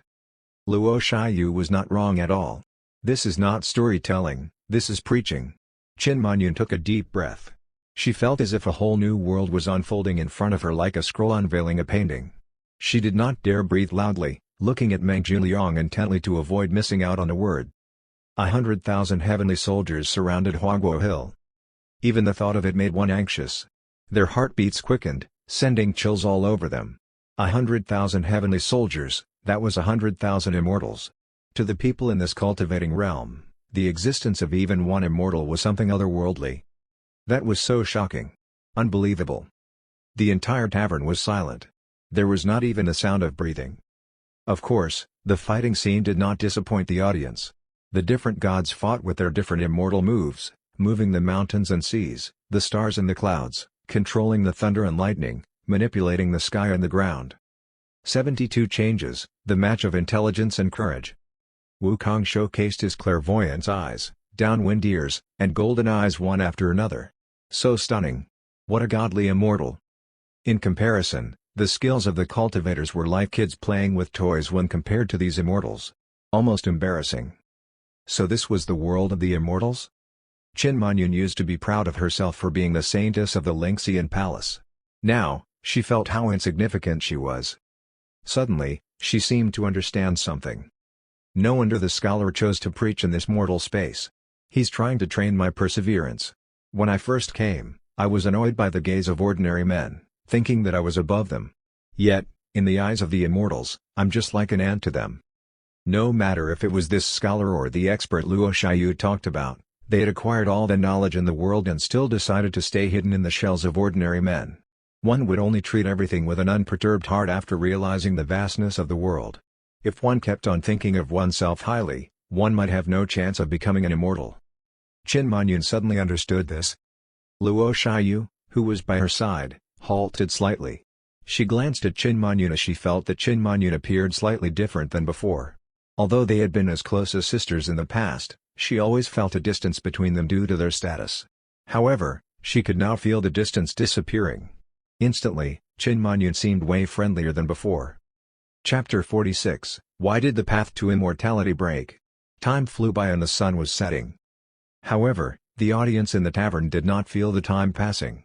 They remained focused, listening intently. Meng Junliang's tone remained unchanged. He spoke casually. The Buddha flipped his palm and threw Wukong out of the west gate. He turned his 5 fingers into 5 mountains consisting of gold, wood, water, fire, and earth. He called this the 5 elements mountains and gently pressed Wukong down with his palm. The thunder gods clasped their hands together and said, "Goodness! Goodness!" He was determined to learn, to live, and to cultivate the truth of Tao. He had overcome all kinds of adversities without losing his faith. He even dared to take over the heavenly court and cause a scene in heaven. Now that he was punished for his wrongdoings, what would happen next? If you want to find out, stay tuned for the next session. That was it? The audience only snapped back to reality after Meng Junliang slammed the table. Even though every single one of them was dying to find out what happened next, they did not pester him. Instead, they all stood up in unison and bowed at Meng Junliang like students bowing at their teacher. Even Qin Manyun stood up and bowed to him. She looked at the scholar with a confused gaze as he walked out of the tavern with his bare feet. Luo Shiyu let out a sigh of relief, then said wistfully, "If only we could see the immortal land." Qin Manyun shook her head with a bitter smile. "Shiyu, you won't be able to see what he told us about in the immortal land." "Huh? Sister Manyun thinks that the story's fake?" Luo Shiyu looked at Qin Manyun, feeling confused. "Of course not." Qin Manyun continued shaking her head. Luo Shiyu did not understand what she meant. Meanwhile, the Holy Emperor walked over and said as he smiled, "Miss Qin is right. What he was talking about was the heavenly temple, not the immortal land. Your understanding is too shallow." It was not until then when Luo Shiyu finally understood. Compared to the immortal land, the heavenly temple was of a much higher level. No wonder there existed 100,000 heavenly soldiers, a flat peach garden, and an immortal Dan. Qin Manyun sighed. "My ancestors of the Lingxian Palace had become immortals. They preached about the immortal land, so I do know a thing or two. But, compared to the realm in the story, it was like a small witch meeting an old witch. The immortal land was not always perfect, they also had war and poverty." "Sister Manyun, does the Lingxian Palace have any record of the heavenly palace?" Luo Shiyu asked curiously. "No." Qin Manyun shook her head. "This kind of realm is way beyond our imagination." Even though her ancestor became an immortal, he was probably not even as powerful as the tiniest soldier from the 100,000 heavenly soldiers. She was not being disrespectful, this was the harsh truth. It seemed that the ranking of the expert Luo Shiyu mentioned was shockingly high. Suddenly, Zhang Shu had a realization. "I can't believe that even Wukong, with such impressive skills, was tamed by the Buddha. What kind of spiritual cultivation could that possibly be?" "Stop talking about it. These things aren't for us to discuss." The Holy Emperor stopped her from speaking with a tone filled with fear and respect. Only big figures like Mr. Li are allowed to speak of these otherworldly figures in the form of a story. Not only the Buddha, the other figures from the story, like Prince Nezha or God Jiro, were not something they should discuss.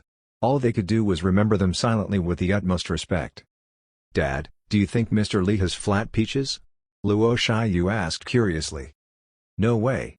The Holy Emperor shook his head without hesitation. However, he jolted suddenly, squinting his eyes into a line. It seemed likely. Who was Mr. Li, after all? He seemed more powerful than the Buddha in the story. So, how strange would it be for him to have flat peaches?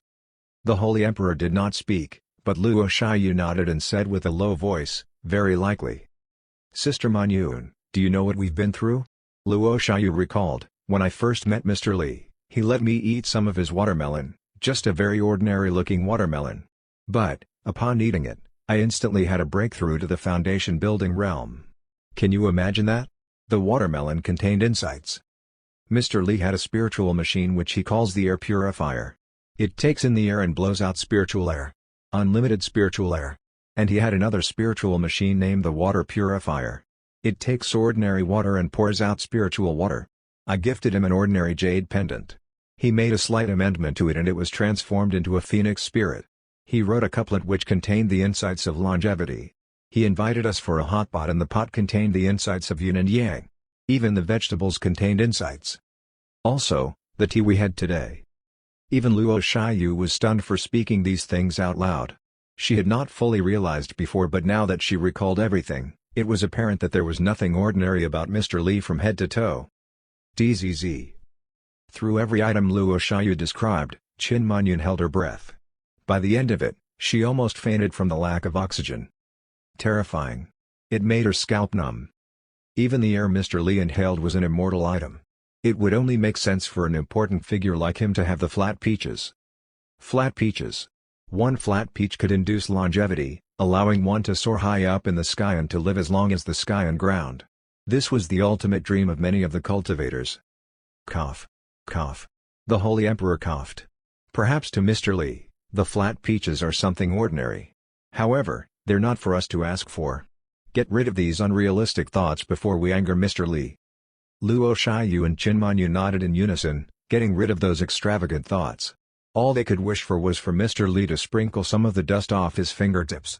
Those would benefit them greatly for the rest of their lives. Qin Manyun's heartbeat was unable to calm down for a very long time. What happened today was too shocking. Her brain was attacked from time to time. Her trip to the Ganlong Immortal Dynasty happened to be a shockingly huge opportunity. She walked out of the cavern eventually. Not far from her, the scholar sat cross-legged under a willow tree by the lake. He was facing the lake with his eyes shut. The sky had darkened by then. The faint moonlight poured down from the sky, engulfing the scholar as if covering him with a silver cloak. The scholar still seemed like a normal weak and poor scholar, but after watching him closely, Qin Manyun realized that his figure became ethereal and illusory. He seemed to merge into his surroundings. After a moment of hesitation, she decided to approach the scholar. Qin Manyun said with respect, "Greetings to Senior, my name is Qin Manyun." Menjunliang gradually opened his eyes. He said calmly, "I'm merely an ordinary scholar while you're a cultivator. Calling me senior is inappropriate. A teacher is a senior. This is the law," Qin Manyun said humbly. "A question has troubled me for a very long time. Please, forgive me for asking." Menjunliang looked at her. "What problem?" Qin Manyun took a deep breath. She bit her lip and asked, "Please, forgive me for asking. May I know how the path to immortality was broken?" Chapter 47, Sister has gone crazy after transformation. Meng Liangjin looked at Qin Manyun with a calm look, almost as if he could see through everything. He replied calmly, "Take a look at the ordinary men.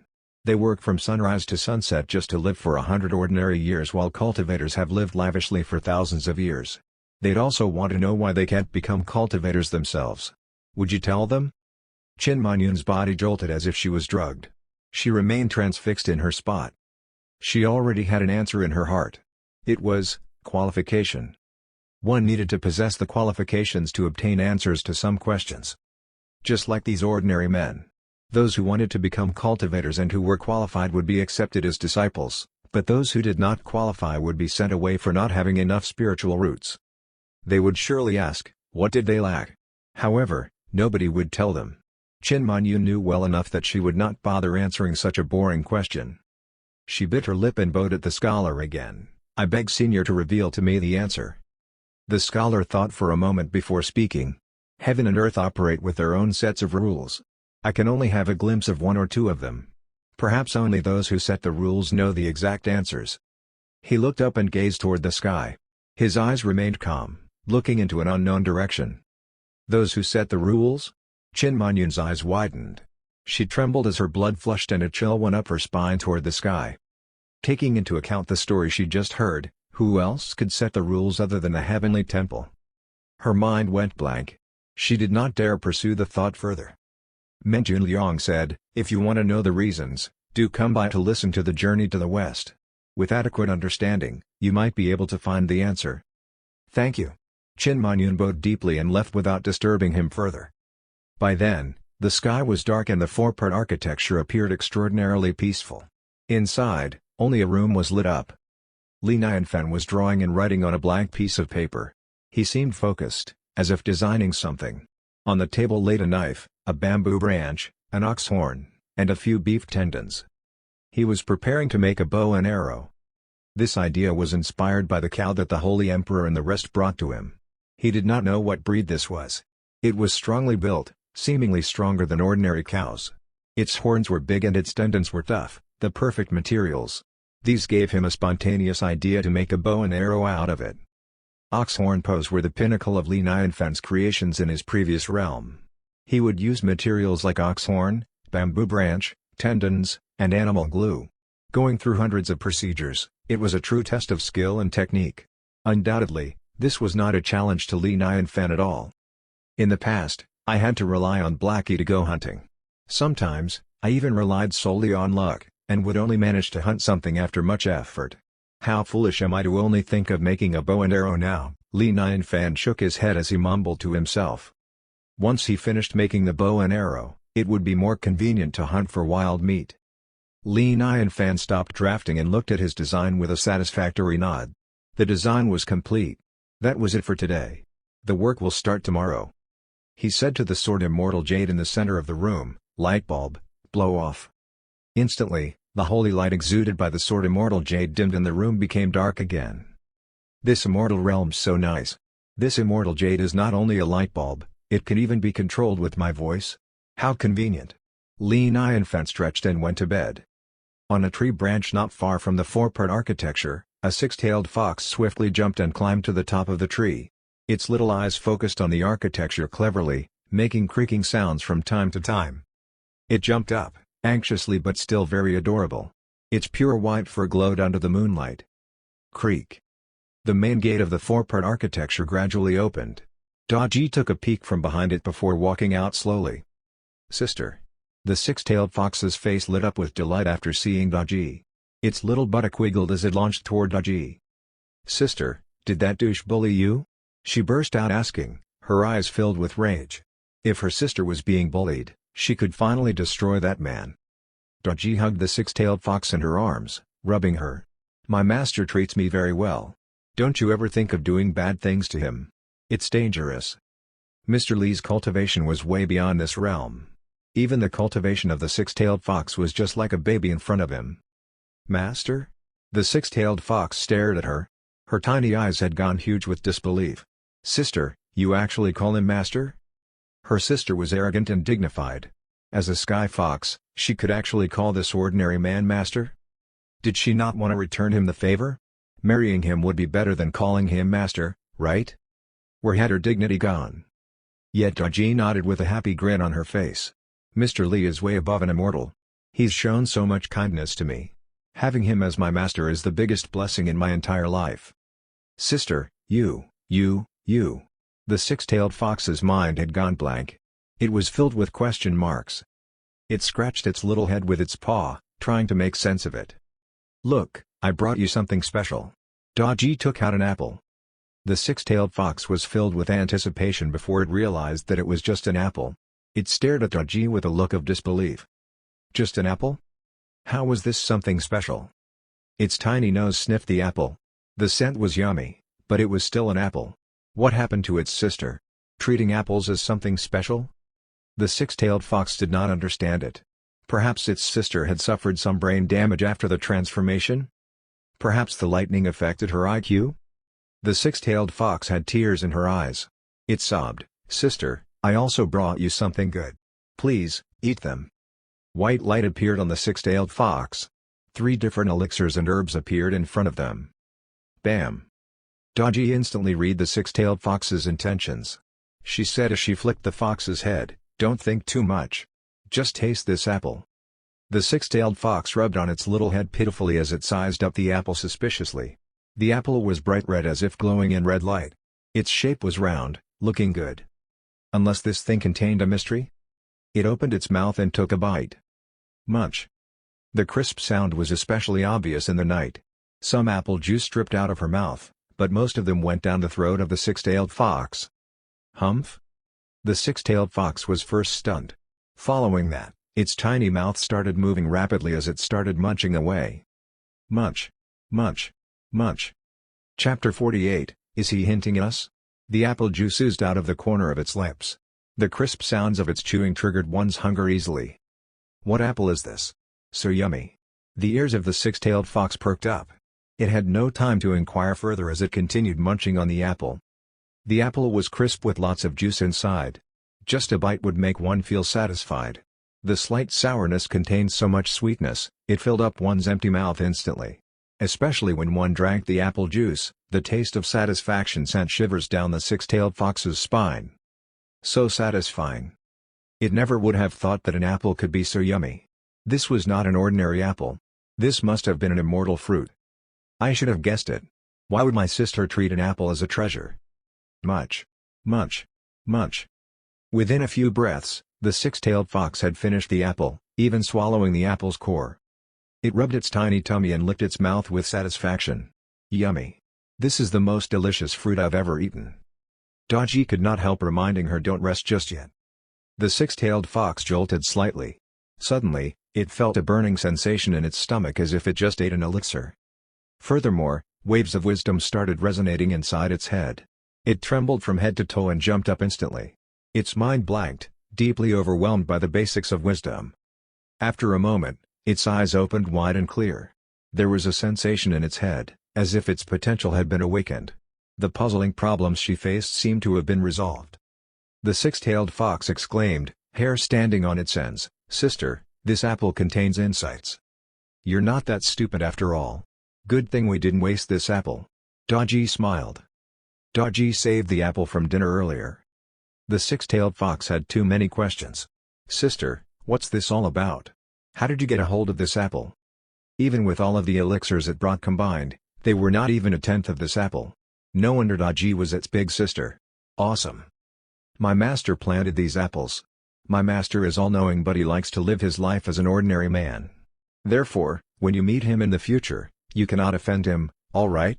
Dodgy warned. "He's a hidden Bigshot?" The six-tailed fox gasped, covering its mouth. Its six tails stood up all at once. So terrifying. There were so many instances when it thought of teaching him a lesson. Luckily it did not do anything. Perhaps it would have been skinned by now. The six-tailed fox looked at Dodgy with anticipation. "Sister, was he able to heal your wound?" "Master has started to heal me. It's much better now." Dodgy nodded. "That's awesome." The six-tailed fox flashed a delighted grin. It ran into Dodgy's arms, tails dancing in the air. Dodgy ruffled its fur. "I should go back now. Do take good care of yourself. Come find me when you miss me." The six-tailed fox nodded, "Yes, hurry up and go back. Don't offend the expert." After parting with the six-tailed fox, Dodgy headed back into the four-part architecture. However, she saw a man standing by the gate, looking directly at her. "Mr. Lee," Dodgy halted. She bit on her lip anxiously. How foolish was she to think that she could keep this from Mr. Lee? What would she do if he was angry? Li Nianfan asked, "What are you doing out there so late in the night?" Dodgy lowered her head and said softly, "I'm sorry. I was feeding my sister an apple." "You have a sister?" Li Nianfan looked at Dodgy suspiciously. Dodgy nodded. She's a little fox." "No wonder I heard the call of a fox from outside," Li Nianfan nodded. He found it amusing how women always like to treat animals as their siblings. As for men, it was even more amusing. Men usually like to treat small animals like their children. "Mr. Lee, you're not mad?" Dodgy looked at Li Nianfan uneasily. "What's there to be mad about? Isn't it just an apple? What are you so nervous about?" Li Nianfan could not help shaking his head bitterly. Ancient women were also prudent. Feudalism made one feel rather uptight. "Right. What type of fox is it? Does it have six tails?" Li Nianfan asked nonchalantly. Speaking of foxes, he could not help recalling the six-tailed fox he saved 3 years ago. Back then, he saw that it had 6 tails and was severely wounded. He felt bad for it and so he decided to save it. He still remembered that after saving the fox, it used its 6 tails to brush on him and it was so soft and fluffy, very comforting. The fox then lingered for a while before leaving him, turning back to look at him all doe-eyed with every 3 steps it took. Li Nianfan recalled the nostalgic memory. If it had 6 tails, It was likely to have been a monster fox. He wondered how it was doing now. He saved its life after all. Why hasn't it come back to return him a favor? Sigh. Dodgy was shocked, though. It was apparent that no secret could be kept from Mr. Lee. She nodded. "Mr. Lee, my sister's indeed a six-tailed fox." "Humph? Really?" Li and Fan looked at Dodgy in shock, followed by a smile. "What a coincidence. When it comes again, do give it more fruits." Even though this fox was a monster, it seemed that it was quite a weak one. The last time he saw the fox, it was severely injured. Now, it even returned to ask for food. How sad. "Really?" Dodgy's face lit up. Any item in here would be considered a treasure to the outside world. Yet, Mr. Lee was willing to let me give them away? When she secretly kept the apple, she had already braced herself to get told off by Mr. Lee. Who would have thought that this would happen? What was the coincidence that Mr. Lee was talking about? Was he hinting at something? Could it be possible that he wanted both of us to serve him together? If this was the case, my sister would be so blessed. "It's late. To get some rest." Li and Fan merely yawned and turned around to walk back to his room. After coming to this realm, he had developed the habit of sleeping and rising early.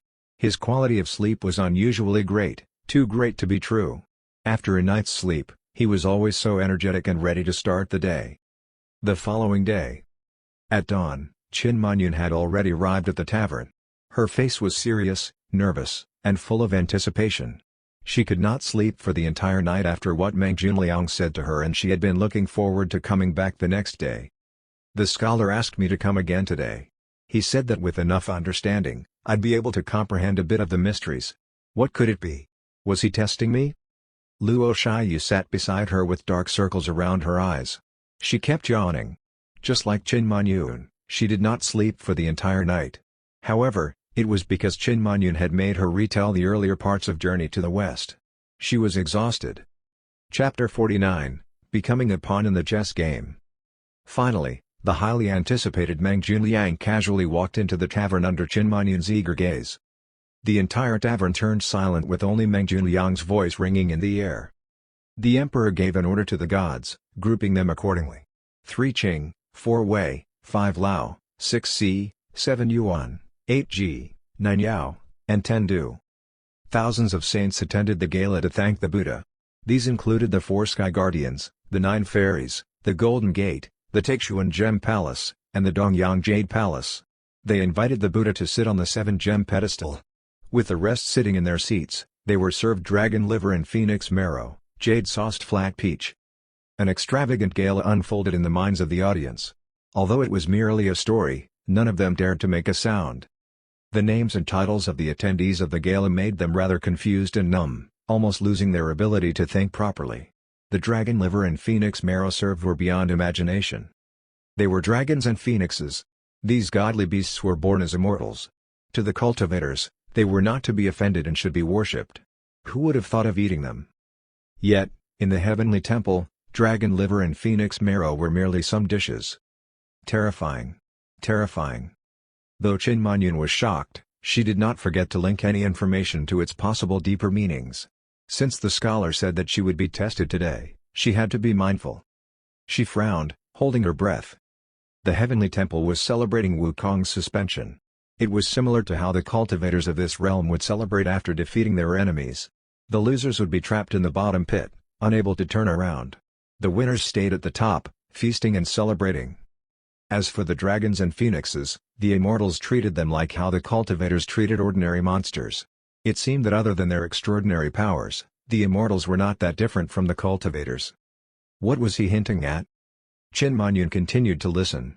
The scholar remained at a steady pace as he continued telling the story. Many people treated this as a story, though some people had started frowning in contemplation. It seemed that there was a hidden and shocking secret behind all of these. The story of how Wukong was being confined began to touch a little bit on Buddhism. When the disciples heard about this, they put their hands together and asked, "Do you have the Tripitaka Sutras?"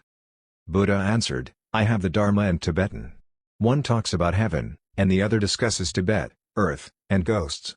There are a total of 35 volumes, 15,144 scrolls. They consist of the path, the gate of righteousness. I'm sending them to the east soil with good faith. To teach one how to travel through thousands of mountains and rivers. To come to me for the truth, spreading them to the east soil, teaching the others how to become sentient beings. The mountains remain as a great land of blessings, with the deep sea as its pride. Who's willing to come? This. Qin Manyun stared at Meng Junliang, wide-eyed. As the journey was about to begin, a loud humming resonated inside Qin Manyun's head. Buddhism was about crossing over to the east, to look for disciples to seek the truth from the west. Meng Junliang was appointed by the expert to walk toward the west. The difference was that one was seeking the truth from the west while the other was preaching to the west. Buddhism was about preaching its teachings to the world. So, why did the expert choose to preach to the west? What was its deeper implication? When the scholar reached the part of the story where Wukong was recruited to protect the Tangseng in their pursuit of truth in the west, Qin Manyun's breathing quickened. Wukong was unruly and powerful. Why would he be willing to protect the Tangseng after being confined in the mountain for 500 years? Meng Junliang glanced at Qin Manyun. He spoke more than he usually would today. He only stopped once he reached the part where the tightening hoop was placed on Wukong's head. Wukong listened to Tangseng's teaching intently. Since he could not move, he had to repent as he knelt and pleaded. Master, please, let me protect you in the west. I won't mess with them anymore. Please, forgive me and punish me at your will. I'm willing to protect you with no regret. Tangseng said, if so, help me to my horse. Wukong succumbed to his heart and spirit. He tied a knot on the cotton bag, buckled the horse, packed his luggage, and was ready to start the journey. Who would have known what laid before them? Stay tuned for the next session. The scholar stood up to leave. Qin Manyun's face remained confused as she sat transfixed in her seat. Her expression kept changing, sometimes furious, sometimes hopeless and pale. She understood. She understood what the expert was hinting at her. However, after learning the truth, she felt more listless than before. The Bigshots liked to use the sky and ground as their chessboards, playing with the fates of the mortals. It seemed that these were all true. The Buddha asked them to seek the truth from the west. Was that not all but an arrangement? The so-called Tangseng and Wukong, were they not merely his pre-arranged chess pieces? So what if Wukong had supernatural powers? Was he not conquered and subdued in the end, like a dog whose fate was determined by its master? The bridge from mortal to immortality had been broken. Was that not equivalent to the tightening hook placed on the cultivators here? Could it be possible that this was all set up by some unknown forces? If they wanted to treat the beings here like dogs, what else could they do? Luo Shiyu saw her trembling and could not help asking, Sister Manyun, are you all right? Qin Manyun bit her lip. Her face was unusually grim and bitter. I think I know the reason why the bridge between mortal and immortality was broken. The bridge is broken? Luo Shiyu halted. Yeah, Qin Manyun nodded. Cultivators like us strive for immortality, but once you've reached the end of the cultivation journey, you'd realize that becoming immortal is impossible. In the past thousands of years, there haven't been any successful occurrences. Luo Shiyu asked in disbelief, what? How could it be? Haven't there been a lot of legends who have cultivated immortality?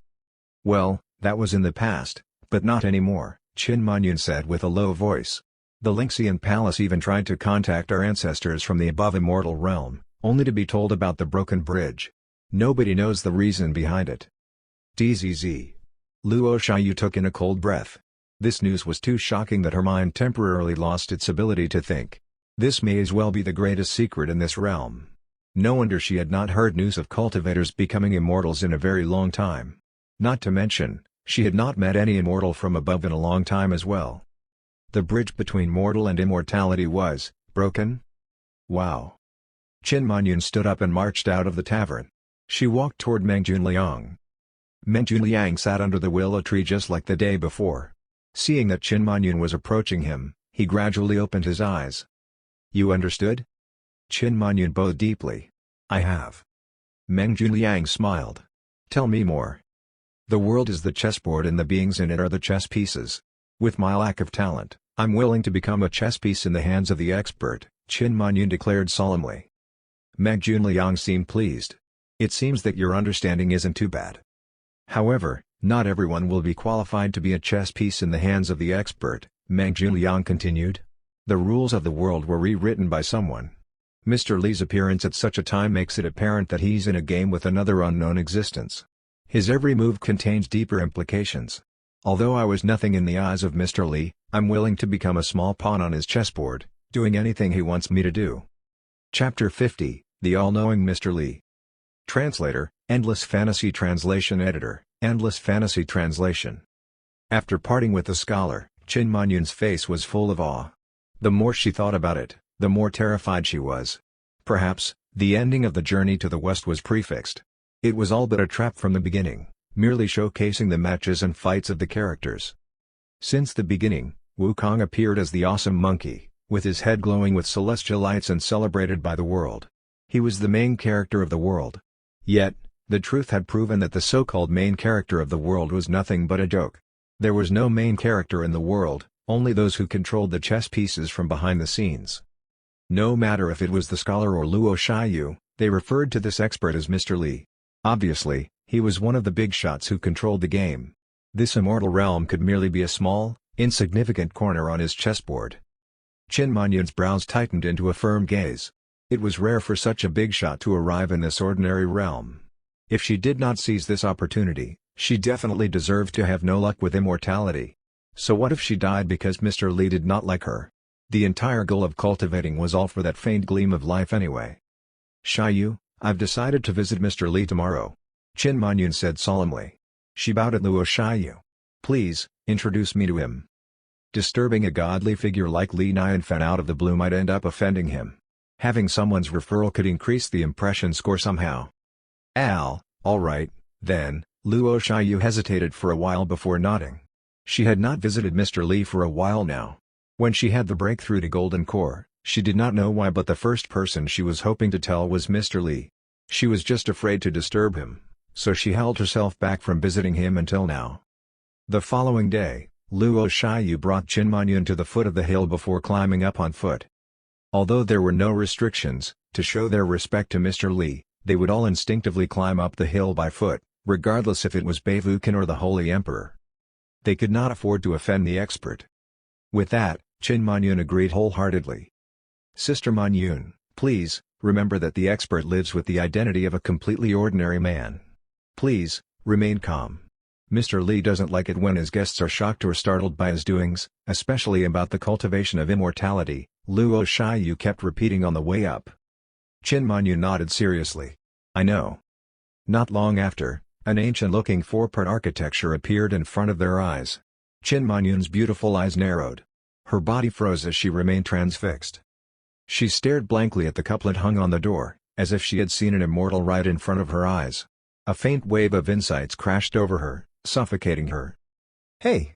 Sister Manyun! Wake up! Luo Shiyu called out. You can't go in like this. You have to pretend to be unimpressed, alright? Just pretend you're at an ordinary man's house. Qin Manyun regained her composure and nodded with difficulty. This couplet was written by Mr. Lee? She stuttered. That's right, Luo Shiyu said with a hint of nostalgia. I still remember.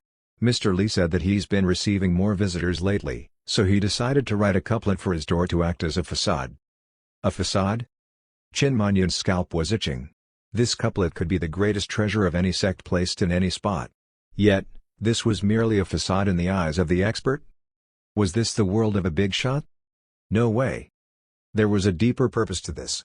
The expert did everything with deeper implications. Qin Manyun's heart was moved and she fell deep in thought. The expert said that he was getting more and more visitors. Perhaps he had figured that there would be many people visiting him from that day onward. Why did he write this couplet as his facade, though? Was he trying to scare off the less adequate cultivators? Surely, if his guests were not qualified and spoke foolishly, they would easily affect his mood. Therefore, he wrote this couplet intentionally to warn his visitors not to be disrespectful. A true Bigshot indeed. Qin Manyun became more respectful than before. She bowed at the couplet. Meanwhile, Li Nianfan was playing chess with Daji. To be precise, he was teaching her how to play.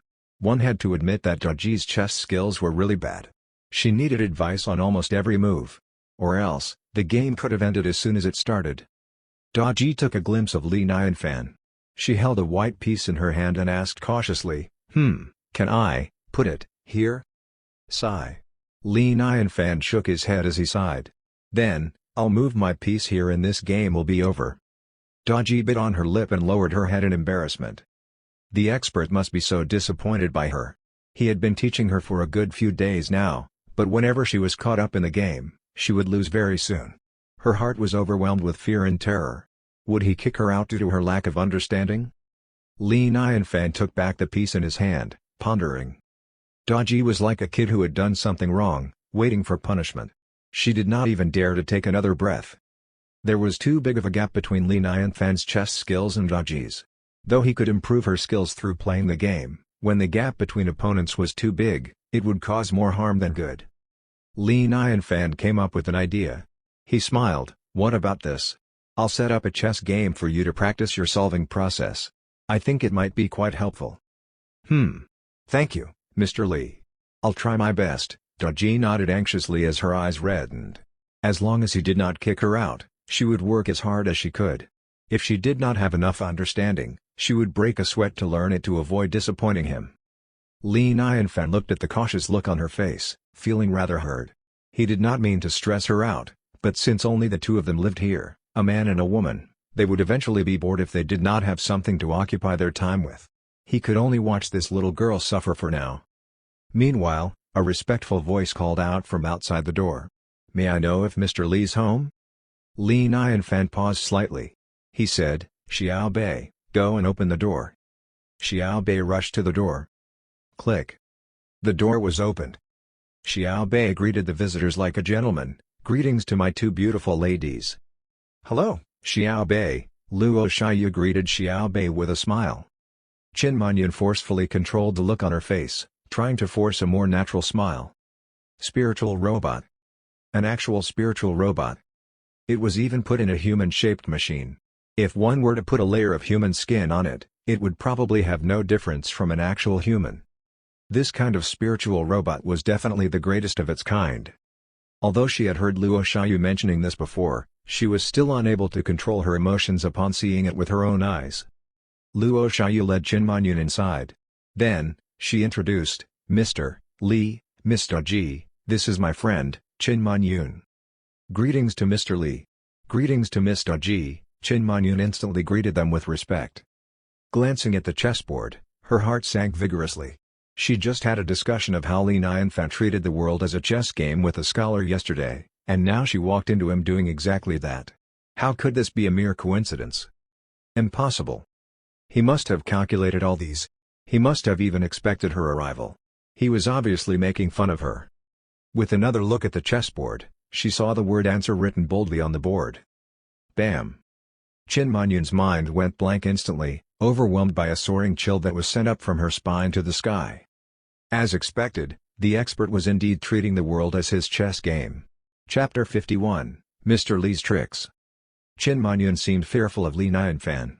She stood there respectfully, controlling her breathing. Her politeness was overboard. She was probably from a powerful sect, which was why she had fantastic manners. "Don't just stand there. Have a seat," Li Nianfan said smiling. "Xiao Bei, pour a drink for the two ladies." Qin Manyun calmed herself down and said, "Mr. Li, I shouldn't have come here without prior notice. Sorry for the inconvenience." "It's not an inconvenience. I was actually hoping to see you too," Li Nianfan laughed. Luo Shiyu and Qin Manyun looked troubled. They understood what he implied. They sat down before automatically standing up again. Luo Shiyu said with respect, "Mr. Li, just tell us if there's anything you need." They were nervous and excited. They did not know if they could help Mr. Li out. Perhaps they could benefit from this? What a priceless opportunity. "I won't order you around. Relax." Li Nianfan was a tad bit shy. They were too kind. "There seems to be cultivators all around me recently. I can't go out, and it's impossible to go hunting in the mountains. Could you help me find out what's going on?" asked Li Nianfan. The cultivators were not exactly at the four-part architecture, but it was still unsafe for Li Nianfan to go outside. He was too ordinary and weak in a situation like this. Under different circumstances, he would have ventured out with Daji instead of staying indoors and playing Chinese chess all day. A request from an expert. Luo Shiyu and Qin Manyun looked at each other. They seemed excited. They did not think that Li Nianfan was clueless. An expert just simply would not deal with pesky ants, so he requested for their help. This was their chance to shine. Meanwhile, Luo Shiyu was feeling a bit embarrassed. She should not have neglected this issue happening in the Ganlong Immortal Dynasty's turf. She should not have waited until Mr. Li had to point it out to them. "Mr. Li, it was thoughtless of us. I'll deal with it immediately." Qin Manyun also promised, "I'll help too, Mr. Li." Luo Shiyu saw the opportunity and chimed in, "Yeah. With Manyun's help, these people will be gone in no time." Qin Manyun smiled, but she had an upsurge of emotions internally. She knew it. The expert had indeed expected their arrival. The nine-tailed fox brought all the cultivators and powerful forces here. The Ganlong immortal dynasty was not capable of dealing with all of them. Only someone from the Lingxian palace was capable of doing so. When the expert said he was actually hoping to see you too, what he really meant was he was expecting her arrival. Qin Manyun had chills and goosebumps all over. She thought to herself, "I'm probably like his chess piece. This expert definitely saw me coming." Li Nianfan smiled at their offer to help. "Thanks. Please, have a seat." Qin Manyun sneakily glanced at him. Now this was what they called him, a hidden expert. He looked completely ordinary on the surface. Then, she glanced at Daji. Was this the nine-tailed fox? She was just curious. However, she was perturbed at the sight of her. How is this possible? Daji was covered with a thin veil of fog. The fog was not an ordinary fog. It was something that could only be sensed by someone with high insights training. The fog was a spiritual manifestation. Normally, a spiritual manifestation would occur when one absorbed too much spirituality in a short amount of time. However, it was very rare. Most people treated the saying as a joke since it was assumed to be absurd. Spirituality was already hard to achieve, so manifestation caused by too much spirituality was extremely rare. She could not believe she actually witnessed spiritual manifestation. Qin Manyun was speechless. She almost drooled in admiration. How much luck would you need to have to receive an amount of spirituality like that? This was like a poor man meeting a billionaire going through the compare and despair cycle. Qin Manyun also noticed that Daji's insight's cultivation was at the golden core level. It had only been a few days since the transformation of the nine-tailed fox. Moreover, Luo Shiyu said the nine-tailed fox was hurt from natural tribulations. She would have died if the expert did not save her. So, how did she reach the golden core level? Did she have a cheat code or something? Qin Manyun was utterly confused. She felt like she was not knowledgeable enough to understand the situation. However, she knew it had something to do with Li Nianfan. Li Nianfan was extraordinary. She would be lucky if she got the opportunity to follow him. Qin Manyun envied Daji. She wished to follow Li Nianfan around, too. Even if she had to serve him like a maid, it would still be more awesome than being a powerful scientist anywhere. Suddenly, she smelled an erotic scent. It perked her up. She looked toward the scent and gasped in shock. A full garden of spiritual herbs. Premium-grade spiritual herbs. A handful of these would cause a fight in the market without a doubt. Qin Manyun was a saintess at the Lingxian palace, but she was astounded by how luxurious this was. Beautiful, amazing, luxurious. Don't scream. Calm down. Calm yourself down. Experts won't like fussy people, Qin Manyun thought to herself. She was internally screaming and had to take a few deep breaths. She looked at Luo Shiyu and realized she was already in a daze. Luo Shiyu told Qin Manyun not make a fuss here, but she was not handling it well herself. Qin Manyun shook her to snap her out of it. Luo Shiyu's throat felt dry. She was at a loss for words. She knew Li Nianfan had some spiritual herbs. However, she did not expect him to plant a full garden of it. More importantly, his gardening was a success. The quality of the herbs were fantastic and the grade of the herbs were even better than the original. She felt like she was dreaming. This. Luo Shiyu mumbled. "Mr. Li, you planted the spiritual herbs?" "Yeah, I used some tricks up my sleeves. The results are decent," Li Nianfan smiled. He was pleased with himself when he saw their facial expressions. It was indeed a great choice to plant the spiritual herbs. Even the cultivators were astounded. He did not want others to look down on him because he was ordinary, and it felt good to be admired by cultivators. Tricks? Decent results? Qin Manyun and Luo Shiyu felt chills from his flex. They stood there, dumbfounded. Chapter 52, Mr. Li's Hints, Nice Jello. It was shocking to see a garden full of spiritual herbs. Luo Shiyu and Qin Manyun thought of what they discussed at the tavern. Did he have flat peaches? It seemed like they already had the answer to that question. In Journey to the West, The heavenly temple had a garden of flat peaches. It was likely that Li Nianfan owned a flat peach garden too, right? How shocking. It sent shivers down their spine. Suddenly, Xiao Bei came over with 2 glasses of water. "Please, have a drink." "Thank you." Luo Shiyu and Qin Manyun accepted the water. They felt flattered. Even immortals would envy getting high-end service from a spiritual robot. Qin Manyun looked at the water in the glass. It was pure and clear, spiritual qi wafted from the glass. Spiritual water. Qin Manyun thought to herself. She tried her best to look calm, but in reality, she could not wait to try it.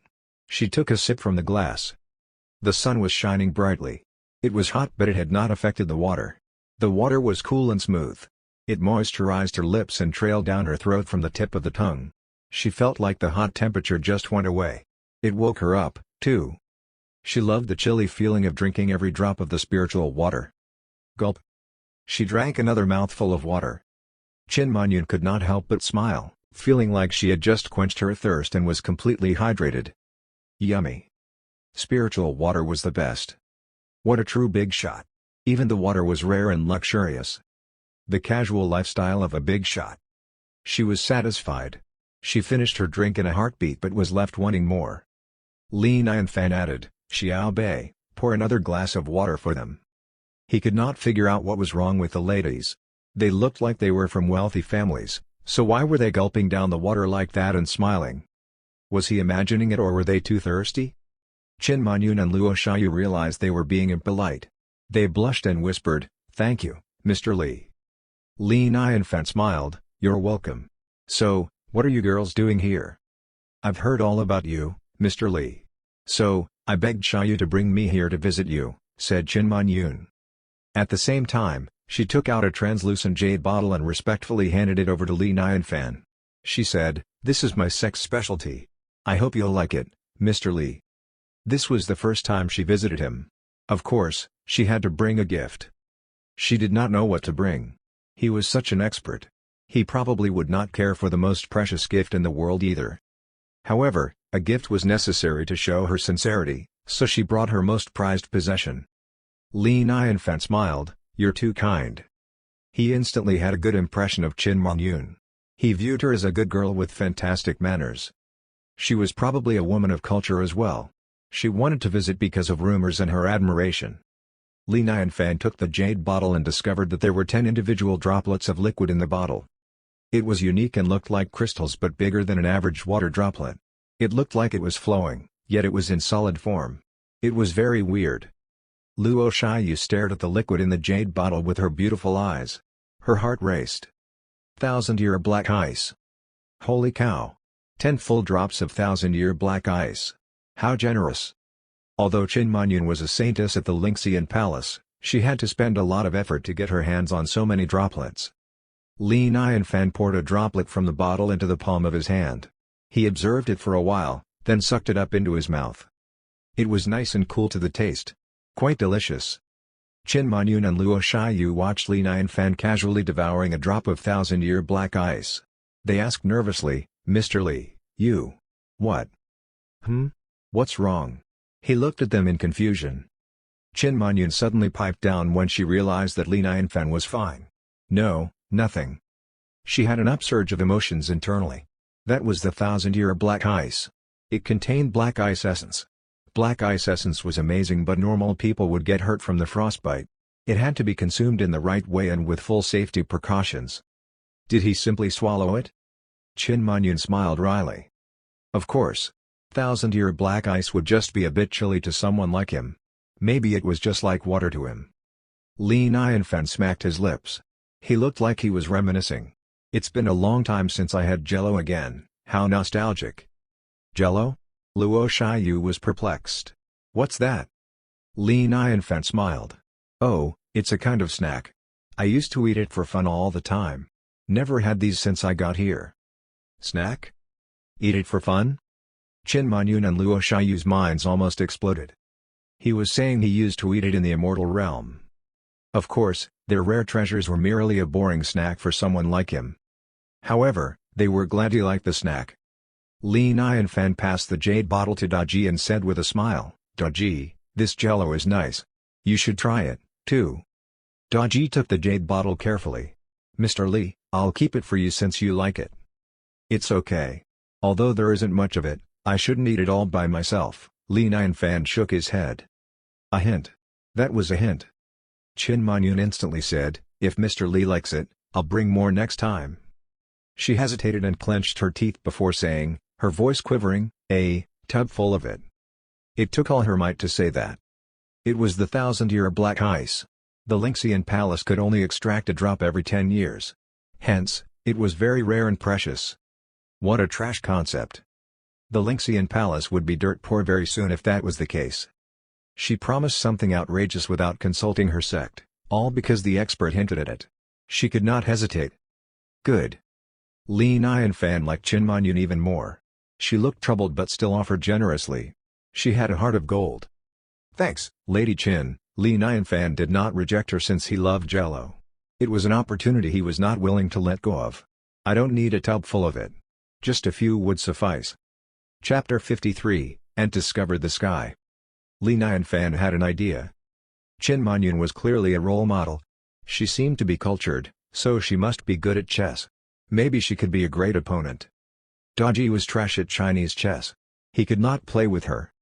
It was hard to find a good opponent in the middle of nowhere. He had to ask, Lady Qin, do you know how to play Chinese chess? Qin Manyun hesitated, then nodded. The basics. Li Nianfan lit up. He could tell she was being humble.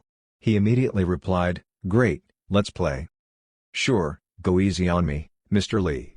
Qin Manyun would never reject him since it was a great opportunity to bond with the expert. She was slightly nervous, blushing and overthinking it. What if her chess skills were too great for the expert? Should she lose intentionally? She heard from elders that hidden experts love to play Chinese chess even though they were bad at it.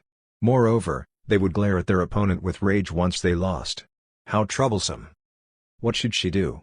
How should she please him without him noticing? The game started. Li Nianfan had the black pieces.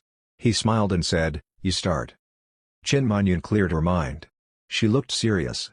She had to showcase her abilities to impress him. She took a white pawn and looked at the chessboard. She was taken aback. The chessboard looked normal, but at the center of the board was a watermark with the words heaven and earth. Qin Manyun felt dizzy. She was in a white, hazy dimension when she opened her eyes again. There was nothing in the dimension except for black and white chess pieces. They were floating around without bothering each other. The chess game was in another dimension? Qin Manyun stood there alone. She felt tiny and insignificant as if she was a single speck of dust in the vast universe. The power she felt in this dimension was overwhelming. It was like an ant discovering the sky. She was a mortal facing a god. Small, weak, and helpless. She clenched her jaw and made her move. Vroom. Instantly, the balance between black and white was thrown off. The dimension was in chaos. Qin Manyun was shaken but Li Nianfan seemed indifferent. He took a black piece and moved it. Bam! Qin Manyun was shaking because of the black and white pieces.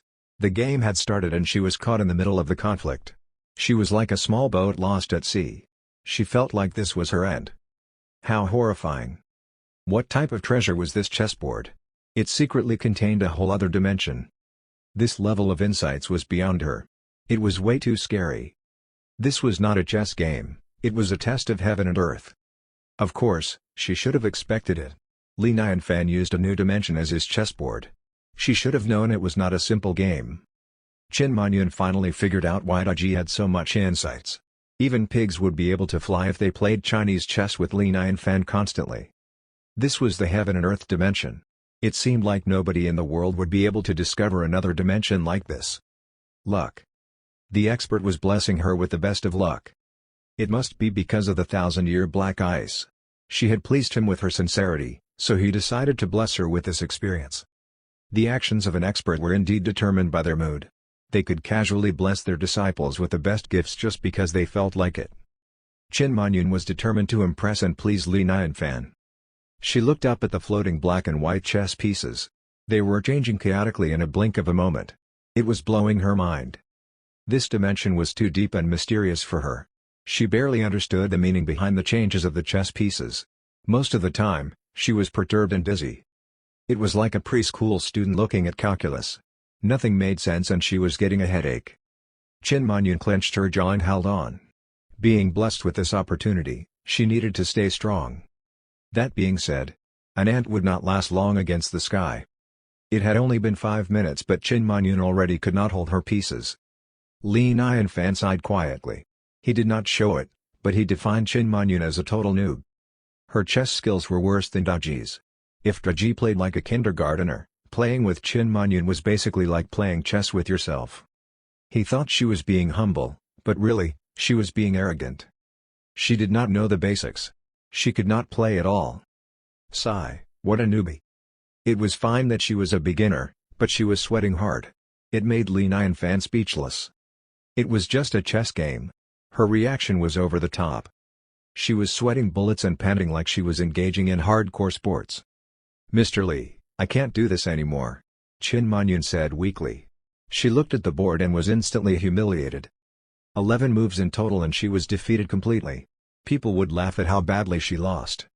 She was thinking too much when she wanted to go easy on him. Li Nianfan shook his head and said in exasperation, "I can tell." Luo Shiyu looked at the chessboard excitedly. Chin Monyun was a saintess at the Lingxian Palace. She did not expect her to suck at Chinese chess and lose this hard. "It is my time to shine," Luo Shiyu thought to herself. As a princess of the Ganlong immortal dynasty, chess was her favorite hobby from a young age. She saw herself as a great player, or at least she was not as bad as Chin Monyun. She had to show off her chess skills to impress the expert. She could please Li Nianfan for sure if she took advantage of the chess game. She was excited. Hopefully, this would lead to a better life. She instantly chimed in, "Mr. Li, how about you let me try?" "Oh? You can play?" Li Nianfan looked at her. Luo Shiyu smiled and said, "Of course. In the Ganlong immortal dynasty, I'm known as the best player. No opponent can defeat me." "All right, play." Li Nianfan said casually. It was just a pastime hobby to him anyway. It would be great if Luo Shiyu was a masterful player. Luo Shiyu excitedly sat across Li Nianfan. She was baffled when she looked at the chessboard. What? Was this chess? She went blank like a kindergartner attending a college exam. She blacked out and did not understand what was going on. Luo Shiyu felt like she was worse than Chin Monyun. Once she was in the game, she almost had a mental breakdown. It was too horrifying. It took her all her might to pick up a chess piece. She was helpless. How foolish of her. This was not an ordinary chess game. No, not when it came to the expert. No wonder Chin Monyun could only make 11 moves. The insights in the chess game were startling. The entire mortal realm would not be able to handle this chess game of the heaven and earth dimension. Chapter 54, Secrets Everywhere, Treasure Everywhere. Luo Shiyu and Chin Monyun both knew that they were not at the level to explore the heaven and earth dimension. It was as if they had a death wish. Anything could happen in the heaven and earth dimension and they could easily get into trouble. Only someone like Li Nianfan could handle this dimension. Everyone else would envy him. They were in luck, yet, they were incapable of enjoying it. Luo Shiyu blushed and panted. She was under enormous stress. She felt like a speck of dust, insignificant and bound to be doomed. She could not stand it. She fainted and withdrew from the game. When she regained consciousness again, she looked at the chessboard. She only made 6 moves in total. She totally lost. Unbelievable. Li Nianfan did not expect that either. He could not believe that there was someone who sucked so badly at this game. Chin Monyun was a newbie but at least she knew the rules of the game. Luo Shiyu played like she was blindfolded. Her moves were random and stupid. He stared at Luo Shiyu in disbelief. What gave her the confidence to claim that she was good at chess? Sigh, he should not have gotten his hopes up. She was a princess. She probably won because her disciples let her win on purpose. She thought she was a masterful player. "I'm sorry, Luo Shiyu almost cried. She did not know what to do. She was panicking because she knew Li Nianfan was disappointed. He probably looked down on her. What if he hated her because of this? Li Nianfan quickly comforted her. "It's okay, I understand." This young lady must be terrified. She was told to be a masterful player her whole life. To suddenly find out that she was a beginner and that everyone around her had lied to her, anyone would be devastated. What a poor girl. Li Nianfan gave her some advice. "At least now you know the truth. You should practice more from now on. Li Nianfan advised her to practice and improve on her understanding. He urged her not to give up. She was just glad that Li Nianfan did not hate her. Luo Shiyu sighed in relief. She quickly replied, "Thank you, Mr. Li. I'll practice harder from now on." Li Nianfan nodded. Then, he frowned. Since Qin Manyun and Luo Shiyu were bad at chess, he should send them off soon. However, he was thinking of a gift to repay their kindness. Since Qin Manyun was so polite and gave him jello, he should give her something in return. Qin Manyun and Luo Shiyu stood up and were ready to say their goodbyes. Unintentionally, Qin Manyun glanced at a corner of the four-part architecture. She was astonished. She felt as if lightning had struck upon her. She ogled at the corner, breathing heavily. That. It was undeniable. That was definitely the Enlightenment bamboo. Common folk would not be able to recognize it, but as a saintess of the Lingxian Palace, she was familiar with the Enlightenment bamboo. She recognized it instantly. She did not notice it initially because she was nervous and distracted by the spiritual herbs. Now, she realized that every corner of this place had something special. At the pyre, the fallen demon sword was stuck on a wooden stake. There was a stone bench not far from them where a red fiery ball was placed. That was a dragon fire pearl? The chessboard was beyond an immortal item, too. Her eyes focused on the Enlightenment bamboo. Wait a minute. She turned around and looked at the pyre. Yikes! Spirit wood. All of it was spirit wood. Only a powerful dryad could produce spirit wood. This. Where did Li Nianfan get all this spirit wood? And why was he using spirit wood as burning material? The level of luxury gave her chills. If anyone knew about this, they would kill themselves over how wasteful it was. This was the house of a living god. Secrets everywhere, treasure everywhere. She kept taking deep breaths to calm herself down. Keep calm. I have to keep calm and carry on. Let's not upset the expert. Qin Manyun glanced at Luo Shiyu next to her, slightly envious of her. Sometimes, ignorance was bliss. At least she did not have to force herself to be calm, unlike her. Mr. Li, may I ask about? She asked and pointed at the Enlightenment bamboo. Li Nianfan took a look and casually said, "That's leftover material from making my bow. It's just trash. I'm going to burn it." Trash? Burn it? Qin Manyun almost stopped breathing. At the same time, she was extremely glad that she asked about it. Otherwise, the Enlightenment bamboo would be burned. Thank God. Praise the Lord. She took a deep breath and steadied her voice. Could you give it to me instead? You want it? Li Nianfan looked at Qin Manyun weirdly. It's worthless, but be my guest. Thank you, Mr. Li. Qin Manyun was overjoyed. Truth be told, this bamboo would be the perfect material for something I'm working on which is very important to me. Li Nianfan nodded with understanding. She was a maker just like him. Bamboos were truly useful materials. Li Nianfan laughed. He was struggling to choose a gift for her, but she had already picked something and was satisfied with it. She made things so easy for him. Qin Manyun walked over and carefully picked up the bamboo. She packed it up with a piece of cloth and even took the dust around it. Mr. Li, sorry for the disturbance. We should take our leave now, said Qin Manyun. Luo Shiyu agreed. Mr. Li, we'll be going now. Li Nianfan nodded. Yeah, goodbye. Luo Shiyu and Qin Manyun walked out of the four-part architecture. They fastened their pace and headed to the foot of the mountain. They had to deal with Li Nianfan's request as soon as possible. On their way down, they could see shadows flying by from time to time, causing them to frown. Were these people done? They had better not disturb the expert. They were worried as they clenched their jaws. The expert should not be disturbed at any cost. Qin Manyun followed Luo Shiyu back to the Ganlong Immortal Dynasty. They briefly said their greetings to His Majesty, then took off to the Lingxian Palace in their sky ship. She needed to tell the big news to their teachers and masters and to request their help in completing their task as soon as possible. Chapter 55, The Godly Expert. Qin Manyun did her best to rush to the Lingxian Palace as fast as she could. The huge skyship landed on a square field in the Lingxian Palace. Qin Manyun hurriedly walked to the venue where her teachers and masters were. Senior Qin. Senior Qin is back. Greetings to Senior Qin. The Lingxian Palace juniors respectively said their greetings to Qin Manyun. She nodded in response without stopping. She walked to a big main hall and stopped, knocking 3 times on a stone wall that was next to the main hall. After a brief moment, there was the sound of a splash. The stone door opened and Chin Man-yun walked in. The stone room was divided into 2 areas which were separated by a huge crystal. The crystal was translucent, and she could see the robed master on the other side of it. The robed master sat cross-legged. There was a hairpin in his hair, as well as a horsetail whisk in his hand, too. Chin Man-yun greeted him respectfully. "Greetings to Master from Man-yun." The master said from the other side of the crystal, "Back so soon? Do you have the 9-tailed fox?" "No, Master."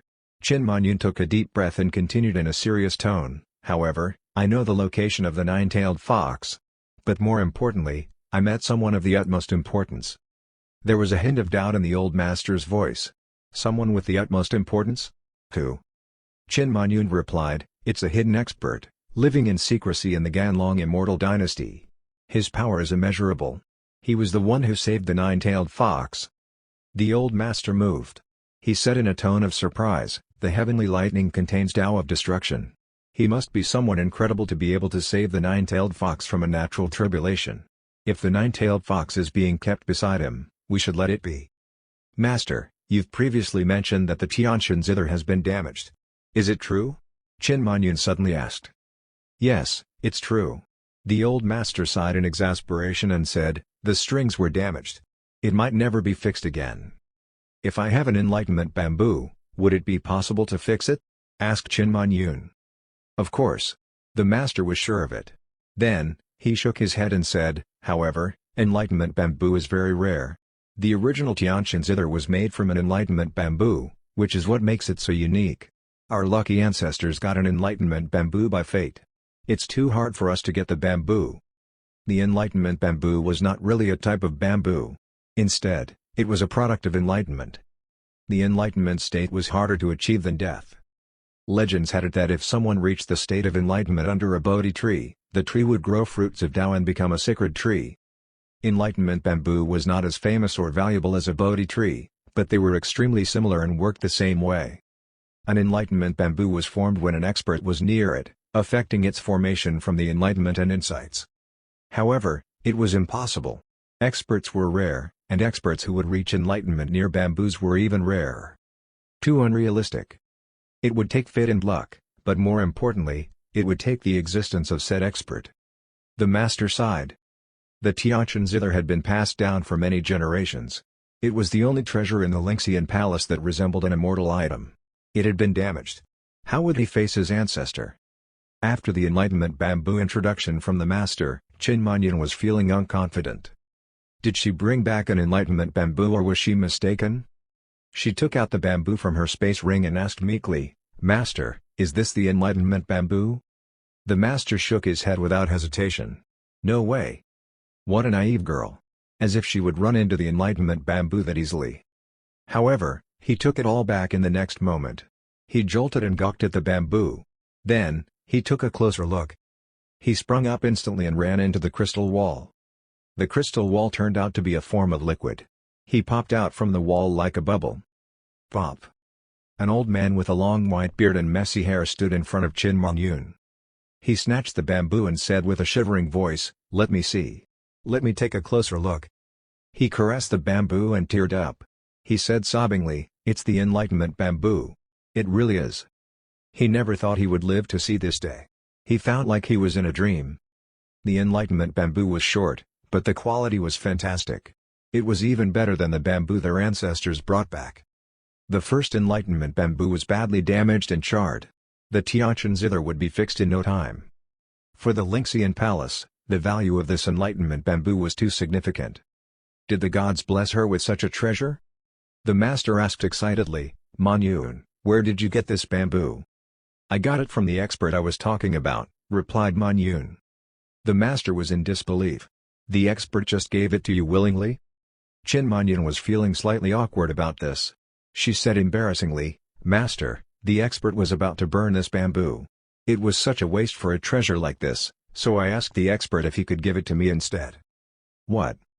The old man jumped. "Burn it?" Chin Man-yun nodded and took out the dust she packed. "The expert seems to be making something. These are the remains." To him, It was all trash. Trash? The utmost valuable treasure was trash to him? The old man stood there in silence. He was completely baffled. "Master, are you all right?" Chin Manyun was worried. After a long while, the old master shook his head and said astonishingly, I'm all right. Wow, he must be a godly expert. You didn't offend him, did you?" "I wouldn't dare, master. I tried my best to please him." Chin Manyun hesitated, then continued, "Master, I gave all our 1,000-year black ice to this expert." Good choice." The old master sighed in relief. Then, he smiled proudly. "That's my student.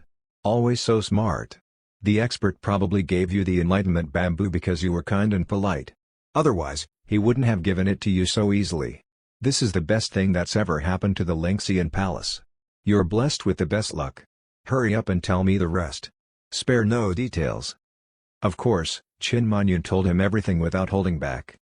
The old man's shock increased with each detail. He gasped at the end. Yikes! Chapter 56, Helpful, Kind, Double Sword Duo. Expert. An ultimate expert. I've lived for 3,000 years, for 30 lifetimes. This is the coolest expert I've ever heard of. It's pure luck encountering someone like that. If I could ally with him, it would be a blessing from the heavens. Awesome, I would be rich and successful. The old man thought to himself while blushing from excitement. Right. You said the expert requested something? The old man looked at Chin Manyun. Chin Manyun nodded. Master, the place is constantly surrounded by cultivators because of the nine-tailed fox. It's bothering the expert. Bam! The old master smashed a rock next to him into bits. He said angrily, how dare they? They must have a death wish. He looked at Chin Manyun and asked anxiously, why are you only telling me this now? Something so important should be dealt with immediately. It should be your priority. Gather the Lingxian Palace forces now. We must help the expert solve this issue. Did he assign you anything else? The old master asked. He sounded excited. An assignment from an expert was not considered a job. It was considered pure bliss because it was a great chance to impress him. Chin Manyun bit her lip and said embarrassingly, Master, the expert loved the 1,000-year black ice. I promised him that I'd provide enough black ice for him. Ha! Wow, ha! The old man was not angry at her and was laughing instead. He was overjoyed. Good, that's good. His face was red from laughing so hard. The 1,000-year black ice reminded the expert of his hometown. The feeling of nostalgia is better than any rare artifacts.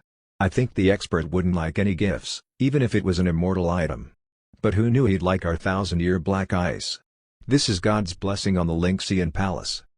Then, he explained to Chin Manyun.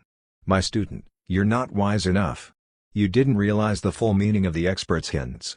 We're going to carry our entire stock of 1,000-year black ice to him. 1,000-year black ice was not an issue. He would have given away the Lingxian Palace if the expert asked. Master, I understand. Chin Manyun looked like she learned a lesson. The old man nodded and exited the stone room. This shouldn't be delayed any further. Hurry up and help the expert with the problem instantly. In the air above the Ganlong Immortal Dynasty, countless cultivators flew by as if they were teleporting. They looked at each other and frowned. What was going on? They had searched for a long time but still could not locate any sign of the nine-tailed fox. This could not be. The nine-tailed fox ran into a natural tribulation. Even if she survived, she would have been badly injured.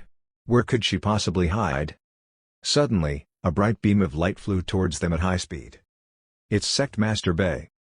Sect Master Bei, have you seen any sign of the nine-tailed fox? Bei Vukan had a cold expression. He flew by with an expensive sword in hand, sharp and shiny. He looked as if he was floating like a god, like a cool, indifferent swordsman. He was famously known for reaching out of aperture. He helped them look for the nine-tailed fox, too. He gained popularity and fame so most people knew who he was. Everyone smiled at Bei Vukan. They thought to themselves, Sect Master Bei's such a nice fellow. Not only was he helpful with the search, but he would also share his information with everyone.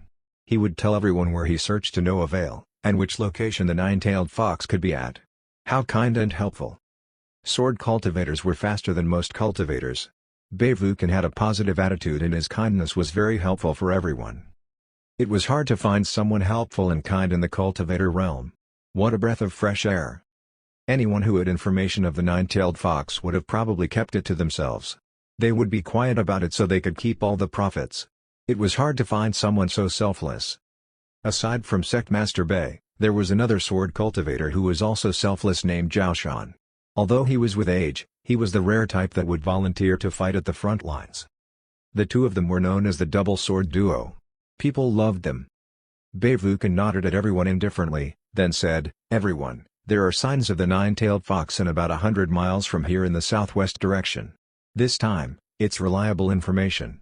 I'll cut to the chase, let's roll." Will the nine-tailed fox finally be found? Thank you, Sect Master Bei, for the provided information. Please, visit Baiyu Palace anytime you like. Sect Master Bei's willing to share such priceless information like that. You're making me sweat. I won't ever forget about what you did today. Bei Vukan was expressionless. He had the aura of a true sect master. You're all too kind, comrades. We should hurry up and go. Everyone headed southwest in a blink of an eye. Meanwhile, Zhao Shan was traveling with his sword, too. He exclaimed, "The nine-tailed fox has appeared. I can feel my luck. Everyone, follow me." He was with another bunch of cultivators. Suddenly, there were a lot of cultivators in the same area in the Ganlong Immortal Dynasty. However, they were too late. They heard an old prestigious voice. "Nine-tailed fox, where are you? Show yourself now." Splash! Suddenly, a powerful force covered the area. The wind stopped blowing and the clouds stopped moving. Everyone looked up and saw an old figure levitating and looking down on everyone. That's the sect master of the Lingxian Palace, Yao Mengji. Master Mengji showed up? It's over for us. Who could compete with him? Squeak! A white fox squeaked anxiously as a colored cloud lifted it in the air. The fox was trapped by some sort of power, frantically wagging its 9 tails to no avail. Soon, the fox was dragged toward Master Mengji. Then, they disappeared. It was peaceful again. Everyone witnessed Master Mengji take the 9-tailed fox, but nobody dared to stop him. Sigh. They were no match for him. It was not meant to be. Bei Vukan looked at the sky and cursed, "Damn it! My 9-tailed fox just got captured like that? What a waste of time." His aura destroyed the plants around him. He was angry. Everyone comforted him. "Sect Master Bei, relax. We can't offend the sect master of the Lingxian Palace. Yeah, it's just a 9-tailed fox. Forget about it. We'll remember all that you've done for us today, Sect Master Bei." Bei Vukan worked so hard to no avail. Everyone pitied him. Bei Vukan shook his head and said in exasperation, "Fine, I'm out of here." He raised his sword and disappeared in a blink of an eye. Zhao Shan sighed loudly. He then waved at everyone. "Let's go. Show's over." He left, too. The rest of the cultivators looked at each other. They came here for the 9-tailed fox, but that goal was no longer achievable. They all then left the area without hesitation. Chapter 57, The Enraged Silver Moon Demon King. After everyone left, 2 figures teleported back to the place. It was Bei Vukan and Zhao Shan. Then, a few figures joined them swiftly. Bei Vukan and Zhao Shan looked serious. "Greetings to Master Yao." Yao Mengji grabbed his long beard and smiled. "Everyone here's a guest of Mr. Li. Don't be so courteous." He had a white fox in hand, too, which he simply let go. The 9-tailed fox was a decoy. It was just an ordinary white fox. Yao Mengji had cast an illusion spell on it, making others think it had 9 tails. They came up with a plan and executed it perfectly. They thought about chasing the cultivators away, but that would displease the cultivators for sure. If they started a fight, it would disturb the expert. If they talked to them nicely, it would cause conflict because no one would listen to them. They went through their options and came up with this plan. They acted and fooled the cultivators without disturbing the expert. It was perfect. The Holy Emperor gestured, "Master Yao, you are the one with tricks up your sleeves. All credit goes to you. We did it together. Besides, I'm grateful to be able to help Mr. Li," laughed Yao Mengji. He was in a great mood. There was a chance that he would visit the expert. "Ha, Master Yao, are you going to visit Mr. Li?" laughed Bei Vukan. "I intend to, but not right now," Yao Mengji nodded. Then, he said, "Mr. Li just regained peace, so I don't think it's the right time for a visit. We wouldn't want to disturb him. I plan to visit after a while." Zhao Shan said, "Master Yao, You're truly considerate and wise. If Li Nai and Fan wanted to enjoy peace and quiet, they should think twice before visiting him. Then, everyone said their goodbyes and left. Qin Manyun and her master did not leave, though. They went to a tavern in the fallen town. A sanctuary of an immortal heightened the place. They intend to stick close to the expert. It was incomparable to divine places. "Master, when are you going to visit the expert?" asked Qin Manyun. Yao Mengji looked composed, and said in a low voice, "At the right time." He solved the issue, but something was off. He felt like he missed out on something and could not visit the expert yet. The assignment from the expert was way too easy, almost too easy to be true. His gut feeling was never wrong. Somehow he felt like there was a hidden hint. Yao Mengji was deep in thought. He looked at Qin Manyun and said, "Manyun, please recall carefully and tell me what the expert said. I want you to repeat every word he said to you." Qin Manyun tensed up and recalled as best as she could. After an hour, she reenacted the memory of her visit. She mimicked Li Nai and Fan and said, "Recently, there seem to be cultivators all around me. I can't go out and it's impossible to go hunting in the mountains. Can you help me find out what's going on?" Yao Mengji was taken aback. He seemed to have caught a glimpse of something. He brushed his long beard while decoding the meaning of the sentence. He even wrote it down. He was thinking hard. Then, he said slowly, "I have to figure out what the expert truly means. Otherwise, the expert would be displeased." It took him 3 days to think. Meanwhile, Qin Manyun also attempted to decode the sentence. However, it was useless. She had no clues or leads. It was dark at night. It was dark everywhere in the mountains except for one spot. There was fire coming from that spot and it was noisy. It was the turf of the Silver Moon Demon King. There were countless demons. His demon disciples were causing a ruckus. They were arrogant and loud. The demons wore animal heads as hats and they were chatting and laughing devilishly from time to time. They also had glaring eyes. They were all looking at a big metal cage that had 100 captured humans inside. The humans were terrified. Some of them fainted at least once because they were surrounded by so many demons. "Ha, look at that pretty lady over there. She has smooth, pale skin. How dare you? We're saving those for the king. We're getting the meat of old men." Old men's meat sounds nice, to be honest. It's better than the meat of a grandpa. The humans heard their conversations. They all went pale and were shivering in fear. Suddenly, a demonic windstorm erupted. A dark, shadowy figure was levitating in the middle of it. The dark shadowy figure had wings up to 6 feet long. With each flap, he raised dark clouds behind him. He flew at a high speed. Vroom. He flapped his wings 3 times before landing on a giant rock. His wings were covered in black feathers, which he retracted into his back. He was a mountain eagle demon. The demons all bowed. "Greetings to the king." The mountain eagle demon stood tall on the rock and glanced at his disciples. He was glaringly scary and everyone went silent. "My king, this is the food we've prepared for you," said a pig demon that wore a pig head. He pointed at the cage. The Silver Moon Demon King glanced at the cage. He looked displeased and said in a low voice, "I ordered you to find the nine-tailed fox. How is it?" "This."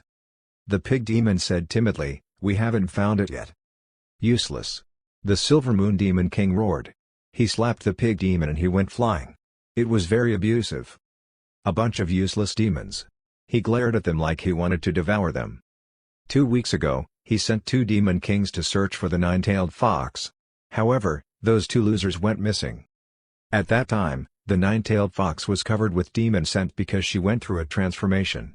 It was the best time to track her down. Now that her scent was gone, it was way harder to look for her unless they had special skills. Those 2 idiots. They made the Silver Moon Demon King miss his best shot at tracking her. Chapter 58, Do you understand the expert's hints? The nine-tailed fox must be injured, but you useless idiots can't even trace her? What am I keeping you all for? The Silver Moon Demon King thought to himself and looked more menacing. A cow demon stepped out and said, "My king, the nine-tailed fox was taken away by the Lynxian palace." "What?" His eyes went dark and he was shaking in rage. The Demon King looked like he was ready to kill someone. The demon disciples all knelt to the ground in fear. "However, my king, we've discovered a 6-tailed fox," said the cow demon. "Oh?" The Silver Moon Demon King was intrigued. The cow demon continued, "This 6-tailed fox appears to be the sister of the nine-tailed fox." "Sister?" The Silver Moon Demon King could not help but grin. He needed to capture the nine-tailed fox not only because of her transformation, but because he needed to know the nine-tailed fox secrets. There had to be some sort of secret to be able to transform into a nine-tailed fox. 3 years ago, the nine-tailed fox was captured and badly injured. She was near death. How did she recover in an instant? She must have discovered something by luck. He got a feeling that he would be able to rule the world once he discovered the secret. Since the nine-tailed fox was captured by the Lynxian palace, he had to leave it be and capture her sister instead. He might discover something useful. The Silver Moon Demon King stared at the cow demon and asked, "Where's the six-tailed fox?" "My king, she's in the nearby woods," replied the cow demon. "Good job." The Silver Moon Demon King howled, "This time, I'll do it myself." His wings spread out and he flew into the sky. His demon disciples followed him. It was a terrifying demonic night. At the Fallen Town Tavern, only one room was still lit. An oil lamp was hung up, swinging slightly from the wind. Yao Mengji propped his head up in his hands. He was still staring at that sentence, thinking hard. It had been 3 days and 3 nights. He did not rest because he swore to decode the experts' hints. Experts loved spiritual knowledge. Only those who possessed spiritual knowledge could decode their hints. It was the only way to impress him. He felt like he was onto something but he lost it every time. Suddenly, he felt something. He looked out to the forest under the night sky. What? A strong demonic aura. A strong demonic aura like this could only mean that a powerful demon was on the move. Was it the Silver Moon Demon King? Hold on. The Silver Moon Demon King. Yao Mengji had an epiphany. He looked excited. I get it. This was what the expert meant. He was happier.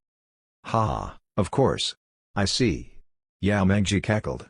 He looked like a wise man who had just figured it out. I get it now. Qin Manyun, who was training next door, opened her eyes and rushed to his room. Master, you decoded the expert's message? Asked Qin Manyun. Manyun, it seems like you still have a lot to figure out. Yao Mengji nodded and lectured her. Remember, if you're unsure of the expert's hints, don't disturb the expert without a proper reason. The expert saw the heaven and earth dimension as a chess game. To him, we are like chess pieces. It's an honor to be chosen, an enormous blessing.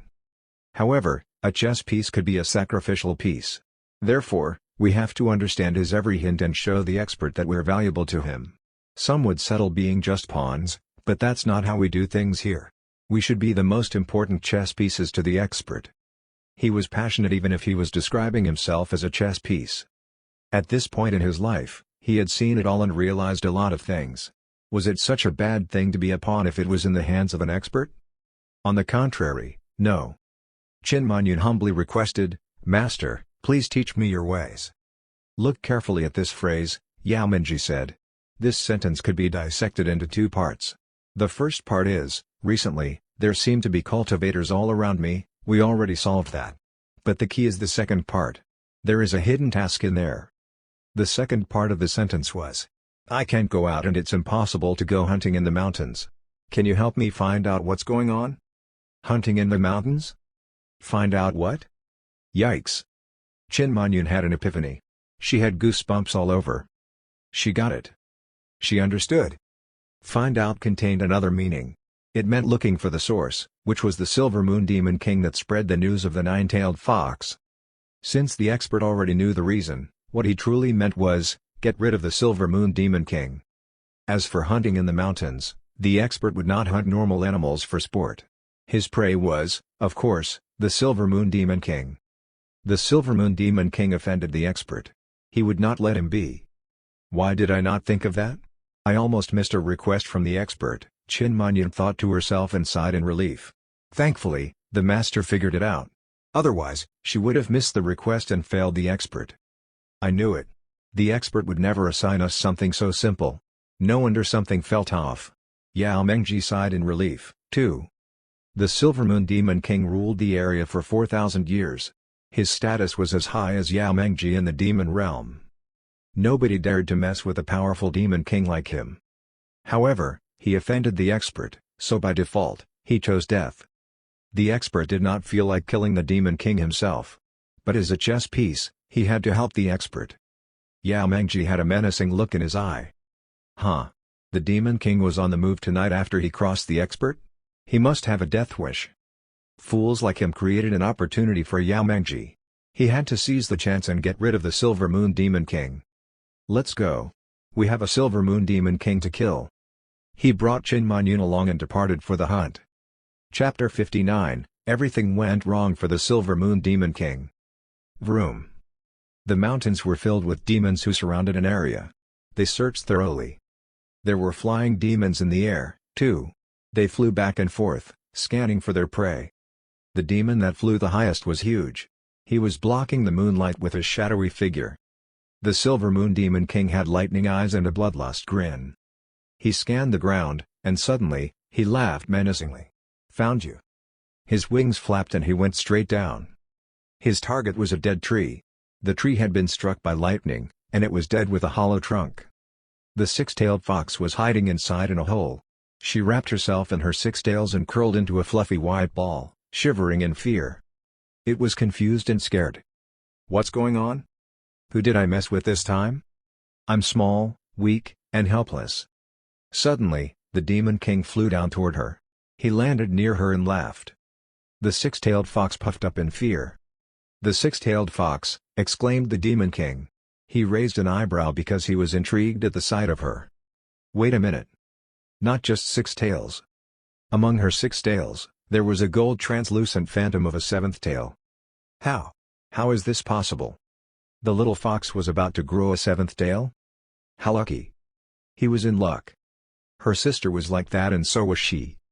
The Silver Moon Demon King was hysterical. He was shaking in excitement as if there was a treasure vault in front of him. How did the foxes evolve into nine-tailed foxes at this speed? The Demon King had never encountered anything like this in thousands of years. Horrifying yet incredible. He walked towards the six-tailed fox. The demons quickly surrounded the fox, too. All hail the Demon King, the six-tailed fox is yours to claim. Six-tailed fox, surrender. Little foxy, I'd suggest you stop resisting. The Silver Moon Demon King said coldly while grinning. The six-tailed fox had nowhere to escape. It was meant to be. Suddenly, two figures beamed toward them like comets slashing through the night sky. Silver Moon Demon King, prepare to die. The demons were bewildered. Who dared to talk to their Silver Moon Demon King like that? Were they trying to die? The Silver Moon Demon King did not look happy. He spread his wings and flew to the sky with a menacing glare. As a Demon King that lived for thousands of years, he cared about his reputation the most. He would not allow anyone to insult him in front of his disciples like that. He must kill the insulter. He briefly saw that it was an old man and a young lady. The young lady was a beginner-level cultivator.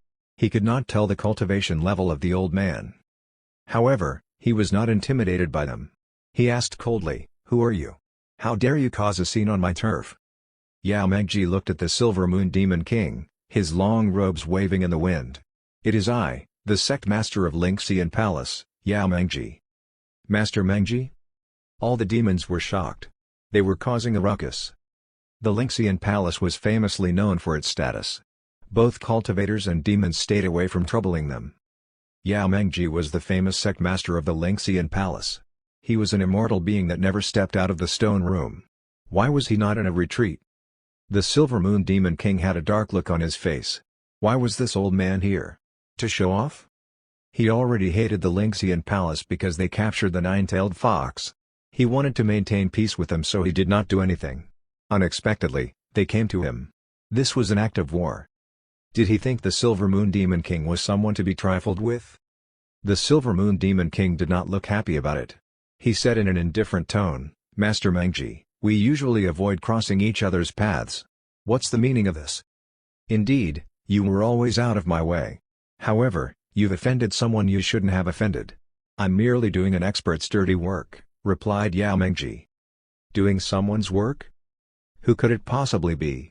Master Mengji was helping someone? Must be a Bigshot. The Silver Moon Demon King frowned. He was confused. "Master Mengji, this must be a misunderstanding." "Ha, it's not a misunderstanding. I'm here to take your mountain eagle life so I can report back to the expert." Yao Mengji sneered. He unfolded his palms and an old zither levitated in front of him out of nowhere. The Silver Moon Demon King looked like he was ready to kill. He growled, Are you trying to burn bridges? Bridges? You're not a worthy associate, sneered Yao Mengji. He placed his fingers on the zither and played a harsh note. Hum. On that note, powerful waves spread out like ocean water. Shoo! The Silver Moon Demon King roared. He flew towards Master Mengji at the speed of light. Suddenly, dark clouds formed around them, and a demonic black tornado surrounded Master Mengji. The sounds of a zither could be heard from within the black tornado. They were both fighting and casting spells. The other demons had all fled the scene, afraid of being involved. The six-tailed fox blinked with her small eyes. She sneakily uncurled her six tails and fled into the dark woods. Bigshots fighting each other was too scary. The Silver Moon Demon King noticed the six-tailed fox escaping. He was more enraged. What was going on? Everything had gone wrong. He growled in fury, Yao Mengji, are you proclaiming to be my enemy? Ha! We don't need to be enemies. I'm just here to take your life. Yao Mengji grinned slightly. He played the zither faster and the musical notes increased in tempo. The black clouds were blown away. The music was like a spell, trapping the Silver Moon Demon King. Snap! His clothes were suddenly turned to dust. His body started to inflate and his black wings increased in size. Suddenly, he revealed his real self, a mountain eagle demon that was 3 times larger than a normal eagle. He had a shiny, sharp beak and his gaze could cut through butter. The Silver Moon Demon King glared at Yao Mengji. You asked for this. He opened his beak and a shiny golden core slipped out. It was like a tiny sun in the night. The demonic winds blew again, forming a shadow of an eagle. It flew towards Yao Mengji. Yao Mengji was not alarmed. He let his robe and his long white hair flow in the wind while he stood still and played his zither. The music prevented the eagle shadow from attacking. They were at a standstill. Chapter 60, Destroy Your Own Core. Time slipped by. It was the crack of dawn. The Silver Moon Demon King looked worse. He was on the same level as Yao Mengji, but Yao Mengji had the help of an immortal item, the Tiantian zither. Yao Mengji was much stronger with it. The Demon King was barely holding it together. He looked at Yao Mengji and asked, Yao Mengji, who the hell did I offend? Yao Mengji sneered. Ha! You messed with the ultimate expert. You have no right to know his name. You. The Silver Moon Demon King almost blew up with rage. However, he did not dare to show it. He compromised and asked, Yao Mengji, if you spare me, I'll share with you a worldly secret. Oh? Yao Mengji looked at him. The Silver Moon Demon King said, I know you've captured the nine-tailed fox. Did you know that 3 years ago, the nine-tailed fox was a six-tailed fox? The fox grew 3 tails in only 3 years and even survived a natural tribulation. The fox must have discovered something we don't know about. Yao Mengji and Qin Manyun looked at each other. Their faces fell. There was no doubt about it.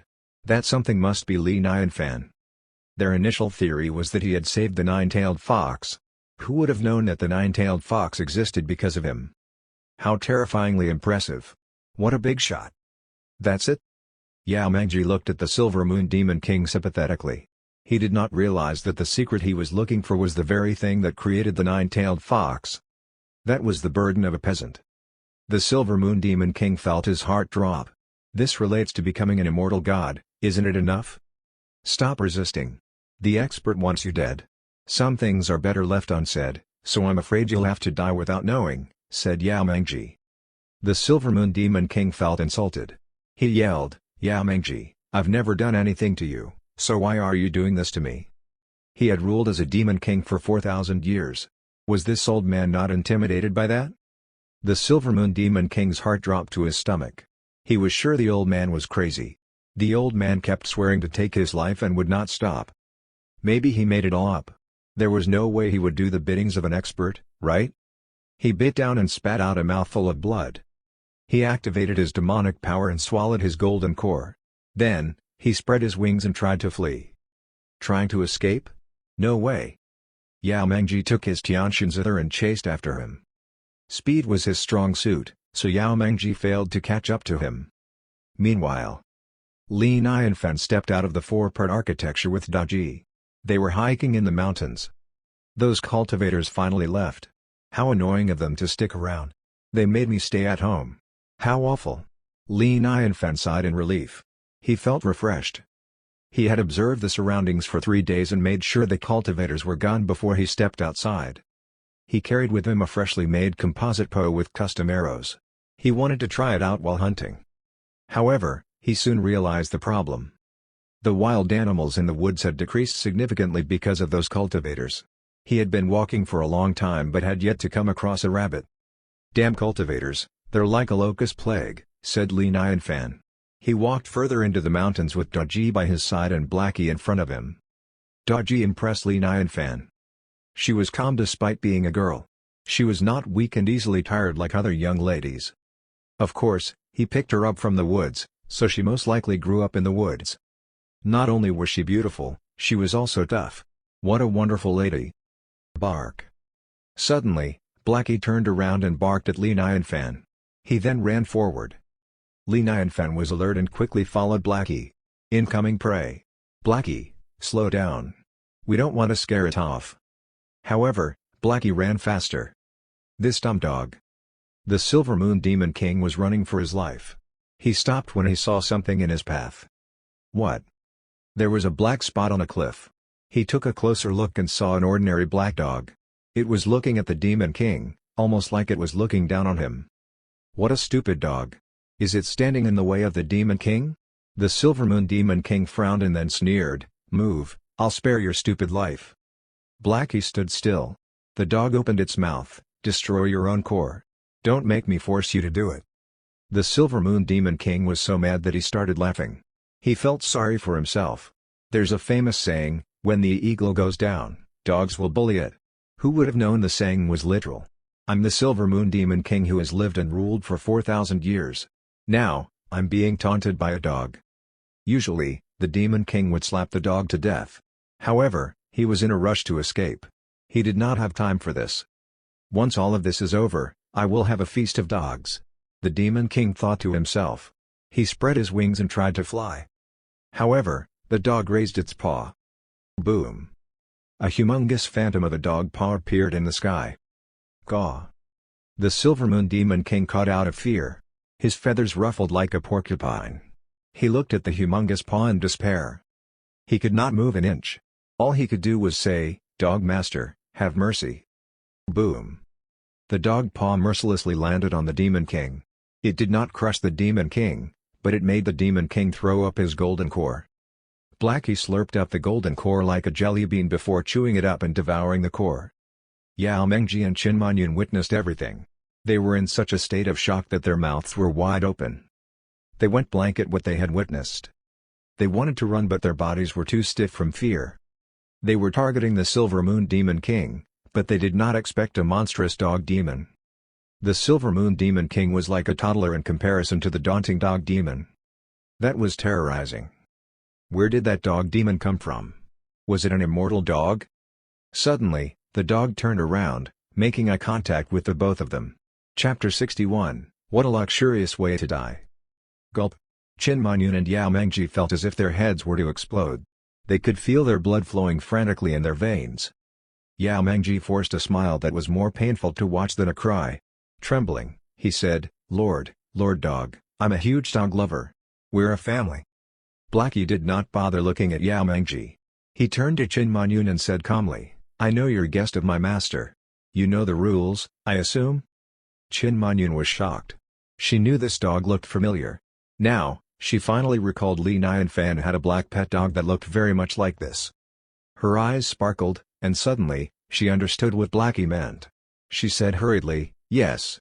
I know the rules." Blackie nodded. "Remember, my master's experiencing the life of an ordinary man in this realm. Don't disinterest him. I'm just a very normal dog, so is that eagle. It's just an ordinary mountain eagle. Understood?" "Yes, understood. Lord Dog, please, be assured. I promise I won't spoil his fun." Qin Manyun nodded. Blackie's aura suddenly disappeared without a trace, appearing like a normal ordinary dog.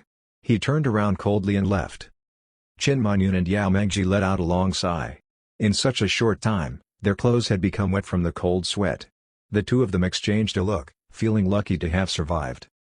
Yao Mengji looked at her, feeling perplexed. "Manyun, you know that, the Lord Dog?" Qin Manyun nodded. She said seriously, "Lord Dog seems to be the pet dog hanging by Mr. Li's side. I've seen him before. I thought it was just an ordinary black dog." I never would have thought that. She smiled bitterly and shook her head. She was too ignorant. The dog was hanging by the expert's side. How could that be an ordinary dog? No wonder. Yao Mengji realized. He continued, since the expert likes to experience life as an ordinary man, we cannot offend him. Yet, if we leave right now, it'd be rather rude. Why don't we hide and pretend to walk into him when we see him? Blackie, where's the prey? Li Nianfan finally caught up with Blackie, and he followed Blackie's gaze to see a huge black shadow flying in the air. Its massive wings were flapping majestically. Wow! The eagle's huge. Li Nianfan's eyes lit up. It seemed that he was in luck. He finally found prey. Once he got hold of the eagle, he could end his expedition today perfectly. He took out the composite bow, straightened his back, and loaded the arrow. His eyes were calm and sharp, focused on the huge eagle. He was feeling very excited. He remembered watching a drama series back in the mortal realm where the male lead shot his arrow at a huge eagle. A classic scene. And today's my turn to shine. Handsome posture, aimed at the target, and bam! The arrow was released, piercing through the body of the mountain eagle instantly. Puff! Fresh blood spurted out of it in the air. Ha ha ha! I got it! Let's go! Li Nianfan looked at the falling eagle. He smiled as he led Daji to the falling eagle. Daji looked at the falling eagle. Her expression appeared rather confused and perplexed. Why did this eagle seem so similar to the Silver Moon Demon King? When they got closer, the confusion on her face turned into shock. It really was the Silver Moon Demon King. DZZ. What was all this about? What happened to the Silver Moon Demon King's spirit? Suddenly, a voice rang in her ears, "Don't be alarmed. I did this. You probably understand why." Daji looked at Blackie in shock. Shortly after, shock turned into a realization. She finally realized. Master wants to live an ordinary life in the shell of an ordinary man. However, there are too many shameless monsters and people who think too highly of themselves. It might end up disturbing the master and spoiling his fun of living as an ordinary man. If the master had to handle these small matters himself, then we'd just be losers. When these things happen, we should clear the hurdles in his way and not allow anyone to disturb his life. Then, our master can live as a trouble-free ordinary man and experience the ordinary life. Daji finally found her goal. Her eyes appeared more determined than ever.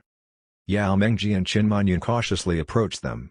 They tried their best to appear natural and calm, pretending to be talking to each other. When they walked past them, Qin Manyun said in a surprised tone, "Mr. Li, Mr. Ji." "Eh? Miss Qin. What a coincidence." Li Nianfan smiled as he was in a good mood after catching his prey. Qin Manyun said, "Yeah. My teacher and I happened to pass by. Who would have thought that we'd bump into Mr. Li?" "Ha ha. I came out to hunt and I found a little prize here." Li Nianfan smiled while he patted Blackie's head. "Blackie, well done." "Woof. Woof." Qin Manyun looked at that obedient face on Blackie and felt her throat getting dry, as if what she saw earlier was just a hallucination. This was an immortal dog. The finest Bigshot around actually barked like a dog, even wagging his tail. This world was crazy. She turned her head sideways, afraid to show her emotions. Yao Mengji was able to calm his emotions. He said respectfully, "Mr. Li, I'm Manyun's teacher. My name's Yao Mengji. I've heard her speaking of you, and I'm pleased to finally be able to meet you."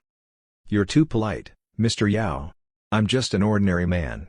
What's there to meet me for?" Li Nianfan said nonchalantly. "Ah. As expected. Mr. Li likes to live as an ordinary man. I have to be cautious not to display any sign of awe or shock. Or else the expert won't like it." Yao Mengji thought to himself. Though, he was not surprised. Most experts had all kinds of tics. Li Nianfan's tics were considered less absurd. He said, "Mr. Li, you're too humble. Your journey to the west is a masterpiece. And I heard you wrote a couplet. Everyone speaks highly of it. I've been wanting to have a peek of it at some point." An art lover. Yet another art lover. Li Nianfan smiled. It seemed that he was gaining fame in this immortal realm. Even this old man wanted to see his works. "If so, why don't Mr. Yao come over to my place?" "That'd be my greatest pleasure. Sorry to disturb you." Yao Mengji smiled as wide as a blossoming flower. Li Nianfan nodded. He was ready to carry the eagle away. Who knew that Yao Mengji would be so kind as to insist on helping him carry the eagle? Li Nianfan felt bad for making an old man do such a thing, yet Yao Mengji insisted. Hence, he could not reject his offer. Whatever. This old man was a cultivator after all. It should not be a problem carrying this eagle. With such a polite teacher, it was no wonder Qin Manyun turned out to be so polite. Puff. Li Nianfan plucked out the arrow that was buried in the eagle's body and kept it. Yao Mengji was stunned. He stared blankly at the arrow, as if he wanted to glue his eyes on it. Enlightenment bamboo? It was enlightenment bamboo. He did not notice it earlier and just realized that all of the arrows in the quiver were made from enlightenment bamboo. Who would make arrows with such material? It was enlightenment bamboo. If they were made into arrows, then there would be one less bamboo after every shot. What a waste. Yao Mengji's face twitched into a weird shape in pain. He took another look at the bow and realized it was also made with enlightenment bamboo. Wait. Yao Mengji turned to look at the quiver closely. Ah. It was indeed made with enlightenment bamboo as well. How much enlightenment bamboo did he actually use? He remembered Qin Manyun said that the enlightenment bamboo she brought back was just leftover material used by Li Nianfan. Now, he finally understood what she meant. The enlightenment bamboo he received was the most useless from the lot, a part that the expert would not even take another look at. He thought of how excited he was when he received the thrown-away enlightenment bamboo and his eyes grew wide. He was perplexed. Was this the reality of a Bigshot? He wanted to follow him around to collect his trash. Yao Mengji took another look at the body of the Silver Moon Demon King and sighed, "Bro, you died a luxurious death. You earned this." Chapter 62, A Licking Dog. Li Nianfan led Yao Mengji and Qin Manyun back to his four-part architecture. Outside the door, Yao Mengji stared at the couplet for quite a while, as if he was caught into it. His mouth was letting out sighs and exclamations of awe from time to time which boosted Li Nianfan's superficial ego greatly. Although this old man seemed sloppy and unruly, he knew what a good piece of art was. Meanwhile, Xiao Bei had already opened the door. "Master, welcome home." Yao Mengji jumped in shock, but he covered it up by stroking his white beard. "Mr. Li, I've heard about this from Manyun. This spiritual machine is called Xiao Bei?" "Whatever, call it a spiritual machine as you please." Li Nianfan was not bothered to explain. He simply nodded. "Yeah, it's called Xiao Bei. He can open the door and do some house chores." "Do some house chores?" Yao Mengji's eyes twitched slightly. "If you ever give it to me, I'd worship it like my grandma." Li Nianfan walked into the four-part architecture and smiled. "Please, come on in." Yao Mengji took a deep breath, preparing himself before stepping inside. Even so, the moment he stepped into the yard, his breathing grew rapid as his eyes sparkled. It was just like Qin Manyun had described it, filled with treasure. Most importantly, these treasures were all over the place. It was a painful sight. How painful! However, he raised one of his brows as a strange feeling grew within him. The Tianqian zither that was placed in his space ring started vibrating as if it felt the existence of something terrifying. The strings started vibrating vigorously, almost like a person trembling. The zither was an immortal item. Although it was not as great as the spiritual machine, it had developed some wisdom and it was apparent that it was terrified by one of the items in here. Yao Mengji quickly comforted the Tianqian zither. He glanced around and an item caught his sight. Inside the yard, there was a long stone bench. On top of it was a guqin. The body of the guqin was made of some unknown dried wood, seemingly uneven but twisted like snakes. The effect of time was clear on its body and it had 7 different colored strings on it. It was magical. Yao Mengji gulped involuntarily. He had played the zither for thousands of years, so he could tell right away that this instrument was not ordinary. The entire yard was filled with treasures, even the rubbish. How could a guqin be ordinary? Perhaps calling it a spiritual machine would not even do it justice. No wonder his Tianqian zither had such a big reaction. The gap between the two instruments was way too huge. It was like an ordinary man meeting an immortal. Of course, one would be terrified. Taking a closer look, he could feel a breeze on his face, like a beast trying to engulf his soul. The spiritual item should not be offended. Yao Mengji looked away at once, unafraid to take another look at it. He flashed a humble smile on his face. "Mr. Li, my student mentioned you like a snack called Jello. I brought you some today." Yao Mengji remained cautious of the rules here, so he did not mention that it was called the 1000-year black ice. And if he said Jello, perhaps he could seem friendlier to the expert. "Oh? Li Ninfen was slightly shocked. He said, "You're all too kind. So kind. So very kind." He mentioned it briefly the other day. Who would have thought that they took it to heart? They even brought it in a few days. So kind. This old cultivator must be a very resourceful man in this realm. Yao Mengji could see that Li Ninfen was pleased. Excitedly, he waved his hand and a mini rockery appeared in the middle of the yard. Complemented by the flowing river by its side, it was very picturesque, almost like a painting or a poem. The rockery was emerald. It glowed beautifully under the sunlight. Li Ninfen asked, "This is?" Yao Mengji explained, "Mr. Li, the jello is produced by this." "Oh, I see." Li Ninfen exclaimed. He was surprised. He could not believe that they even brought over the machine. This gesture was very touching. He stared at the rockery. The top of it was in the shape of an inverted cone. Half a jello drop was hanging from the inverted tip, but its formation had yet to be completed. The items in this immortal realm were interesting. He wondered what raw material the rockery needed to produce unlimited jello. After looking at it curiously, Li Ninfen smiled. "This seems interesting. I'll keep it."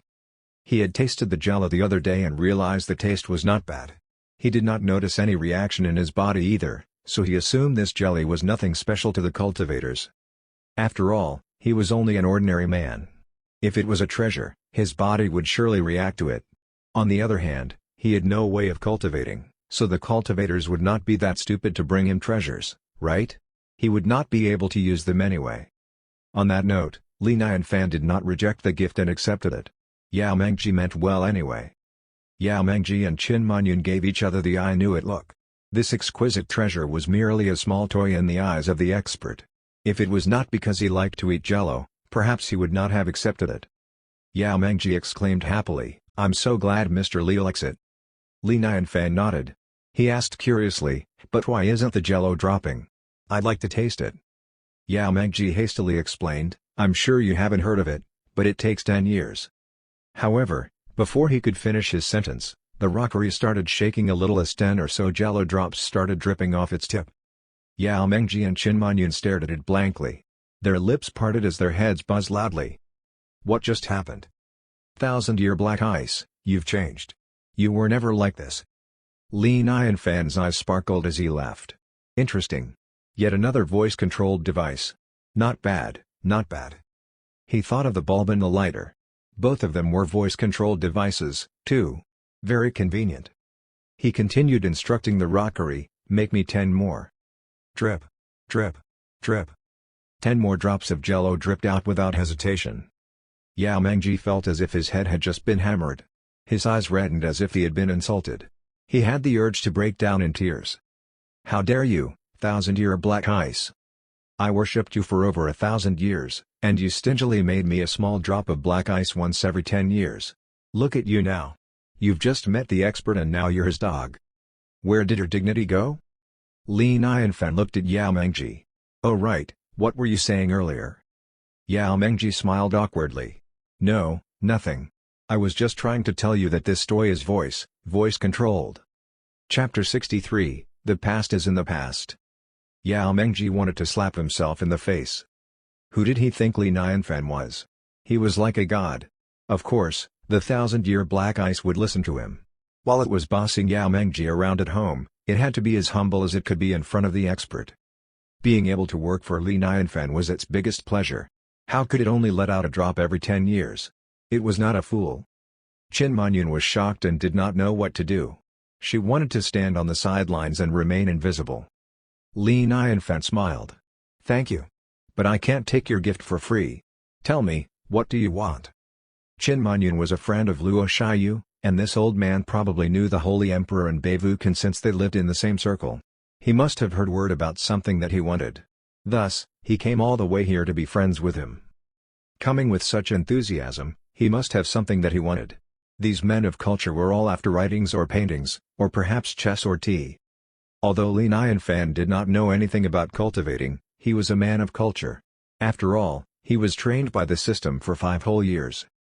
Having met these friendly cultivators, Li Ninfen thought that if he could secure their friendships through the love of arts, he would be in much safer hands in this immortal realm. He wondered if these cultivators were the big ones in this realm. If he could be lucky enough to be friends with the big ones, how great would it be? If it were not for his friendship with the cultivators, he would not have a full yard of elixirs or even the protection of the flying cultivators in the sky a few days ago. It was nice to be friends with Bigshots. On the other hand, Yao Mengji was having a difficult time. He could feel his scalp itching and goosebumps all over his skin. He was anxious. A test. This was a test. How should I answer this question? If I say I have no intention of receiving anything, the expert wouldn't believe me, which would make me seem bogus. But if I ask for something, what would the expert think of me? Also, what can I even ask for? Do I even deserve any of the items here? It was a very difficult question to grasp. If he answered wrongly and offended the expert, he would be done for. It was merely a few seconds, but to him, it felt longer than a century as droplets of sweat started appearing on his forehead. What an expert! So scary. A word from him can mean so many deeper meanings. I've cultivated for 1,000 years and yet I have no idea how to answer. Finally, he bit the bullet and said, I'd like Mr. Li to give me some pointers. Li Nianfan shook his head. This old man spoke with such restraint. Why so nervous? Perhaps this was the weakness of all the cultured men in this realm. You mean to show you the instrument? Li Nianfan asked directly. Since he stepped into the house, Li Nianfan noticed that Yao Mengji had been staring at his guqin without blinking. Even when he spoke, he would take a sneak peek at the guqin from time to time. That cautious look on his face made it quite apparent that he had a thing for the stringed instrument. He was likely to be a music lover. Yao Mengji exclaimed, yes. Exactly. An expert he was. Perhaps he could tell right away that I was cultivating with music. If he could give me a pointer, or two, it would be my biggest blessing. Li Nianfan said, I can't teach you, but we could exchange our knowledge. So, Mr. Li, shall we play a duet? Or? Yao Mengji asked sheepishly. No duet. Li Nianfan shook his head and rejected him without hesitation. He was merely an ordinary man. How could he play a duet with a cultivator? Was he trying to kill himself? Who would know what would happen when these cultivators played their instrument? What if their spiritual qi accidentally harmed him? Why don't you play it? I'll listen. Li Nianfan pointed at his guqin. My instrument is right there. Why don't you go give it a try? Yao Mengji trembled. His face flushed red as his breathing turned rapid. It was as though he had just heard something absurd and could not believe his ears. Mr. Li, am I allowed to play on your instrument? It's just an instrument. Why not? Li Nianfan found it almost funny. This old man was hilarious. Breathe in. Breathe out. Yao Mengji tried to control his breathing and said to himself, be calm. I have to be calm. I cannot appear frightened in front of Mr. Li. He stared at the guqin, as if walking into a temple. He made his way to the guqin one step at a time. This is a spiritual item. Perhaps even beyond that. And I'm allowed to play on this immortal treasure? He felt as if he was in a dream. His mind blanked and he had tears in his eyes. It was already the greatest blessing in life to be able to have a look at a guqin like this. He would give away his chance at becoming an immortal just to play on this instrument. Mr. Li is indeed an expert. He's willing to let a sloppy man like me touch and play on his instrument? I have no more regret in life. Yao Mengji sat before the guqin. He reached out with trembling hands, as if he was about to touch his lover but was afraid that he would taint his lover's clothes, extremely hesitant. At this moment, he felt like a stoic warrior facing his death. Being able to become Mr. Li's chess piece is the greatest blessing in my life. With that, he whispered to the guqin before placing his hands on the instrument and said, pardon me. A truly spiritual item. Yao Mengji knew that if it was not the expert playing it, the guqin would have attacked him right away and kicked him out of there. He calmed his racing heart. His age-washed eyes let out a gaze he had never had before. This was a chance given to him by the expert, as well as a test. Accompanying the expert was just like accompanying a tiger. If he was good at it, it would be fine. If he could not play well and tainted the guqin instead, his life would be over. He took a deep breath and held it in for 10 seconds before letting it all out with a long sigh. With that, he started plucking at the strings. His movements were smooth and fluent like water flowing down a river. Ding! Beautiful music came out of the guqin, sometimes relaxing, sometimes rapid. Waves flew in the air, drifting far away. Between the sky and the ground, a cooling breeze came by, blowing on Yao Mengji's white beard and hair. He looked like a wise old man. Li Nianfan closed his eyes as he listened, sometimes nodding, sometimes shaking his head. It seemed that this old man really liked music. He put in quite some effort into his performance. If graded by the system, he would have reached at least a level 8. However, Li Nianfan could not help recalling the time when he was controlled by the system. Back then, he thought playing the instrument at level 10 was already hitting its peak, yet the system told him level 10 was just the beginning. In the words of the system, the first 10 levels were just the basic foundations. After mastering that, one also needed to take into account the meaning of the music, one's surroundings, feelings, and emotions to pass the test. Anyway, that was the past.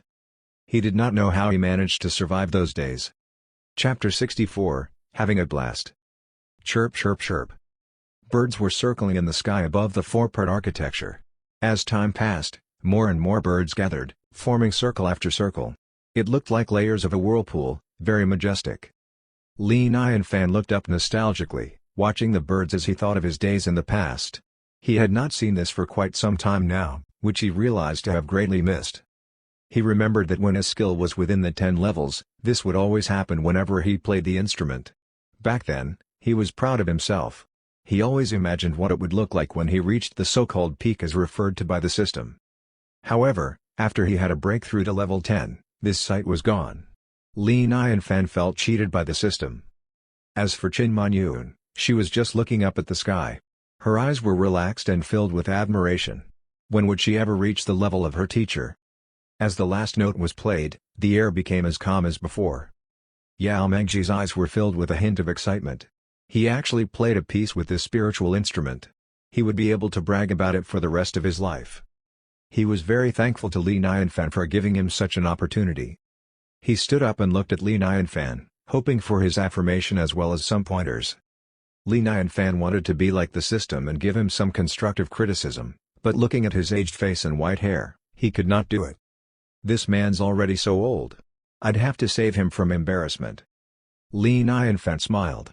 Mr. Yao, we won't give comments today. Let's communicate through the music directly. Thank you, Mr. Li. Yao Mengji made way for him. Li Nianfan faced the front yard and turned his back to the backyard. Upon sitting on the seat, he positioned his hands on top of the strings while his gaze was calm like a lake. Since the cultivators were here, he could not just play any simple song. He would have to play something more impressive. I'll play that piece. At this moment, Yao Mengji and Qin Manyun could feel a change in Li Nianfan. They watched his back as if they were looking at the door of vicissitudes activating gradually. As the door was gradually activated, waves of vicissitudes launched at them, suppressing them, making them hard to breathe. Instantly, Blackie, who was sleeping inside the room, jumped up excitedly and ran out of the room. He then laid down with his ears perked up, ready to listen. Li Nianfan adjusted his state. He raised his hands and from left to right, plucked on the strings. Ding, ding, ding. Suddenly, a sonorous force erupted, strong and powerful. It was as if a huge rock had been dropped into the calm lake, breaking the peace. Qin Manyun and Yao Mengji jolted vigorously. Their muscles tensed as if facing an enemy. Their pupils dilated as they stared at the shocking waves of insights flowing out from Li Nianfan like water flowing from a river. At this instance, Li Nianfan was like a sea of insights as waves of it poured out of him, filling the world with bottomless insights. Too much. Too deep.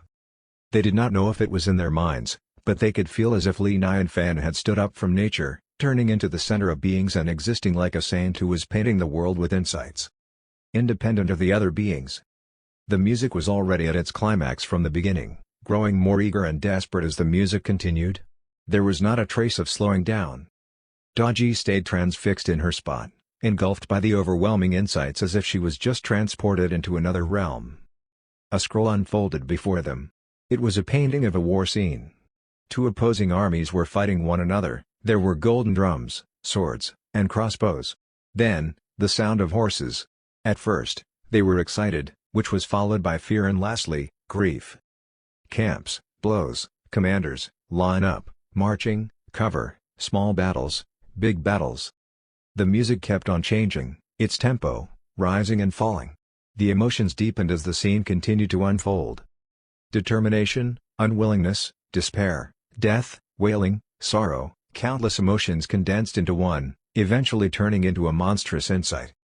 This insight was known as War. Vroom. Yao Mengji and the rest had their minds blown.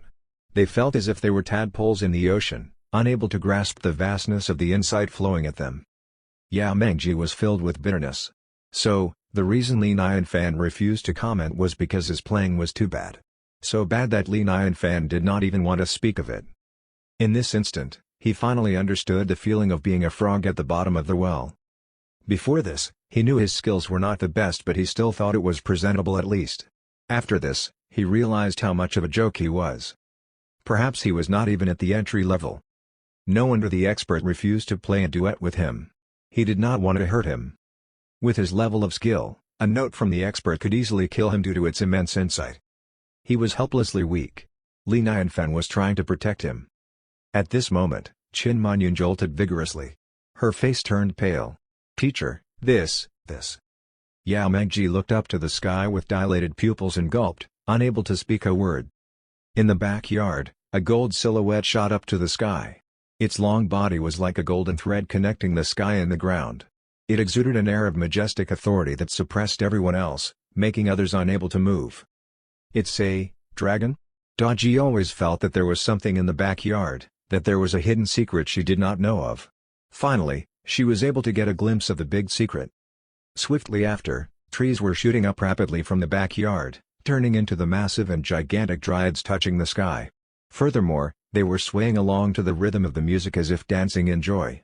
The scene was terrifying and shocking. DZZ. These dryads. Any one of them would be able to fight the Silver Moon Demon King. Yao Mengji and Qin Manyun felt as if their brains were about to explode. They did not dare take another breath. At this instance, they finally understood where all these enlightenment bamboo came from. Voila! Water erupted into the sky, shooting up an old tortoise that landed near the Guqin. It laid by the side of the pond quietly. Blackie remained in its spot, ears perked up tall like a rabbit's. The sword Immortal Jade, Dragon Fire Pearl, Fallen Demon Sword, and the 1,000-year Black Ice started glowing in different shades. Even the newly planted elixirs and spiritual herbs were swaying to the rhythm in unison. They were all having a blast. Even Daji felt her scalp itching. She had lived in this yard for so many days. Now, she had no idea what world this was. Even the immortal land would be less terrifying, right? Qin Manyun and Yao Mengji looked up blankly in fear, staring at the monstrous plants swaying to the music. Their brains had long stopped working. It was good enough that they had not fainted. As for the flying birds that were hovering around, they had long run away. Chapter 65, Are You Stupid? Dong, dong, dong. The music continued. Yao Mengji closed his eyes. He took a deep breath and forced himself to calm down. When he opened his eyes again, his gaze was more determined than ever. He had decided to feel and understand this immense insight. As a cultivator of instruments, this is what I've been doing all my life. How can I miss this opportunity? His eyes were red, his white hair on their ends. He turned into a fang-erling old man, forgetting himself and only focusing intently on the insights. Perhaps this piece was not of this realm. This was the music of immortals. Li Nianfan was willing to play this for him. This was the greatest blessing he would ever get in his entire life. If he missed this opportunity, how would he ever succeed in cultivating? Under the immense insights, he was like a thin flatboat that could flip over any time. However, he was not frightened. He welcomed all the insights and the emotions that came with them. Not fearing death, he focused all of his divine consciousness on the sound of the music, hoping to get a glimpse or two of the mystery. The music kept on changing. Fresh blood started dripping out of the corner of his lips and his reddened eyes. The scene was shocking and terrifying. He had a vision of fearless warriors, as well endless killing and piles of corpses. No matter who it was, everyone was destined to fight, either against one another or against the gods. In the end, be it a victory or a defeat, it could still be written into a tragic song. Ha! To fight against the gods? How fun! He was overwhelmed with fatigue, but the corner of his lips curled up. His eyes sparkled like never before. The truth was worth dying for. Finally, the music stopped. The dragon's dancing golden body halted for a moment before it silently fell from the sky and returned to the pond. The relaxing old tortoise opened its eyes at the stop of the tune. Then, it slowly made its way back into the pond as well without making a sound. The gigantic trees and dryads stopped dancing abruptly.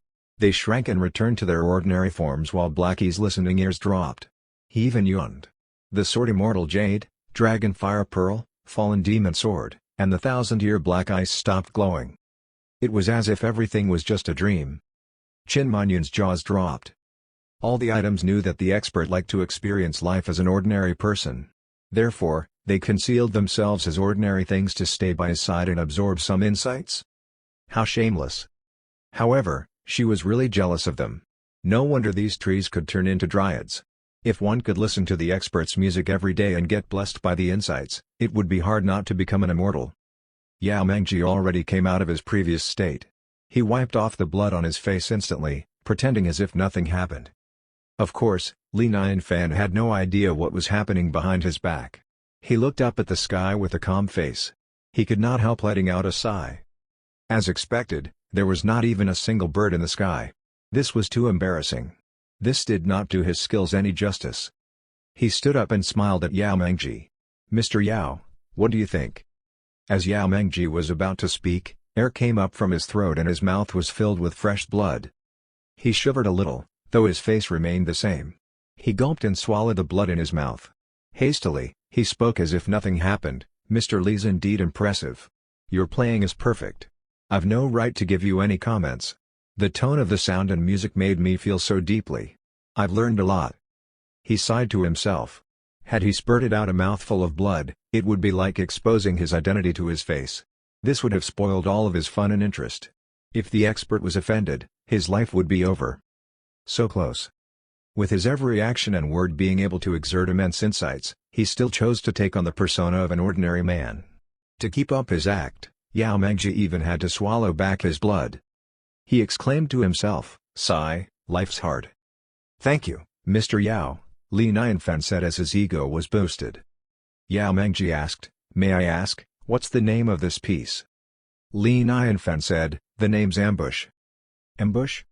Yao Mengji and Qin Manyun's hearts sank a little and they both smiled bitterly.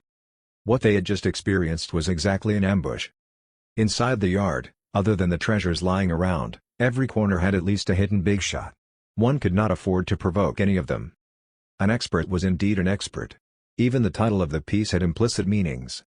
"I've never heard of this piece, but I can tell that it's a masterpiece," Yao Mengji said. Li Nianfan laughed to himself. The songs in this realm were nothing like the songs he knew from his previous realm.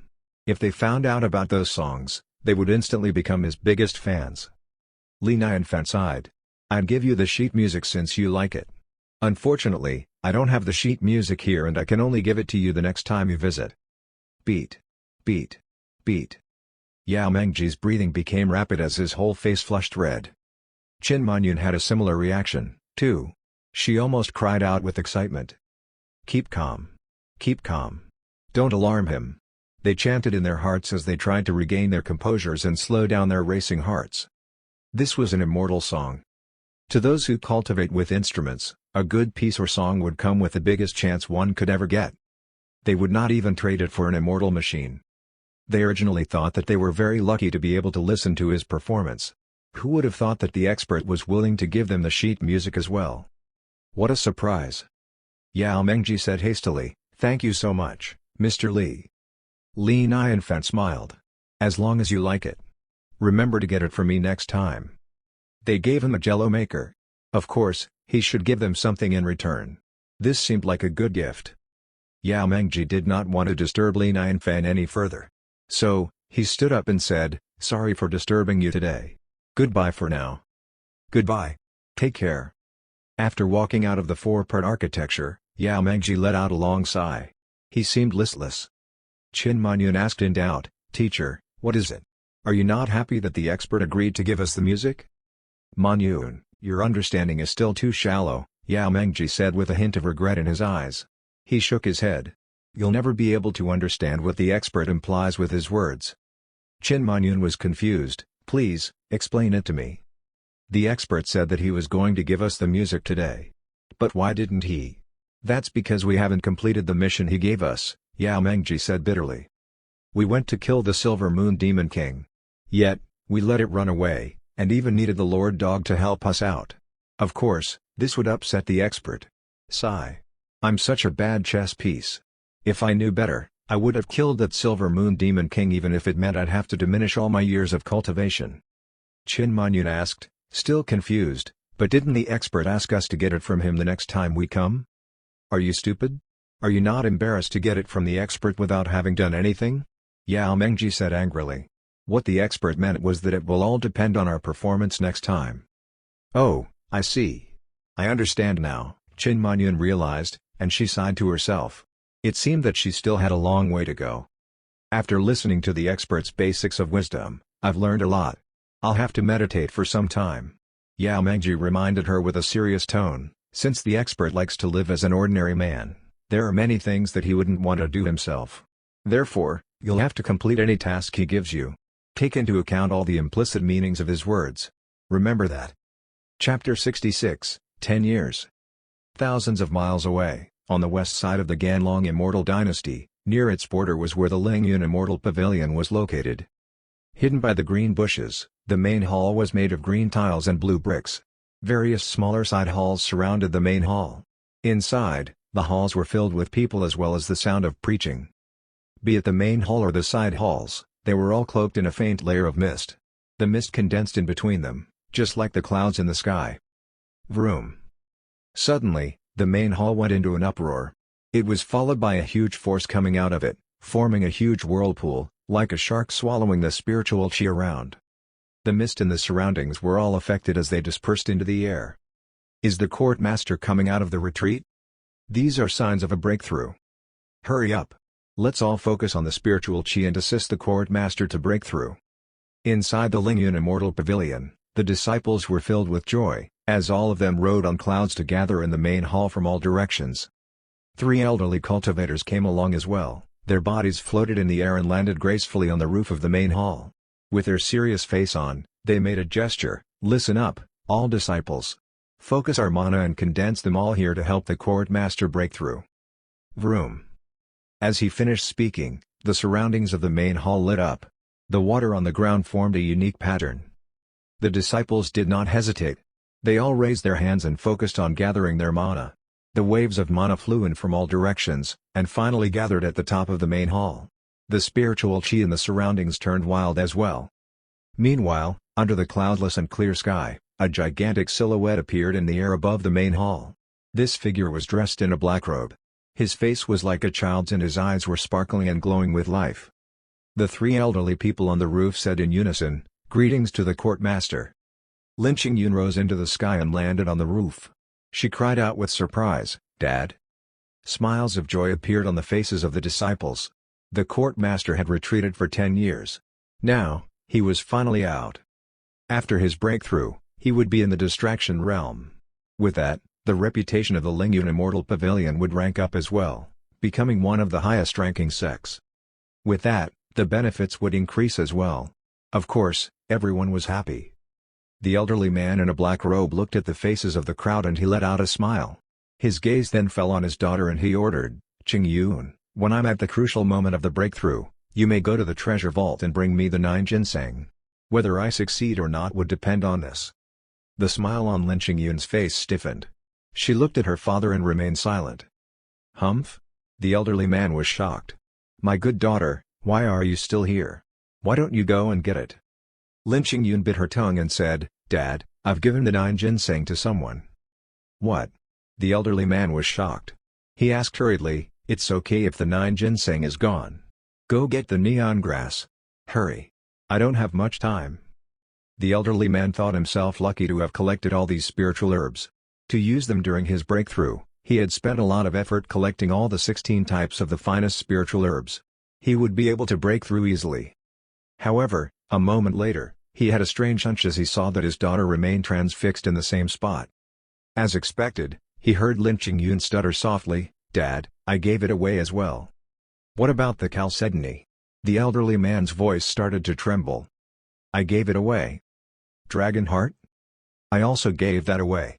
Lin Qingyun could feel her scalp itching as she said softly, "Dad, I've given all of our elixirs away to someone." "What?" The elderly man jolted vigorously as if being struck by lightning. He gasped at Lin Qingyun with disbelief. "Who? Who did you give them all to?" The elderly man's face was reddened by now. Lin Qingyun thought of the expert. She felt calmer as she explained, a man called Mr. Li. He's a hidden expert and he likes to live an ordinary life. Even the immortals of the immortal land are nothing compared to him. Mr. Li? Hidden expert? The immortals were nothing compared to him? She obviously made these all up. By then, the elderly man was shaking so vigorously, he could collapse any time. He was certain by then that his daughter was cheated by a con man. Well, the elixirs were all stolen. He wondered if this con man took any advantage of her body as well. The rest of the disciples all looked at Lin Qingyun with a confused look. The saintess was usually smart. Why was she easily cheated by this man? Perhaps a woman in love would be less rational. The breakthrough of their court master was unlikely to happen now. Poor father. Whatever. Whatever. The elderly man smiled bitterly. Since it was his daughter who made the mistake, he could only swallow it down. Once he got out of the retreat, he would chop that con man into half. Instantly, his voice turned a few hundred years older, and with a hoarse voice, he said, "Dismissed. Dismissed." From joy to tragedy. All the disciples looked perplexed. Lin Qingyun bit her tongue. She felt hopeless. Suddenly, her eyes sparkled and she said, "Dad, I did manage to get something in exchange for all of these herbs and elixirs. Perhaps it could help you." "What is it?" the elderly man asked. Lin Qingyun took out a packet of tea leaves and said excitedly, "This. The gift from the expert will not be anything ordinary. Perhaps it could be helpful." "Tea leaves?" The elderly man was confused. His age-washed face twitched. 16 spiritual herbs in exchange for one packet of tea leaves? He looked at Lin Qingyun as if it was the first time he met his daughter. He had not seen her for 10 years, and the changes in her were too much. Especially her IQ. She was a completely different person.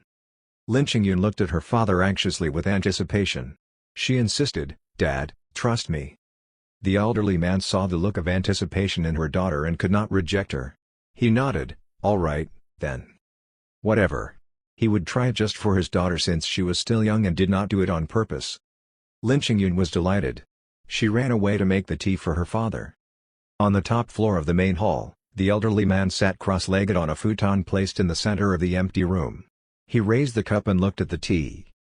The tea leaves floated in the tea without a trace of impurities. The tea was clear and had a faint distinctive fragrance. "Although it's a loss, I'll have to admit this is indeed good tea." A smile appeared on his face. It seemed to be the first time his daughter made him tea since she was young. What else could he do but forgive her? The elderly man had no expectations. Out of habit, he blew on the tea and then took a sip. "Ha, others eat elixirs before the breakthrough, while I drink tea. I'm probably the first in history." Chapter 67, Undefeatable. As the tea entered his mouth, there was a faint hint of bitterness. Suddenly, the elderly man jolted vigorously. He could feel that when the tea entered his mouth, it dispersed right away, as if he was taking in a mouthful of air. If it was not because of the faint hint of bitterness left on his taste buds, he would not have believed that he actually took a sip of the tea. The tea. He took another look at the tea and realized something was wrong. The tea leaves were all of the same size. In fact, it seemed that they were slowly disappearing. They were not dissolving into the tea. Instead, they were transforming into another form of existence. It almost seemed like insights. Indeed. It was insights. The tea contained insights. DZZ. The elderly man opened his eyes wide as he felt a shiver going down his spine. His scalp started to itch. Vroom. In this instant, he heard a buzz in his brain, as if a bell was ringing in his ears. The ringing of the bell was so loud that it sounded like the morning bell, empowering. His mind turned blank as his divine consciousness started growing at an appalling speed. The distraction realm. The distraction of the divine consciousness. Bam! The bottleneck instantly became as thin as paper that could be pricked through instantly. The elderly man could feel the change in him. As if he was doped, his aura kept increasing, like a growing bamboo. Even he was terrified by the speed. Since when has my understanding become so good? Unless I've been enlightened? Outside the main hall, everyone waited anxiously. How was the court master doing? Lin Qingyun bit on her lip as she paced around outside, helpless.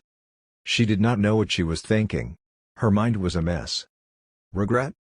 Probably not. She believed that Li Nianfan was definitely an expert, and her choice was not wrong. She just felt guilty. Also, She had high expectations of the tea leaves given by Li Nianfan. Well, a gift from Mr. Li wouldn't be anything ordinary, right? She could not help but look at the other three elderly men. She asked uneasily, "Masters, is it likely for my father to break through successfully?" The three elderly masters exchanged a look with one another. A hint of bitterness could be seen in their eyes. The eldest of them sighed and shook his head. "Without the help of elixirs, there's not a chance." He did not accuse her of her wrongdoings, but his tone seemed displeased. Sigh, why did the daughter of the court master make such a huge mistake? The cultivation of immortality was already an act against the sky. If he failed at the breakthrough, it was likely that he would be stuck here forever. Lin Qingyun's face went pale. She tightened her grip on the remaining tea leaves as if holding on to the last straw. She mumbled, "Who knows, maybe the tea leaves might be helpful." The three elderly men shook their heads and sighed. What a joke! The situation had unfolded to this point and the saintess still had this foolish thought. How unrealistic. Suddenly, the spiritual chi in the main hall condensed. Swiftly, it exploded like a volcano, more vigorously than before. The phantom of the court master appeared and said hastily, "Qingyun, make me another cup of tea. Now." Lin Qingyun's heart thumped as her face flushed red. She only thought of one possibility. She answered, "Yes, Dad." Quickly, the second cup of tea was sent into the room. Everyone was confused. They had no idea what was going on between the two of them. What was this all about? A private tea tasting session? However, their question did not last for long. After half an hour, the engulfing spiritual chi in the main hall grew even bigger. Instantly, the surrounding spiritual chi cleared out as they were all attracted into the main hall, swirling. With that, the court master flew out from the main hall with a mysterious smile on his face, along with a misty aura radiating from his body. A breakthrough. The court master had a breakthrough. The three elderly men reacted first as they called out with excitement. "Congratulations, court master." The rest of the disciples called out with delight, "Congratulations, court master." The court master waved them off.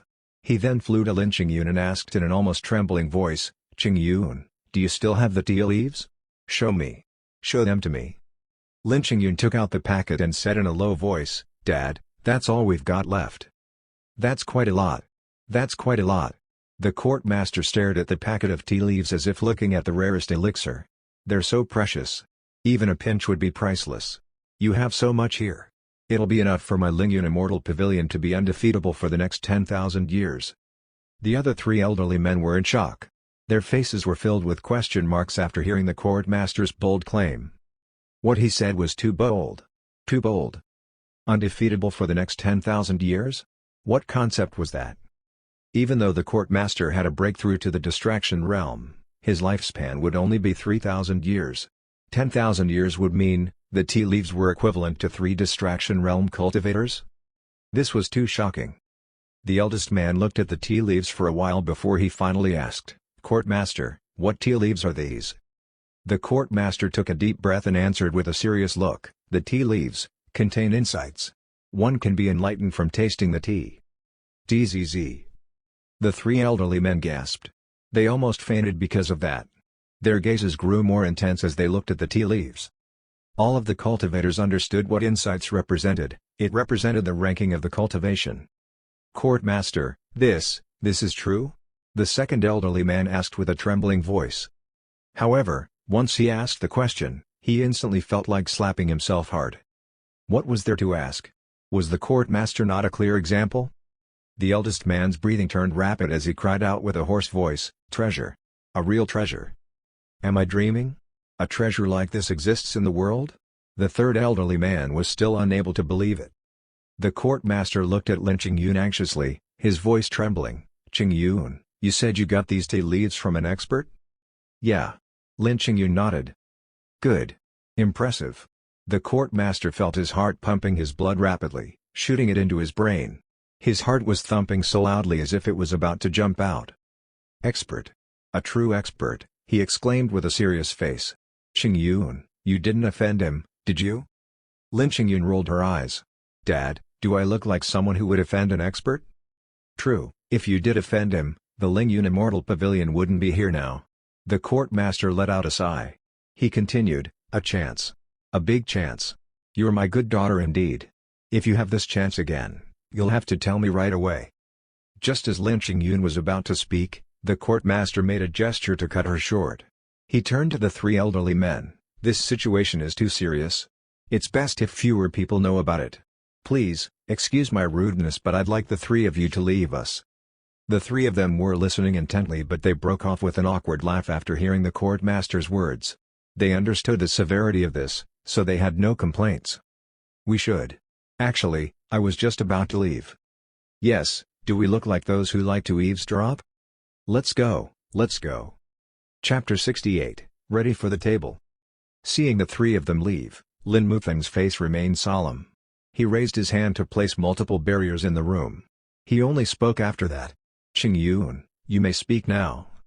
Lin Qingyun nodded and told him her experience from beginning to end. "I'll have to start from when I was invited to the Ganlong Immortal Dynasty." As Lin Qingyun spoke, Lin Mufeng's face kept on changing. Sometimes nervous, sometimes excited, sometimes terrified, sometimes uneasy. When she finally finished speaking, his face was filled with excitement.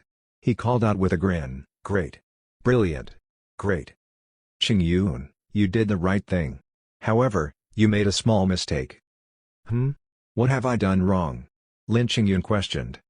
"The expert's power is way beyond our imagination. What makes you think he cares about the elixirs? It's the wrong way of seeing it. I'm guessing that this was a test. He was testing your sincerity." Lin Mufeng said he was merely guessing, but his tone was assertive and his face seemed as if he was very certain. Lin Qingyun's pupils dilated. She exclaimed, "This makes sense. Luckily, none of you disappointed the expert. That's why he was willing to give each of you a packet of tea leaves," Lin Mufeng said, feeling fortunate. His daughter's accidental encounter turned out to be such a big opportunity. This was a blessing to the entire Lingyun Immortal Pavilion. The tea leaves contained insights. Though the expert might not even care about it, to the cultivators, the insights were priceless. They symbolized unlimited possibilities. The 16 spiritual herbs would not be as useful as half the tea leaves. Not even if there were 20, or even 100 of them. Lin Mufeng continued, "If I'm not mistaken, you showed the most sincerity out of all of them. That's why the expert gave you an additional promise." "I see." Lin Qingyun nodded. She even brought over all the elixirs her father was supposed to use for his breakthrough. Who else could be more sincere than her? In this sense, it seemed that he knew about her father's breakthrough all along. His realm was scary, terrifying. "You can't use his promise," Lin Mufeng stated, his tone determined. "This would be the bond between us and the expert. So, unless it was a matter of life and death, we shouldn't use this. Also, the favor would have to be carefully asked. It must be within our scope, or else we might offend the expert." This promise was not just precious. Thinking of it made Lin Mufeng shiver. If news were to spread, even the immortals would be jealous of them. After a moment of thought, Lin Mufeng continued, "I had a breakthrough because of the tea leaves he gave us. We'll visit him soon, but we can't go empty-handed. What's there in the Lingyun Immortal Pavilion that would not disappoint the expert?" Lin Qingyun frowned as well. The expert's house was filled with spiritual items and machines. What else would he need? "Let's bring this." Lin Mufeng's eyes were assertive. He had made his decision. "Qingyun, let's go and visit the expert tomorrow." Night had fallen. The forest became restless without the Silver Moon Demon King. In the darkness, black shadows flitted here and there from time to time, with monsters breaking into fights to secure the throne. Even the older monsters who had been laying low returned to the scene, scrambling for the throne to become the next king. The forests were filled with strange sounds. Li Nian Fan frowned. He felt uneasy. What is it recently? Not long ago, there were so many cultivators gathering here, flying in the sky. Now that the cultivators are finally gone, the forests are getting lively again. Are these the cries of monsters? Or even ghosts? Li Nian Fan fidgeted in his bed.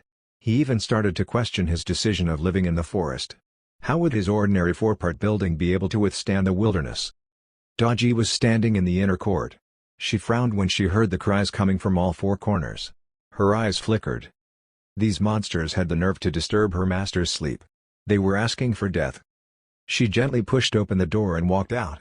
Not far from her, a white shadow was looking at the door from a tree branch. Upon seeing her, the tiny white fox trembled and ran toward her. "Sister." The six-tailed fox's eyes turned watery. It snuggled in Daji's arms, cuddling her with its head. Dodgy was slightly shocked. She could feel the little fox's fear and terror. She asked, "What happened?" "I'm terrified." The little fox patted its chest, its 6 tails trembling. "Last night, the Silver Moon Demon King led a bunch of monsters to trap me. I was almost caught by them, and I thought I'd never see you again." "Wah?" Dodgy halted. She asked worriedly, "How did you escape?"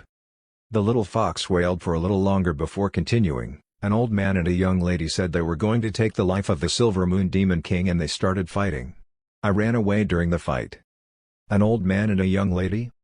Dodgy halted and suddenly remembered what happened in the morning. That was probably Qin Manyun and Yao Mengji. Suddenly, it all made sense to her. So, it was no coincidence this morning. They were chasing after the Silver Moon Demon King. In other words, Li Nianfan had already predicted this. He set these all up effortlessly. Or else, why would Yao Mengji and Qin Manyu happen to be there when they captured her sister? Why would he go hunting in the morning and end up shooting the Silver Moon Demon King? No wonder. It was all part of his plan. Her eyes darkened. Li Nianfan saved her sister, and even helped them take revenge. He was too kind to the both of them. The little fox was comforted. Suddenly, it became active again and scoffed, "The Silver Moon Demon King's so evil. I wonder if he's dead." Dodgy's expression was strange. She pointed at a tree beside them. "Do you see that?" "Hmm?"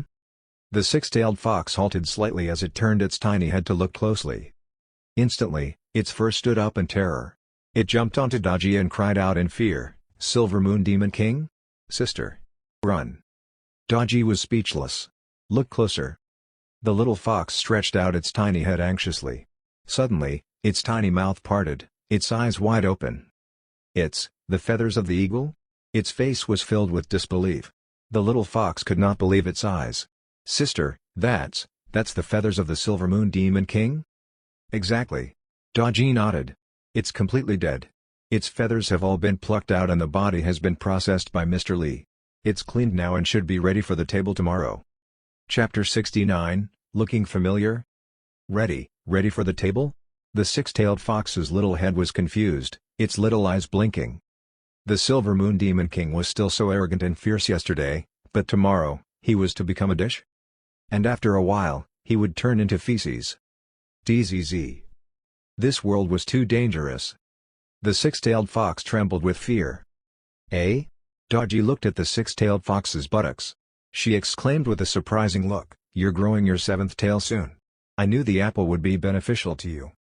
The 6-tailed fox smiled joyously. "Hee hee. I'll catch up with my sister in no time." Dodgy looked thoughtful for a moment, and she then said, "Since the Silver Moon Demon King's death, the order in the forests has gone out of control. Why don't you become the next Demon King?" The monsters had been crying and howling throughout the night these days, affecting her master's sleep.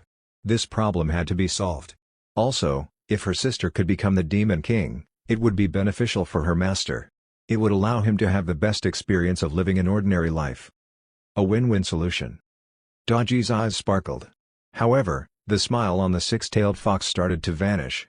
It could not believe its ears, and it stuttered with shaking lips, "Demon King? I can't do that." The 6-tailed fox shook its tiny head vigorously. "Can't you be braver? You're almost a 7-tailed fox soon. Your ability is almost out of aperture. Why are you still such a coward?"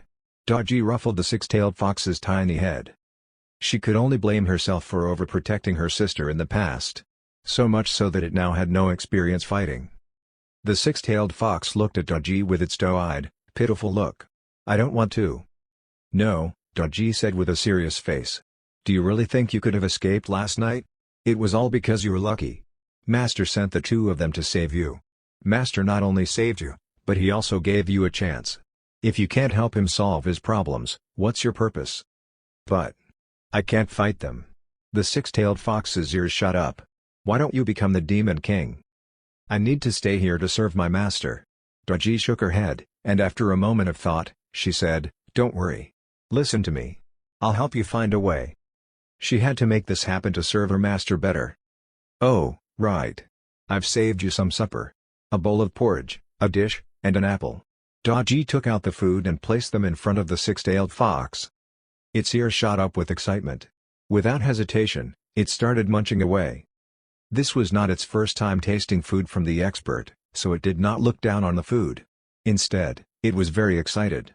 If anyone else knew about this food, they would surely fight for these treasures. Most importantly, the food not only contained insights, but they were also exceptionally yummy. Munch. Munch. Munch. The little fox put its tiny head into the bowl, gulping and slurping every bit of it hurriedly. When it finally raised its head, its white fur was covered in porridge, looking funny and desperate. A small pinkish tongue came out from the little fox's mouth, licking its mouth from left to right. HMMPH. The leftover food on its face was instantly cleared up. Yummy. So yummy. The little fox rubbed its tummy with a satisfactory smile, its eyes in the shape of a moon.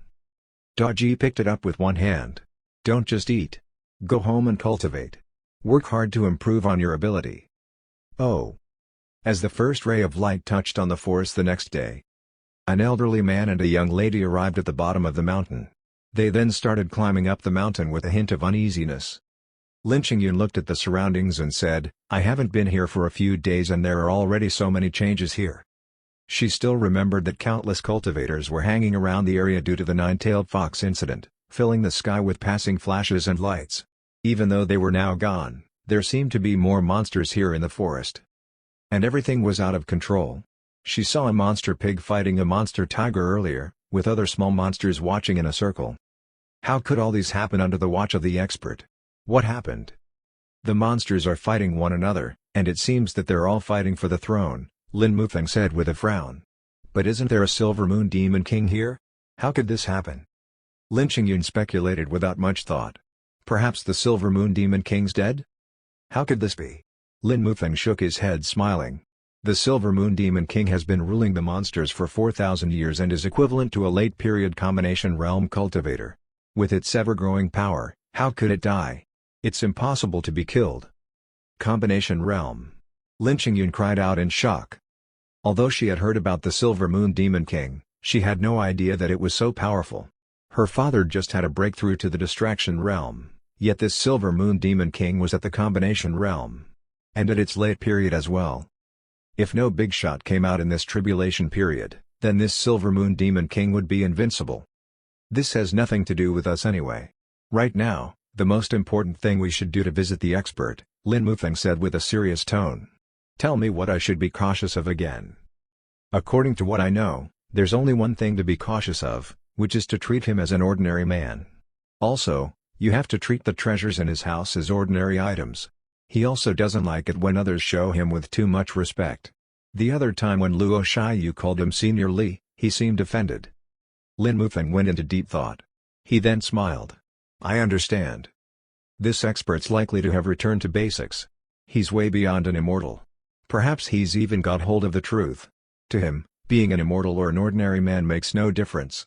Treasures and ordinary items make no difference as well. For example, an ordinary man likes to earn money. But if this ordinary man keeps blabbing about money in front of you, you'd be annoyed because you're not on their level. In terms of cultivation, it's the same for the expert as well. So, of course, he wouldn't like us talking about it. Lin Mufeng's tone was filled with awe. The realm of this expert is way beyond our comprehension. He must have his reasons for doing so, and the only thing we have to do is to go with it. To keep calm and never offend the expert. Not long after, the four-part architecture came into sight. Dad, it's right there. Lin Mufeng nodded.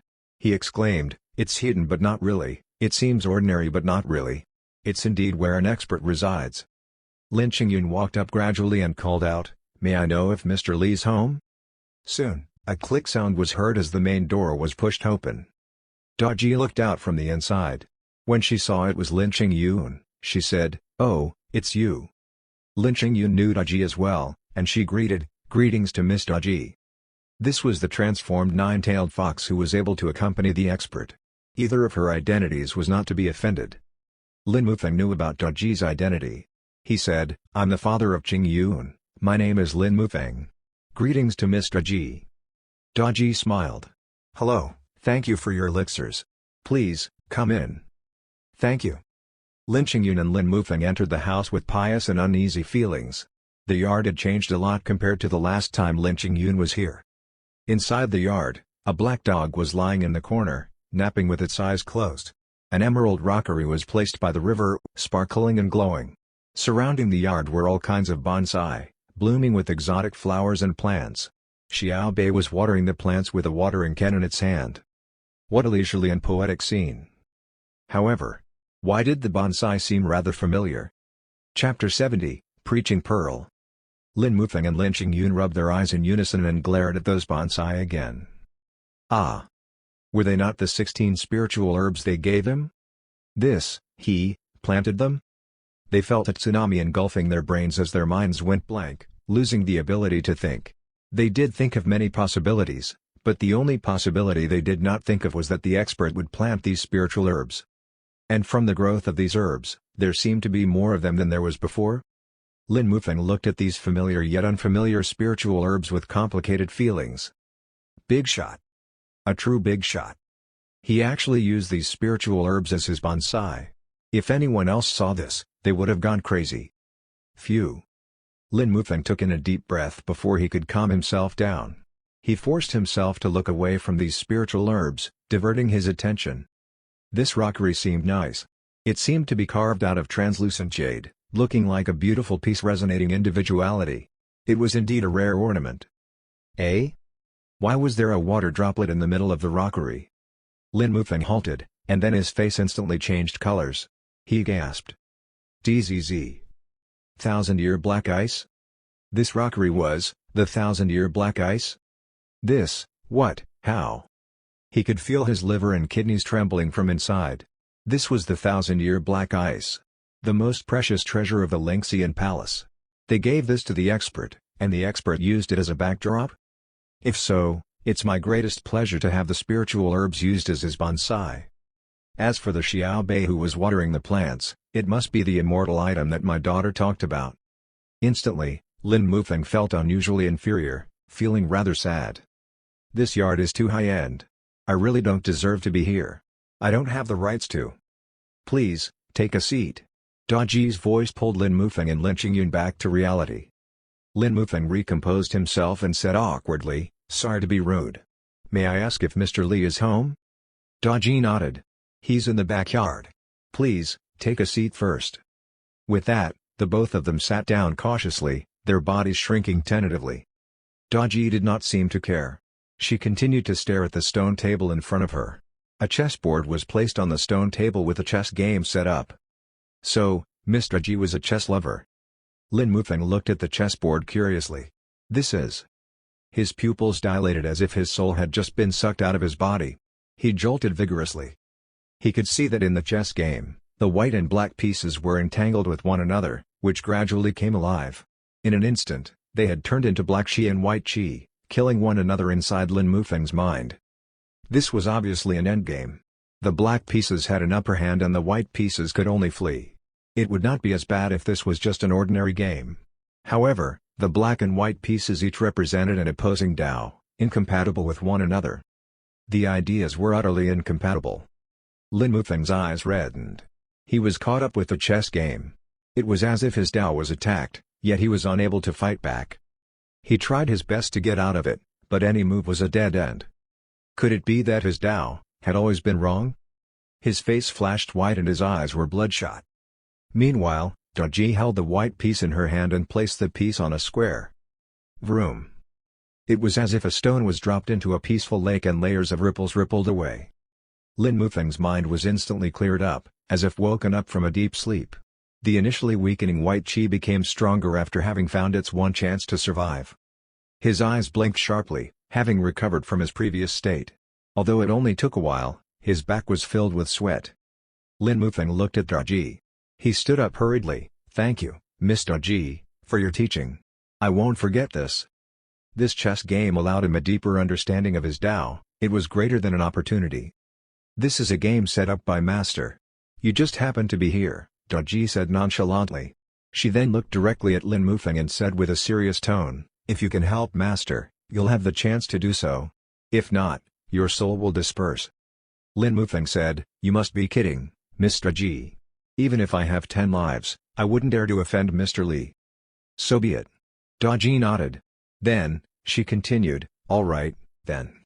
Sit back down and act normal. My master doesn't like those who make a scene. I know. I know. Lin Mufeng nodded. He had been warned by Lin Qingyun. Click. Meanwhile, Li Nianfan walked out from the backyard with a few mushrooms. Eh? More visitors? Mr. Li. Lin Mufeng and Lin Qingyun stood up hastily. Lin Mufeng greeted, I'm Lin Qingyun's father. Sorry to have invited myself here. No worries. Look at the bonsai in the yard. All thanks to you. Li Nianfan said smiling. Right, how do you find the tea leaves I gave you? As expected, he knew about my breakthrough with the tea leaves. Lin Mufeng said hastily, amazing. Very amazing. Glad you liked it. Li Nianfan nodded. He then turned to Xiao Bei. Xiao Bei, go and prepare these mushrooms. We'll make a mushroom stew for lunch. Yes, master, Xiao Bei answered and walked away. Lin Mufeng seized the opportunity. He took out a black wooden box and handed it to Li Nianfan. As a greeting gift, I hope Mr. Li will accept this. Oh, look at you all. So kind. Li Nianfan shook his head. Cultured men were indeed so polite. They followed the etiquette so strictly and never showed up empty-handed. He accepted the box from Lin Mufeng. When he opened it, he saw a crystal ball placed inside. This crystal ball was similar to those crystal balls Li Nianfan saw in his previous realm. It fit nicely in his palm. He had an interested look on his face. He took out the crystal ball and looked closely. The crystal ball lit up as if playing a movie. An image flashed from within. An old man with a childlike face with white hair showed up, exuding a glow from within. He moved his hand as if casting a spell and soon, red flames started rising around him. Not long after, the flame turned into a firefinch, rising to the sky. Daji's face changed slightly, showing a hint of surprise. As for Lin Qingyun, her pupils dilated and she could not help covering her mouth with her hand. This is the preaching pearl? She exclaimed in shock as she looked at her father with a look of disbelief. She could feel a storm overwhelming her. This was the most precious treasure of the Lingyun Immortal Pavilion. Chapter 71, Television, another voice-controlled device. The Preaching Pearl. Any disciples of the Lingyun Immortal Pavilion knew about it. It was recorded as one of the magical powers of the Lingyun Immortal Pavilion. It was a showstopper, the symbol of supreme authority. The Preaching Pearl was a unique treasure. It did not attack or defend. Its only function was to preach. Sorcery and Dao skills could be transferred into the Preaching Pearl. It would transform it into visual images that could be viewed by others. It was a device to share experiences for others to learn. Generations of knowledge could be passed down with the Preaching Pearl. It was convenient for the disciples to learn. They could see and sense what was passed down to them.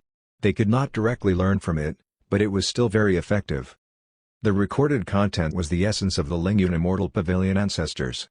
The ancestors were self-taught immortals who transcended into the immortal realm. They left their Tao teachings in the Preaching Pearl. The disciples learned cultivation more effectively with it. Therefore, the Preaching Pearl was the ultimate treasure of the Lingyun Immortal Pavilion. Although Lin Qingyun was shocked, Lin Mufeng was not. Somehow, he was more worried that the expert would not accept his gift. The Lingxian Palace gave away their 1,000-year black ice. Naturally, he had to bring the Preaching Pearl. He was glad that he made that decision. If he came here and brought a lousy gift, it would have left a bad impression. What was the point of owning all the Preaching Pearls in the world if the expert disliked him? Li Nianfan saw the visuals in the crystal ball-type relic. He asked intriguingly, television? How interesting. The immortal realm doesn't have electricity, but they have a lot of relics similar to electrical items from the mortal realm. It's nice to be friends with immortal cultivators. How else would I be able to collect so many interesting relics? These things are probably useless to the cultivators, but as an ordinary mortal, I want them. I wouldn't be able to get my hands on them without their help, Li Nianfan thought to himself. Lin Qingyun had to ask. Mr. Li, what's television? Oh, just a small thing from where I came from, said Li Nianfan. He smiled reminiscently. They would play the most interesting shows in it and the most amazing content. You can pick and choose your favorite programs, too. I remember my favorite genre is martial arts. Sigh, there was no proper entertainment ever since he got here. How boring. The crystal ball-type relic was not on the same level as a television. The playtime was short and repetitive and the visual effects were not that impressive either. Even the Firefinch CGI was miles behind what television could do. His words blew their minds. Lin Mufeng and Lin Qingyun were thunderstruck by what he said. They had chills, and it made their skin crawl. They instantly imagined it. Where the expert came from must be heaven. Television must be an item far superior to the preaching pearl. It must be an item that could save up countless sorceries and martial arts. Plus, you could pick and choose what teachings to watch. There must be all sorts of visual markings in there. The expert loved to watch martial arts. He was probably a battle master. He probably fought and defeated all sorts of opponents. He probably felt lonely, so he chose to come down to this realm and live life as an ordinary man. Lin Mufeng and Lin Qingyun felt respect towards him. They would be worshipping Li Nianfen if it were not one of his pet peeves. Li Nianfen shook his head and said disappointingly, "This is an interesting item, but too bad the shows are boring. Is it okay if I change it?" Was he belittling the clan's treasure? Was he indeed too good for the preaching pearl? Lin Mufeng and Lin Qingyun slightly bowed. They did not dare to breathe. Then, the crystal ball-type relic shined and the visuals were gone, erasing all the recorded content. What? What was going on? Lin Mufeng was petrified. He felt his blood go cold. The ancestors did not tell them that the recorded content could be erased. He started to tear up. He felt miserable because all the precious visuals left from their ancestors were gone. However, if their ancestors were here, they would have understood. Li Nianfen smiled and said, "Ha, it does have a delete function. And it's a voice control device." Lin Mufeng twitched and said awkwardly, "Ha, yes." Li Nianfen asked, "How do you make visuals appear on it?" "Mr. Li, you just have to imagine and recall the visuals and it'll create visual markings for you automatically." "Interesting," said Li Nianfen while holding the crystal ball-type relic. "We should give it a try."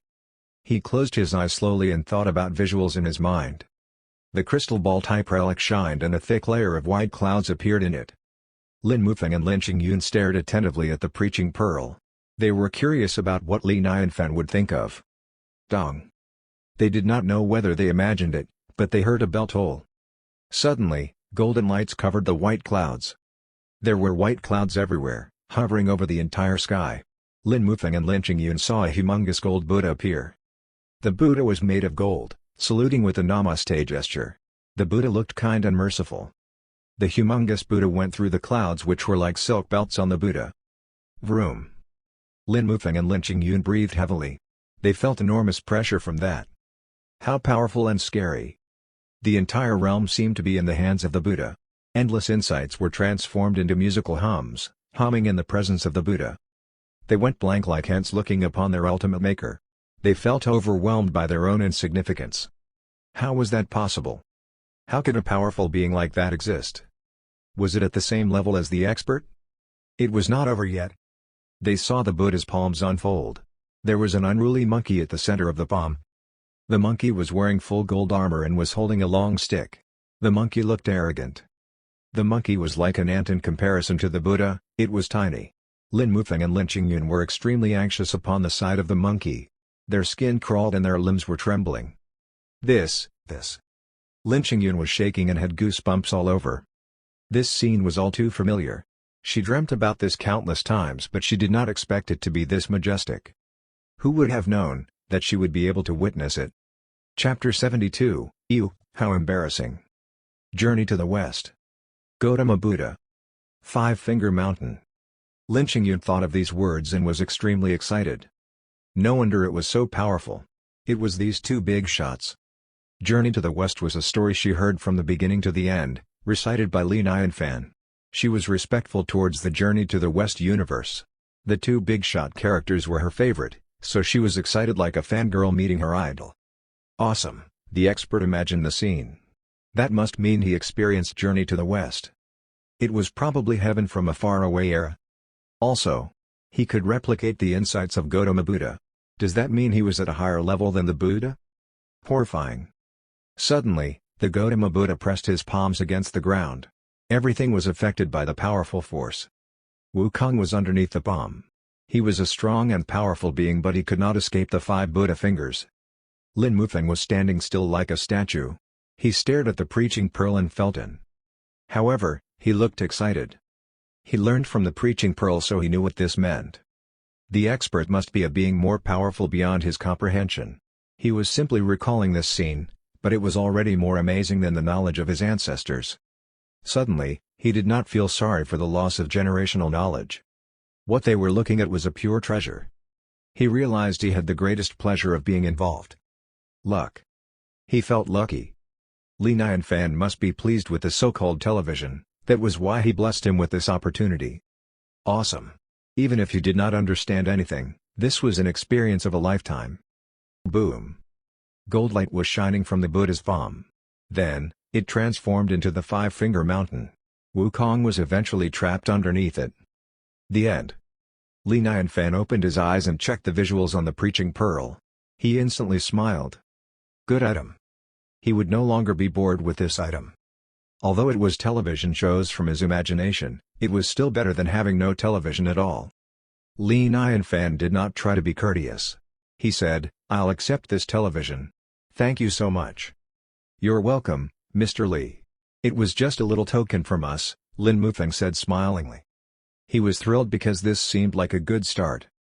Li Nianfan nodded and invited them, "It's getting late, why don't you both stay for a meal?" Lin Mufeng was about to courteously reject him, but Lin Qingyun took on his offer instantly. "Thank you for the trouble, Mr. Li." Li Nianfan laughed. "It's not troubling. Good timing because coincidentally, I hunted a big eagle yesterday.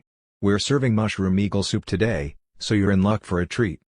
"Master, it's almost ready," said Xiaobai. Xiaobai carried a black clay pot out.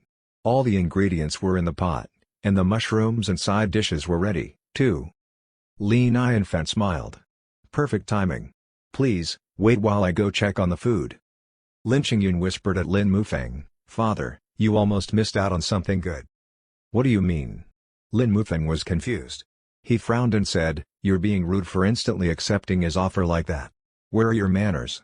Be careful not to displease the expert." "Father, did you forget when I told you about the Beiluoshang incident?" Lin Qingyun said, exasperated. "The expert won't be eating ordinary stuff, right? This is our lucky chance." Lin Mufeng looked like he realized something. He still shook his head and scolded her. "You have no manners. Even if it's an opportunity, it doesn't mean we should do that. It belongs to experts like Mr. Li. We should be grateful when he chooses to bless us, but we cannot shamelessly beg for it. We should have been more considerate before accepting his offer just now. How could you be so impolite? Next time, think before you act. Got it?" Lin Qingyun stuck her tongue out. She got worried and said carefully, "Father, I was wrong. Do you think Mr. Li's angry at us?" Lin Mufeng sighed softly. Who knows what's going on inside the mind of experts? Let's go help him out. Maybe we can redeem ourselves.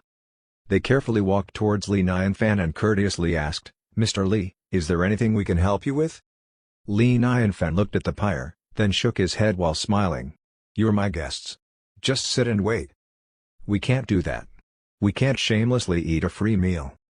Lin Mufeng already got it. He stepped towards the pyre and rolled up his sleeves. "Mr. Li, I'll handle splitting the firewood." Li Nianfan did not say anything since Lin Mufeng was enthusiastic. He thought to himself, all these cultivators are so nice. Maybe it's because I'm a charmer? I'm just an ordinary man. But since I have royal attributes, the people I meet will all be nice to me? I can live a worry-free life. Li Nianfan thought to himself. A charmer, how nice. Li Nianfan suddenly smiled. Lin Mufeng sat next to the pyre and looked around. He grabbed the fallen demon sword next to the pyre. He had a conflicted gaze as he thought to himself, the famous fallen demon sword. Countless demons were terrified of this legendary sword. Rumor had it that owning this sword means having the blessing of the demon realm. I guess nobody knew it would end up as an axe to split firewood. Before this, Lin Mufeng would have been scared of the fallen demon sword. What happened to your demonic powers, huh? Aren't you supposed to be cool and awesome? Lin Mufeng mocked the fallen demon sword and thought about his preaching pearl. You guys are usually so awesome, but in the eyes of the expert, you guys are nothing. Ew, how embarrassing. Okay, enough with the jokes. Lin Mufeng had to hurry up with the task and impress the expert. Lin Mufeng placed a block of wood and held the fallen demon sword to chop it. Bam! The fallen demon sword only went in 3 inches. Lin Mufeng was stumped. What was going on? The block of wood was supposed to be chopped clean in half. Chapter 73, The expert must be punishing me. Maybe the fallen demon sword was not good enough? It could not be. Lin Mufeng took a look at the fallen demon sword, then looked at the wood. Yikes! He almost jumped. Spirit. Spirit wood? What was I doing? I chopped a spirit wood. Spirit wood was high-end material to make the best premium items.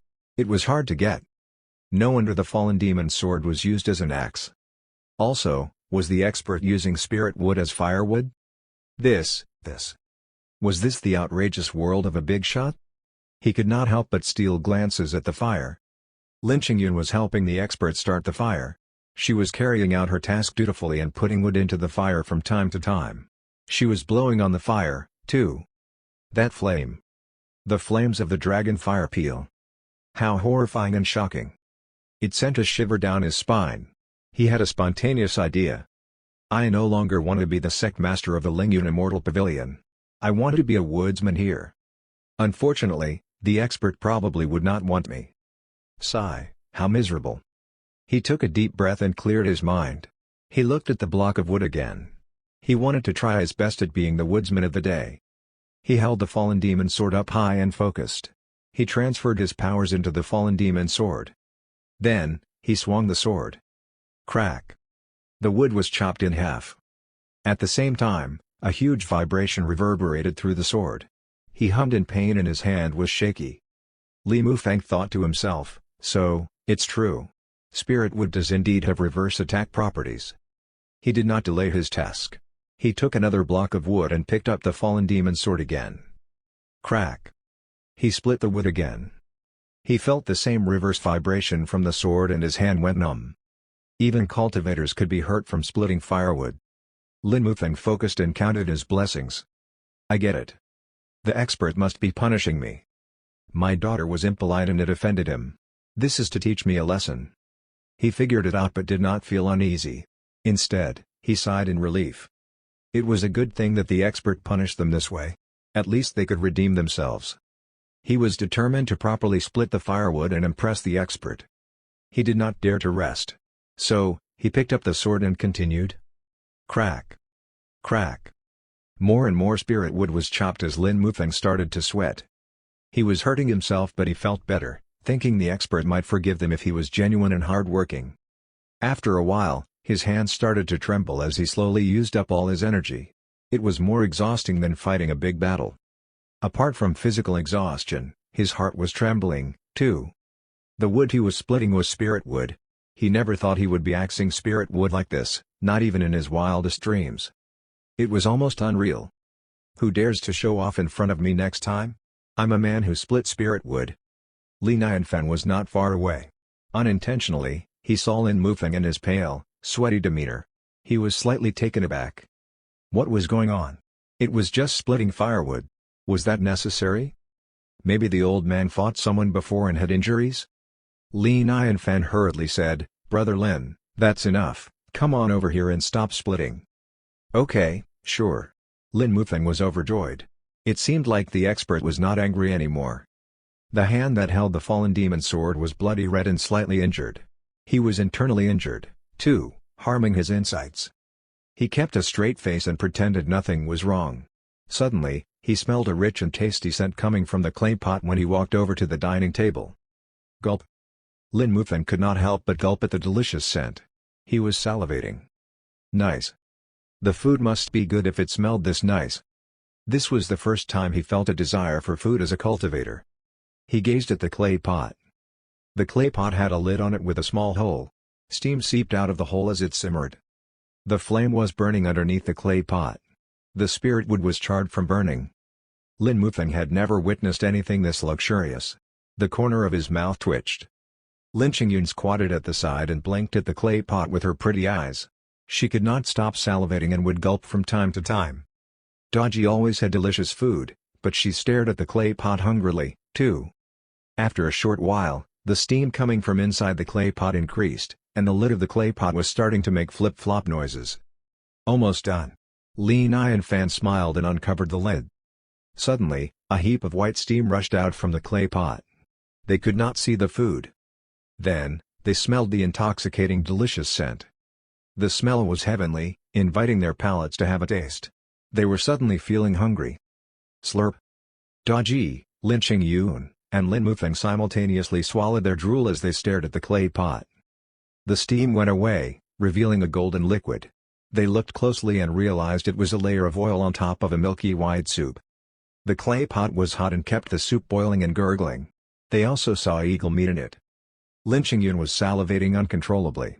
She wanted to start eating, but her last remnants of rationality refrained her from doing so. Lin Mufeng was not better than her either. He was controlling his urges, too. He was curious about what was in the clay pot. How could it smell so good? He knew spiritual water was used for the soup. On top of the soup, there were some mushrooms, spring onions, and some weird-looking herbs. Hey? They looked somewhat familiar. These were spiritual herb? Lin Mufeng stared in disbelief at the herbs. He was thunderstruck as if he had discovered a whole new world. Spiritual herbs could be used for soup? It seemed like the expert was not just planting the spiritual herbs as decoration, but he also used it for cooking, too. Of course, these spiritual herbs were rare, but in his eyes, they were no different from a normal herb. Lin Mufeng calmed down and looked at the main ingredient, the big eagle. He could tell the eagle was not small in size. The eagle rested in peace. The flesh was fully cooked through. The beak of the eagle was eye-catching. It was silver in color. Holy Mother of God! Silver Moon Demon King? Chapter 74, The Peak of Eagle Life After Death. Lin Mufeng took a closer look. The beak of the eagle was indeed silver. Everyone knew that it was a unique trait of the Silver Moon Demon King. If any unfortunate eagle demon had the same silver beak, the Demon King would chop it off or kill them. He thought about the drastic changes of the mountain demons. It was confirmed. This eagle in the clay pot was the Silver Moon Demon King. Lin Mufeng felt like someone was choking him. It was hard to breathe. The Silver Moon Demon King was a famous Bigshot, but he ended up in a pot of soup. Horrifying and astounding. He was unsure of what the Demon King did to offend the expert. What a tragic ending. He needed to be careful from now on and try his best not to displease the expert. Lin Qingyun saw the floating herbs, too, and had a shocked expression on her cute face. She asked, "Mr. Li, that's the spiritual herbs?" "Yeah." Li Nianfan smiled and said, "Daji's no longer hurt, so I have no use for these herbs. However, it seems like they're good for making medicinal soups."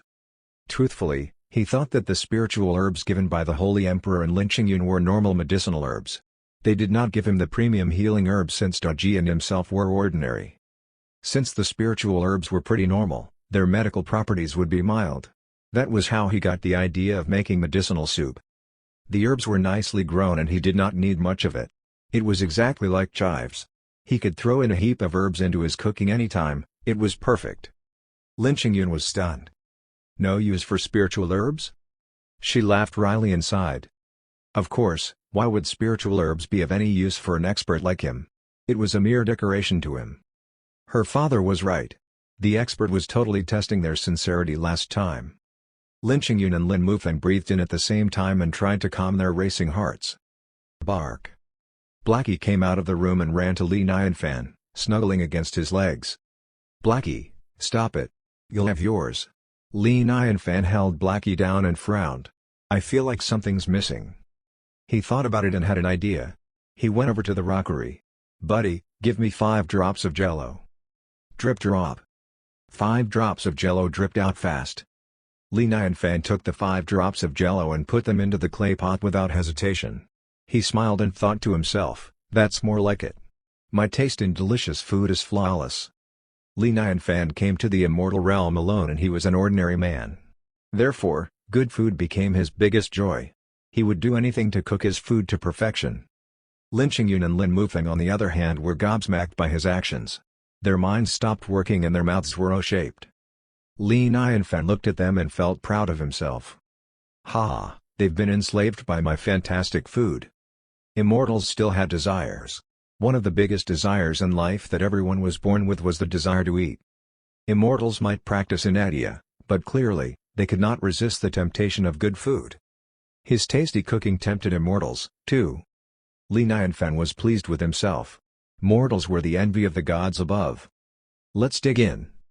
A simple phrase brought Lin Qingyun and Lin Mufeng back to reality. They shut their jaws. Nobody had time to be shocked. They were busy wanting to eat good food. Heavenly soup. This was heavenly soup for sure. Spirit wood as firewood, dragon fire peel for the fire, spiritual water for the soup, a touch of spiritual herbs, some 1,000-year black ice, and a slow-simmered silver moon demon king. If anyone knew about this, they would lose their minds. Lin Mufeng looked at the silver moon demon king that rested in peace. He had a complex feeling and thought to himself, bro, you'd never expect this but you reached your peak after your death. Xiao Bei scooped a serving of soup for everyone including Blackie. Blackie rushed towards his dog bowl and dug in. Slurp. Blackie slurped the mushroom eagle soup and wagged his tail from left to right at a fast pace. Lin Yanfan shook his head and smiled. Slow down and be careful, it's hot. Lin Qingyun and Lin Mufeng looked at Blackie who was chomping down on the soup. They both gulped. They were already hungry. Seeing Blackie enjoying the soup was like teasing a kitten. They could not help themselves. Stay calm, we must stay calm. Nothing's happening. We must protect our integrity and image in front of the expert. They kept thinking to themselves. They purposefully stayed elegant as they picked up their bowls. Lin Mufeng was trembling while holding the bowl carefully.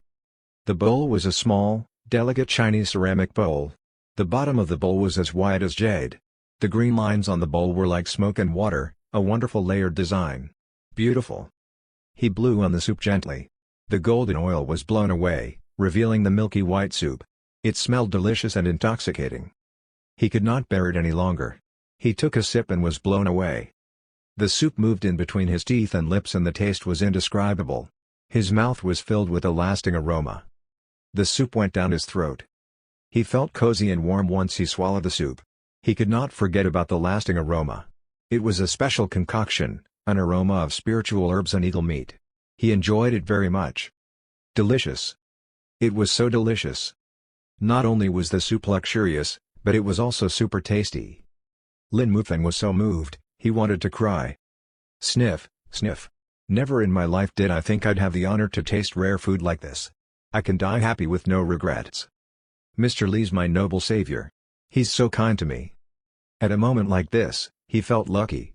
Even if the soup was not luxurious and was just a normal bowl of soup, he would still feel blessed by how amazing it tasted. This experience was priceless. Lin Mufeng could no longer suppress his desires. He wanted to press the bowl against his face. Gulp. He chugged down the soup in one go like a glass of fine wine. He licked his lips and enjoyed the sweet aftertaste. He held his empty bowl and stared at the remaining soup in the pot. He was about to shamelessly ask for another serving but he suddenly felt like he was burning up. Bam! His mind was blown wide open before he gave it a second thought. He felt something pouring in like crazy. He was suddenly malfunctioning. Chapter 75, Refrigerator, The Expert's Hint. Splash! Insights flowed into his head like waves. At the same time, he could feel his core upgrading and filling his limbs with insights. This was too much. Steady, I have to hold on. He tried to absorb the insights while telling himself not to cause a ruckus in front of the expert. He did not want to upset the expert. Lin Qingyun on the other hand, was looking at her bowl of soup like a worshipper. She could not control her excitement because it was a pot of soup made from the rarest ingredients. Was this the Bigshot lifestyle? This was a once-in-a-lifetime soup. She slowly scooped the soup with her spoon and drank it. The texture of the soup was smooth and silky. The deliciousness took over her senses as it surrounded her tongue. She felt as if her every cell were cheering in enjoyment. Gulp. The delicious soup went down her throat, leaving a trail of everlasting aroma. Wow, Lin Qingyun whimpered and closed her eyes. She was enjoying the time of her life. There was some eagle meat in her mouth. She chewed on it and was surprised by the texture. The eagle meat had been simmering in the clay pot and it was cooked thoroughly until it had a tender texture. The meat was not too hard to chew but it was not too mushy either. It was just right and it was incredibly juicy. Delicious. She did not know how else to describe the soup apart from the word delicious. This was the first time in her life that she was at a loss for words. She wanted to take another sip, but she started blushing. Her mind went blank and she felt her powers vibrating. Lin Mufeng came back to his senses after a long time. He stared at the pot of soup in agony. What was going on? He understood that he might level up after drinking the soup since there were so many rare ingredients in it, but why was he gaining insights? The insights were not as strong as the tea leaves from last time. However, there was a full pot of soup in front of them. This was incredibly scary. Were insights worthless to experts? He stared at the pot of eagle soup and tried to find the source of the insights. It was not the mountain eagle, not the spiritual herbs, and not the 1,000-year black ice. He doubted that it was the spiritual water. Therefore, it must be the mushrooms and the touch of spring onions. Yikes! His theory made his hair stand on end. He forced himself to calm down and carefully scooped another bowl. Intentionally, he scooped some mushrooms for himself, too. This time, he no longer dared to drink it in one go. Instead, he took a small sip and ate a piece of mushroom. The mushroom was soft and drenched in flavor. It was amazing, but the soup tasted better. Lin Mufeng did not care much about how it tasted. He bit down on a mushroom. Splurt. The mushroom was split apart. A special, mystical feeling came over Lin Mufeng. He suddenly understood. These mushrooms contained insights. He was baffled. He thought the most ordinary ingredients in the soup were the mushrooms and spring onions. However, that was far from it. The mushrooms and spring onions were insight-filled ingredients. He had never seen or heard anything like this. Damn, he was not at that level yet. He should have known the expert would not be planting ordinary vegetables. Brother Lin, Lady Lin, what are you guys doing? You're eating at such a slow pace, said Li Nianfan. He asked curiously, is the eagle soup not to your taste? He was confused about what they were thinking. Lin Mufeng drank a bowl and went blank for a long while. Lin Qingyun was worse, she only took a small sip and sat still. Lin Mufeng jumped, almost scared to death. He quickly replied, of course not. This eagle soup is definitely the best thing I've ever tasted in my entire life. I'm enjoying it. Yes, because it's too delicious, I can't help but savor the aftertaste. Lin Qingyun continuously nodded, too. Yeah, Mr. Li, we're enjoying the aftertaste. It's super tasty, so we can't help it. I'm glad you like it, but perhaps you all should actually eat it before savoring the aftertaste, laughed Li Nianfan. Men are freaks. They were eating meals as if they were tea tasting. They needed time to enjoy the aftertaste after each sip. However, it showed their respect toward the art of food. What a bunch of mannered people. Lin Mufeng and Lin Qingyun looked troubled after hearing what the expert said. It was disrespectful to eat slowly, but they could not handle it if they were to eat quickly. Screw it. They could not displease the expert. They clenched their jaws and ate faster. They could barely handle it. They could feel insights rushing into their bodies which were starting to burn up. They also could not hear anything. They felt extremely full. However, they did not dare to show it. They just endured it with all their might. They were at their limit and were sweating bullets, panting and blushing while feeling dizzy. They were acting strange, but Li Nianfan ignored it because it was not unusual to sweat while drinking warm soup. Li Nianfan felt warm and cozy, too. He looked at the remaining pot of soup, then frowned and mumbled, I have a television, but too bad I don't have a refrigerator. I'll have to pour away the remaining soup. The refrigerator? Hint. That was a hint. It was our time to shine. Lin Mufeng breathed heavily. He took one big breath to push down the insights within him. Then, he said with a hoarse voice, Mr. Li, may I ask what's a refrigerator? Li Nianfan replied, it was a thing used to store food. It could freeze food, thereby, preserve it. I see. Lin Mufeng nodded. He had a few ice-type items in mind.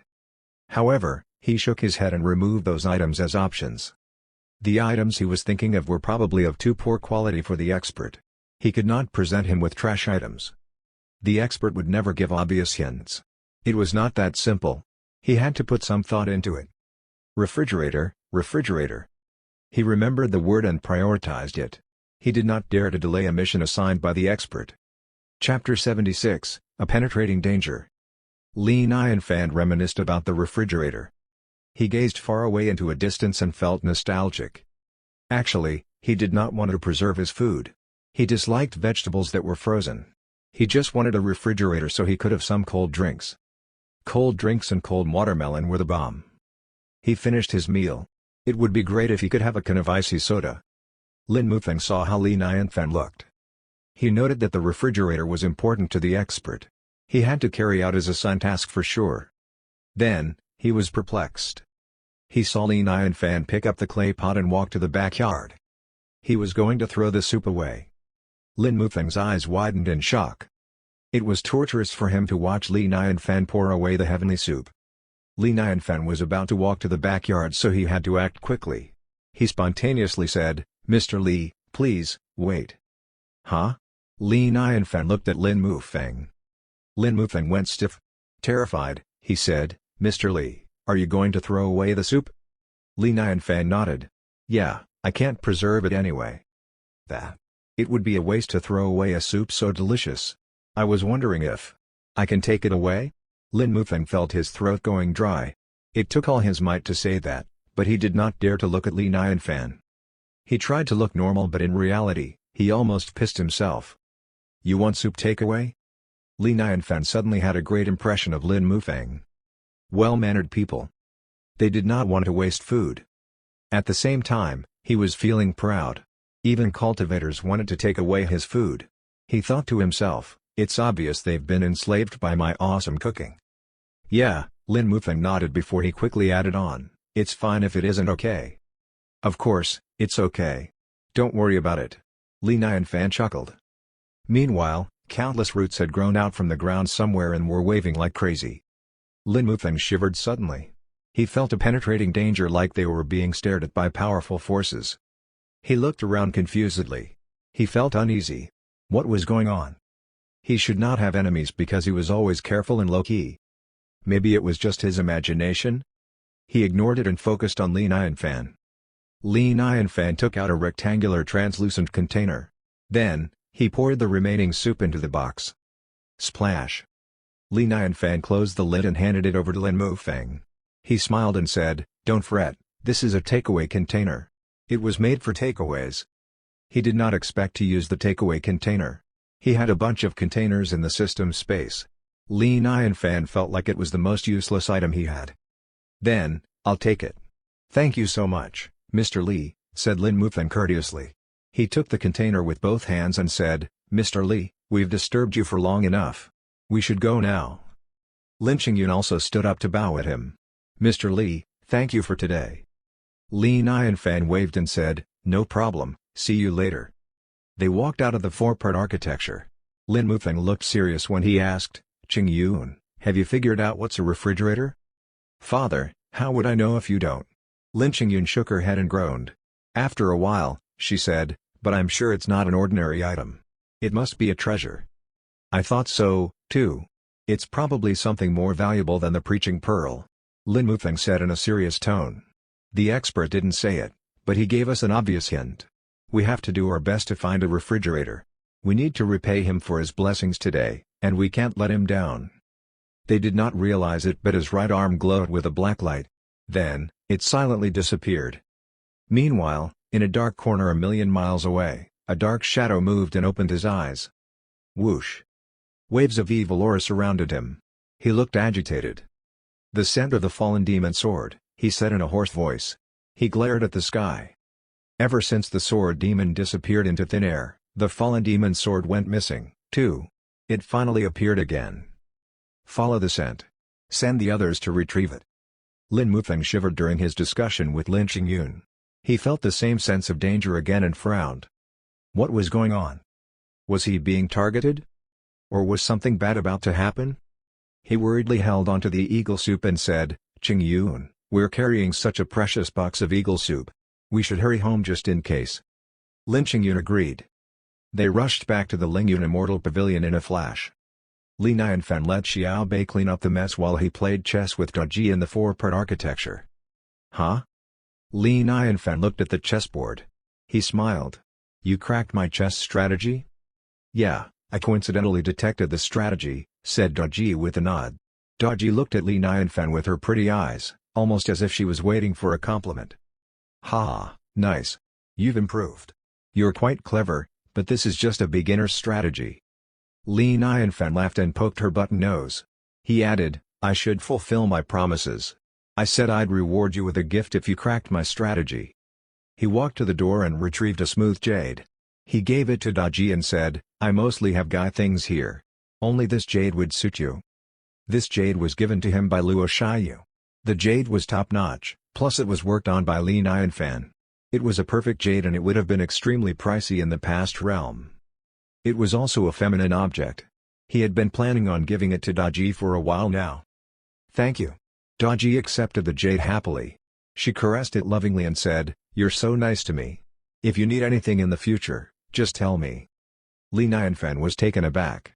Cough, I told you, you don't have to be so courteous. Chapter 77, We're in luck over an eagle soup? 2 hours later. At the Lingyun Immortal Pavilion. Two figures rushed past the gates without stopping. "Elders, come out here this instant." Lin Mufeng yelled before even reaching the gates. He was red from excitement. The disciples of the Lingyun Immortal Pavilion all greeted him and bowed. They knew their sect master too well. The sect master found something and was here to present it. They glanced at the rectangular box in his hands. The box was translucent and it seemed like it contained something. Was that it? What kind of item was that? The three elders were used to Lin Mufeng acting like this. They all rushed to the hall without delay. They asked excitedly, What's going on? You brought back something good?" Lin Mufeng grabbed his long beard and laughed mysteriously. "I visited the expert today and benefited from it a lot. I brought back an unexpected treasure." "Unexpected treasure? Wow." The three elders started breathing heavily as they stared at him. "Really?" asked the big elder with a trembling voice. The second elder had an impatient temper. He chimed in, "What is it? Hurry up and show us." "Come on, stop teasing us," rushed the third elder. Lin Mufeng blushed and smiled. He raised the takeaway container in his hand and said excitedly, "Tada! This is it." The three elders stopped breathing and stared at the takeaway box. Then, they all froze.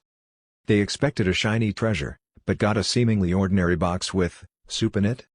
The big elder was confused and unsure. He asked, "Is this a box of chicken soup?" "No, it's eagle soup." Lin Mufeng corrected, "This is the eagle soup I begged from the expert." "Eagle soup?" Was there a difference? The smiles on their faces went away. They did not know what type of reaction their sect master expected. They all looked at each other and shook their heads. Maybe the sect master ran into an enemy and someone knocked his head. Perhaps he lost his mind? Snort, ha! Suddenly, someone in the hall burst out laughing. "Old man Lin, have you lost your mind? Did you really bring back a box of eagle soup as a treasure? Is the Lingyun Immortal Pavilion that poor? If you guys are facing trouble, I could donate some bread or meat, anything." Lin Mufeng went stiff. He then saw an old man with green clothes behind the three elders. The old man had tan skin and a wrinkly face. He did not look like a cultivator. He looked like a countryside farmer instead. "Old man son? Why are you here?" Lin Mufeng was taken aback. "You should feel lucky that I'm here." Old man son chuckled and mocked him, "It's much more valuable than your eagle soup anyway." "Brother Lin, come on. You're 1,000 years old. Stop acting childish and put down the eagle soup." "I should feel lucky?" Lin Mufeng sneered. "Nothing's better than this eagle soup. You're just here to mock me." "Old man Lin, have you lost your mind? I wouldn't take a second look at ambrosia if it was right in front of me. You think I care about your takeaway soup?" Old man son asked angrily. That was insulting. "Ha, you're a toad in a well. You wouldn't understand how extraordinary this eagle soup is." Lin Mufeng judgmentally glanced at everyone. Then, he carefully opened the container, afraid to spill any soup out. The takeaway container was specially designed. It kept the soup warm. The expert was extraordinary, even his takeaway box was superior. Clack. The lid was uncovered. An amazing scent wafted out from the container like lava in a volcano. Old man son was about to continue mocking him, but the aroma left him speechless. The three elders were baffled, too. Their noses twitched as they stared at the eagle soup in disbelief. "Nice. What a nice aroma." Gulp. They all simultaneously gulped like they were thirsty. "Sect master, this soup is milky white and shiny like a jade. It smells incredible. I think it's a one-of-a-kind soup. Maybe we need to re-evaluate," said the big elder. He immediately rushed to the kitchen and came back with bowls and chopsticks. "The big elder's always right," nodded the second elder. He also rushed to the kitchen. "Makes sense, I agree," said the third elder. Old man son stared at the soup. He stubbornly said, "Humph. Even if it's nice, it's still just an ordinary eagle soup, right?" Suddenly, the big elder jolted. "Huh? This beak? Silver Moon Demon King?" Gasp. Everyone looked over and gasped in shock. Silver Moon Demon King. It was the Silver Moon Demon King. So fussy. Lin Mufeng grinned and said casually, "It's just the Silver Moon Demon King, a small mountain eagle, pay no attention to it." "Just a small mountain eagle?" The three elders looked at Lin Mufeng weirdly. Their sect master went out and came back a different person. When was he so arrogant? They remembered that the Silver Moon Demon King was able to defeat him. So what if it's the Silver Moon Demon King? Demon meat is still just meat. What's so special about it? Old Man Sun continued to be stubborn. Everyone snapped out of it, wiped away their saliva, and scooped a bowl of eagle soup. Huh? Why does the root in the soup look like the roots of the 9 ginseng? And this herb right here, it looks like neon grass? This petal seems to be chalcedony? They were thunderstruck by the ingredients in their bowl and they could not believe their eyes. This is... Big Elder looked at Lin Mufeng in disbelief. "Yeah, correct, it is." Lin Mufeng laughed and nodded. "Drink it while it's hot. I told you, you're in luck." Chapter 78, Mr. Li was truly the chosen one. Old Man Sun and the three elders jolted. They stared at the eagle soup. Then, they hurriedly took a sip. Slurp. They slurped the soup into their mouths. Suddenly, they experienced deliciousness. The four of them smacked their lips and hummed in satisfaction. Then, they swallowed their soup in one go. Gulp. The entire hall was filled with sounds of them devouring the soup. Some of them drank it too fast as soup was dripping from the corners of their mouths onto their beards. They stopped it with their fingers before it reached their beards and pushed it back to their mouths. Yummy, delicious. They seemed to have forgotten everything else in the world. They only had one thing in their minds, which was to eat the soup. Soon, they sighed in relief after finishing. Oh, to be able to drink this soup, worth their lives. The big elder looked at Lin Mufeng and said, "Sect Master, this soup." Lin Mufeng raised his hand to stop him and smiled. "Don't talk, just take in the experience." The four of them were confused. Then, their eyes were wide open. They felt their powers vibrating hard and their minds were clear. They heard the hums of Tao. Insights. The soup contained insights? Incredible. Unbelievable. They felt their hearts race as their bodies burned up. It was too late to be shocked by it. They all slowly closed their eyes and enjoyed the insights pouring into their bodies. After a while, the big elder woke up. He ran towards the takeaway box at the fastest speed possible to scoop another bowl of soup. "Big elder, rude. Everyone should get their share of soup, right?" The second elder rushed to scoop a bowl of soup, too. Old Man Sun and the third elder woke up, too, and were making a fuss. They were not at the same level as the big elder, so they would be drinking less than him. They made the rash decision to drink it anyway. It did not matter if they could not handle it. Slurp. The four of them were drinking with their heads held high. "Slow down, save some for me." Old Man Sun was staring up. He yelled, "What are you guys doing? I'm the guest here.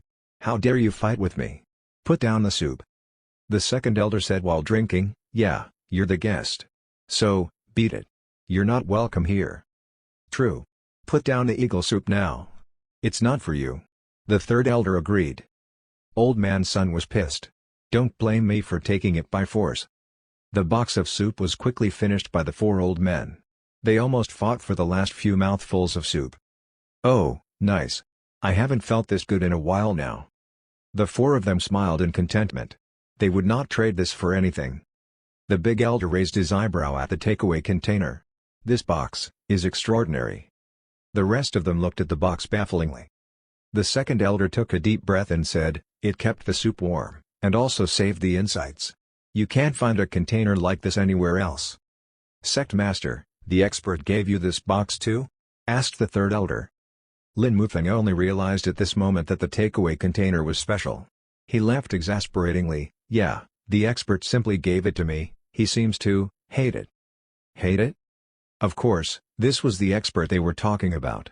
The box might be special to others, but it was trash to him. Bigshot.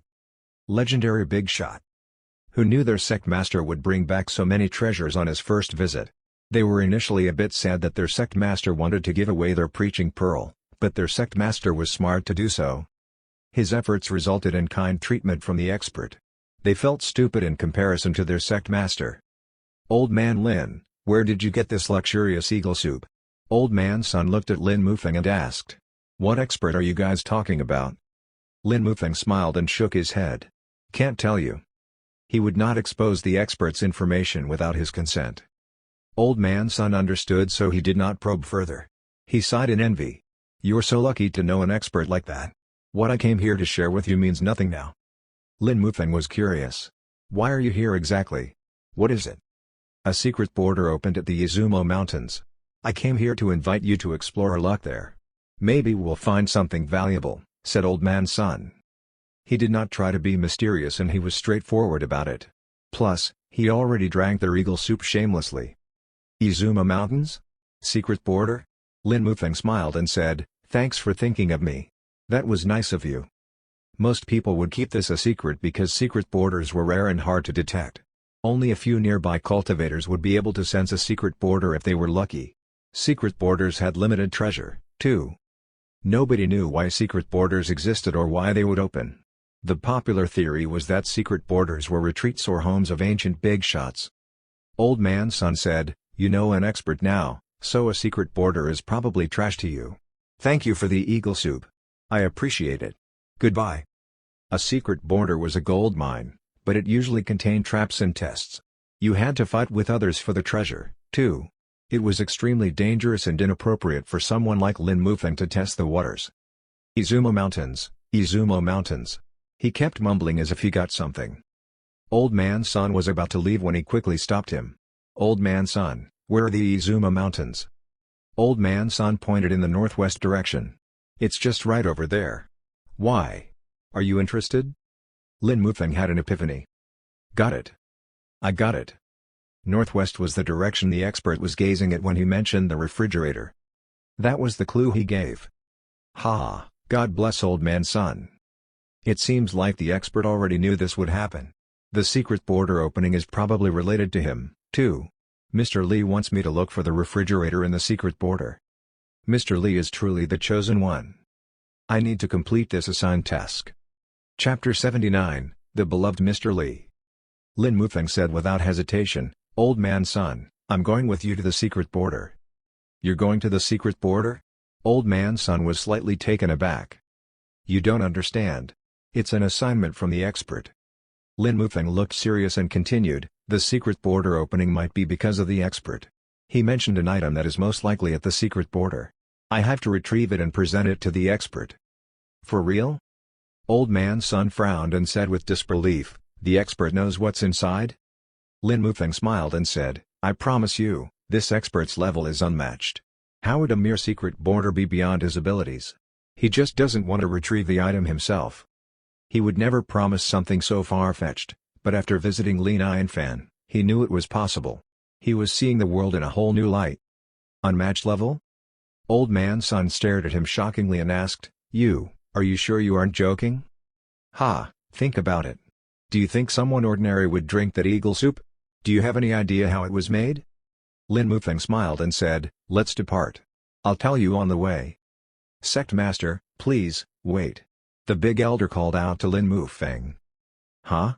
Lin Mufeng frowned and looked at the big elder. "Sect Master, maybe I should go instead." The big elder said sincerely. "The secret border would be dangerous. You're the only one who has visited the expert and you're the most important person in the Lingyun Immortal Pavilion. We can't let anything happen to you, so it'd be best if I go." The second elder and the third elder nodded in agreement.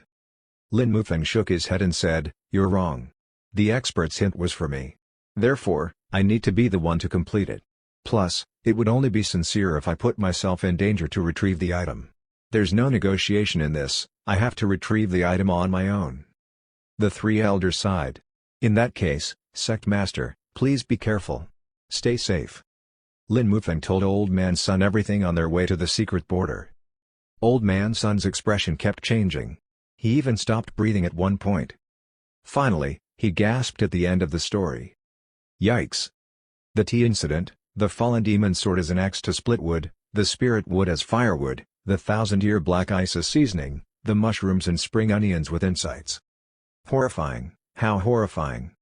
What type of godly big shot was that? If it were not for him knowing Lin Mufeng well and the fact that he tasted the amazing eagle soup, he would have thought Lin Mufeng was reciting fairy tales. "Who would have thought a big shot like that is living in our realm in secrecy?" said Old Man Sun. Lin Mufeng sighed deeply and said, "Yeah, It still feels like a dream to me. It's unbelievable." Old Man Sun went quiet. Then, he said in a serious tone, "You can't be careless around a godly expert like that. Are you sure you understood what he hinted?" Usually, an expert would bless those who crack their code. However, if they misunderstood the message, there would be huge consequences. Lin Mufeng groaned softly. Then, he said, "I think so. I always carefully deduce the hints, and I won't do anything irrational without reason." Then, he told Old Man Sun his theory on why the item was in the secret border. "I see, truly the chosen one!" Old Man Sun exclaimed. "It looks like he did open the secret border. Your theory should be right. We have to go to the border and finish the task as soon as possible." Lin Mufeng looked at Old Man Sun and smiled. "You're going to help me?" "Of course. I'm in. But don't be mistaken, I'm not doing this for you. I'm doing this to get on the expert's good side. This is better than anything else." Old Man Sun replied without thinking. Lin Mufeng said, "Let's hurry up and go. We're still far away from the Izuma Mountains. The Lunar New Year is upon us, so we have to retrieve the item before the Lunar New Year ends." The next day, Li Nianfan saw Daji brushing her teeth with toothpaste early in the morning. He smiled as he watched. He taught her how to brush her teeth for a few days, but she was still clumsy. Daji was brushing her teeth very carefully now. Women truly love beauty. It was in their nature. He felt like if he were to manufacture toothbrushes in this realm, he would be rich in no time. But of course, it was just a thought. Li Nianfan did not want to be a business owner. It was awesome living a simple life, right? Moreover, Li Nianfan could not manufacture a huge amount on his own. He was barely making enough toothpaste for his own use. The packaging of the toothpaste was as good as the past realm. However, the effect of the toothpaste was greater. It was easy to achieve fresh breath and clean, white teeth. Daji blushed when she saw Li Nianfan smiling. "You're making fun of me again." "No, I'm not. I went through professional training to not make fun of people." Li Nianfan joked in a serious tone. Then, he said, "It's been a while since we went to the Fallen Town. Maybe we should go check it out after breakfast." Daji nodded. "Okay, sure." Breakfast was ordinary as usual. Salted vegetables with white porridge and a piece of steamed bread. Time to shop for groceries. Li Nianfan thought to himself, "I feel like where I'm living isn't okay. I only went hunting one time and the woods were already sent into an unpeaceful frenzy. I don't think I'll be able to hunt for a while." The two of them ate breakfast and headed out to the Fallen Town. He saw the crowd of the Fallen Town from afar. It was bustling with chatter. So crowded? Li Nianfan could not help but fasten his pace. He then noticed the two red lanterns hanging on the side of the gates. Red ribbons were wrapped around the town gates, too. There were a lot more people than usual. Everyone was chatting with smiles on their faces. Li Nianfan was in a festive mood, too. Every citizen in the Fallen Town had their red decorations up for the Lunar New Year. Children were playing and chasing each other on the streets and you could hear their innocent laughter. "This lantern's crooked. Move it to the right." Auntie Zhang was being helpful. She yelled, "Yes, a bit more to the right." She turned and saw Li Nianfan and instantly walked over with a big smile. "Mr. Li, it's been a while since you came to the Fallen Town." Li Nianfan nodded and smiled. "Yeah, I've been having quite a few guests recently, so I haven't gone out much." "I see, no wonder I don't see you around anymore. I always take notice of these things." Auntie Zhang looked at Daji and said, "This must be your wife. She looks so fine, much prettier than the pretty ladies I know." The pretty ladies she meant were the cultivators. Li Nianfan smirked inside. He explained with a straight face, "Auntie Zhang, you're mistaken. She's my friend." "I see, gotcha." Auntie Zhang threw Li Nianfan an understanding look. Then, she said, "Wait here for a while, I'll go get Nanan." She then quickly walked toward her house. "Mr. Li, you're so popular," said Daji. She looked at him adoringly. She felt like her master blended into the lives of the ordinary people. He lived as an ordinary man and was beloved by common folks. This might be the true cultivation, no one would be able to do it as effortlessly as he did. Li Nianfan smiled and said, "The folks here are honest people. You'll be treated the same way if you're kind and down to earth, too." The other folks noticed Li Nianfan, too, and they all greeted him. "Mr. Li, long time no see. Mr. Li, do you have any more new stories? My kids are restless ever since you finished Journey to the West." True, my kid wanted to go on a cultivation journey, too. A lot of people noticed Aji next to Li Nianfan and they teased, "Mr. Li, when's the honeymoon?" Then, a bunch of kids ran toward him and tugged on his trousers while yelling, "Brother Nianfan." A young boy asked in a baby voice, "Brother Nianfan, we want to hear your stories." Li Nianfan patted his head and smiled. "I'll tell you stories next time when I have the chance." This was a white lie for the children. However, the innocent kids were cheering. "Mr. Li." Andy Zhang jogged over with Nanan and a basket of eggs. "Mr. Li, you cured Nanan. I always wanted to thank you but I don't know where you live. Please, take this basket of eggs." Andy Zhang gave him the basket of eggs without waiting for his response. "Auntie Zhang, this." Li Nianfan wanted to be courteous. "Brother Nianfan, please accept it," said Nanan. She tugged on his shirt and looked at him with stars in her eyes.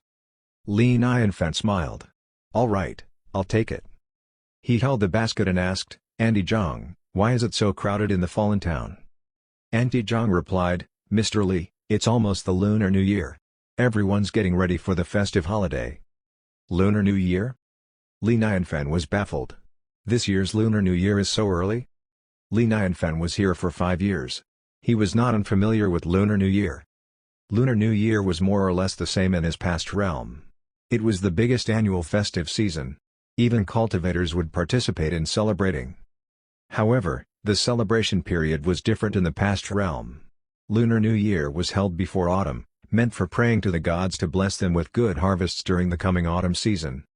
Andy Zhang said, "Mr. Li, you have to come by.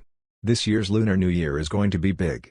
I heard that the cultivating sect will be here to take in recruits. Nanan's going to try her luck." Chapter 80, Was it a coincidence? Li Nianfan looked at Nanan and exclaimed, "Nanan's going to be a cultivator?" "Yeah." Nanan nodded and clenched her tiny fist. "I want to go fight monsters. To protect everybody." "Ha, you're ambitious. I'll get you a gift if you got into the sect," laughed Li Nianfan. This brat clearly remembered being captured by a monster. "Really?" Nanan asked excitedly. She nodded and put out her pinky finger. "Pinky promise." Li Nianfan laughed. "Okay, pinky promise." "Brother Nianfan, I want to be a cultivator, too." "Me, too. I want to go." The other children all yelled. "Oh? Why's that?" asked Li Nianfan. "I want to see Wukong. I want to fly. I want to cause havoc in the heavenly temple." The children all talked nonsensically, but it was funny. Li Nianfan laughed. It seemed like his journey to the West story left a huge impression on the children. The children all became fans of cultivators. It reminded him of martial arts novel fans in the past realm. Every reader had a martial arts dream. However, those dreams came with big obstacles and challenges. Not a lot of people held out in the end. Li Nianfan smiled and said, "Then you guys need to work hard. Get into the cultivating sect early and become cultivators." Li Nianfan said goodbye to everyone and headed to the market. He went to the fishmonger that he was familiar with. "Mr. Li," greeted the fishmonger. "It's been a while since you came here to buy fish." Li Nianfan said, "I've been hunting recently. Been eating wildlife for a while." "Nice." The fishmonger gave him a thumbs up. Then, he said, "Mr. Li, see any fish you like?" "Your fishes are not what they used to be." Li Nianfan shook his head. "The fishes are smaller and there's less variety." "Damn, don't even mention it." The fishmonger sighed, "A demon has been disrupting the Clear Moon Lake, so I can only go fishing somewhere else. The quality is naturally worse than that of the Clear Moon Lake." Li Nianfan asked out of curiosity, "Is no one going to deal with the demon disruption?" "Nope, there have been too many demons recently. It's a mess.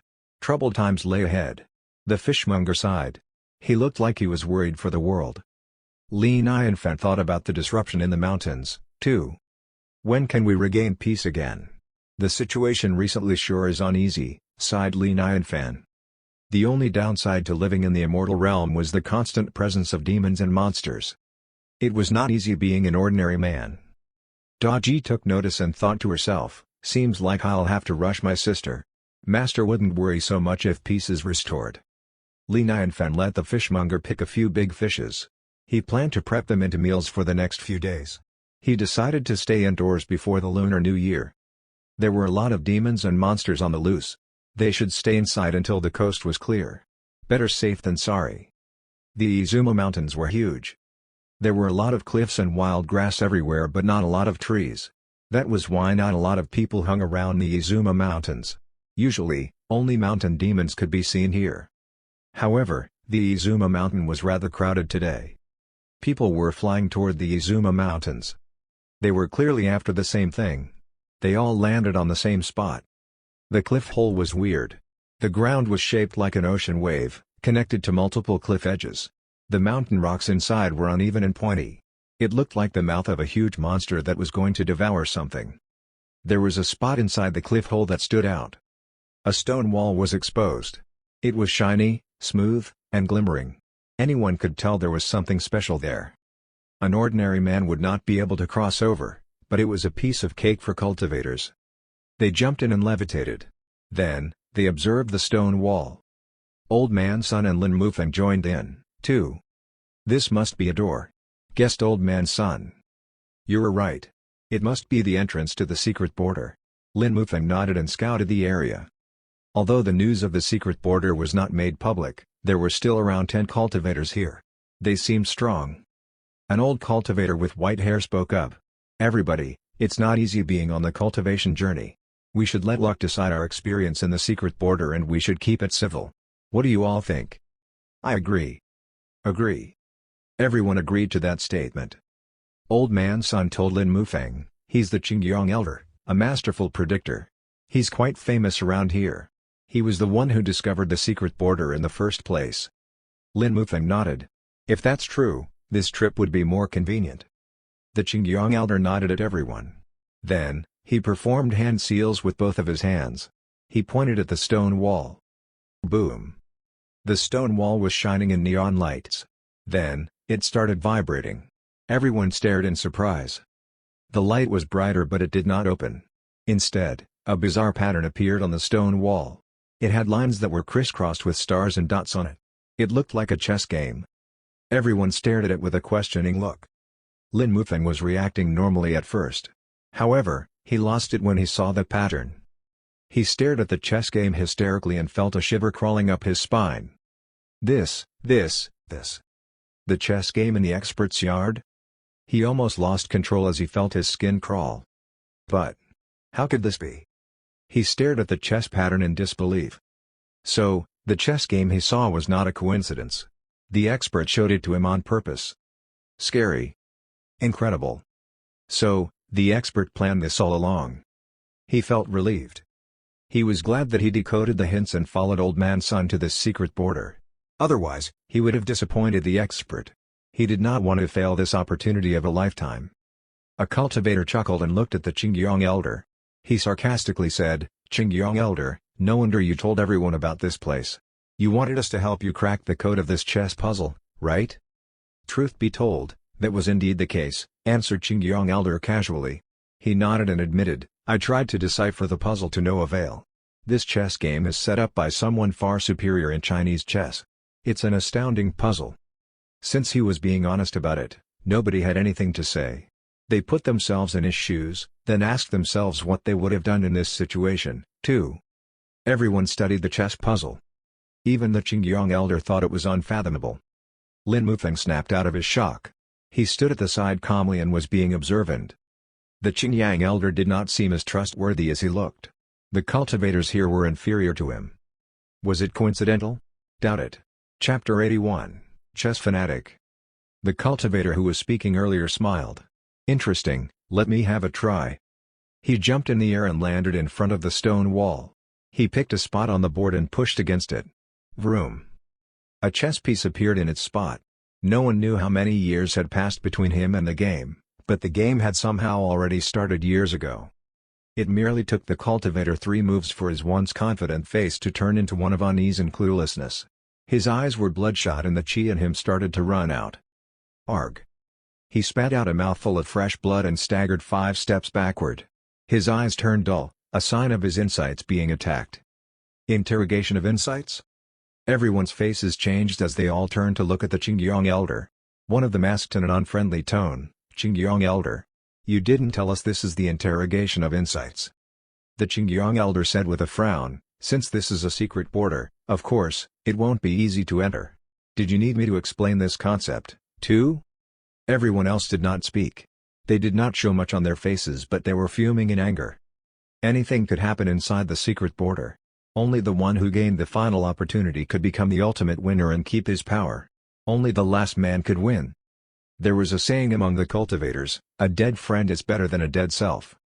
Following that, nobody dared to go forward. The tension in the air stiffened.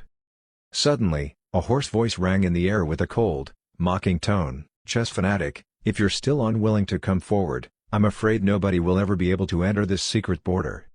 Chess fanatic? Everyone jolted slightly and in unison, turned to look at an elderly man who was dressed in black robes. This elderly man had a goatee. His hair and beard were half black and half white. His face was slender and he stood in the last row without speaking. Lin Mufeng turned and said in shock, "Chess fanatic? The man who's crazy about chess?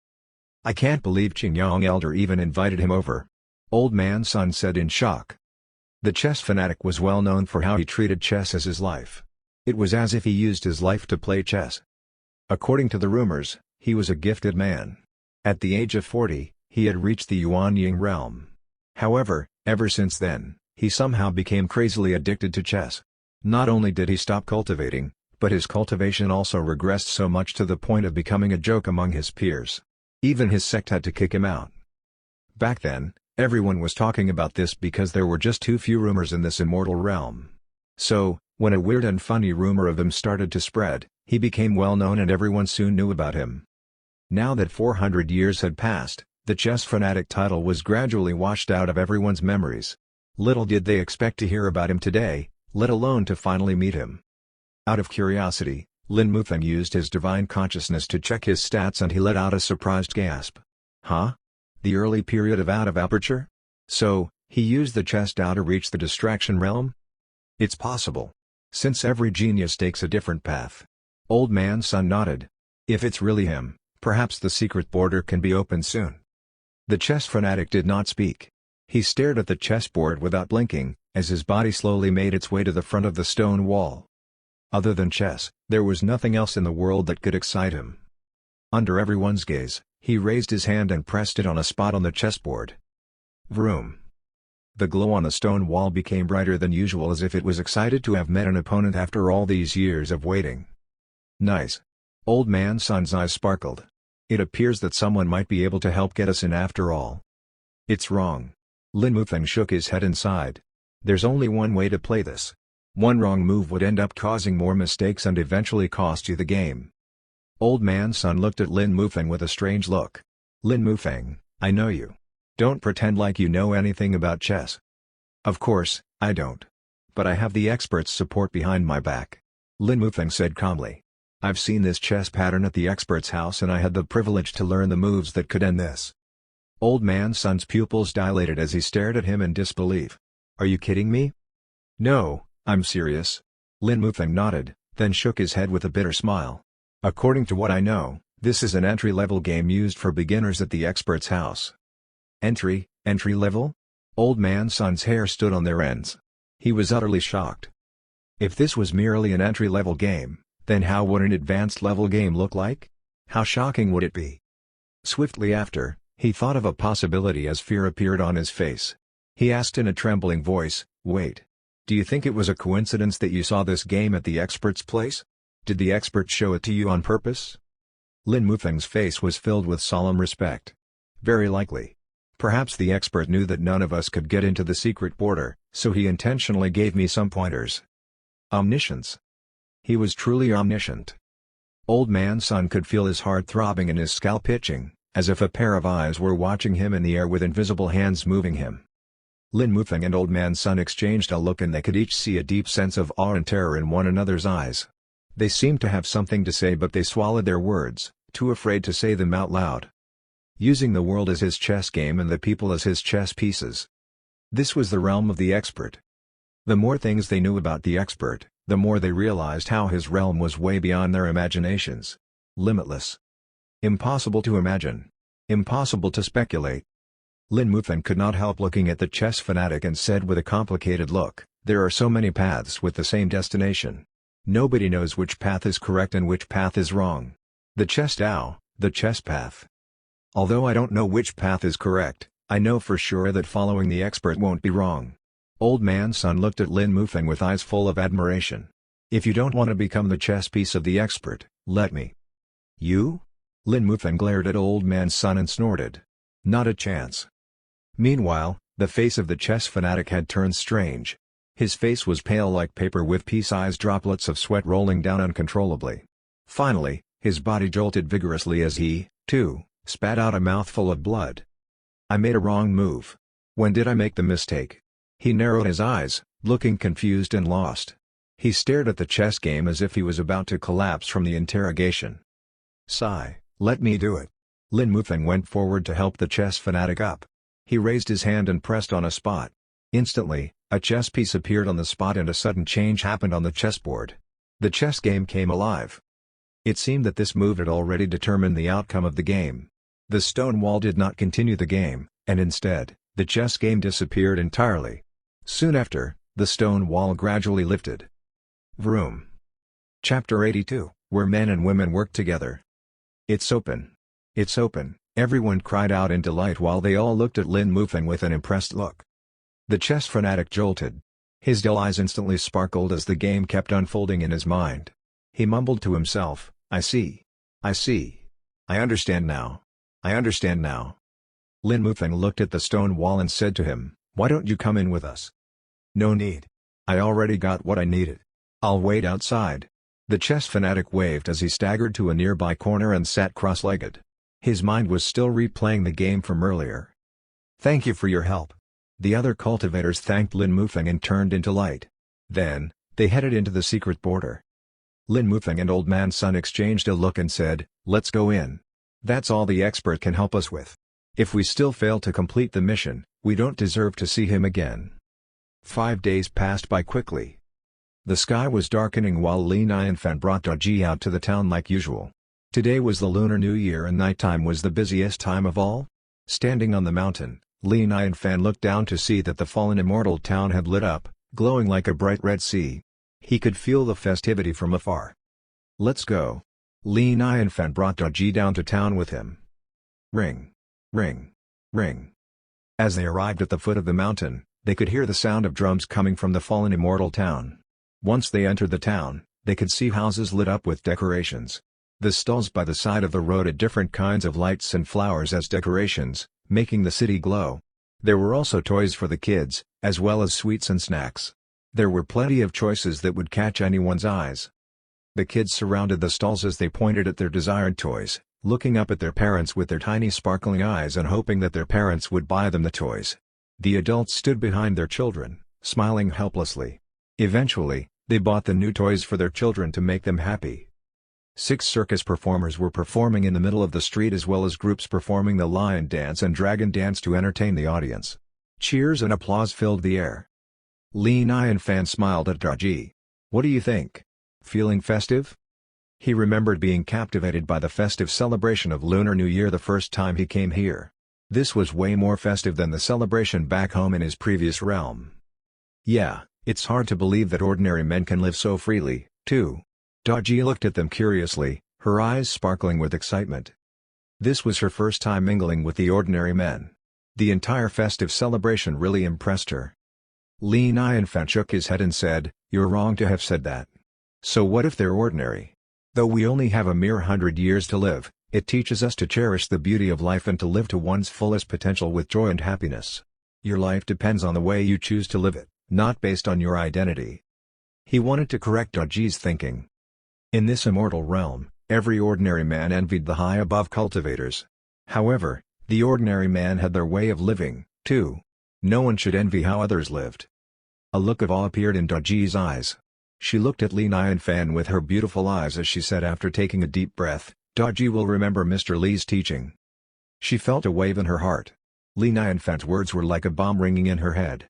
It was as if she had grasped something, but she was uncertain of what it was. Master's realm is indeed way beyond this realm. It's a privilege to be able to follow him around and to hear him teach. Even his words are beneficial. Daji thought to herself. It's not teaching. I'm just speaking my mind. Just treat it as chicken soup, Li Nianfan said nonchalantly. Chicken soup? Daji looked at him as she paused slightly, confused. She felt disheartened. It seemed that her understanding was not good enough and she still had many things to learn since she did not quite understand Li Nianfan. As they walked further, there was a river bisecting the street. There was a stone bridge crossing the river, decorated with many lights and flowers of different colors. Below the bridge were some nicely decorated boats where countless men and women chatted and flirted with one another. "Sir, fancy a cup of tea?" "Yeah, sir. Come and listen to the music." The flirtatious sounds of women were heard coming from a building at the other end of the bridge, turning one's imagination wild. Daji looked at the lit-up building and instinctively frowned. She asked out of curiosity, "Mr. Li, what place is that?"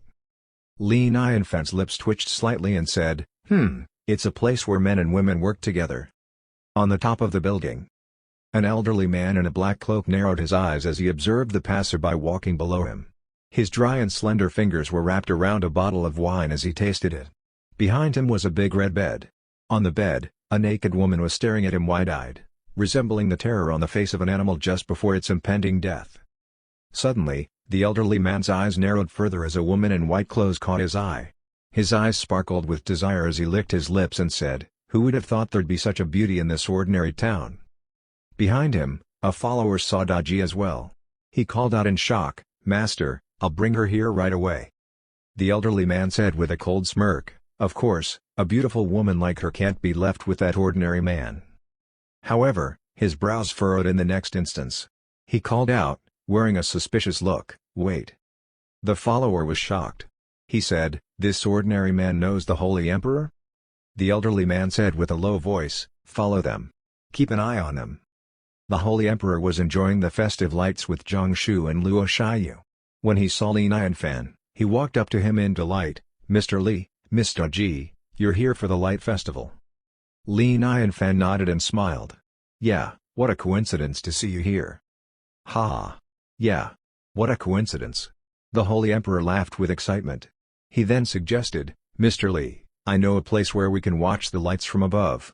You'll be able to catch the entire festival from up there. Are you interested?" Li Nianfan thought for a moment but shook his head. "Perhaps not. I heard the sects will be recruiting disciples tonight. I'd like to have a look." The Holy Emperor said, "Oh, so Mr. Li wants to go there. I was going that way, too. Why don't we walk there together?" "Sure." Li Nianfan smiled and nodded. Chapter 83, A Gift. The place where the sects recruited their disciples was in the northeast corner of the town. There were significantly fewer people in the area, with no performances and noise. In fact, there was a kind of solemnity in the air. When they reached the area, Li Nianfan was quite surprised to find that there were more people than he expected there to be. There were some renowned cultivators as well as children with their parents. Some of them had big grins on their faces while some looked disappointed. Of course, there were more frowns than grins. The so-called recruitment was a test of spiritual root. Unfortunately, most of the people present did not possess much spiritual root. "Mr. Li, you came." Andy Zhang saw Li Nianfan and instantly walked over to greet him. One could tell that she seemed rather upset. Li Nianfan asked, "Andy Zhang, what happened?" "Sigh, it's because of Nanan," Andy Zhang sighed and said in a distressed tone. "Nanan only has an inferior spiritual root, yet she insists on cultivating. She won't listen to me." Li Nianfan frowned, "Where's she?" "There." Andy Zhang pointed to a little girl who was standing in line, her eyes red but determined. The other children beside her had the same looks on their faces as well, and at the front of the line was an old woman who also wore a sad look on her face. Normally, there was a hierarchy between the sects. The queue led by the old woman was located at a secluded corner, making it apparent that they were an inferior sect. The children with superior spiritual root would be recruited by the bigger sects while the smaller sects could only recruit those with inferior spiritual root. "Mr. Li, Nanan listens to you the most. You have to help me convince her," Andy Zhang said worriedly. "I've heard that those with inferior spiritual root don't have a bright future and usually end up being cannon fodder. On top of that, the sect she was recruited into is located in a secluded area. She'd be better off as an ordinary person." "Andy Zhang, I'll try to convince her. If Nanan doesn't agree, perhaps you could let her have a try. It's better than her regretting it in the future," Li Nianfan said. He thought about it for a moment before walking toward Nanan. "Nanan. Brother Nyanfan. Nanan's eyes reddened. I only have inferior spiritual root. That's not so bad. This is a very rare gift. Li Nyanfan smiled. Nanan looked up at him with a sparkle in her eyes. You're not asking me to give up? Li Nyanfan ruffled her hair. Of course not. I'm here to give you a gift. He knew that Nanan was determined to cultivate and there was no way to talk her out of it. The old woman of the sect turned to see the Holy Emperor. She jolted and walked toward them. Greetings to the Holy Emperor, Princess Luo. The Holy Emperor nodded. The old woman looked at Li Nyanfan with a look of disbelief. She wondered who this ordinary man was that he could be accompanied by the Holy Emperor. She then took another look at Nanan and her heart sank. It seemed that the disciple she recruited was not ordinary at all. As for the Holy Emperor, he seemed calm on the surface but in reality, his heart was bleeding. He wanted to slap himself. I'm a fool. I'm a pig. The Holy Emperor jeered at himself. He knew that Li Nyanfan was incredibly fond of Nanan. Why did he not recruit Nanan earlier? He missed out on a great opportunity. Was the expert's hint not clear enough? Why did he not think of it earlier? The more he thought about it, the more upset he was. Now, he really wanted to recruit Nanan, but he did not want to risk offending Li Nyanfan. The Holy Emperor's brows tightened into a straight line. A gift? Nanan looked at Li Nyanfan with excitement. What gift? Wait. Li Nyanfan smiled gently. He had prepared this earlier. He reached into his system space and brought out his writing tools. He glanced around and walked to a nearby stone table. He then rolled out the paper gradually. The Holy Emperor's heart throbbed. He had goosebumps all over his skin and he started feeling overwhelmed with anxiousness and excitement. Was the expert about to? If so, he could not begin to fathom how big this opportunity was going to be. Under the bewildered gaze of the Holy Emperor, Li Nyanfan asked Aji to help him prepare some ink while he closed his eyes to get into the mood. If Nanan insisted on cultivating, then he might as well write her some blessings. Since cultivating was all about longevity, he hoped that Nanan could achieve that. Gradually, Li Nyanfan opened his eyes. They were filled with insights. He picked up his brush. Instantly, ethereal insights burst out like tidal waves. On the outside, it looked like he had blended in with nature, becoming one seamless entity. The cultivators of the sects did not notice this corner earlier.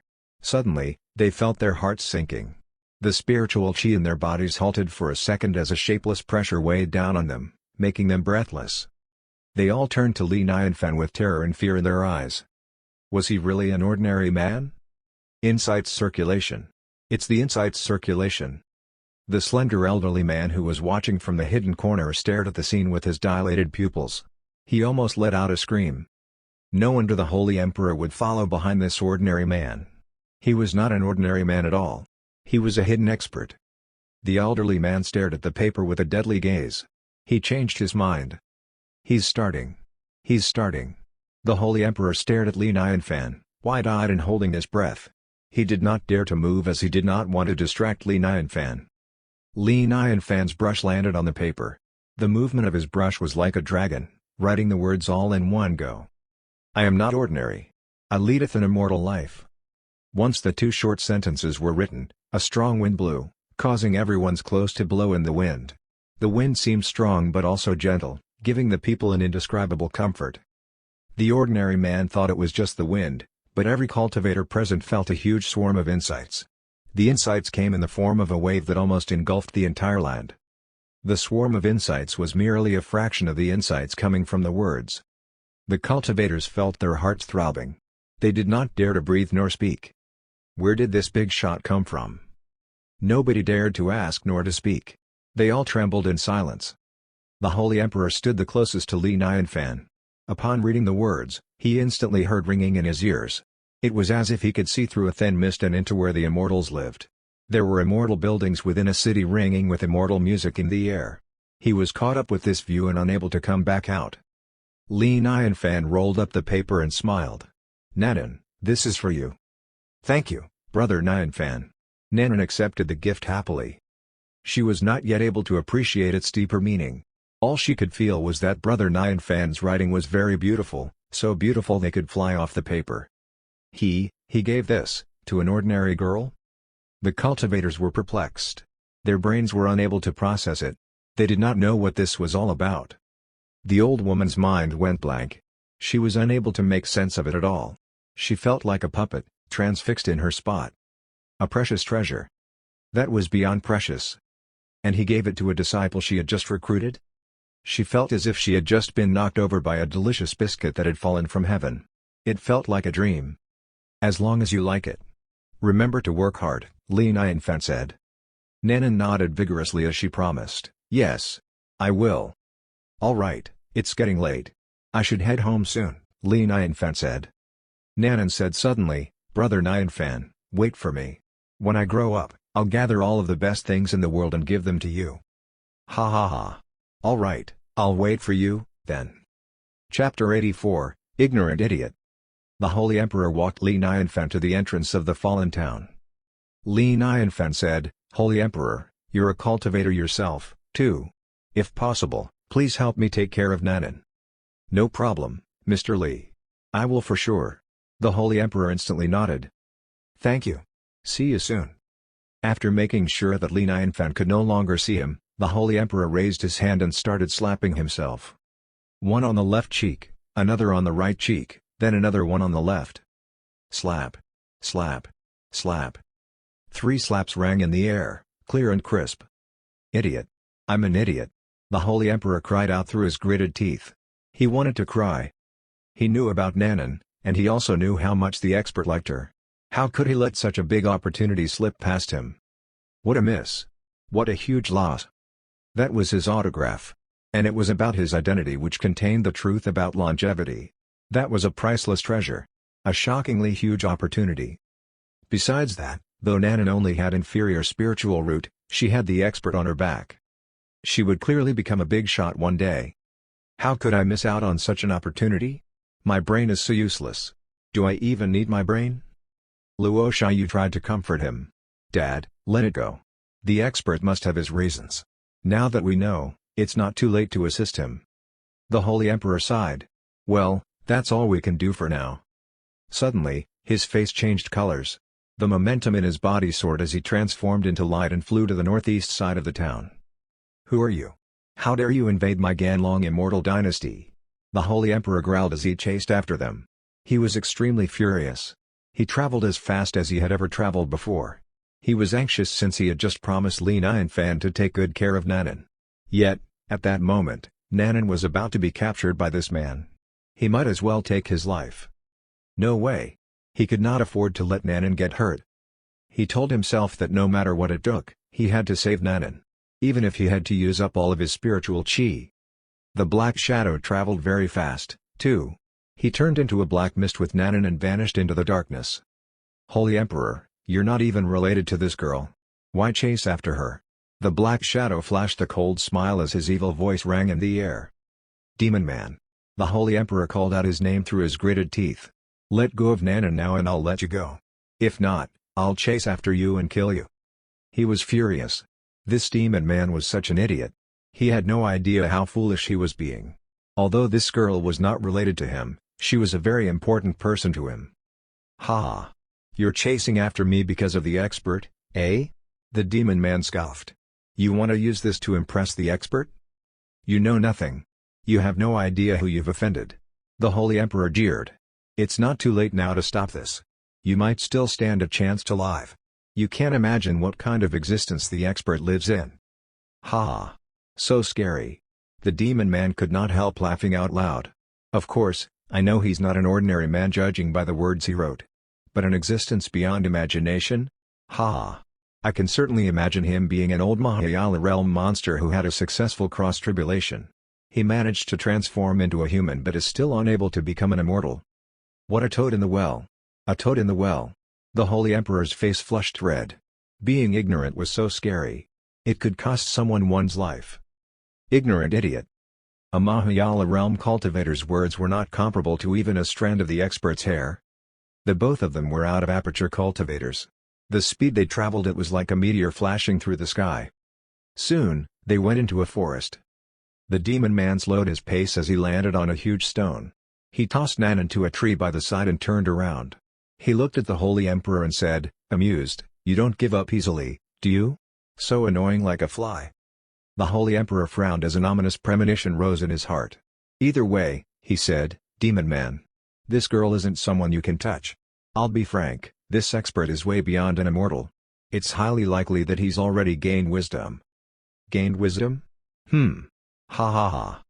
The Demon Man could not help laughing breathlessly. It was as if he had just heard the best joke in the world. He shook his head. Holy Emperor, do you know what you're talking about? At least make up a better lie than this. Already gained wisdom? How so?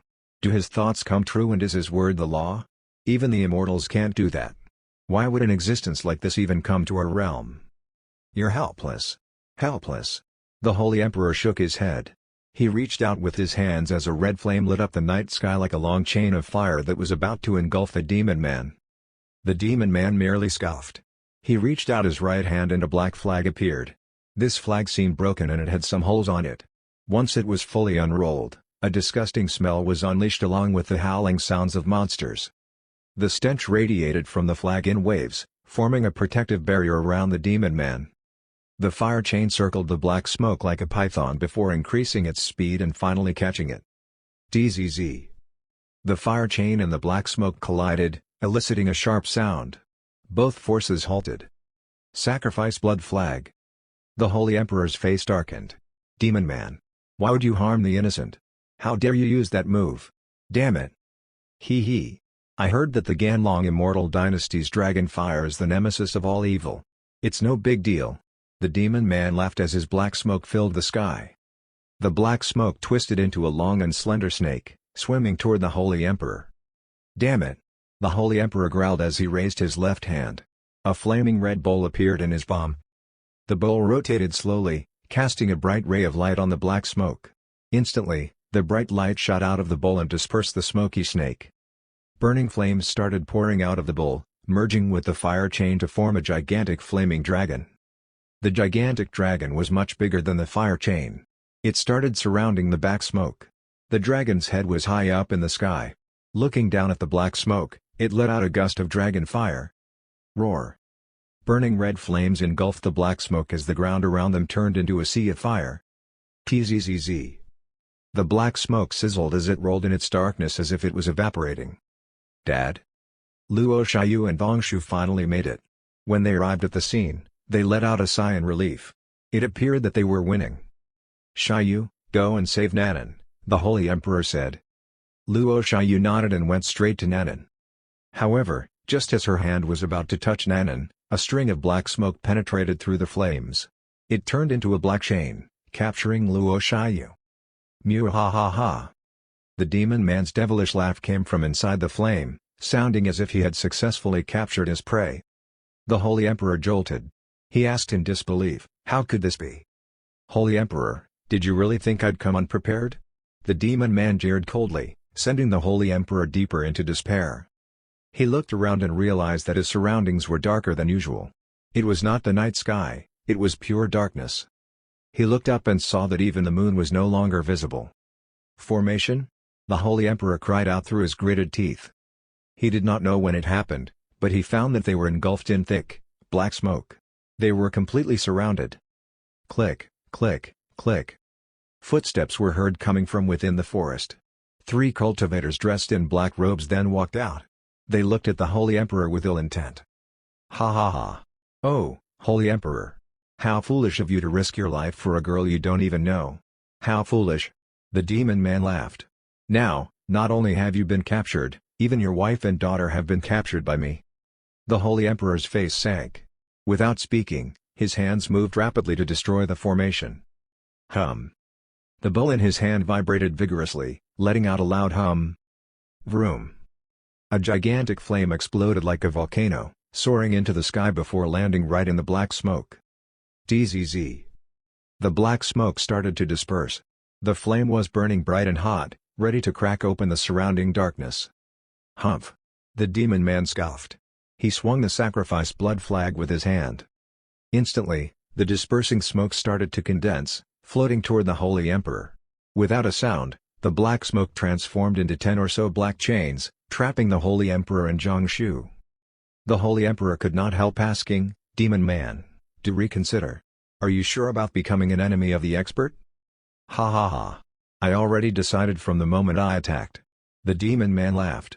He jeered, The immortal realm is so huge. I can go anywhere. Also, are you sure he'll fight me because of you?" The Holy Emperor shook his head and said coldly, "An ignorant person is always fearless. If the expert wants to kill you, he can easily kill you with just a thought."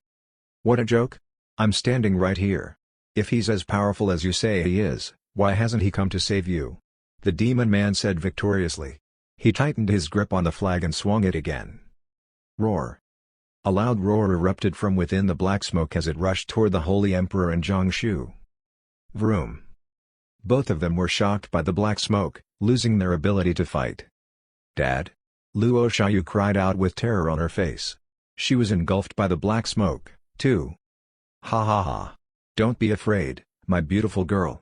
Let me take good care of you," the demon man scoffed with an obscene look on his face as he looked at Luo Xiaoyu. "Holy Emperor, I've yet to thank you for traveling all the way here just to deliver your daughter and wife to me." He was growing impatient with such beauties in front of him, but he did not forget about the important matter at hand. He walked to Nanan. Chapter 85, A Touch from the Immortal. The Holy Emperor warned coldly, "I'd advise you to stay away from them, or else you'll die a horrible death." "Ha! I'm so scared." The demon man laughed without flinching. Above an immortal? A man who gained wisdom? It was unlikely that such a man existed in the immortal land, let alone this immortal realm. If there was such an existence, why am I still alive? Come and get me if you can. Meanwhile, Nanan sat under the tree while biting on her lip. She looked at the approaching demon man with a terrified look. The demon man had lust in his eyes. He reached out with his dry, slender hand and said coldly, "Give me the paper." Nanan held onto the paper tightly as she shook her head vigorously. He staggered a few steps backward. A red light flashed through the demon man's eyes. His hands turned into claws as he condensed the black smoke and pushed it toward Nanan. He jeered, "A mere inferior spiritual root. You're worthless anyway, so you might as well die." "Stop." The Holy Emperor was terrified. The three of them felt as if their hands and legs were frozen as anger flared in their eyes. However, just as the black smoke was about to touch Nanan, the paper she was holding lit up, glowing softly.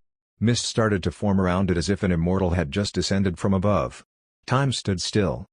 The black smoke vanished instantly as if blown away by the wind. This is... The demon man was caught off guard.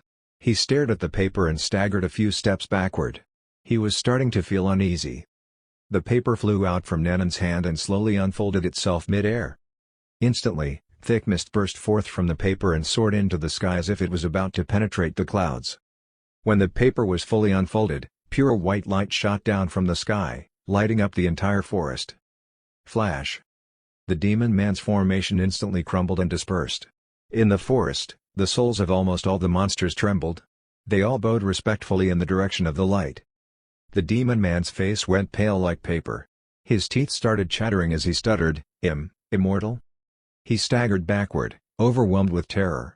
His scalp was itching and he could feel his organs cracking. Among the white light, there seemed to be an elderly man with white hair. His robe was flowing in the air. Though one could not see his face, there was an indescribable aura exuding out from him. Superior but not condescending.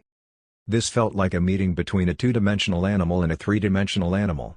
Due to the differences in realms, one could only look up to the superior in awe. Spiritual manifestation. It's the spiritual manifestation. The Holy Emperor's eyes had widened so much, he had to hold on to his breath. It was as if his blood stopped circulating in his body as he had goosebumps all over him.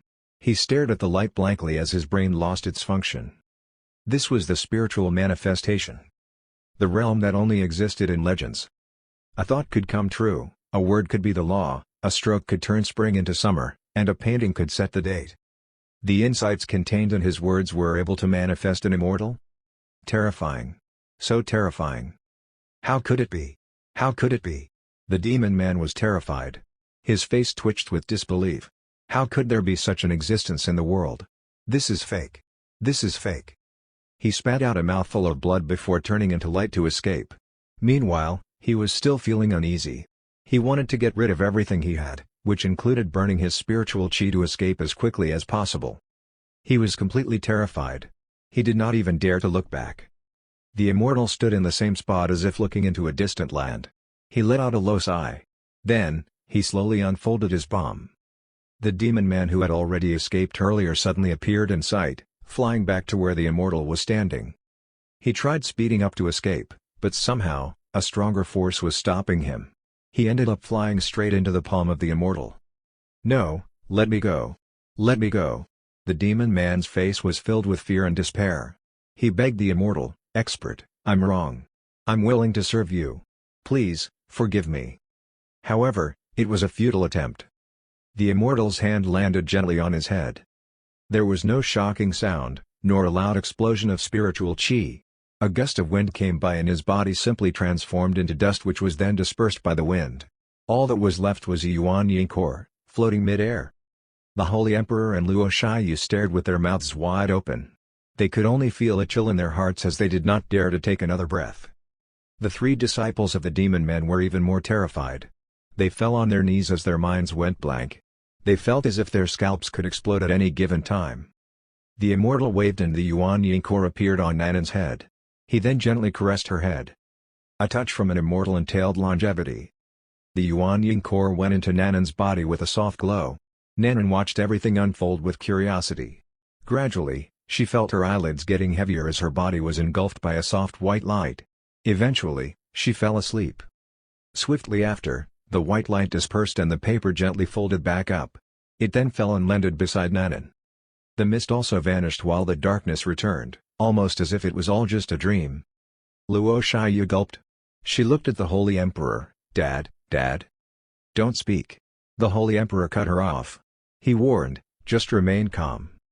He looked at the three remaining disciples of the demon man. His eyes flashed and the bowl in his hand let out a bright light. It then turned into a flaming dragon which swallowed the three of them. Phew! Jiangshu slowly stood up and let out a sigh of relief. She seemed perplexed and confused. Tonight was indeed a nerve-wracking night. She would not forget that last scene for the rest of her life. An immortal could be manifested out of the expert's insights. The realm of the expert was terrifyingly high. "Follow me," the Holy Emperor said as he slowly walked to Nanan and the paper. When he was half a meter away, he stopped to bow at the paper. He said sincerely, "Excuse me." With that, he then used both hands to gently pick up the paper before keeping it carefully. "Shiyu, you carry Nanan. We have to go back right away." Shiyu nodded and carried Nanan in her arms. They turned into light and flew toward the Ganlong Immortal Dynasty. Chapter 86, Unimaginable Form of Existence. When they arrived at the entrance of the fallen immortal town, the old woman was pacing anxiously. Though she seemed old, she was only a golden core cultivator. She was lucky that the demon man did not kill her.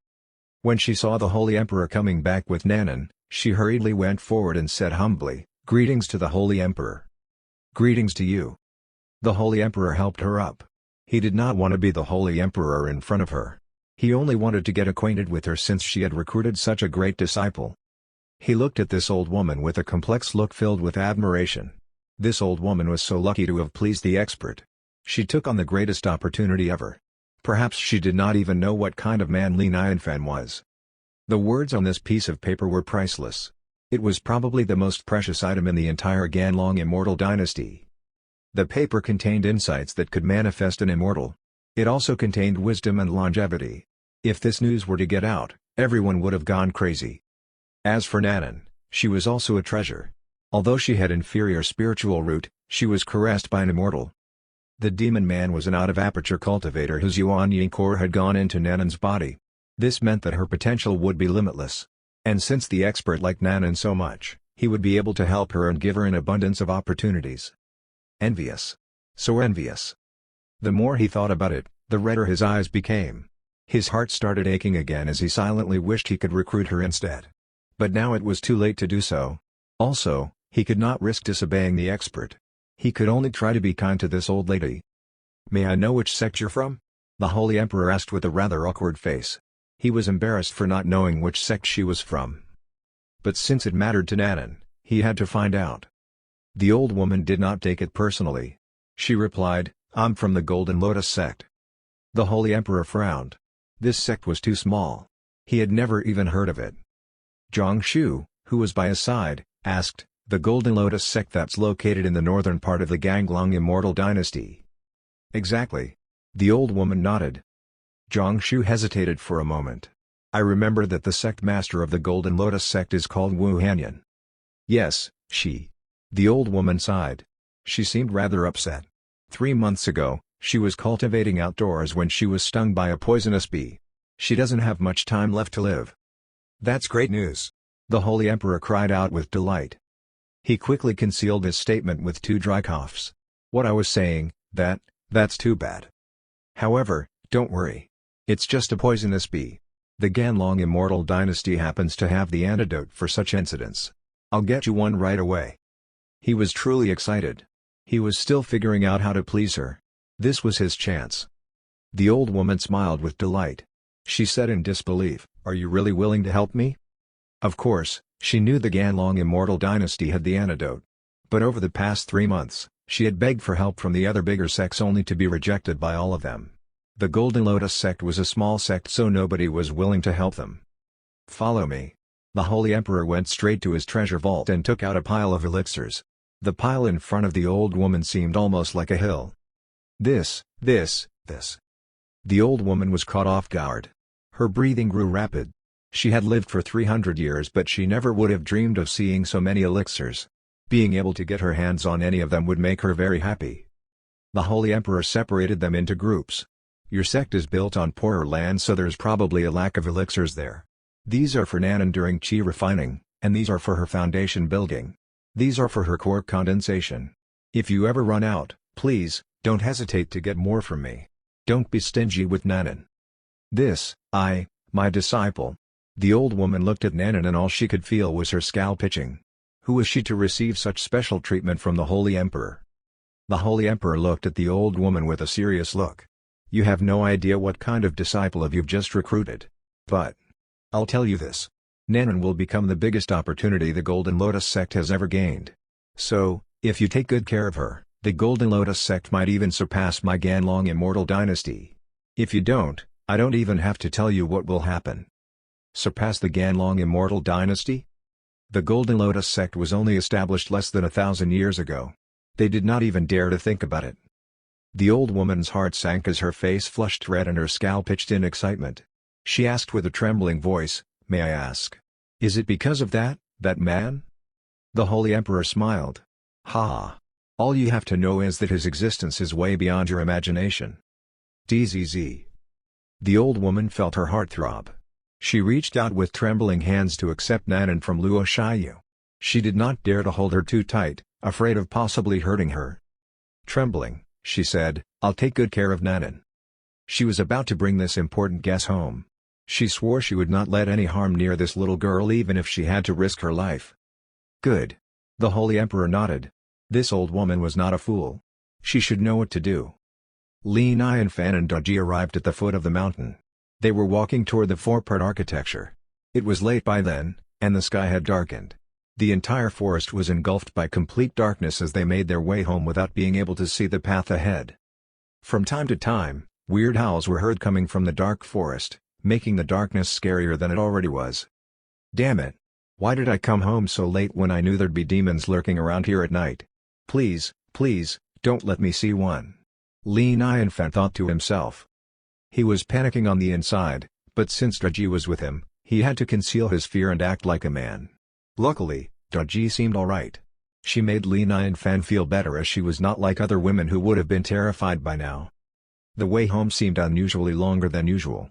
Li Nianfan walked deeper into the darkness while sighing to himself, "How have I never noticed that there aren't any street lights here? At least a lantern or a torch would be helpful. I should probably carry the torch with me from now on." In the darkness, 2 pairs of tiny eyes were hidden among the trees, observing Li Nianfan and Daji. They were 2 extremely huge mice. "Brother, look. 2 ordinary people are coming. Wow. That woman's so pretty. Must be yummy. Yeah. It's so late now and yet, we're lucky enough to bump into them. We're in luck. I'll teach you something new today. When a man and woman walk into a forest, we don't even have to take off their clothes. Learn something new?"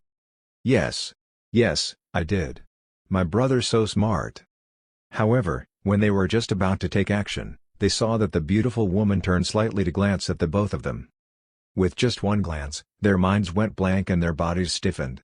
Suddenly, they felt their blood freeze. Moments later, Two ice sculptures in the shape of mice appeared in the forest. Chapter 87, The Right Way to Use Takeaway Container. Under the moonlight, the familiar and welcoming four-part architecture finally came into sight. Li Nianfan felt so lucky to be alive that he almost cried, finally. Lucky me. I'm really lucky to have survived that. He let out a sigh and looked up to appreciate the full moon in the sky. Beautiful. Daji looked at Li Nianfan and said, Mr. Li, it's getting late. Go and get some sleep. Li Nianfan nodded. Yeah, it's time to sleep. Daji asked softly, is there anything else I can do for you? Do for me? Li Nianfan halted slightly. This ancient woman was so kind. He smiled, what's there to do so late at night? Go and get some sleep. Moments later, he was laying in bed, thinking of some lingering fears. He sighed to himself. Although I do know a few cultivators, it's not very nice to keep asking them to protect me. Hopefully, Nanan will turn out to be a great cultivator. I think she'd be willing to protect me, her ordinary friend. Izuma Mountains. Lin Mufeng and Old Man Sun seemed nervous. They were venturing further into the secret border.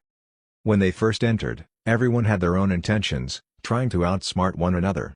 However, after staying here for 5 days, they learned what teamwork was. There were many tests and dangers in the secret border, and after passing all the tests, they could only make it so far. There were few rewards, too. This made them feel less motivated. Was this a secret border with many dangers but no opportunity? This secret border was so stingy. As mean as animals. Xingyang Elder, the secret border you found isn't good. We've made a loss this time. Someone started to complain. Instantly, someone added on, yeah, I've used up so many treasures in here. I won't even be able to break even. How are you going to compensate for my loss? No way.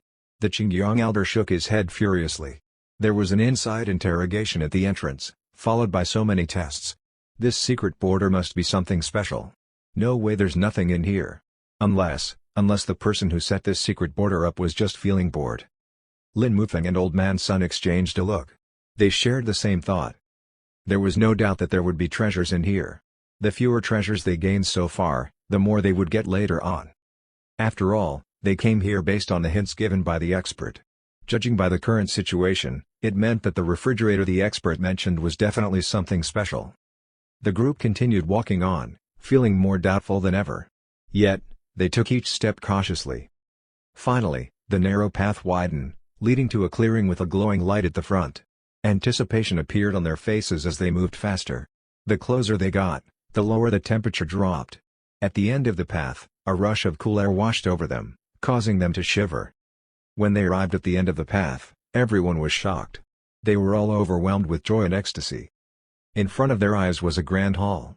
They could not tell how the hall used to look like in the past, but now, the entire hall was completely frozen, just like a frozen world. Fog floated in the air. The cultivators had to endure another test. On a pedestal in the middle of the hall was an azure blue hexagonal object made out of crystal. It sat quietly, exuding a terrifying chill. Refrigerator. It's the refrigerator. Lin Mufeng and Old Man Sun's eyes sparkled as they called out in unison. By then, their hearts had been completely won over by the expert. They knew for sure that this was the refrigerator the expert wanted. He knew everything. He saw everything coming. The other cultivators looked at them weirdly. Someone could not help mocking them. Ha ha. It's so scary to be ignorant. What refrigerator? This is clearly an ice crystal. His eyes were filled with lust as he could not wait to claim the prize. This was an ice crystal. It was not just him. Everyone else was staring at the ice crystal as well, hearts trembling with desire. The ice crystal was likely to be the most precious treasure in the entire immortal realm in terms of its lifespan. The ice crystal could freeze anything and was shockingly powerful. Other than that, it could also freeze one's lifespan. The cultivators would spend most of their time in retreat, and one retreat would last up to 100 years. If they could freeze their lifespans during the retreat, then they could keep themselves from aging, which in return, would give them extra years to live.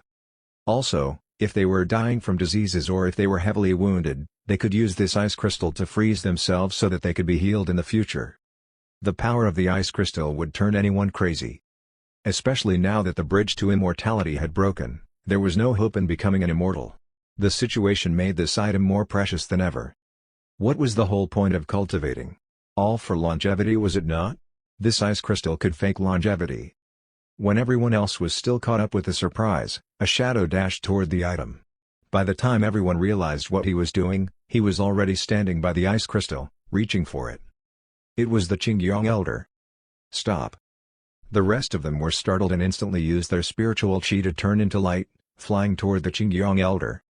However, the moment the Qingyang Elder placed his hand on the ice crystal, the smile on his face stiffened. A piercing chill traveled from his hand to the rest of his body. FZZZZ. Instantly, his hand turned into ice. The Qingyang Elder shivered and instantly tossed the ice crystal away. Another cultivator saw it and a look of delight appeared on his face. He instantly caught the ice crystal. FZZZ. The look of delight was still on his face, but his entire body had already frozen over with the ice crystal still resting in his hands. This. Everyone was shocked. They all stopped in their steps, not daring to get any closer. What just happened was too terrifying. Even the Qingyang Elder who was in his distraction realm could not touch this item. This showed how difficult the task was. The feeling of not being able to get their hands on this treasure which was right in front of their eyes was driving everyone crazy. Lin Mufeng stared at the ice crystal without blinking. He was thinking of a strategy. He had no desire of keeping the item for himself. The only thing he was thinking about was how to get a hold of it to give it to the expert. The Qingyang Elder sighed. Just try your best. Whoever succeeds in getting a hold of the ice crystal can keep it. No hard feelings. Instantly, all the cultivators used their own tactics, trying their best to get a hold of it. Some used fire while some used water, but none of them succeeded. Suddenly, Lin Mufeng had a thought and he almost screamed out loud with excitement. Oh, yeah. How could I forget about it? This was given to me by the expert. Why don't I give it a try? He took out the takeaway container and gradually approached the ice crystal. He then carefully placed the ice crystal into the container. Even fire froze when touching the ice crystal, yet, this container was still perfectly fine. The ice crystal sat inside the container quietly, as if it had become an ordinary crystal. It worked. It actually worked. Lin Mufeng's heart was jumping with excitement and shock. By then, his admiration for the expert had become as intense as a tsunami. Click. As he placed the lid back onto the container, the chill from the ice crystal seemed to be insulated as it vanished instantly. Even the ice in the hall started to melt. Chapter 88, Forces of the World. So this was the right way to use the container. Every action of the expert made had its implied deeper intentions. He planned this all out for me. Such an ability is otherworldly. Scary. So scary. Luckily, he understood the expert's hint. Lin Mufeng took in a deep breath and warned himself, don't be arrogant. I'll have to be more cautious in the future to never miss out on any of the expert's hints. The rest of the cultivators stared at him in disbelief. They could not believe what they just saw with their eyes. This container seemed ordinary. Yet, it was so powerful. If they had not just witnessed the power of the ice crystal, they would have thought the ice crystal was fake. Lin Mufeng laughed and said to the rest of them, "Ha ha. Thank you, thank you." Although he was smiling, the entire spiritual chi in his body had reached its peak. He was prepared for any attack. Old Man Sun also stood by his side, watching everyone cautiously. The atmosphere in the room became tense. Suddenly, the Qingyang Elder said, as I said earlier, whoever succeeds in getting a hold of it earns the right to keep it. Shall we all just let it go? The Qingyang Elder was the highest-ranked cultivator there. He was in the full distraction realm, while Lin Mufeng was in the pre-distraction realm. Old Man Sun was only an out of aperture. With the three of them joining forces, nobody else dared to do anything foolish. They had no choice but to let go of the lust and desire they felt in their hearts. The Qingyang Elder smiled at Lin Mufeng. Let's go. I'll send you both out. Thank you, my friend, Lin Mufeng said. The three of them flew out of the secret border in the form of light, speeding away. None of them stopped. Only after making sure that there was nobody following them, Lin Mufeng stopped and looked at the Qingyang Elder. Thank you so much for your help. I'll remember your kindness. Goodbye. However, he remained cautious of the Qingyang Elder. Throughout the journey and the secret border, one could tell that Qingyang Elder was not a fair person. If it was not because of the difficulty in securing the ice crystal, he would have snatched it away long ago. The Qingyang Elder merely smiled, seemingly unperturbed. Ha! My friend, I've done you such a massive favor and that's all you're going to say? That you'll remember my kindness? Have you forgotten something? Lin Mufeng's face sank slightly. He asked, "What do you mean?" Old Man Sun's face changed color. He started to prepare his spiritual chi for an attack. "I was the one who realized this secret border and I helped you get hold of the ice crystal. Did you really think you can run away with it?" The friendly look on the Qingyang elder's face had disappeared. He showed his true colors and scoffed coldly, "Give me back the ice crystal and I'll consider letting you live." "So, this was on your mind all along," Lin Mufeng said in a low voice. "If I'm not mistaken, you discovered this secret border a long time ago but you haven't been able to get hold of this item. That's why you gathered so many people here to help you. You just planned on snatching it away from whoever that was able to get it." "Ha ha ha. Exactly.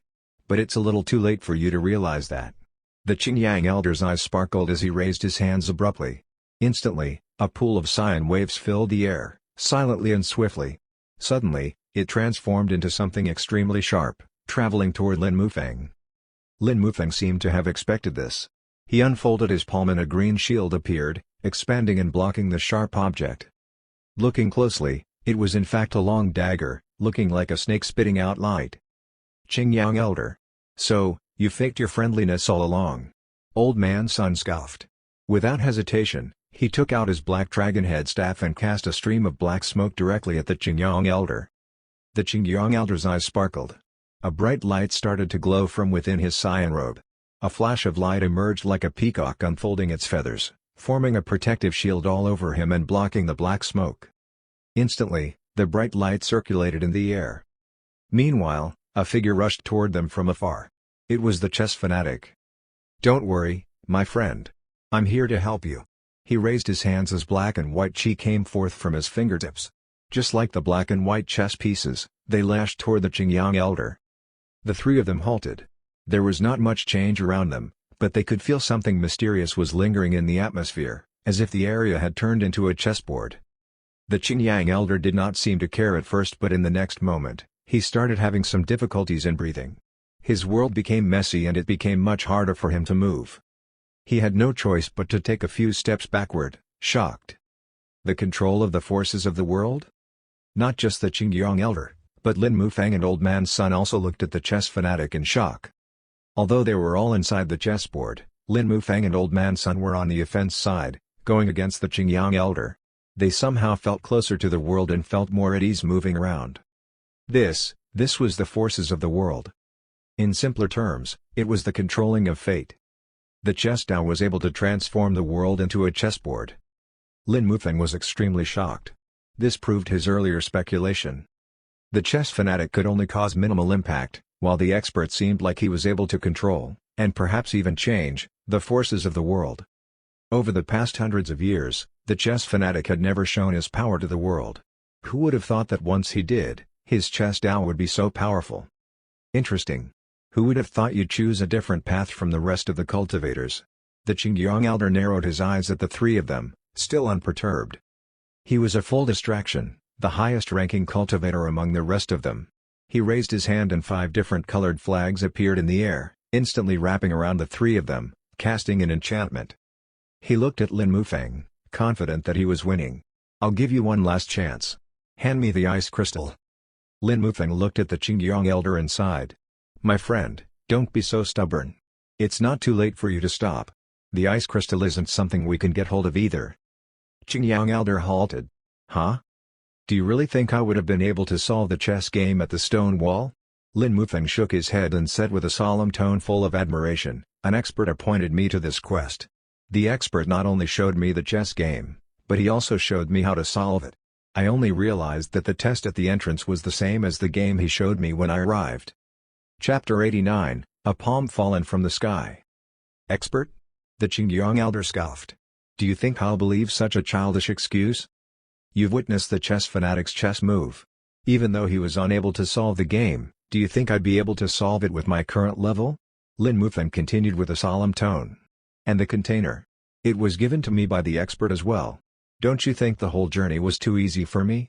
The truth is that it was all part of the expert's plan. He had set these all up for me. This is the true chess Tao. This is the true chess Tao."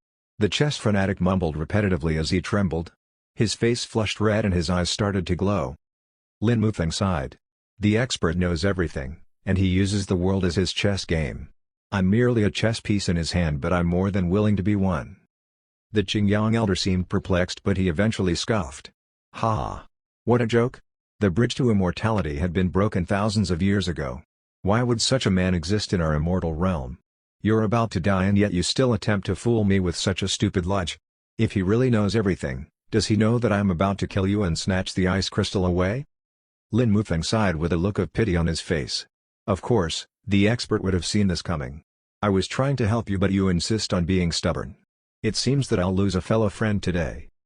Yeah, bring it on. I'm getting old anyway. Even if this expert does exist, I'll have to offend him either way. Since one could only gain wealth from risk, I'll just have to take that risk. The Qingyang elder cried out in a demented voice, exuding an extremely bright light all over him. The cyan light gathered in front of him and with a wave, they dashed toward Lin Mufeng. Old Man Sun cried out in panic. He looked at Lin Mufeng, about to cry for help. If he was as powerful as he claimed to be, why was he not fighting back? What use would come out of standing there without doing anything? Did he not see that they were under attack? The light traveled at a rapid speed and within an instant, the light was less than 3 feet away from them. However, Lin Mufeng remained calm and unperturbed. He merely raised his palm. Instantly, it was as if the light was blocked by a shapeless force as it came to a halt right in front of Lin Mufeng's face. The wind started to blow wildly. Winds blew from all directions, causing Old Man Sun's beard to dance wildly as he staggered backward. Vroom. Vroom. Vroom. The wind was so strong that the sky almost seemed to change color. Meanwhile, a swarm of insights exuded from Lin Mufeng. Instantly, his figure expanded, almost like a pillar between the sky and ground. This is... The Qingyang elder's face changed colors instantly. A look of terror that was never seen from him before flashed in his eyes. He asked, trembling, Force of God? I thought the expert showed this to me without special intention. Now, it's apparent that he saw this coming long ago and intentionally passed this on to me, Lin Mufeng said solemnly. He was once again truly impressed by the expert's setup. You. The Qingyang elder was trembling. He wanted to escape, but he realized that he was trapped by a powerful force. He felt as if he had no way of escaping from this. Lin Mufeng raised his hand slowly. Have you seen a palm falling from the sky? Vroom. In the air, the basics of wisdom could be heard. Slowly, the clouds cracked open to reveal a gigantic palm. Instantly, the palm broke through the clouds, and just like a meteor, it fell toward the Qingyang elder. No. The Qingyang elder whimpered as he looked up at the sky in despair. He tried to resist in many ways, but all manner of resistance was futile once the palm landed. Scratch. His clothes were torn open. Instantly, the palm fell upon him. Vroom. The ground and the forest shook as if an earthquake had happened. Once the smoke and dust cleared, one could see from above that there was an imprint of a gigantic palm left on the land. As for the Qingyang elder, he had already disappeared without a trace, vanishing into thin air. Oh my God! Old Man Sun was stunned. He looked at Lin Mufeng as if it was his first time meeting him. He stuttered, This was passed on to you by the expert as well? What rights do I have for the expert to pass this on to me? I was only lucky enough to catch a glimpse of his power. Lin Mufeng said, unperturbed as if he had done nothing impressive. He looked at the mark on the ground and sighed. It's a pity that my understanding is too shallow. I only caught a glimpse of the entire act. Only a glimpse of the entire act? Only? This was the force of God. Old Man Sun's eyes reddened. His good friend had changed. After meeting the expert, he had become so arrogant. But, he really wanted to meet the expert, too. My fellow friend, did you say that the chess move you made was appointed by the expert? Is that true? The chess fanatic asked in anticipation as he looked at Lin Mufeng in admiration. Lin Mufeng nodded. Of course. The chess fanatic instantly made a low bow at Lin Mufeng. He then said sincerely, I was too blessed to have witnessed the move and I shouldn't ask for more. But knowing that such an expert exists in this world, I'd regret it for the rest of my life if I'm not able to meet him. May I ask if you could introduce him to me? This. Lin Mufeng frowned. He looked at the chess fanatic, then at Old Man Sun. After a moment of hesitation, he said, You both have contributed to getting this refrigerator anyway. And since the expert likes to play chess, I'll try to bring you both to visit him together. The chess fanatic and Old Man Sun jumped in delight. Lin Mufeng said, Let's not waste any more time. Since we've secured the refrigerator, we must send it to the expert right away to show our sincerity. Let's go. Instantly, the three of them turned into light and traveled to the Ganlong Immortal Dynasty. When a mountain came in sight, Lin Mufeng led them to the foot of the mountain. He said in a serious tone, "The expert lives on this mountain. We'll go up by foot. This is a must. This is the basic respect one must show to the expert." Old Man Sun and the chess fanatic nodded in agreement. Lin Mufeng continued, "You both have to remember that the reason the expert lives among ordinary men is that he wants to experience living as an ordinary man. His house is filled with treasures and opportunities all over, but you have to control your reaction. Treat him as an ordinary man, or else he'll be displeased. Don't worry. You've said this for the 100th time during our way here." Old Man Sun said. Lin Mufeng repeated, "This is a taboo at his house, so I need to make sure." The chess fanatic's eyes sparkled. He said, "I think I somewhat understand the expert's attitude." Chapter 90, Boot Slicking Competition. "You understand?" Lin Mufeng and Old Man Sun looked at the chess fanatic in unison. "Huh? Tell us." Old Man Sun said curiously. "Actually, I happen to have this attitude from time to time as well." The chess fanatic smiled. "As a cultivator like me and you, no one is born as an immortal. We were all born in the shell of an ordinary man. I've always thought to myself that if I managed to become an immortal one day, I could bring an end to my busy life. Then, I'd be able to go back to being an ordinary man and live a carefree life, mingling among the ordinary folk and enjoy the rest of my life." "You're right. You're right." Old Man Sun nodded in realization.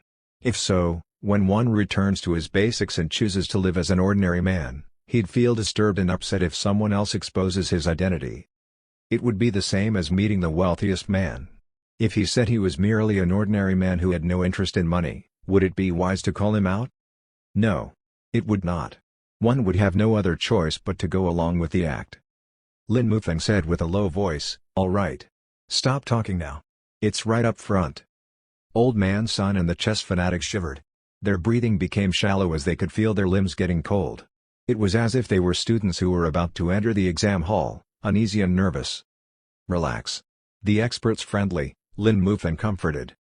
With that, he walked forward and called out with respect, "Is Mr. Li home?" Click. Xiao Bei opened the door. After looking at the three of them, it said, "Welcome." So this was the spiritual robot? Terrifying. Instantly, Old Man Sun and the chess fanatic jolted slightly, as if the spiritual robot could read their minds. Hurriedly, they flashed the friendliest smiles they had ever given in their entire lives. Lin Mufeng said respectfully, "Hello, Xiao Bei. I'm Lin Mufeng, a friend of Mr. Li's." "I remember you." Xiao Bei nodded and opened the door. "Please, come in." "Thank you." The three of them walked into the four-part architecture cautiously. The decorations of the four-part architecture did not change much over the last few days, but somehow, it felt like there were a lot of changes. Upon entering the four-part architecture, they could smell a tangy fragrance. It was not the smell of ordinary flowers but instead, it was the smell of herbs. The three of them jolted, feeling refreshed. They could not help glancing over to see the spiritual herbs and elixirs. Their hearts quickened. The growth of the herbs was beyond imagination. It was almost as if they were all fighting over the expert's attention, unleashing their tangy fragrance. In fact, Lin Mufeng even noticed that there was a spiritual herb that was never supposed to bloom, but it bloomed anyway. These plants certainly knew what they were doing. Lin Mufeng suddenly felt as if he had no place in this house. This was out of his league. Completely out of his league. Li Nianfan was playing chess with Daji. When he saw Lin Mufeng, he smiled. "Hey! Brother Lin's here. Welcome." "Greetings to Mr. Li, greetings to Mr. Ji." Lin Mufeng was eager to hand over the treasure. He said, "Mr. Li, I heard you needed a refrigerator the other day. I happened to come across one recently so I brought it to you." "Eh? The refrigerator's here?" Li Nianfan's eyes sparkled with anticipation. "Right here." Lin Mufeng took out the takeaway container and handed it to Li Nianfan. "I also brought along the container from the other day." Li Nianfan was truly impressed by Lin Mufeng. Look at him. How polite. He actually brought back the one-time use container after using it. "Also, I briefly mentioned the refrigerator the other day. Not only did he remember it, he even brought one all the way here. I used to think that the immortal realm was full of lurking dangers. Perhaps I was mistaken." Li Nianfan thought to himself as he accepted the container. He looked at the hexagonal crystal inside. The crystal was very beautiful. It sparkled with an azure glow as if it was surrounded by a halo, dazzling and sparkling. Click. Li Nianfan uncovered the container. Mr. Li. Lin Mufeng was just about to warn Li Nianfan about the chill coming from the ice crystal, but Li Nianfan already took out the crystal and placed it in his hand to observe. Instantly, Lin Mufeng swallowed back his words. He thought too much. Who was he? Did he even need to be reminded? The crystal was cool to the touch. Li Nianfan placed it on his palm and instantly felt a coolness coming from it, making him feel refreshed. However, he frowned slightly. The temperature is a little too high. It can't be used as a refrigerator. As he spoke, he felt the crystal's temperature drop, exuding a piercing cold. Nice. Li Nianfan was delighted instead of shocked. I should have realized earlier that this is likely to be another voice-controlled device. That's great. Now it can be used as a refrigerator as well as an air conditioner. Nice. Very nice. Instantly, he placed the refrigerator on the rockery beside the stream. He ordered, lower the temperature. Click. Click. A cold breeze came by. The stream started to freeze into ice. Lin Mufeng and the other two stared at the ice crystal, who was on its best behavior, trying to impress the expert. In unison, the three of them jeered at it in their minds, bootlicker. The ice crystal was so arrogant just a moment ago. Yet, when it came to the expert, it instantly pretended to be obedient and ordinary. Ew. Almost there. Li Nianfan looked at his refrigerator with delight. He said to Lin Mufeng, "Thank you, Brother Lin." "It's just a small matter, you're being too polite, Mr. Li," Lin Mufeng said. He was very excited. It seemed that the expert was very pleased with his performance. Good job. He was not far from the peak of his life. Right, this container is a one-time use item. You don't have to return it to me. It's useless. Li Nianfan tossed the container aside. He did not seem to care about it at all. Lin Mufeng and the other two's breathing became harsh. They stared at the container, wide-eyed. It was as if they had lost their minds. Useless? One-time use? This was a precious treasure. This might as well be the best item to store special treasures. He said it was only for one-time use? This was too extravagantly wasteful. Was this the world of a Bigshot? Lin Mufeng's heart throbbed vigorously. He gritted his teeth, hastily keeping the container that was tossed aside. "I'll keep your trash." "Ah. Mr. Li." Lin Mufeng recomposed himself. "These two are my friends. This man is San Qian Shan, and this man is known as the chess fanatic. He's a big fan of chess." Old Man San and the chess fanatic greeted, "Greetings to Mr. Li." "Oh? You play chess?" Li Nianfan's eyes sparkled as he looked at the chess fanatic. Indeed, he seemed like a well-cultured man. Li Nianfan was excited. "Why don't we play a game?" Finally, there was someone who played chess. This would be quite interesting. The chess fanatic was beyond delighted. He said hurriedly, "Of course. It'd be my pleasure." Judging by his excitement, this cultivator was likely to be a huge fan of chess. Li Nianfan was excited. He sat face to face with the chess fanatic and set up the board. Li Nianfan made a gesture to the chess fanatic. "You're the guest. Please, go ahead with the white." The chess fanatic knew he was far from the expert's level, so he did not reject the offer. He picked up a white piece and looked at the board.